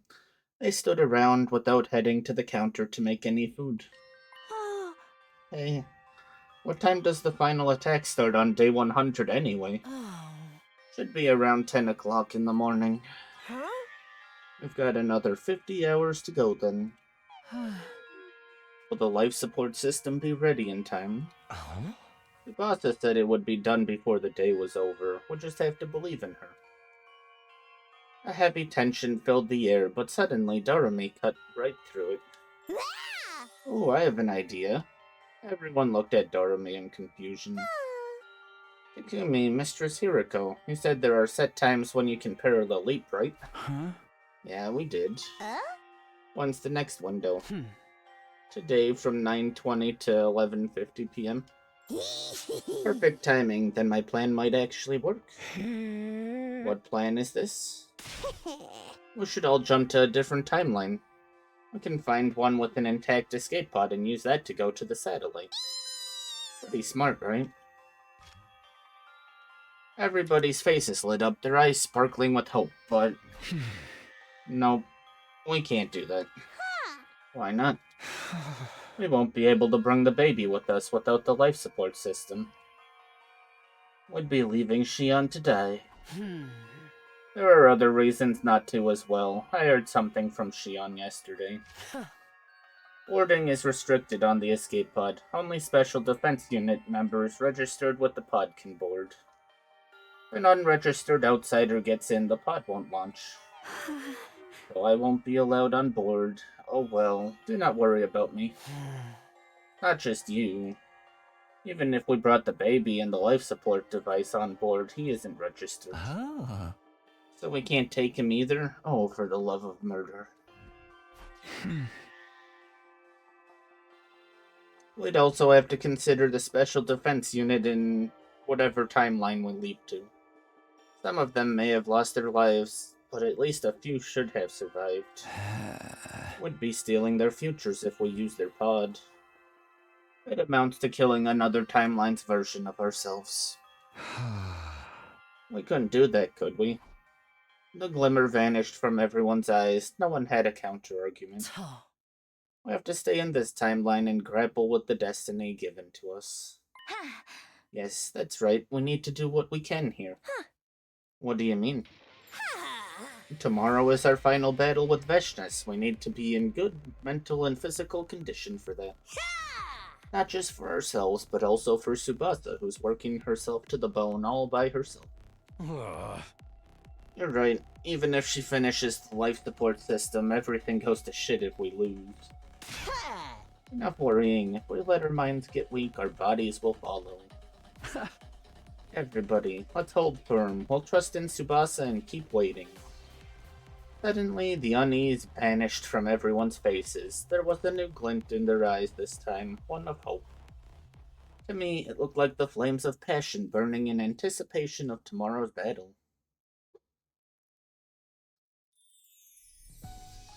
Everyone dispersed to their rooms.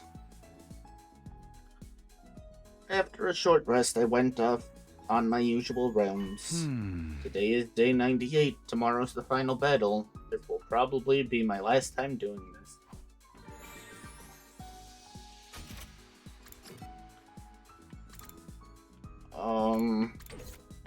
I can't imagine. No. I don't think I could do anything. And it's not like it matters. I skip all of the battles.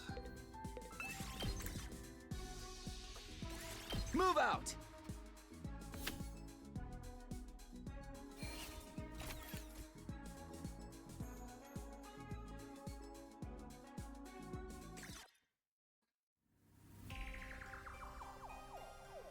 We didn't go back to our rooms after dinner. We hung around the cafeteria, waiting in silence for news from Tsubasa.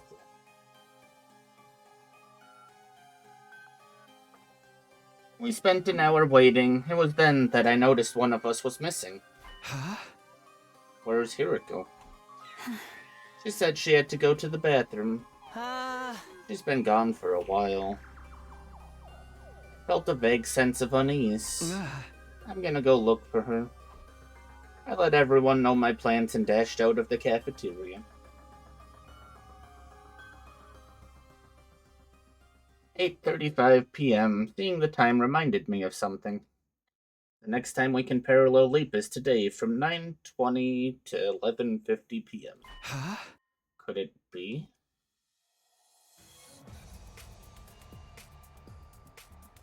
I sprinted down the hallway and into the entrance hall. Beside the door, there was only one fire extinguisher. I knew it. Damn it, Hiroko. I took the remaining fire extinguisher and ran outside. Hiroko had probably gone to the lab. But what timeline could she be going to? Confused, I hurried through the ruined streets.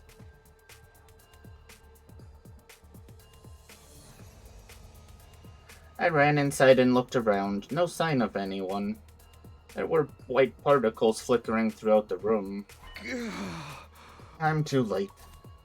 I checked the machine's log. Immediately I knew where Hiroko had gone. The serial killer timeline.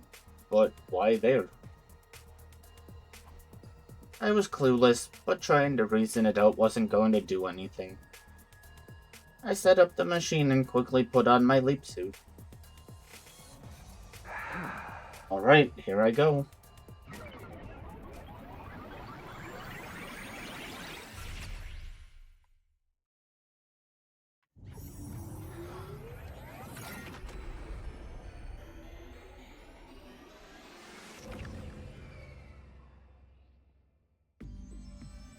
I completed my leap and ran outside the lab. Still no sign of Hiroko. If it was gonna go anywhere, it would have to be the school.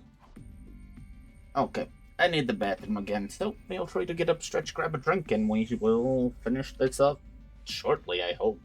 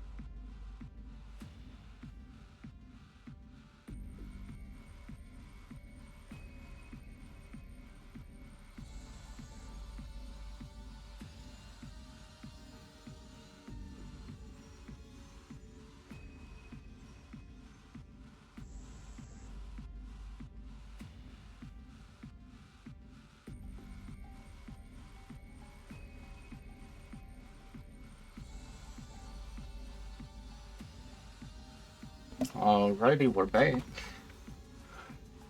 I murmured to myself and took off running again. I took my leap suit off as soon as I could. I wanted to be as light as possible. I ran until I finally reached the academy. I looked around and immediately spotted Hiroko. She was hiding in the shadows, looking at something some distance away. I quietly made my way over until I was standing right beside her. Where did you come from? Could you announce your arrival next time? Despite her surprise, Hiroko still kept her voice down. What are you doing here anyway? Did you follow me? Huh? Yeah. How did you know I was me and not the me from this timeline? Well... Hiroko cast a sidelong glance. There were two people standing in that direction. It was the Hiroko and me from this timeline, Takumi 2 and Hiroko 2. I see. That's Takumi 2 over there.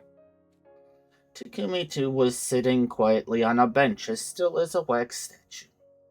Hiroko 2 stood before him, looking down on him with an affectionate gaze. Just then a hoarse voice passed through Takumi 2's lip. Hey, Hiroko, please stay by my side, just for a moment.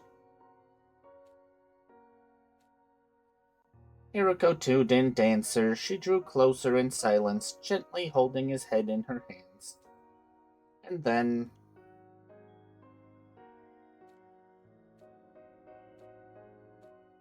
just watching it made my body burn with a fever. I remembered everything. Her warmth, her pulse, even the sound of her breath. It was as if I could hear it right next to me. And of course, the scent of lavender, the sweet, enchanting smell that tickled my nose. It's okay. Everything will be alright. My chest tightened at the sound of her soft voice. I was shaken, my mind utterly blank.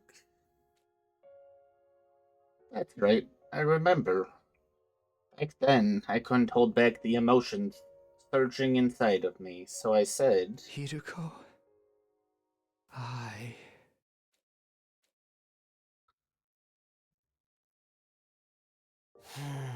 Day 98 is almost over. I'll be honest with you.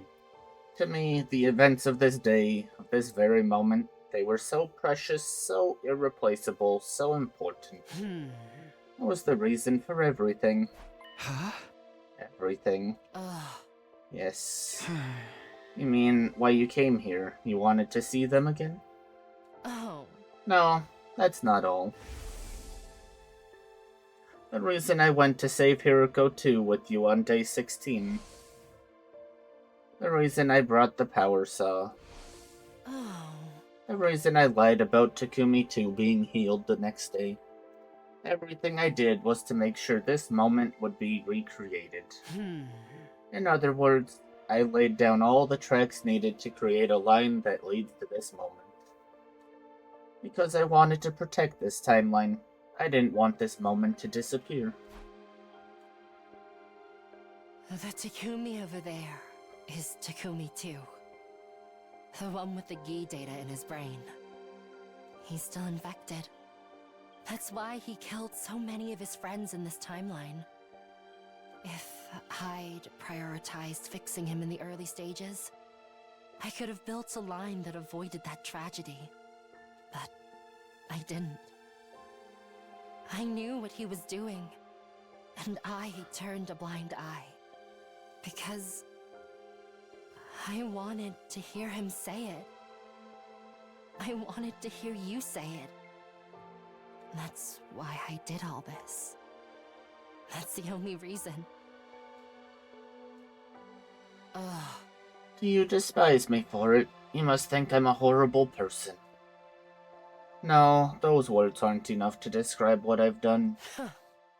You killed everyone because the Gi stole your ability to reason. But the same can't be said for me. I made the conscious choice to allow all of this pain and suffering to take place. In that sense, my sin is far more grave. I know I can never be forgiven. That might be why I'm trapped in this endless loop. This is my punishment. I'm trapped in a prison I can never escape for all eternity. To pay for the horrible things I've done.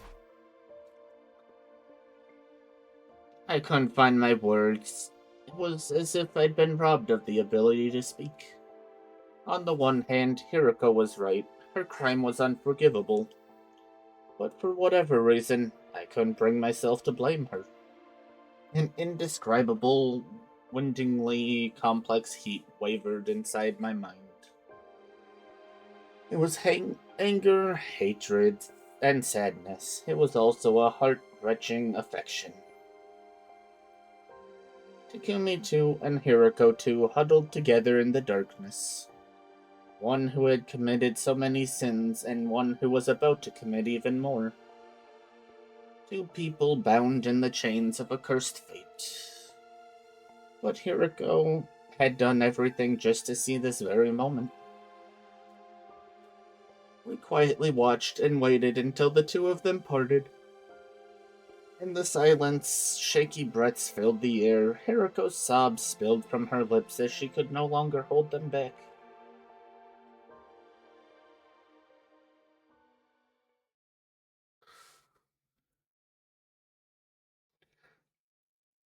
Battle day. We made it back to our home timeline just before the midnight last night. By the time we got back to the academy, the date had rolled over. Morning came, and there wasn't any good news from Tsubasa.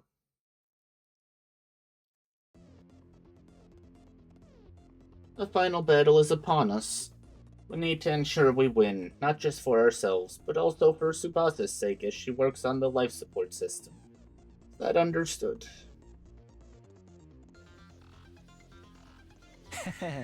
Much as I care about Tsubasa, I'm more concerned about how losing would be a death sentence.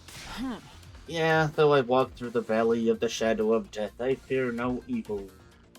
Our strategy is exactly how Hiroko laid it out. Everyone remembers it, right? My power and the poison trap will use that 2-hit combo to weaken Veshness.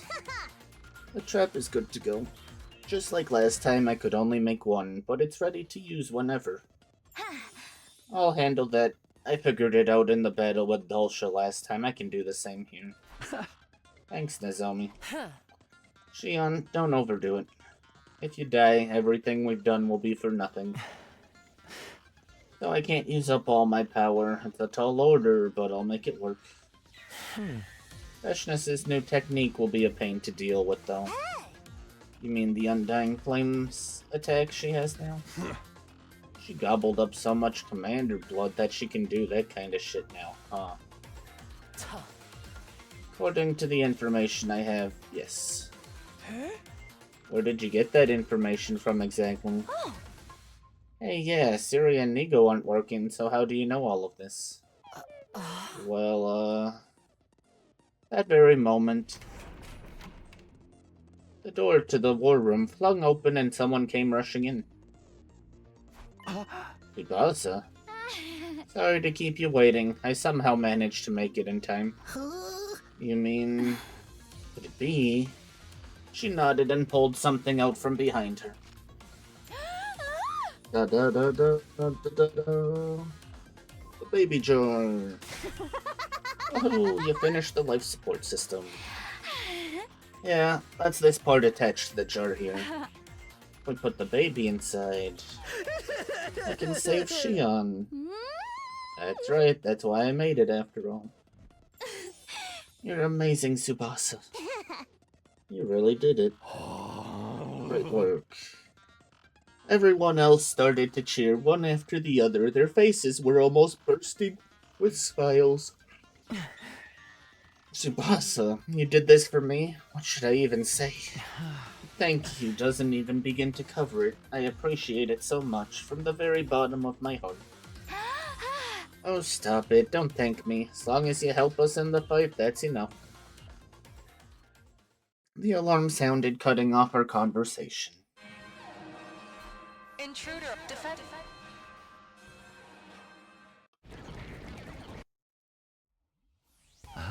For the love of murder, looks like we're not going to make it to the defense room, even with the jar ready. We're gonna have to take these guys out first. Everybody, our final battle is here, but I have one thing to tell you before we start. Everyone's gazes shifted to me in unison. I met each of their eyes as I continued. No matter what happens out there, stay alive. Don't let yourself fall into a trap of thinking nothing matters just because you can be revived. For the past 99 days, we've survived without losing anybody. Not a single person. This isn't my first time saying this, but this hasn't happened in any other timeline. What we've achieved here is nothing short of a miracle. We can't let this chance slip through our fingers, so I'm begging you. Do not die. We have to finish this fight and survive together. I certainly have no intention of dying today. I want to stick with you guys for a long time to come. You accepted me in spite of everything I've done. I need to repay you. I agree. Everyone happily let out a creepy lump of hard like me be part of the team. I don't even want to imagine saying goodbye to all of you. I agree. I want to live on as your possession forever. I can't let it end here. I need to protect my dear sister, at least until she gets married. Brother dearest. I've got things I want to do before I die too. I still haven't gotten to enjoy a blood-soaked killing game with you guys yet. I think we're on the same page. I refuse to die without getting to dissect any of you. Same here. I never even got to accidentally graze Subasa's boobs. The moment you do, I'll have to kill you. Everyone, I will not allow you to lose now. That's right. We must prevail and put the baby in the jar. Then we'll bring that final attack to a screeching halt and stay alive. That's right, for day 101, day 102, and all the days after. Forever and always, all 17 of us. Forever? Yes, that's right, the Special Defense Unit is indestructible. Just like your undying flames will burn on forever. Everyone nodded firmly, full of resolve. Looking at their courageous faces, I gave the signal. Okay then, here we go. Special Defense Unit, we move out for the final time. Where's the choice, though? I'm missing two.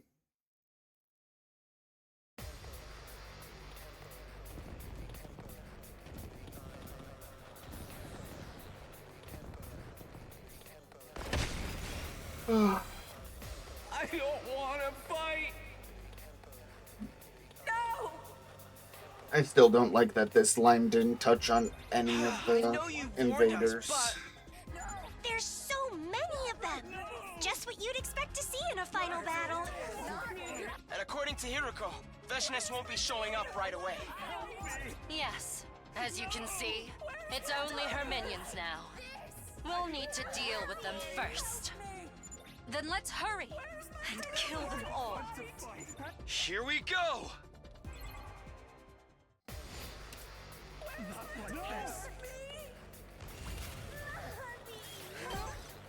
Nice. I love skipping battles, otherwise this would go on for another 3 hours. It's like shooting fish in a barrel! That's the cannon fodder dealt with. Which means it won't be long. She's already here. Get ready.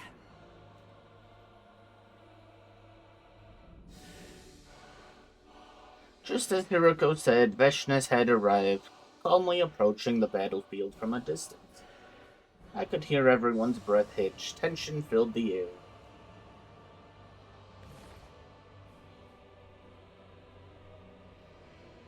At last, Veshness stood in place. She looked us up and down before she spoke. Here I am, as promised. How rude of me to keep you waiting. Yeah, whatever. We just used that time to get warmed up. Let's finish this! You're so utterly foolish, unaware that it all ends here. You don't get to decide that! We're going to win! What a splendid answer. So teeming with false confidence. Don't stop on my account. Your impassioned speeches are the perfect prelude to the cries of despair you'll be making later. I don't think so! Your ears don't deserve to hear my sonorous, delicate voice! Yes, just like that. The greater your bravado, the greater the pleasure I'll feel when I take your heads off. Please, continue. Or are you out of ideas already? Overlord Veshness, I hear your command. Allow me. Shut the hell up, you hag. Stop running your mouth and fight. Oh, Ava. Still enslaved by the enemy's ridiculous brainwashing, I see. Well then. Have it your way! Oh, Ava.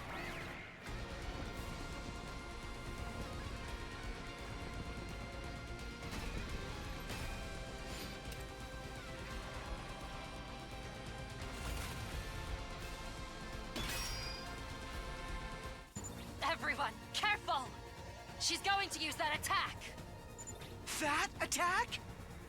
You mean...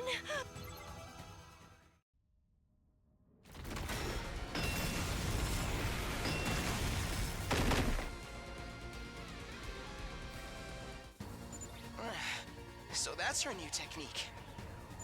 An undying flames attack. Damn it! I knew it was coming, but I couldn't get out of the way. Huh? What are you talking about now? You knew about my newly mastered skill? That's not all. We know all about your plan, too. My plan? Would you like me to tell you so you can fact-check it? If that's what you want, I'll tell you everything we know. Why are we being big mouth right now? Go ahead. And tell me what it is you think you know. You said something at the start of this battle. Here I am, as promised. How rude. After our last fight, you told us you'd come today. You're here now, but the delay wasn't for dramatic effect. You actually couldn't come until you'd finished building it. Am I right? What are you talking about? Don't play dumb. I mean the undying flame missile you've been putting together. Oh. How do you know about that? Lady Hiroko is right. Veshna certainly did say something about needing to prepare. Does that mean she was working on the missile? Yes, but don't worry. It's not ready yet. Veshnas, you waited too late to violate your religion's taboo. That's why you couldn't complete it in this timeline. Timeline? What in God's name are you talking about? There's nothing you can do about it now. You're too late, Veshnas. Your fate is already sealed. You lose. What? I have the power of a god. Scum like you couldn't possibly defeat me. But we can, and we will. We've got our own power now. And it's much stronger than yours. It's the power of our bond. Such drivel. That's not worth anything. Then let us show you just how strong it is. That's right! Take a good look at how strong we are! All 17 of us united! Enough of your nonsense! The next thing out of your mouths will be cries of agony! Bring it on! Okay, everyone, here we go! We're gonna hold hands. Power of friendship. No, no holding hands.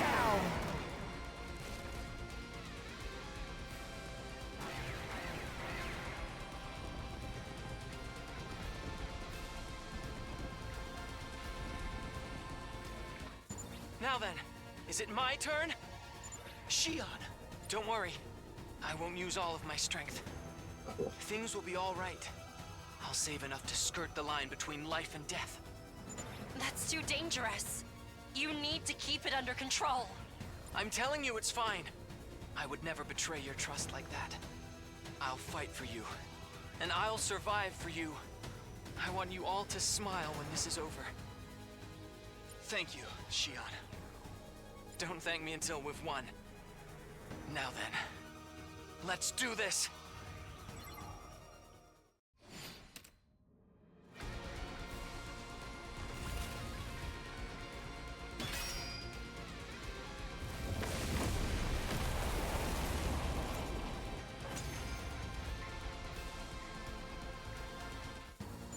We did it! Our plan worked!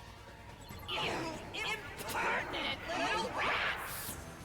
The poison is taking effect. Veshnas should be weakened! This is our chance! Let's not waste it for Shion, who gave it everything he had! Such utter nonsense. I still have plenty of power left. More than enough to crush you. She's bluffing. Don't back down now. You really think we would? I feel more ready to fight than ever! My adrenaline is firing on all cylinders! Everybody, this is it! The last push! Give it everything you've got and take her down! Right! We have to win this! For all of us! For all our friends!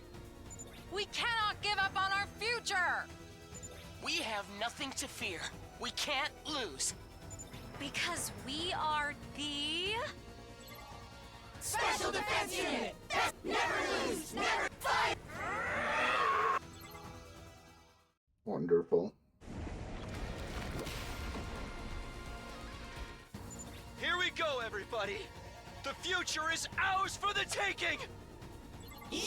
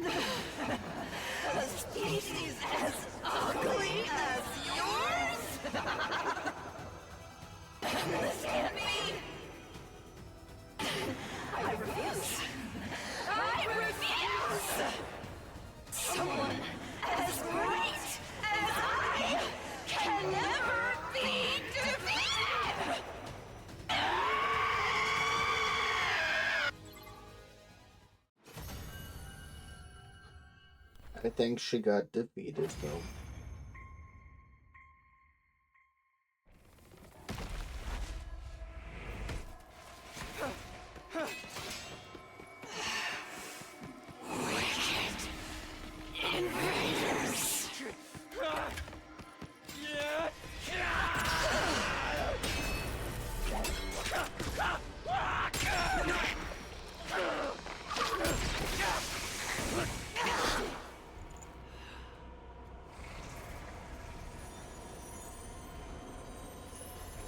Now that you've won, there's only despair in this planet's future. Truly, the worst of all bad endings!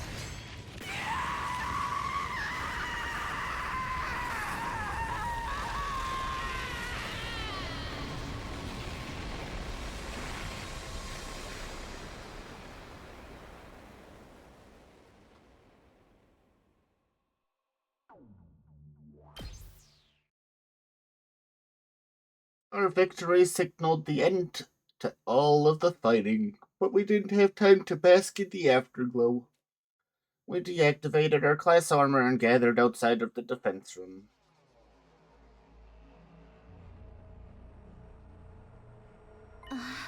Look, the wall of fire is gone. Leon must have gotten rid of it for us. Where is he? Everyone glanced around. Nobody had an answer. Don't tell me he burned up all his freaking power. No, that's not possible. He said he'd survive for us. He's probably just exhausted. Yeah, maybe he used up too much power to keep making that avatar of his. Let's hurry. We need to get his physical body out of there. Tsubasa, do you have the jar? You brought it, right? Of course I did. Do you really think I'd forget something that important? Then let's go.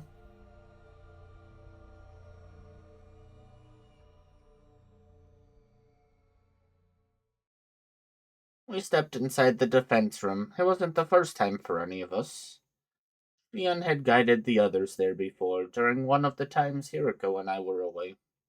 So instead of looking surprised, everyone had an awkward sense of tension in their faces. My heart is racing. Indeed, I haven't felt my pulse thrum this hard since my first night with the Holy Jumonji sword. I wasn't sure what that meant, but I didn't care. I ignored her. Oh, I read. I slowly approached the device housing Shion's physical body. We stood before it and tried to breathe evenly. I could practically hear everyone's heartbeats around me. Finally time. That's right, this is the moment that will seal our fate. How do we take him out? Takumi, do you have your infuser? Yeah. Then if you don't mind... Got it. I took out my infuser and raised it. Seeing this, Tsubasa quickly opened the jar. Okay, I'm ready. Alright, here goes.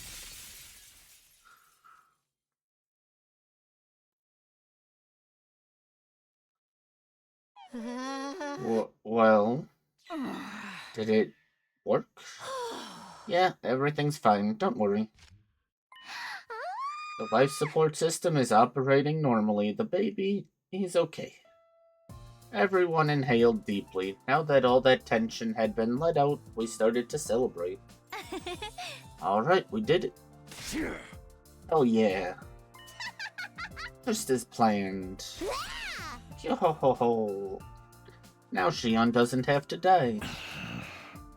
And that's not all. We've stopped the energy supply to the missiles too. The final attack won't launch tomorrow. In other words, all of us... We're saved. Yeah. Yay, yay. We're gonna ignore Ava. Long live the Special Defense Unit.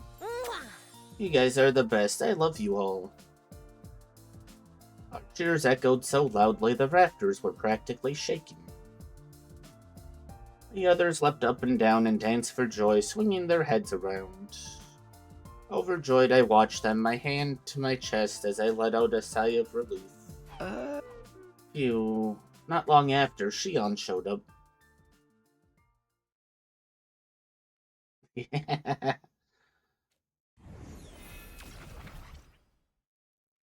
But something was wrong. He was staring down, biting his lip.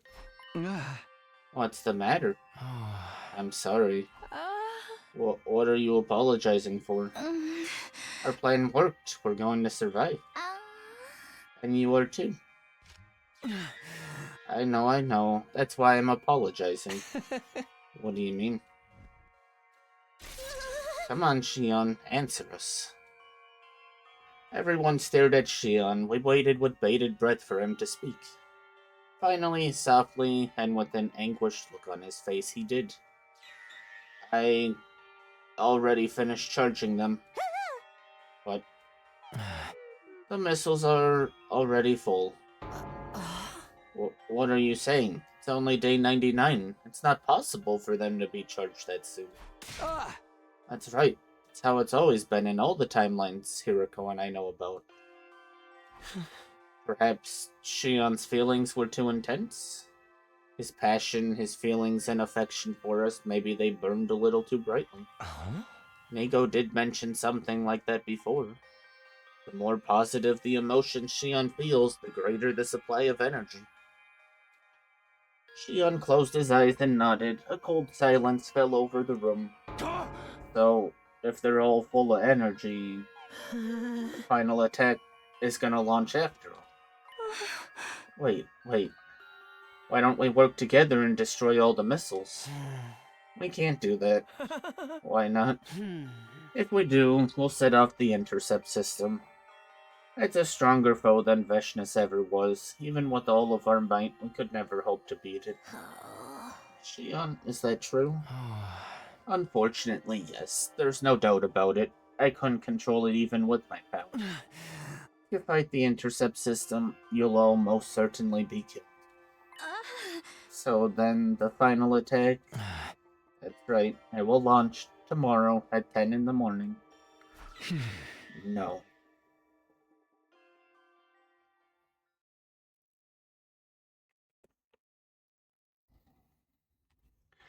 $100. The missiles were already full of energy. At least they weren't launched immediately. Apparently the control system hadn't been designed with this possibility in mind. The final attack was a significant event in the history of the people living on the artificial satellite. Starting even a day early could very well cause unforeseen problems for them. They probably just see it all as part of the show. Disgusting. It makes me sick. But it wasn't all misery for us. In essence, this meant we'd been given a reprieve of half a day.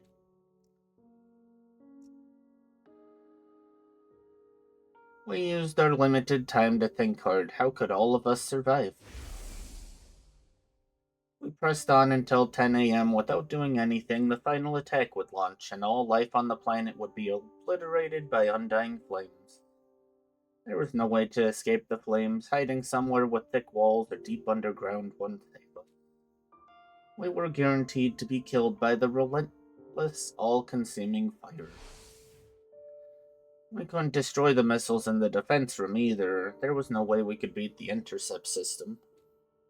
And of course, there was the issue of the escape pod. It was completely corroded by the particle bacteria, so we wouldn't be able to use it to escape. So what did we do? Is there a way to save us all? Just then, Tsubasa spoke, her face pale with terror. We made it so far, too. This is so cruel. There's nothing we can do. No one said a word after that. Silence hung in the air, gloom permeating every inch of the room. Soon and without mercy, dawn arrived, without us ever finding a solution. We heard Sire's overly positive announcement for Day 100 play. Troops at the most. Get yourselves in order. Yippee. Man, screw that. I know it's pre-recorded, but it irks me to no end. But what are we going to do? The question had been asked over and over, but there was still no one who could answer. Maybe this is it? Yeah, maybe it's time for us to give up. Hearing that must have pushed her over the edge. With an anguished sound, Hiroko ran out of the cafeteria. Hey, Hiroko. I rushed after her. I caught up with Hiroko in our usual spot behind the school. She ground to a halt, turned around, and shrieked in frustration. Why does it have to end like this? We did everything right. All 17 of us survived. Why is it still not enough? Hiroko's eyes were brimming with tears. They slid down her cheeks, one after another. I knew it. We're cursed, trapped in this cursed cycle. We'll never escape this loop. Hey! No. What? You can't give up. It's not like you, Hiroko. We can break free of the loop. I'm gonna take you out of here with me one way or another. I promised you that, remember?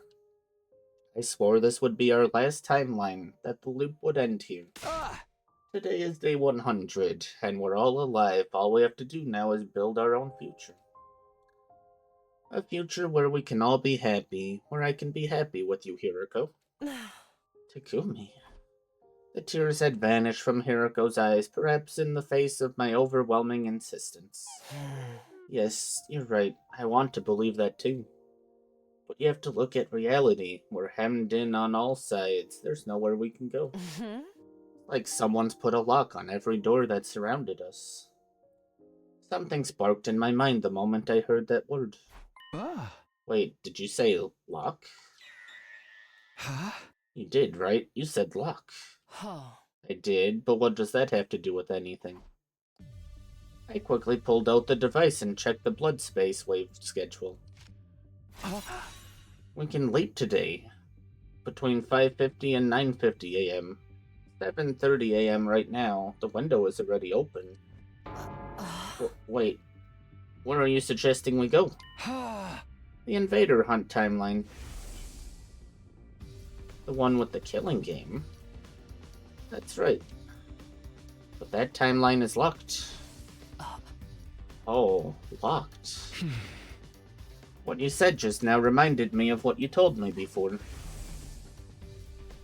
I don't know when 803 locked it, but it was sometime between day 45 and day 49. Whenever it was, the lock will only be removed after 50 days have passed. Even if he locked it on day 49, 50 days later would be day 99, right? Machine will be unlocked now. We can jump to the hunt timeline. Some of the conditions we needed to meet are already present in that timeline, so... Okay, you don't have to explain. Let's go and tell the others. Right? Interesting. I see, so that's it. Huh? Basically, we all need to jump to this hunt timeline you're talking about. Then we can use the escape pod there. That's exactly what I suggested 2 days ago. Right, and Mr. Samino was all like, we can't steal the escape pod from another timeline. We'd be killing ourselves. Or am I remembering wrong? So why is it suddenly okay now? I'm sorry to say it, but everybody in that timeline is already... Oh no. Are they really... dead? Yes.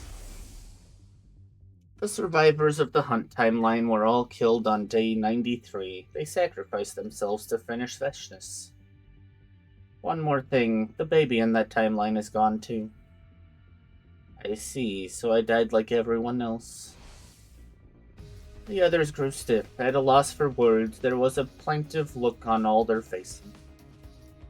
I couldn't say I expected any less. Who could keep calm after hearing that we'd all died in another timeline? Well, I guess there was one person. What's the point in crying about it? You can't bring back the dead. We need to keep pushing forward so their sacrifices won't be in vain. We need to live on, not just for ourselves, but for them too. Irreverent attitude aside, she was right. You're not wrong. We need to think positively. I feel bad for them, but now we can use their escape pod without feeling guilty about it. Let's pay our respects to them by using their pod.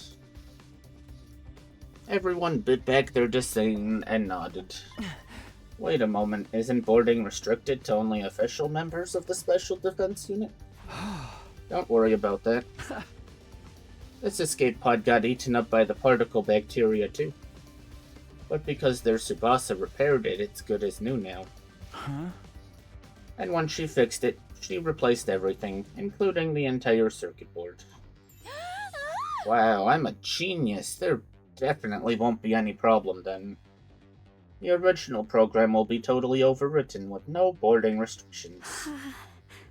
So even unofficial members like myself and the baby, you'll be able to get on just fine, trust me. Thank you. Sincerely, I'm so grateful. Thank you. Hey, don't thank me. It was a different timeline Tsubasa who did it. Anyway, that about sums it up. That's why we're going to the hunt timeline. Everybody there is dead and the pod's boarding restrictions have been disabled. It's our best, maybe our only shot. Whoa, the details are too much for me, but all I know is everything's gonna be okay. We go to the hunt timeline, we'll all be saved. Hell yeah. Takamaru pumped his fist into the air and everyone let out a cheer. Okay, let's get going, right? Oh, but... what about Siri and Nigo? Let's take them with us. They're a part of the team too. Gross. And so we headed for the lab with a completely immobile Siri and Nigo in tow. Shion had vanished. Keeping his avatar materialized meant consuming energy, so he returned to being the baby now kept inside the jar. Hey, can we get going already? We're wasting time hanging around here. Doremi ran off ahead, the rest of us followed after her.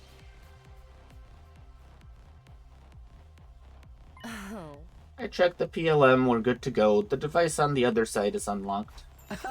Just like I thought, now we can leap to the hunt timeline. By the way, Hiroko, you said the baby in that timeline passed away, right? Yes. Did he die on the same day as everyone else? That's right, on day 93. So the final attack won't be launched in that timeline. There's no way the missiles would be full of energy by day 93. You saying there's no rush? But emotionally speaking, I'd like to get it done as soon as possible. That's right, knowing we can use the pod makes me want to get right in there and leave this shithole forever. I'm with you guys. Let's hurry. I don't know if this is the ending, because, we're actually missing 2. There is a split somewhere in here. I opened the lockers. I was about to hand out leap suits to everybody, but... Wait, I'll do it. Suddenly, Hiroko took over, giving out the leap suits one by one. We handed 17 suits in total. There were 16 of us, so we had 1 extra. Siri and Nigo didn't need them since they were robots, but the baby did. At first, we tried stuffing the jar inside of someone else's suit, but that didn't work, so we ended up wrapping the jar in the remaining suit. Hiroko. Everyone got their suit on? Yep, and it fits like a glove. The machine was configured, the blood space waves were already surging, we could jump right away. We all jumped onto the platform. Tsubasa was holding the suit with the baby jar inside it. This was probably going to be our final parallel leap. I slammed down on the red button and jumped into the crowd, and then one last time. Okay, here goes.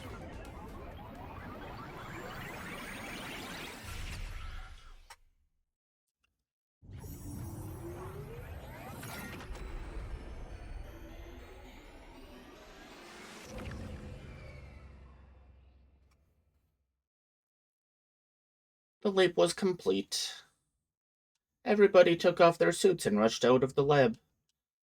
Left on our own, Hiroko and I changed back into our regular clothes, but just then... I was gripped by intense deja vu. I'd seen this somewhere before. In another timeline? No, that wasn't it. It had been on day 86, just like after we visited the timeline where the academy was blowing up. Hiroko was hunched over. Hey, are you okay? She didn't answer. She was breathing hard, one hand pressed to the wall, her shoulders heaving. In her other hand, she held a leap suit, the one she'd been wearing. I ran to her side and looked at the suit. There was a hole. The suit had a tiny hole in the back. You knew about this hole, didn't you? That's why you gave out the suits. I had to. If somebody had to wear it, then... But this isn't the first time. You did it on day 86, too. That's right. That was just a coincidence. I just happened to pick it. I must have terrible luck.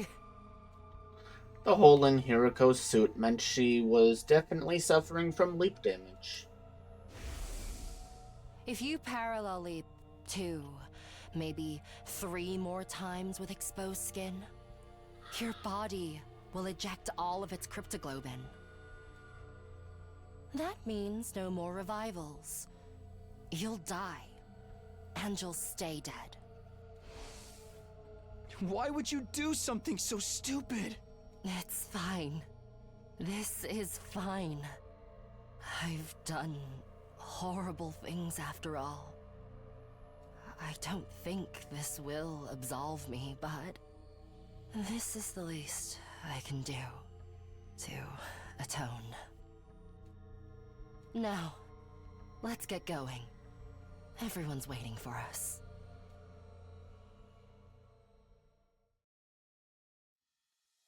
Dummy. Hiroko and I went outside. We joined the others and immediately made a dash for the school. I'm fine, don't worry about it. Hiroko tried to reassure me as we ran. She didn't look too bad, but I didn't feel any kind of relief. We needed to get into the pod as quickly as possible so she could rest.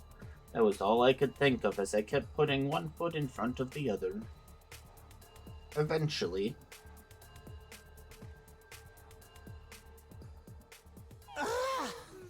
we made it. But doesn't something seem odd? Odd how? He's right. There's something coming out of the top of the building. No. It can't be.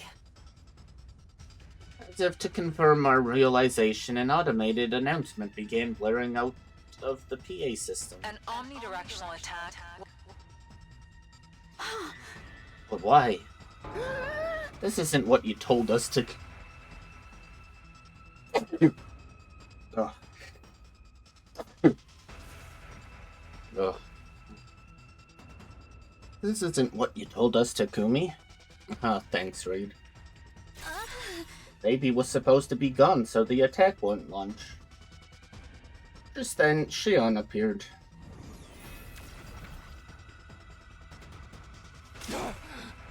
Shion, what the fuck is happening? Why is the attack launching? I don't know. I can't imagine how it could have built up that much energy. We have to hurry and get to the escape pod. But where even is it? Everyone looked around, but the pod was nowhere to be found. 9:30 right now. The attack is scheduled to start at 10 a.m. The pod won't come out in the schoolyard until just before the attack.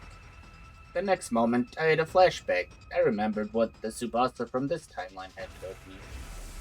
If we replace the control system circuit board, we'll be able to manually deploy the pod from the war room. I told everyone what I'd remembered. They didn't need any further explanation. The moment our eyes met, we all started to sprint for the war room.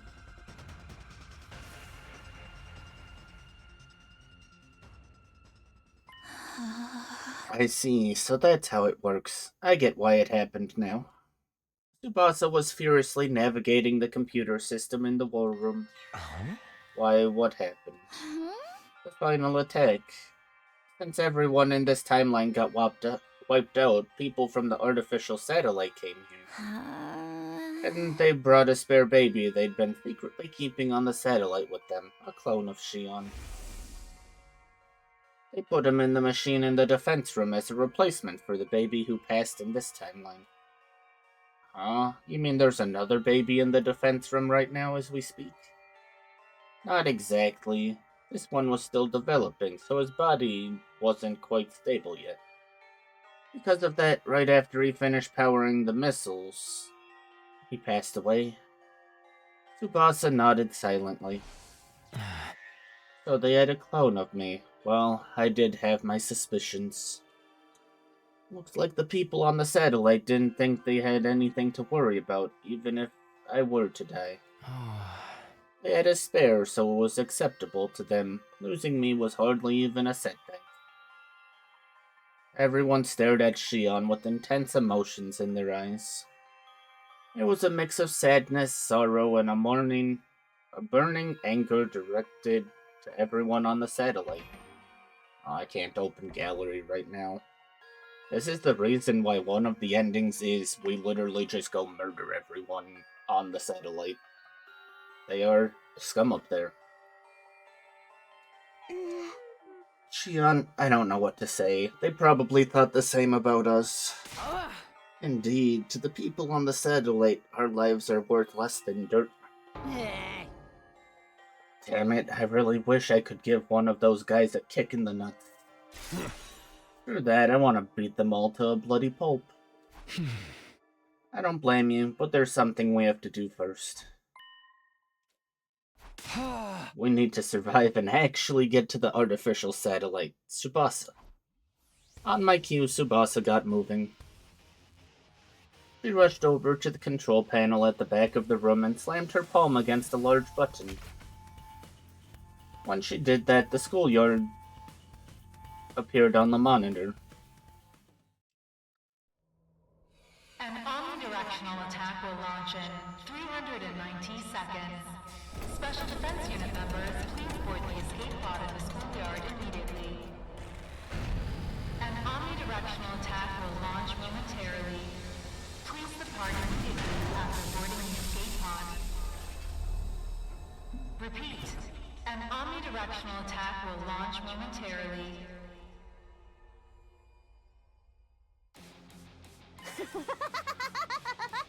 It's really happening. The escape pod. Oh, I'm so overwhelmed. I could cry. Isn't it too early for that? Celebrate once we get inside it. Okay, everybody, let's go. That pod will automatically launch 100 seconds before the attack starts. A version of me in this timeline must have reprogrammed it.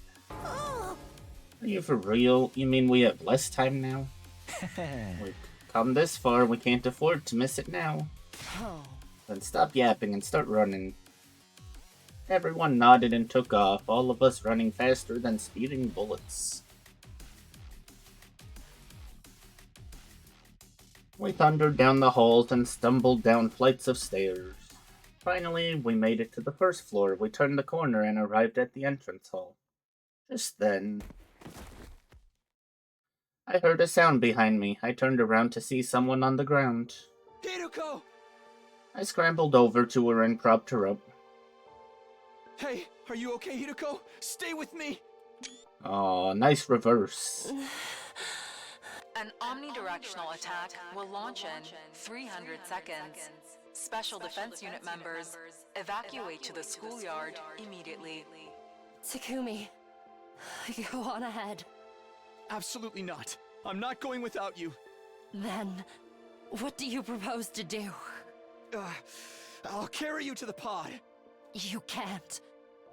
You heard the announcement. The pod launches 100 seconds before the attack. You won't make it if you're carrying me. I don't understand. We're at the entrance. That means it's like 300 feet away, maybe? I knew it. That dream, it was a sign. I told you, didn't I? I had a dream where I was the only one who couldn't break free of the loop. And I told you that it was just a dream. It's not going to happen. We need all of the Special Defense Unit. If we don't, I won't get out of the loop either. No. You will. I saw it. In my dream. You were there. I couldn't keep arguing with her. Precious time was ticking away and every second counted. We had to hurry. I had to get Hiruko to the escape pod. But the moment I tensed up my arms to lift her, she swatted away, refusing my help. Enough. Let me go. I think it's fate that I die here. I finally understand why I can't be saved. Yes, it wouldn't be right. Not after what I've done. There's no way we'd be allowed to survive after killing everyone on this planet. Her voice frail and faint, Hiruko looked over at the bottom of the stairs. I followed her gaze. Right to the hidden door that connected to the secret basement. Hiruko, you can't. I can. The basement's close. I can crawl if I have to. I'll go there. I'll enter the Liver Mortis codes. After the pod launches, of course. Right before the attack. If I do that, I can stop the missiles from launching. The whole school will be blown to pieces.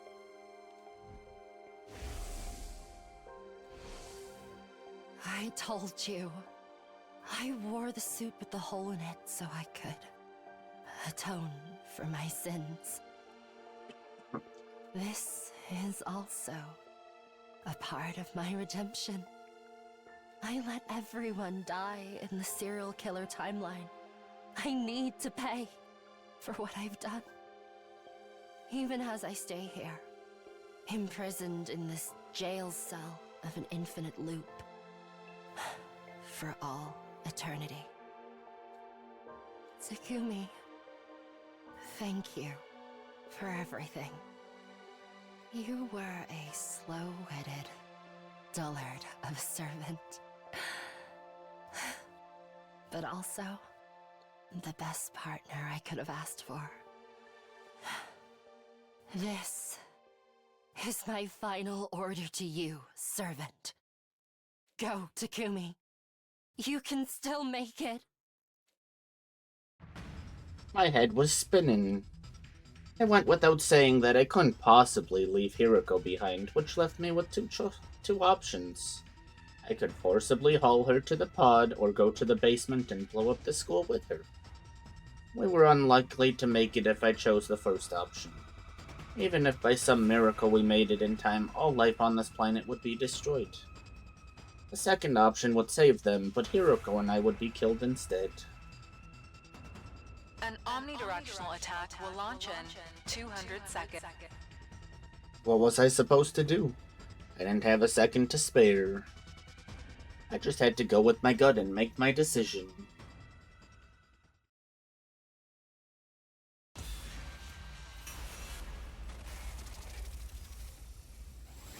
Shake my head, my head.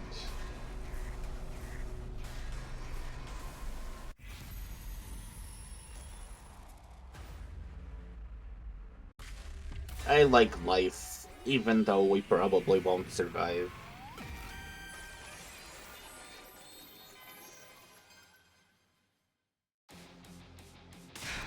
All life on the surface will die? Who cares about that? There's only one life I'm worried about saving right now. The one I care about the most. It's yours, Hiruko! I can't let you die! I grabbed hold of Hiroko and took off running. I tore through the hallway, turned the corner, and flew into the entrance hall. I heard the announcement, 170 seconds remained until the final attack, 70 seconds until the pod was launched. I could do this, I could make it. I held my conviction close to my heart and ran to the exit, opening the door and dashing through.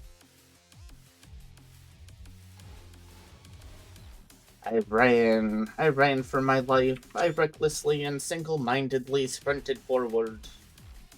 I could see the escape pod in the distance, a small shining dot that looked no bigger than a grain of rice. I ran toward it. There was a ferocious energy behind every stride. I couldn't breathe, my chest ached, my heart raced so fast I thought it was going to burst. I could hear the fibers of my muscles tearing, pain tore through my brain, making my vision blur. But I couldn't stop, I had to keep pushing on. More. Anything to get there even 1 second faster. I needed to get into that pod. I said I'd get us out of this loop. I swore I'd protect Hiroko. This isn't how our story is going to end. I have to do this! I summoned the last of my strength to keep my legs moving through the numbness, but time was still slipping away. An omnidirectional attack will launch in... The pod launches 100 seconds before the attack, only 40 seconds left. It was still a long ways off. I couldn't get my legs to cooperate. I was slowing down in spite of myself. Maybe it's impossible. Maybe it really is hopeless. Just as those thoughts flickered through my mind. Chin up, Takumi! You can do this! Kurata! Everyone was there, gathered around me. We'll talk later. Hand Hideko over. We'll take turns carrying her. Then we'll all make it, man! There was no time to hesitate. I let them take Hiroko. Okay! Do me proud! With that, I started to run again, now with my friends alongside me. We traded Hiroko between us, one after the other. Taking turns, we carried her forward as fast as we could. How much time left? 10 seconds! We were getting closer to the pod. Closer and closer. The open door was so close now. So close, it's right in front of us. We're right there. 5 seconds left! 4, 3, 2, 1! We didn't make it.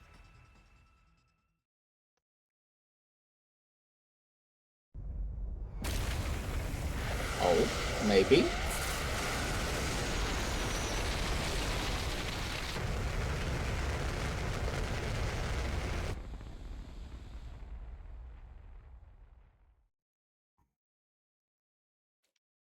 Oh.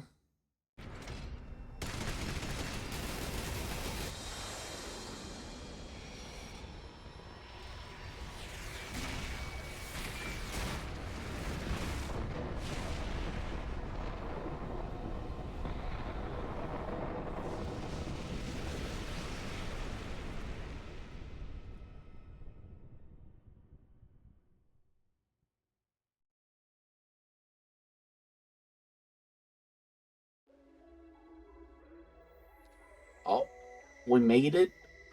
We made it! That's crazy.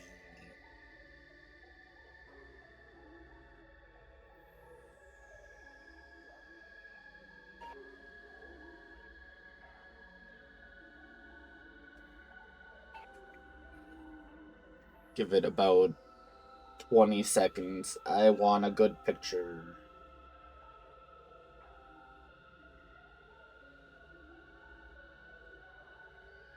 Wow. Emma and Kako aren't sitting next to each other. Very rare.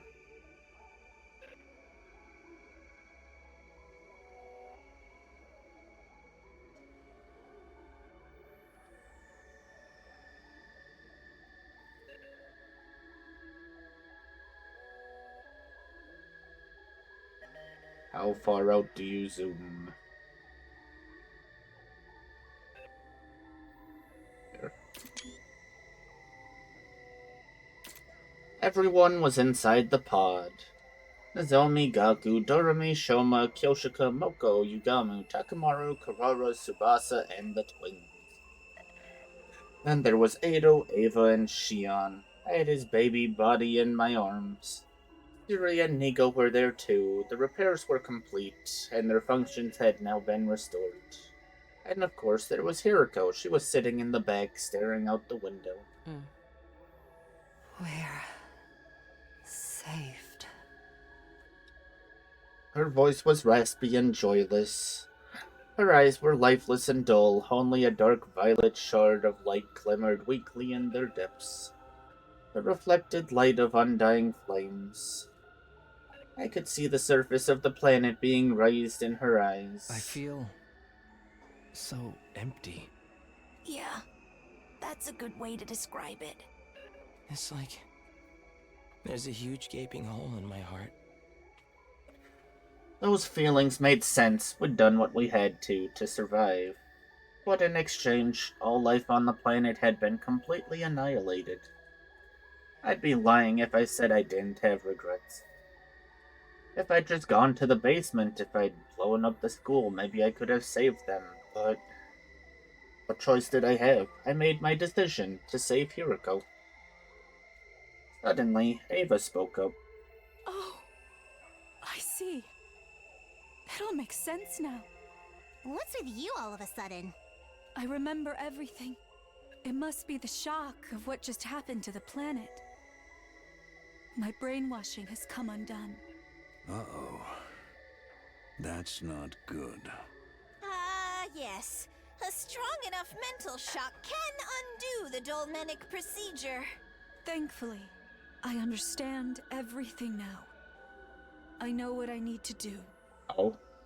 And what is that exactly? Everyone was looking at Ava. She didn't answer a question right away. I had a daughter down there. A sweet girl that I loved so much. Oh. A daughter? Yes. I don't need to explain further, do I? Don't tell me you're... Your suspicions are correct. I will go to your satellite.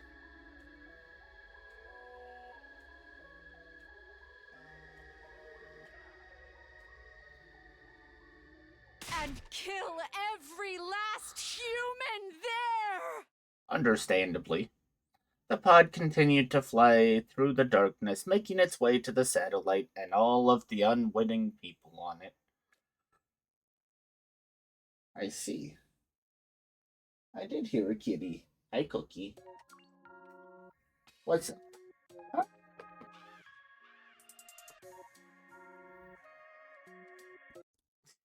Come here, Goofy. Come here. That's not coming here. One to go. Now we... Suicide. Yes, come here, goofball. Come here. Yep, come in. Yeah, you. Why'd that take you so long? Why'd that take you so long? Cookie, it's almost bedtime. I can feel it in my bones.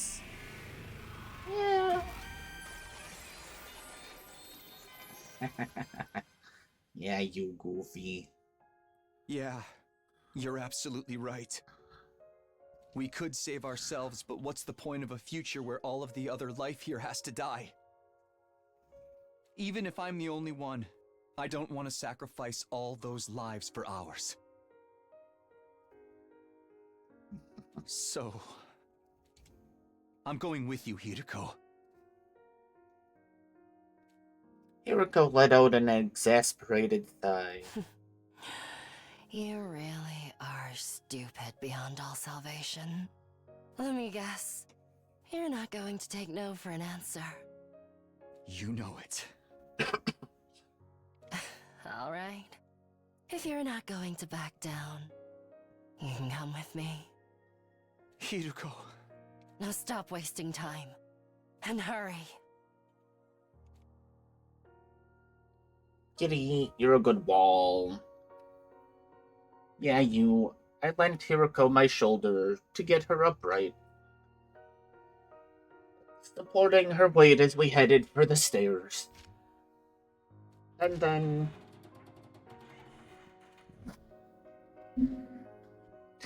Yeah, goofball. We reached the basement.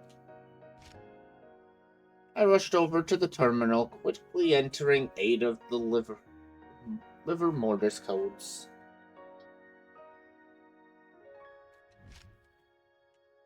Only one was left, Hiriko's. The moment I entered 4 in her slot, the school would be blown to oblivion. An omnidirectional attack will launch in 130 seconds.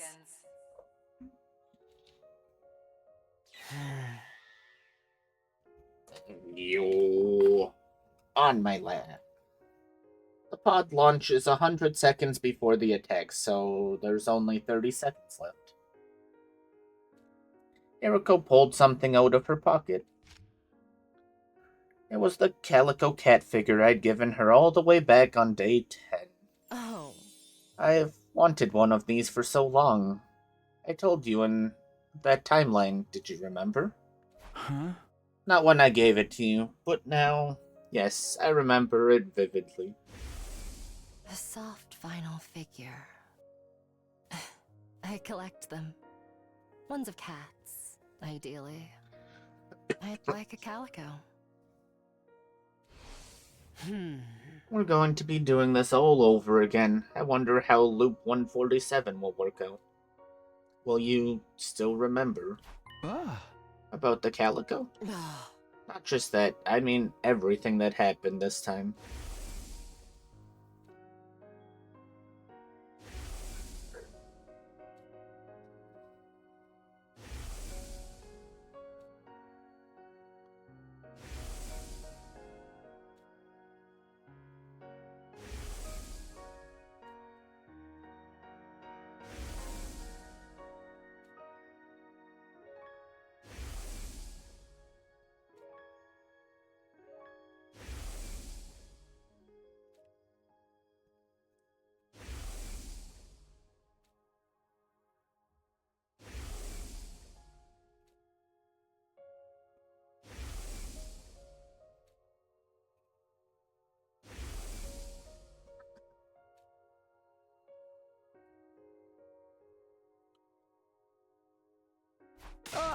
Of course, how could I possibly forget?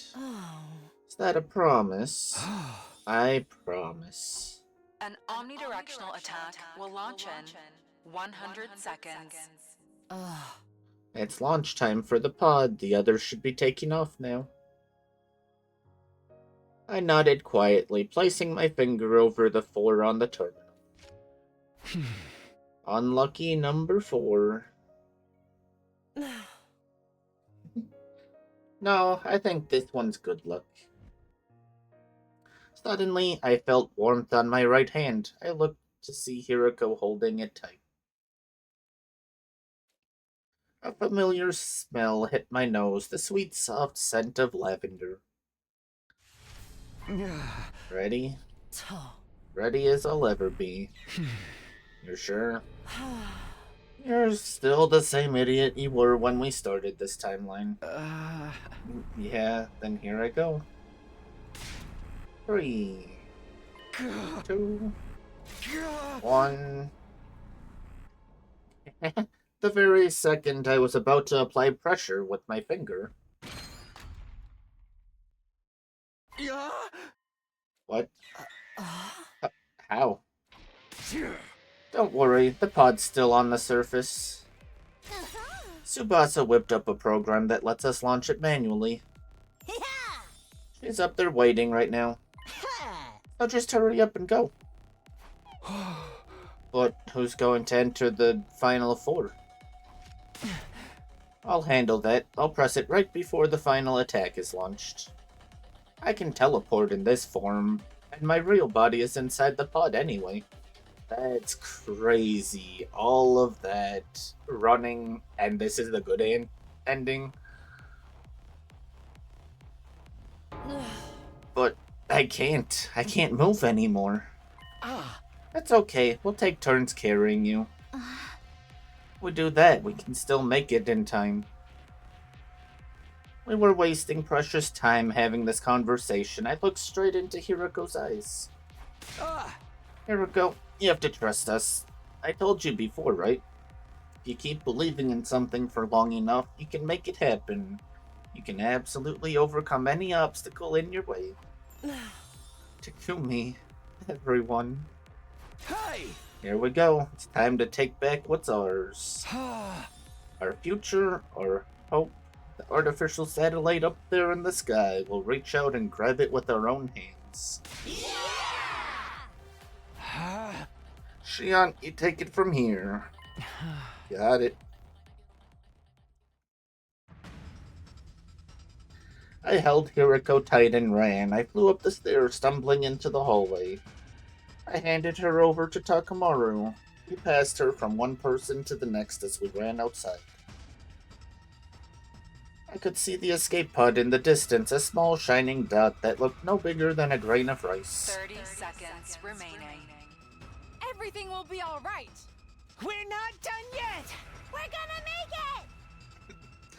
We shouted encouragement to each other as we continued to run for our lives. Each of us took turns carrying Hiroko. Eventually, a relay brought her back to me. 15 seconds remaining. The pod was close now. If we kept up this pace, we could make it. Keep going. Get Hiroko to the pod. My feet thundered against the ground as I picked up the pace.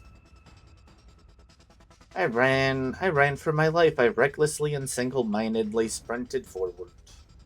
I couldn't breathe, my chest ached, my heart raced so fast I thought it was going to burst. I could hear the fibers of my muscles tearing, pain tore through my brain, making my vision blur. But I couldn't stop, I had to keep pushing on, more. Anything to get there even 1 second faster. I need to dive into that pod. I promised I'd build us a future, one where everyone can be happy. I won't let things end any other way. I have to do this! I summoned the last of my strength to keep my legs moving through the numbness. Only 6 seconds left. 5! 4! 3! We have to make it! I don't think that was 2. Takumi, you gotta learn how to count down.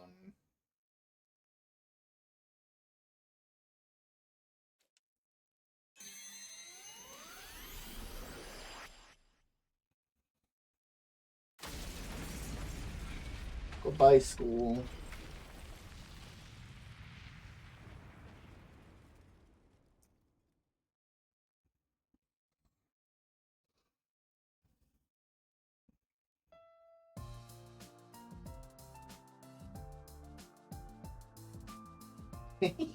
What? Everyone was inside the pod.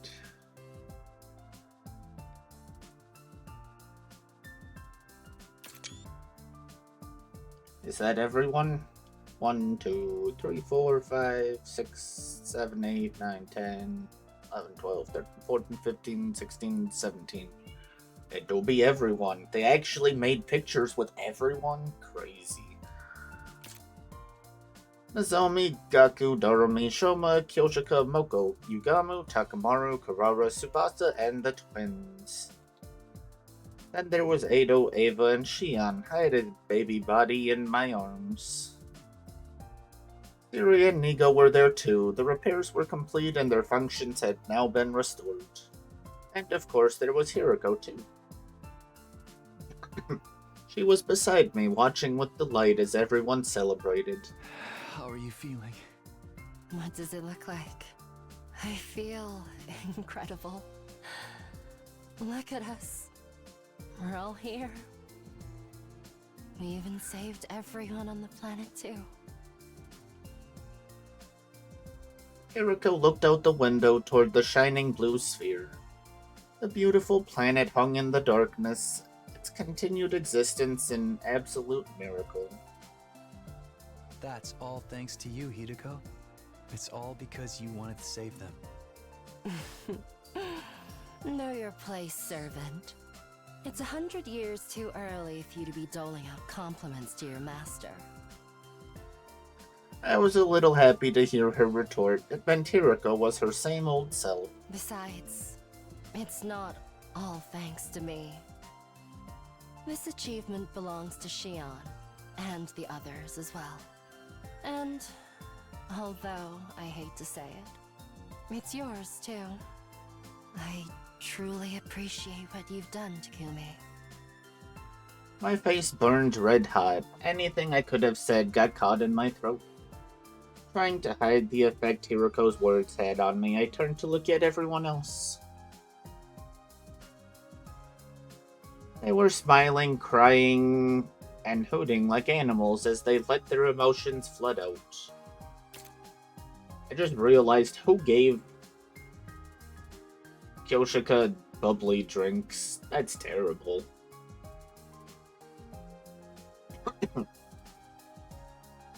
She's drunk.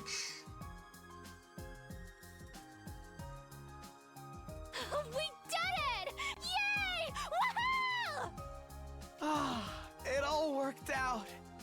Now we can be together forever. Is it really okay if I stick around with you? Are you crazy? We wouldn't have it any other way. You're our friend forever, Shion! We all care for you! Thank you so much. Aw, yeah! You are the best buds I ever had! I love you guys! Oh, I'm sorry. I let my gutter juices out in a zero-gravity environment. Don't call them gutter juices, man. They look like shining diamonds to me. Takamaru! Yeah.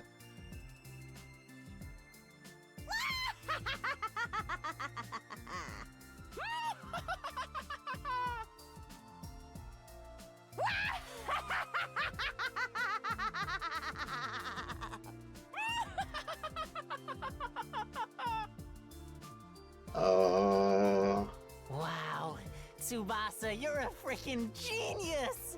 Thanks. Now, give me some space, please. Sit tight, Tsubasa. I'll send him flying with a slippery Moko German suplex. Tsubasa, baby, nobody does it like you do! Just leave me alone. Okay, Gaku. Kako! Eva! Wait, what did you just call me? Hey, you did it too. Well, why not? Let's just be Kako and Ima from now on. Sounds good to me. Yeah. There, my good girl. Don't you cry. Yeah. No crying, only celebrating. Come on, Lady Kurara. You should really have something to drink yourself. Oh. Ah! I'm so peeved with all of you! Totally cheesed off! Steamed! Absolutely pissed! Now, sir, calm down. It may be true that our plan to raise the planet failed, but we did defeat the enemy's supreme commander, Veshness. That's not the issue here! I'm getting all emotional seeing how happy everyone is! And I hate that! Sir! Hiriko gazed at everyone with stars in her eyes.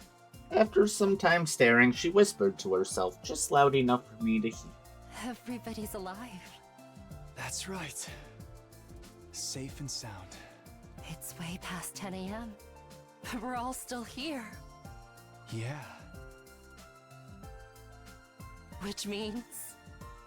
We're... free from the time loop!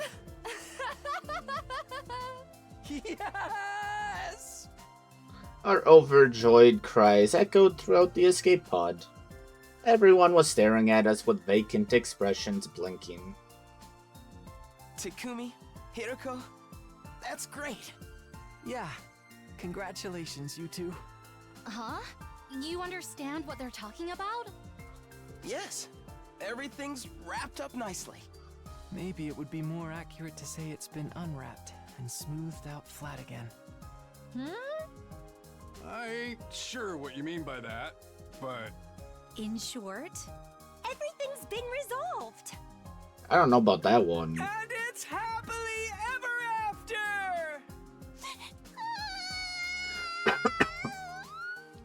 We finally made it! Let's do the thing! Yes! Time to choke each other!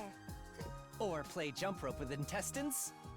Okay, you two. When have we ever done any of that weird crap? Takumi, that's your cue. Take it away, Takumi! Got it! Ready? Go! That would be kinda sad, Reed. But I mean, it would fit in with these types of games. The pod continued to drift through the emptiness of space toward the artificial satellite in the dark distance. We weren't sure what would happen to us when we arrived. After all, we disobeyed the will of humanity. Maybe harsh punishment awaited us, or maybe now that we'd served our purpose, the people in charge would want us killed. But somehow, I felt that things would be all right. No matter what kinds of difficulties we encountered, no matter what trials lie in our future. If all 17 of us come together, we'll find a way through them. On day 101, day 102, and all days after. So long as all of us are together, we can keep on finding our way. We'll walk on endlessly continuing path, leading us to an eternity where we can all be happy. Wow, it's done.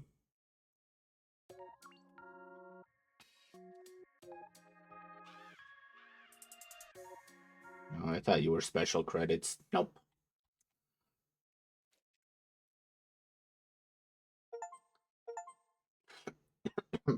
Yay!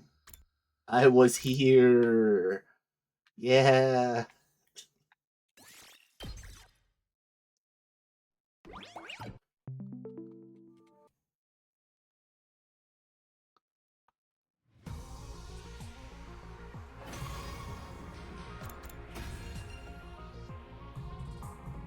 Oh, you don't show it here still. That's fine. Okay. With the special edition I got, I'm gonna put this up. Technically, it's not right. The special edition has... there is art book. I guess we can take a peek at art book. We'll see how it actually looks. Are you gonna pull up here? No. You actually open up this. Game spoilers. I love game spoilers. You're not gonna show here though.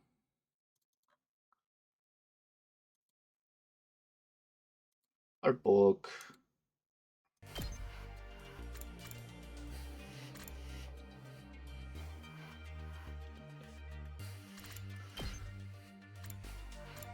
Come on, guys. Let's get this defensive battle underway. Wonderful. Takumi.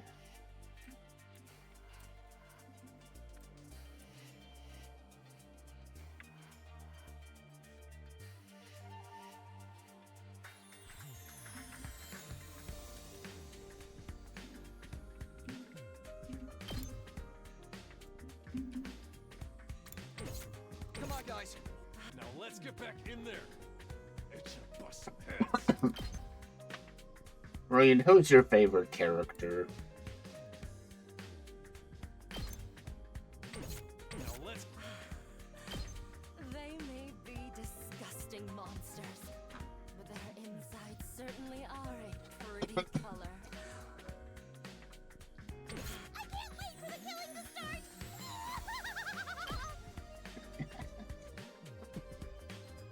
They do be crazy.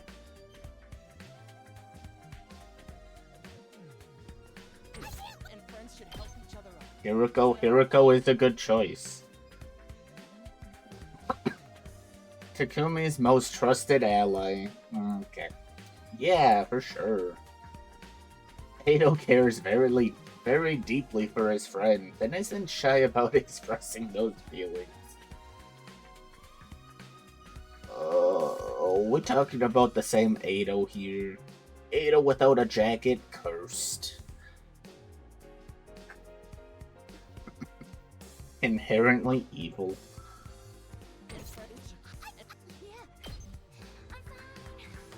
I'll be okay. I just need a minute to calm down.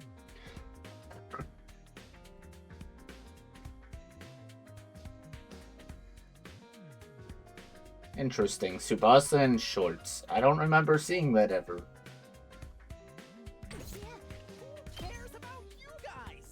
Gaku. Self-centered mood maker. Gaku without a jacket, also kinda cursed. And no hat, extra cursed.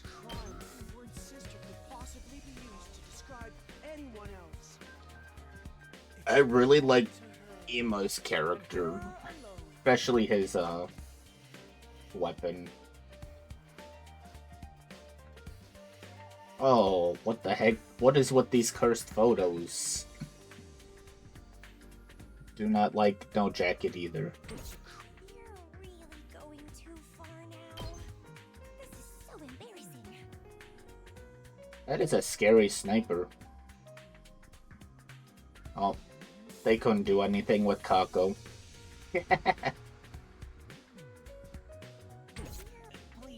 Shoma. No backpack, Shoma. And then jacked Shoma. Do not like jacked Shoma.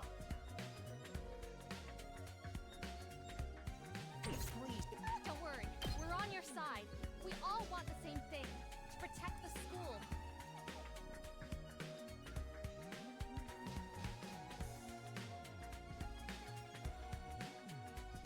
They really did not touch on Nozomi much. Karara. Wondering why I'd hide my noble visage beneath this mask, aren't you? Holy Jumanji sword! Let us unleash chaos on the battlefield together!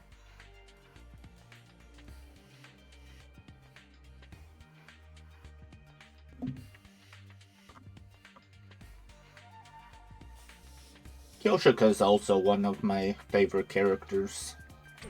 Assassination is an art form, man. An expression of joy, love, all that good stuff.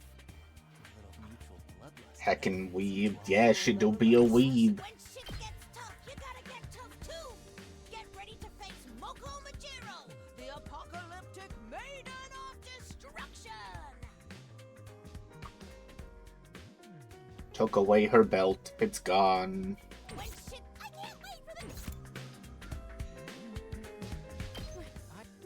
name is Ava, paragon of nature.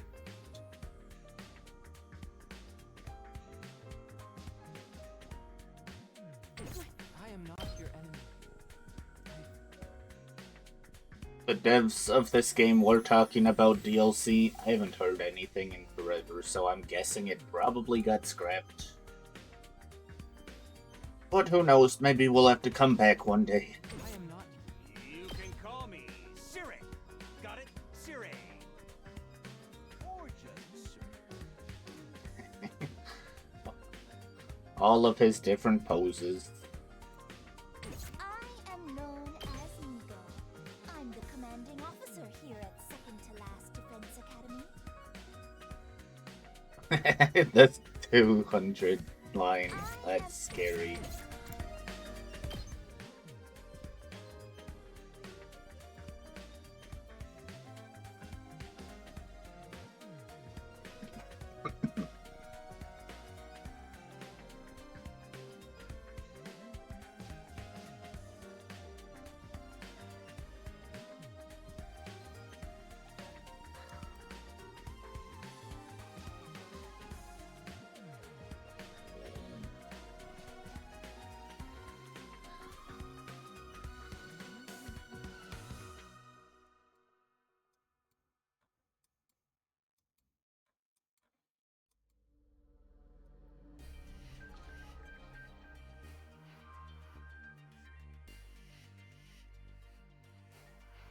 I didn't even check. How many hours did I have for completing?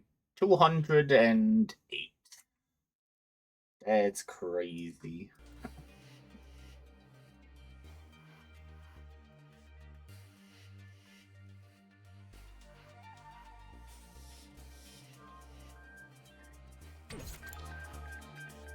Read comments from the creators.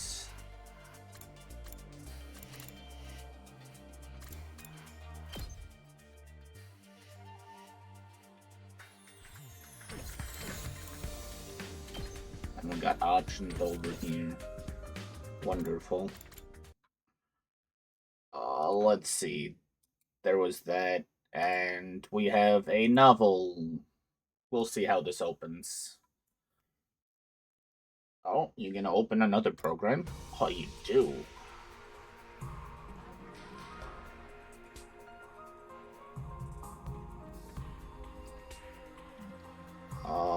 That one. Nice. The 100-line Last Defense Academy, Former Lives of the Special Defense Unit, File 3, Hiroko Shizuhara's First Battle. Hiroko Shizuhara, a girl from the Tokyo residential complex, resident of Oda City, calm, elegant, the cool beauty type. She acts the part of a model student, but secretly craves excitement every night she visits the complex's pleasure quarter to taste all that life has to offer. Oh, okay. Inside the complex, every day was peaceful and safe. Nothing ever happened to upset the status quo. Beneath this vast artificial ceiling, people lived lives completely cut off from the natural world and its dangers. Oh.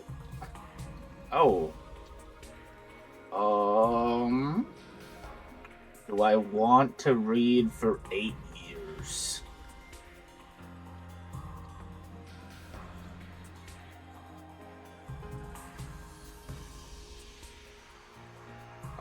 Looking at some of this, I don't think I want to read it either.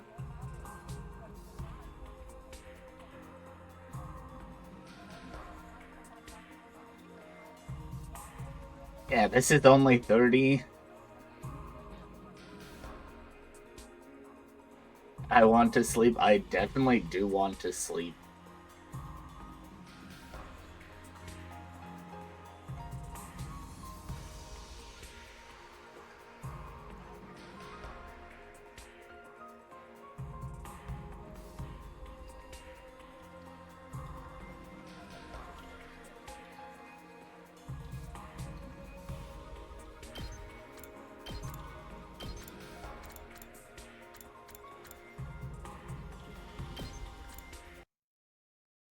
As much as I like, he just said nya nya. Definitely wasn't there. She does like cats.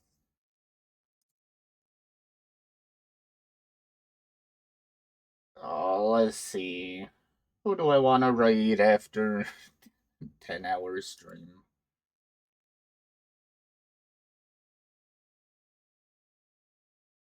$840 for sure.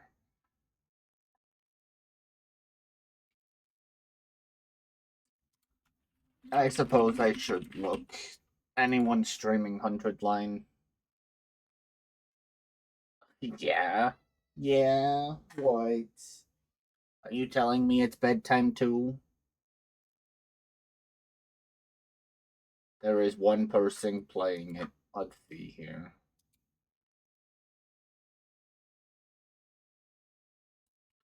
See if I can recognize where they are. I'm gonna guess they are very early on, so I don't wanna go in and spoil anything. So we'll just go.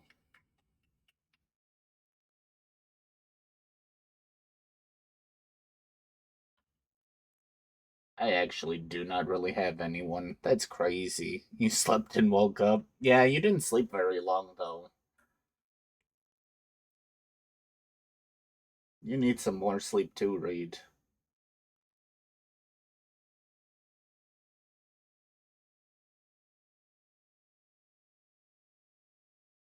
Yeah, that's not enough sleep. What do you mean? Oh, cat left. Okay, I don't see really anyone on. That's partially my fault for streaming for 10 hours.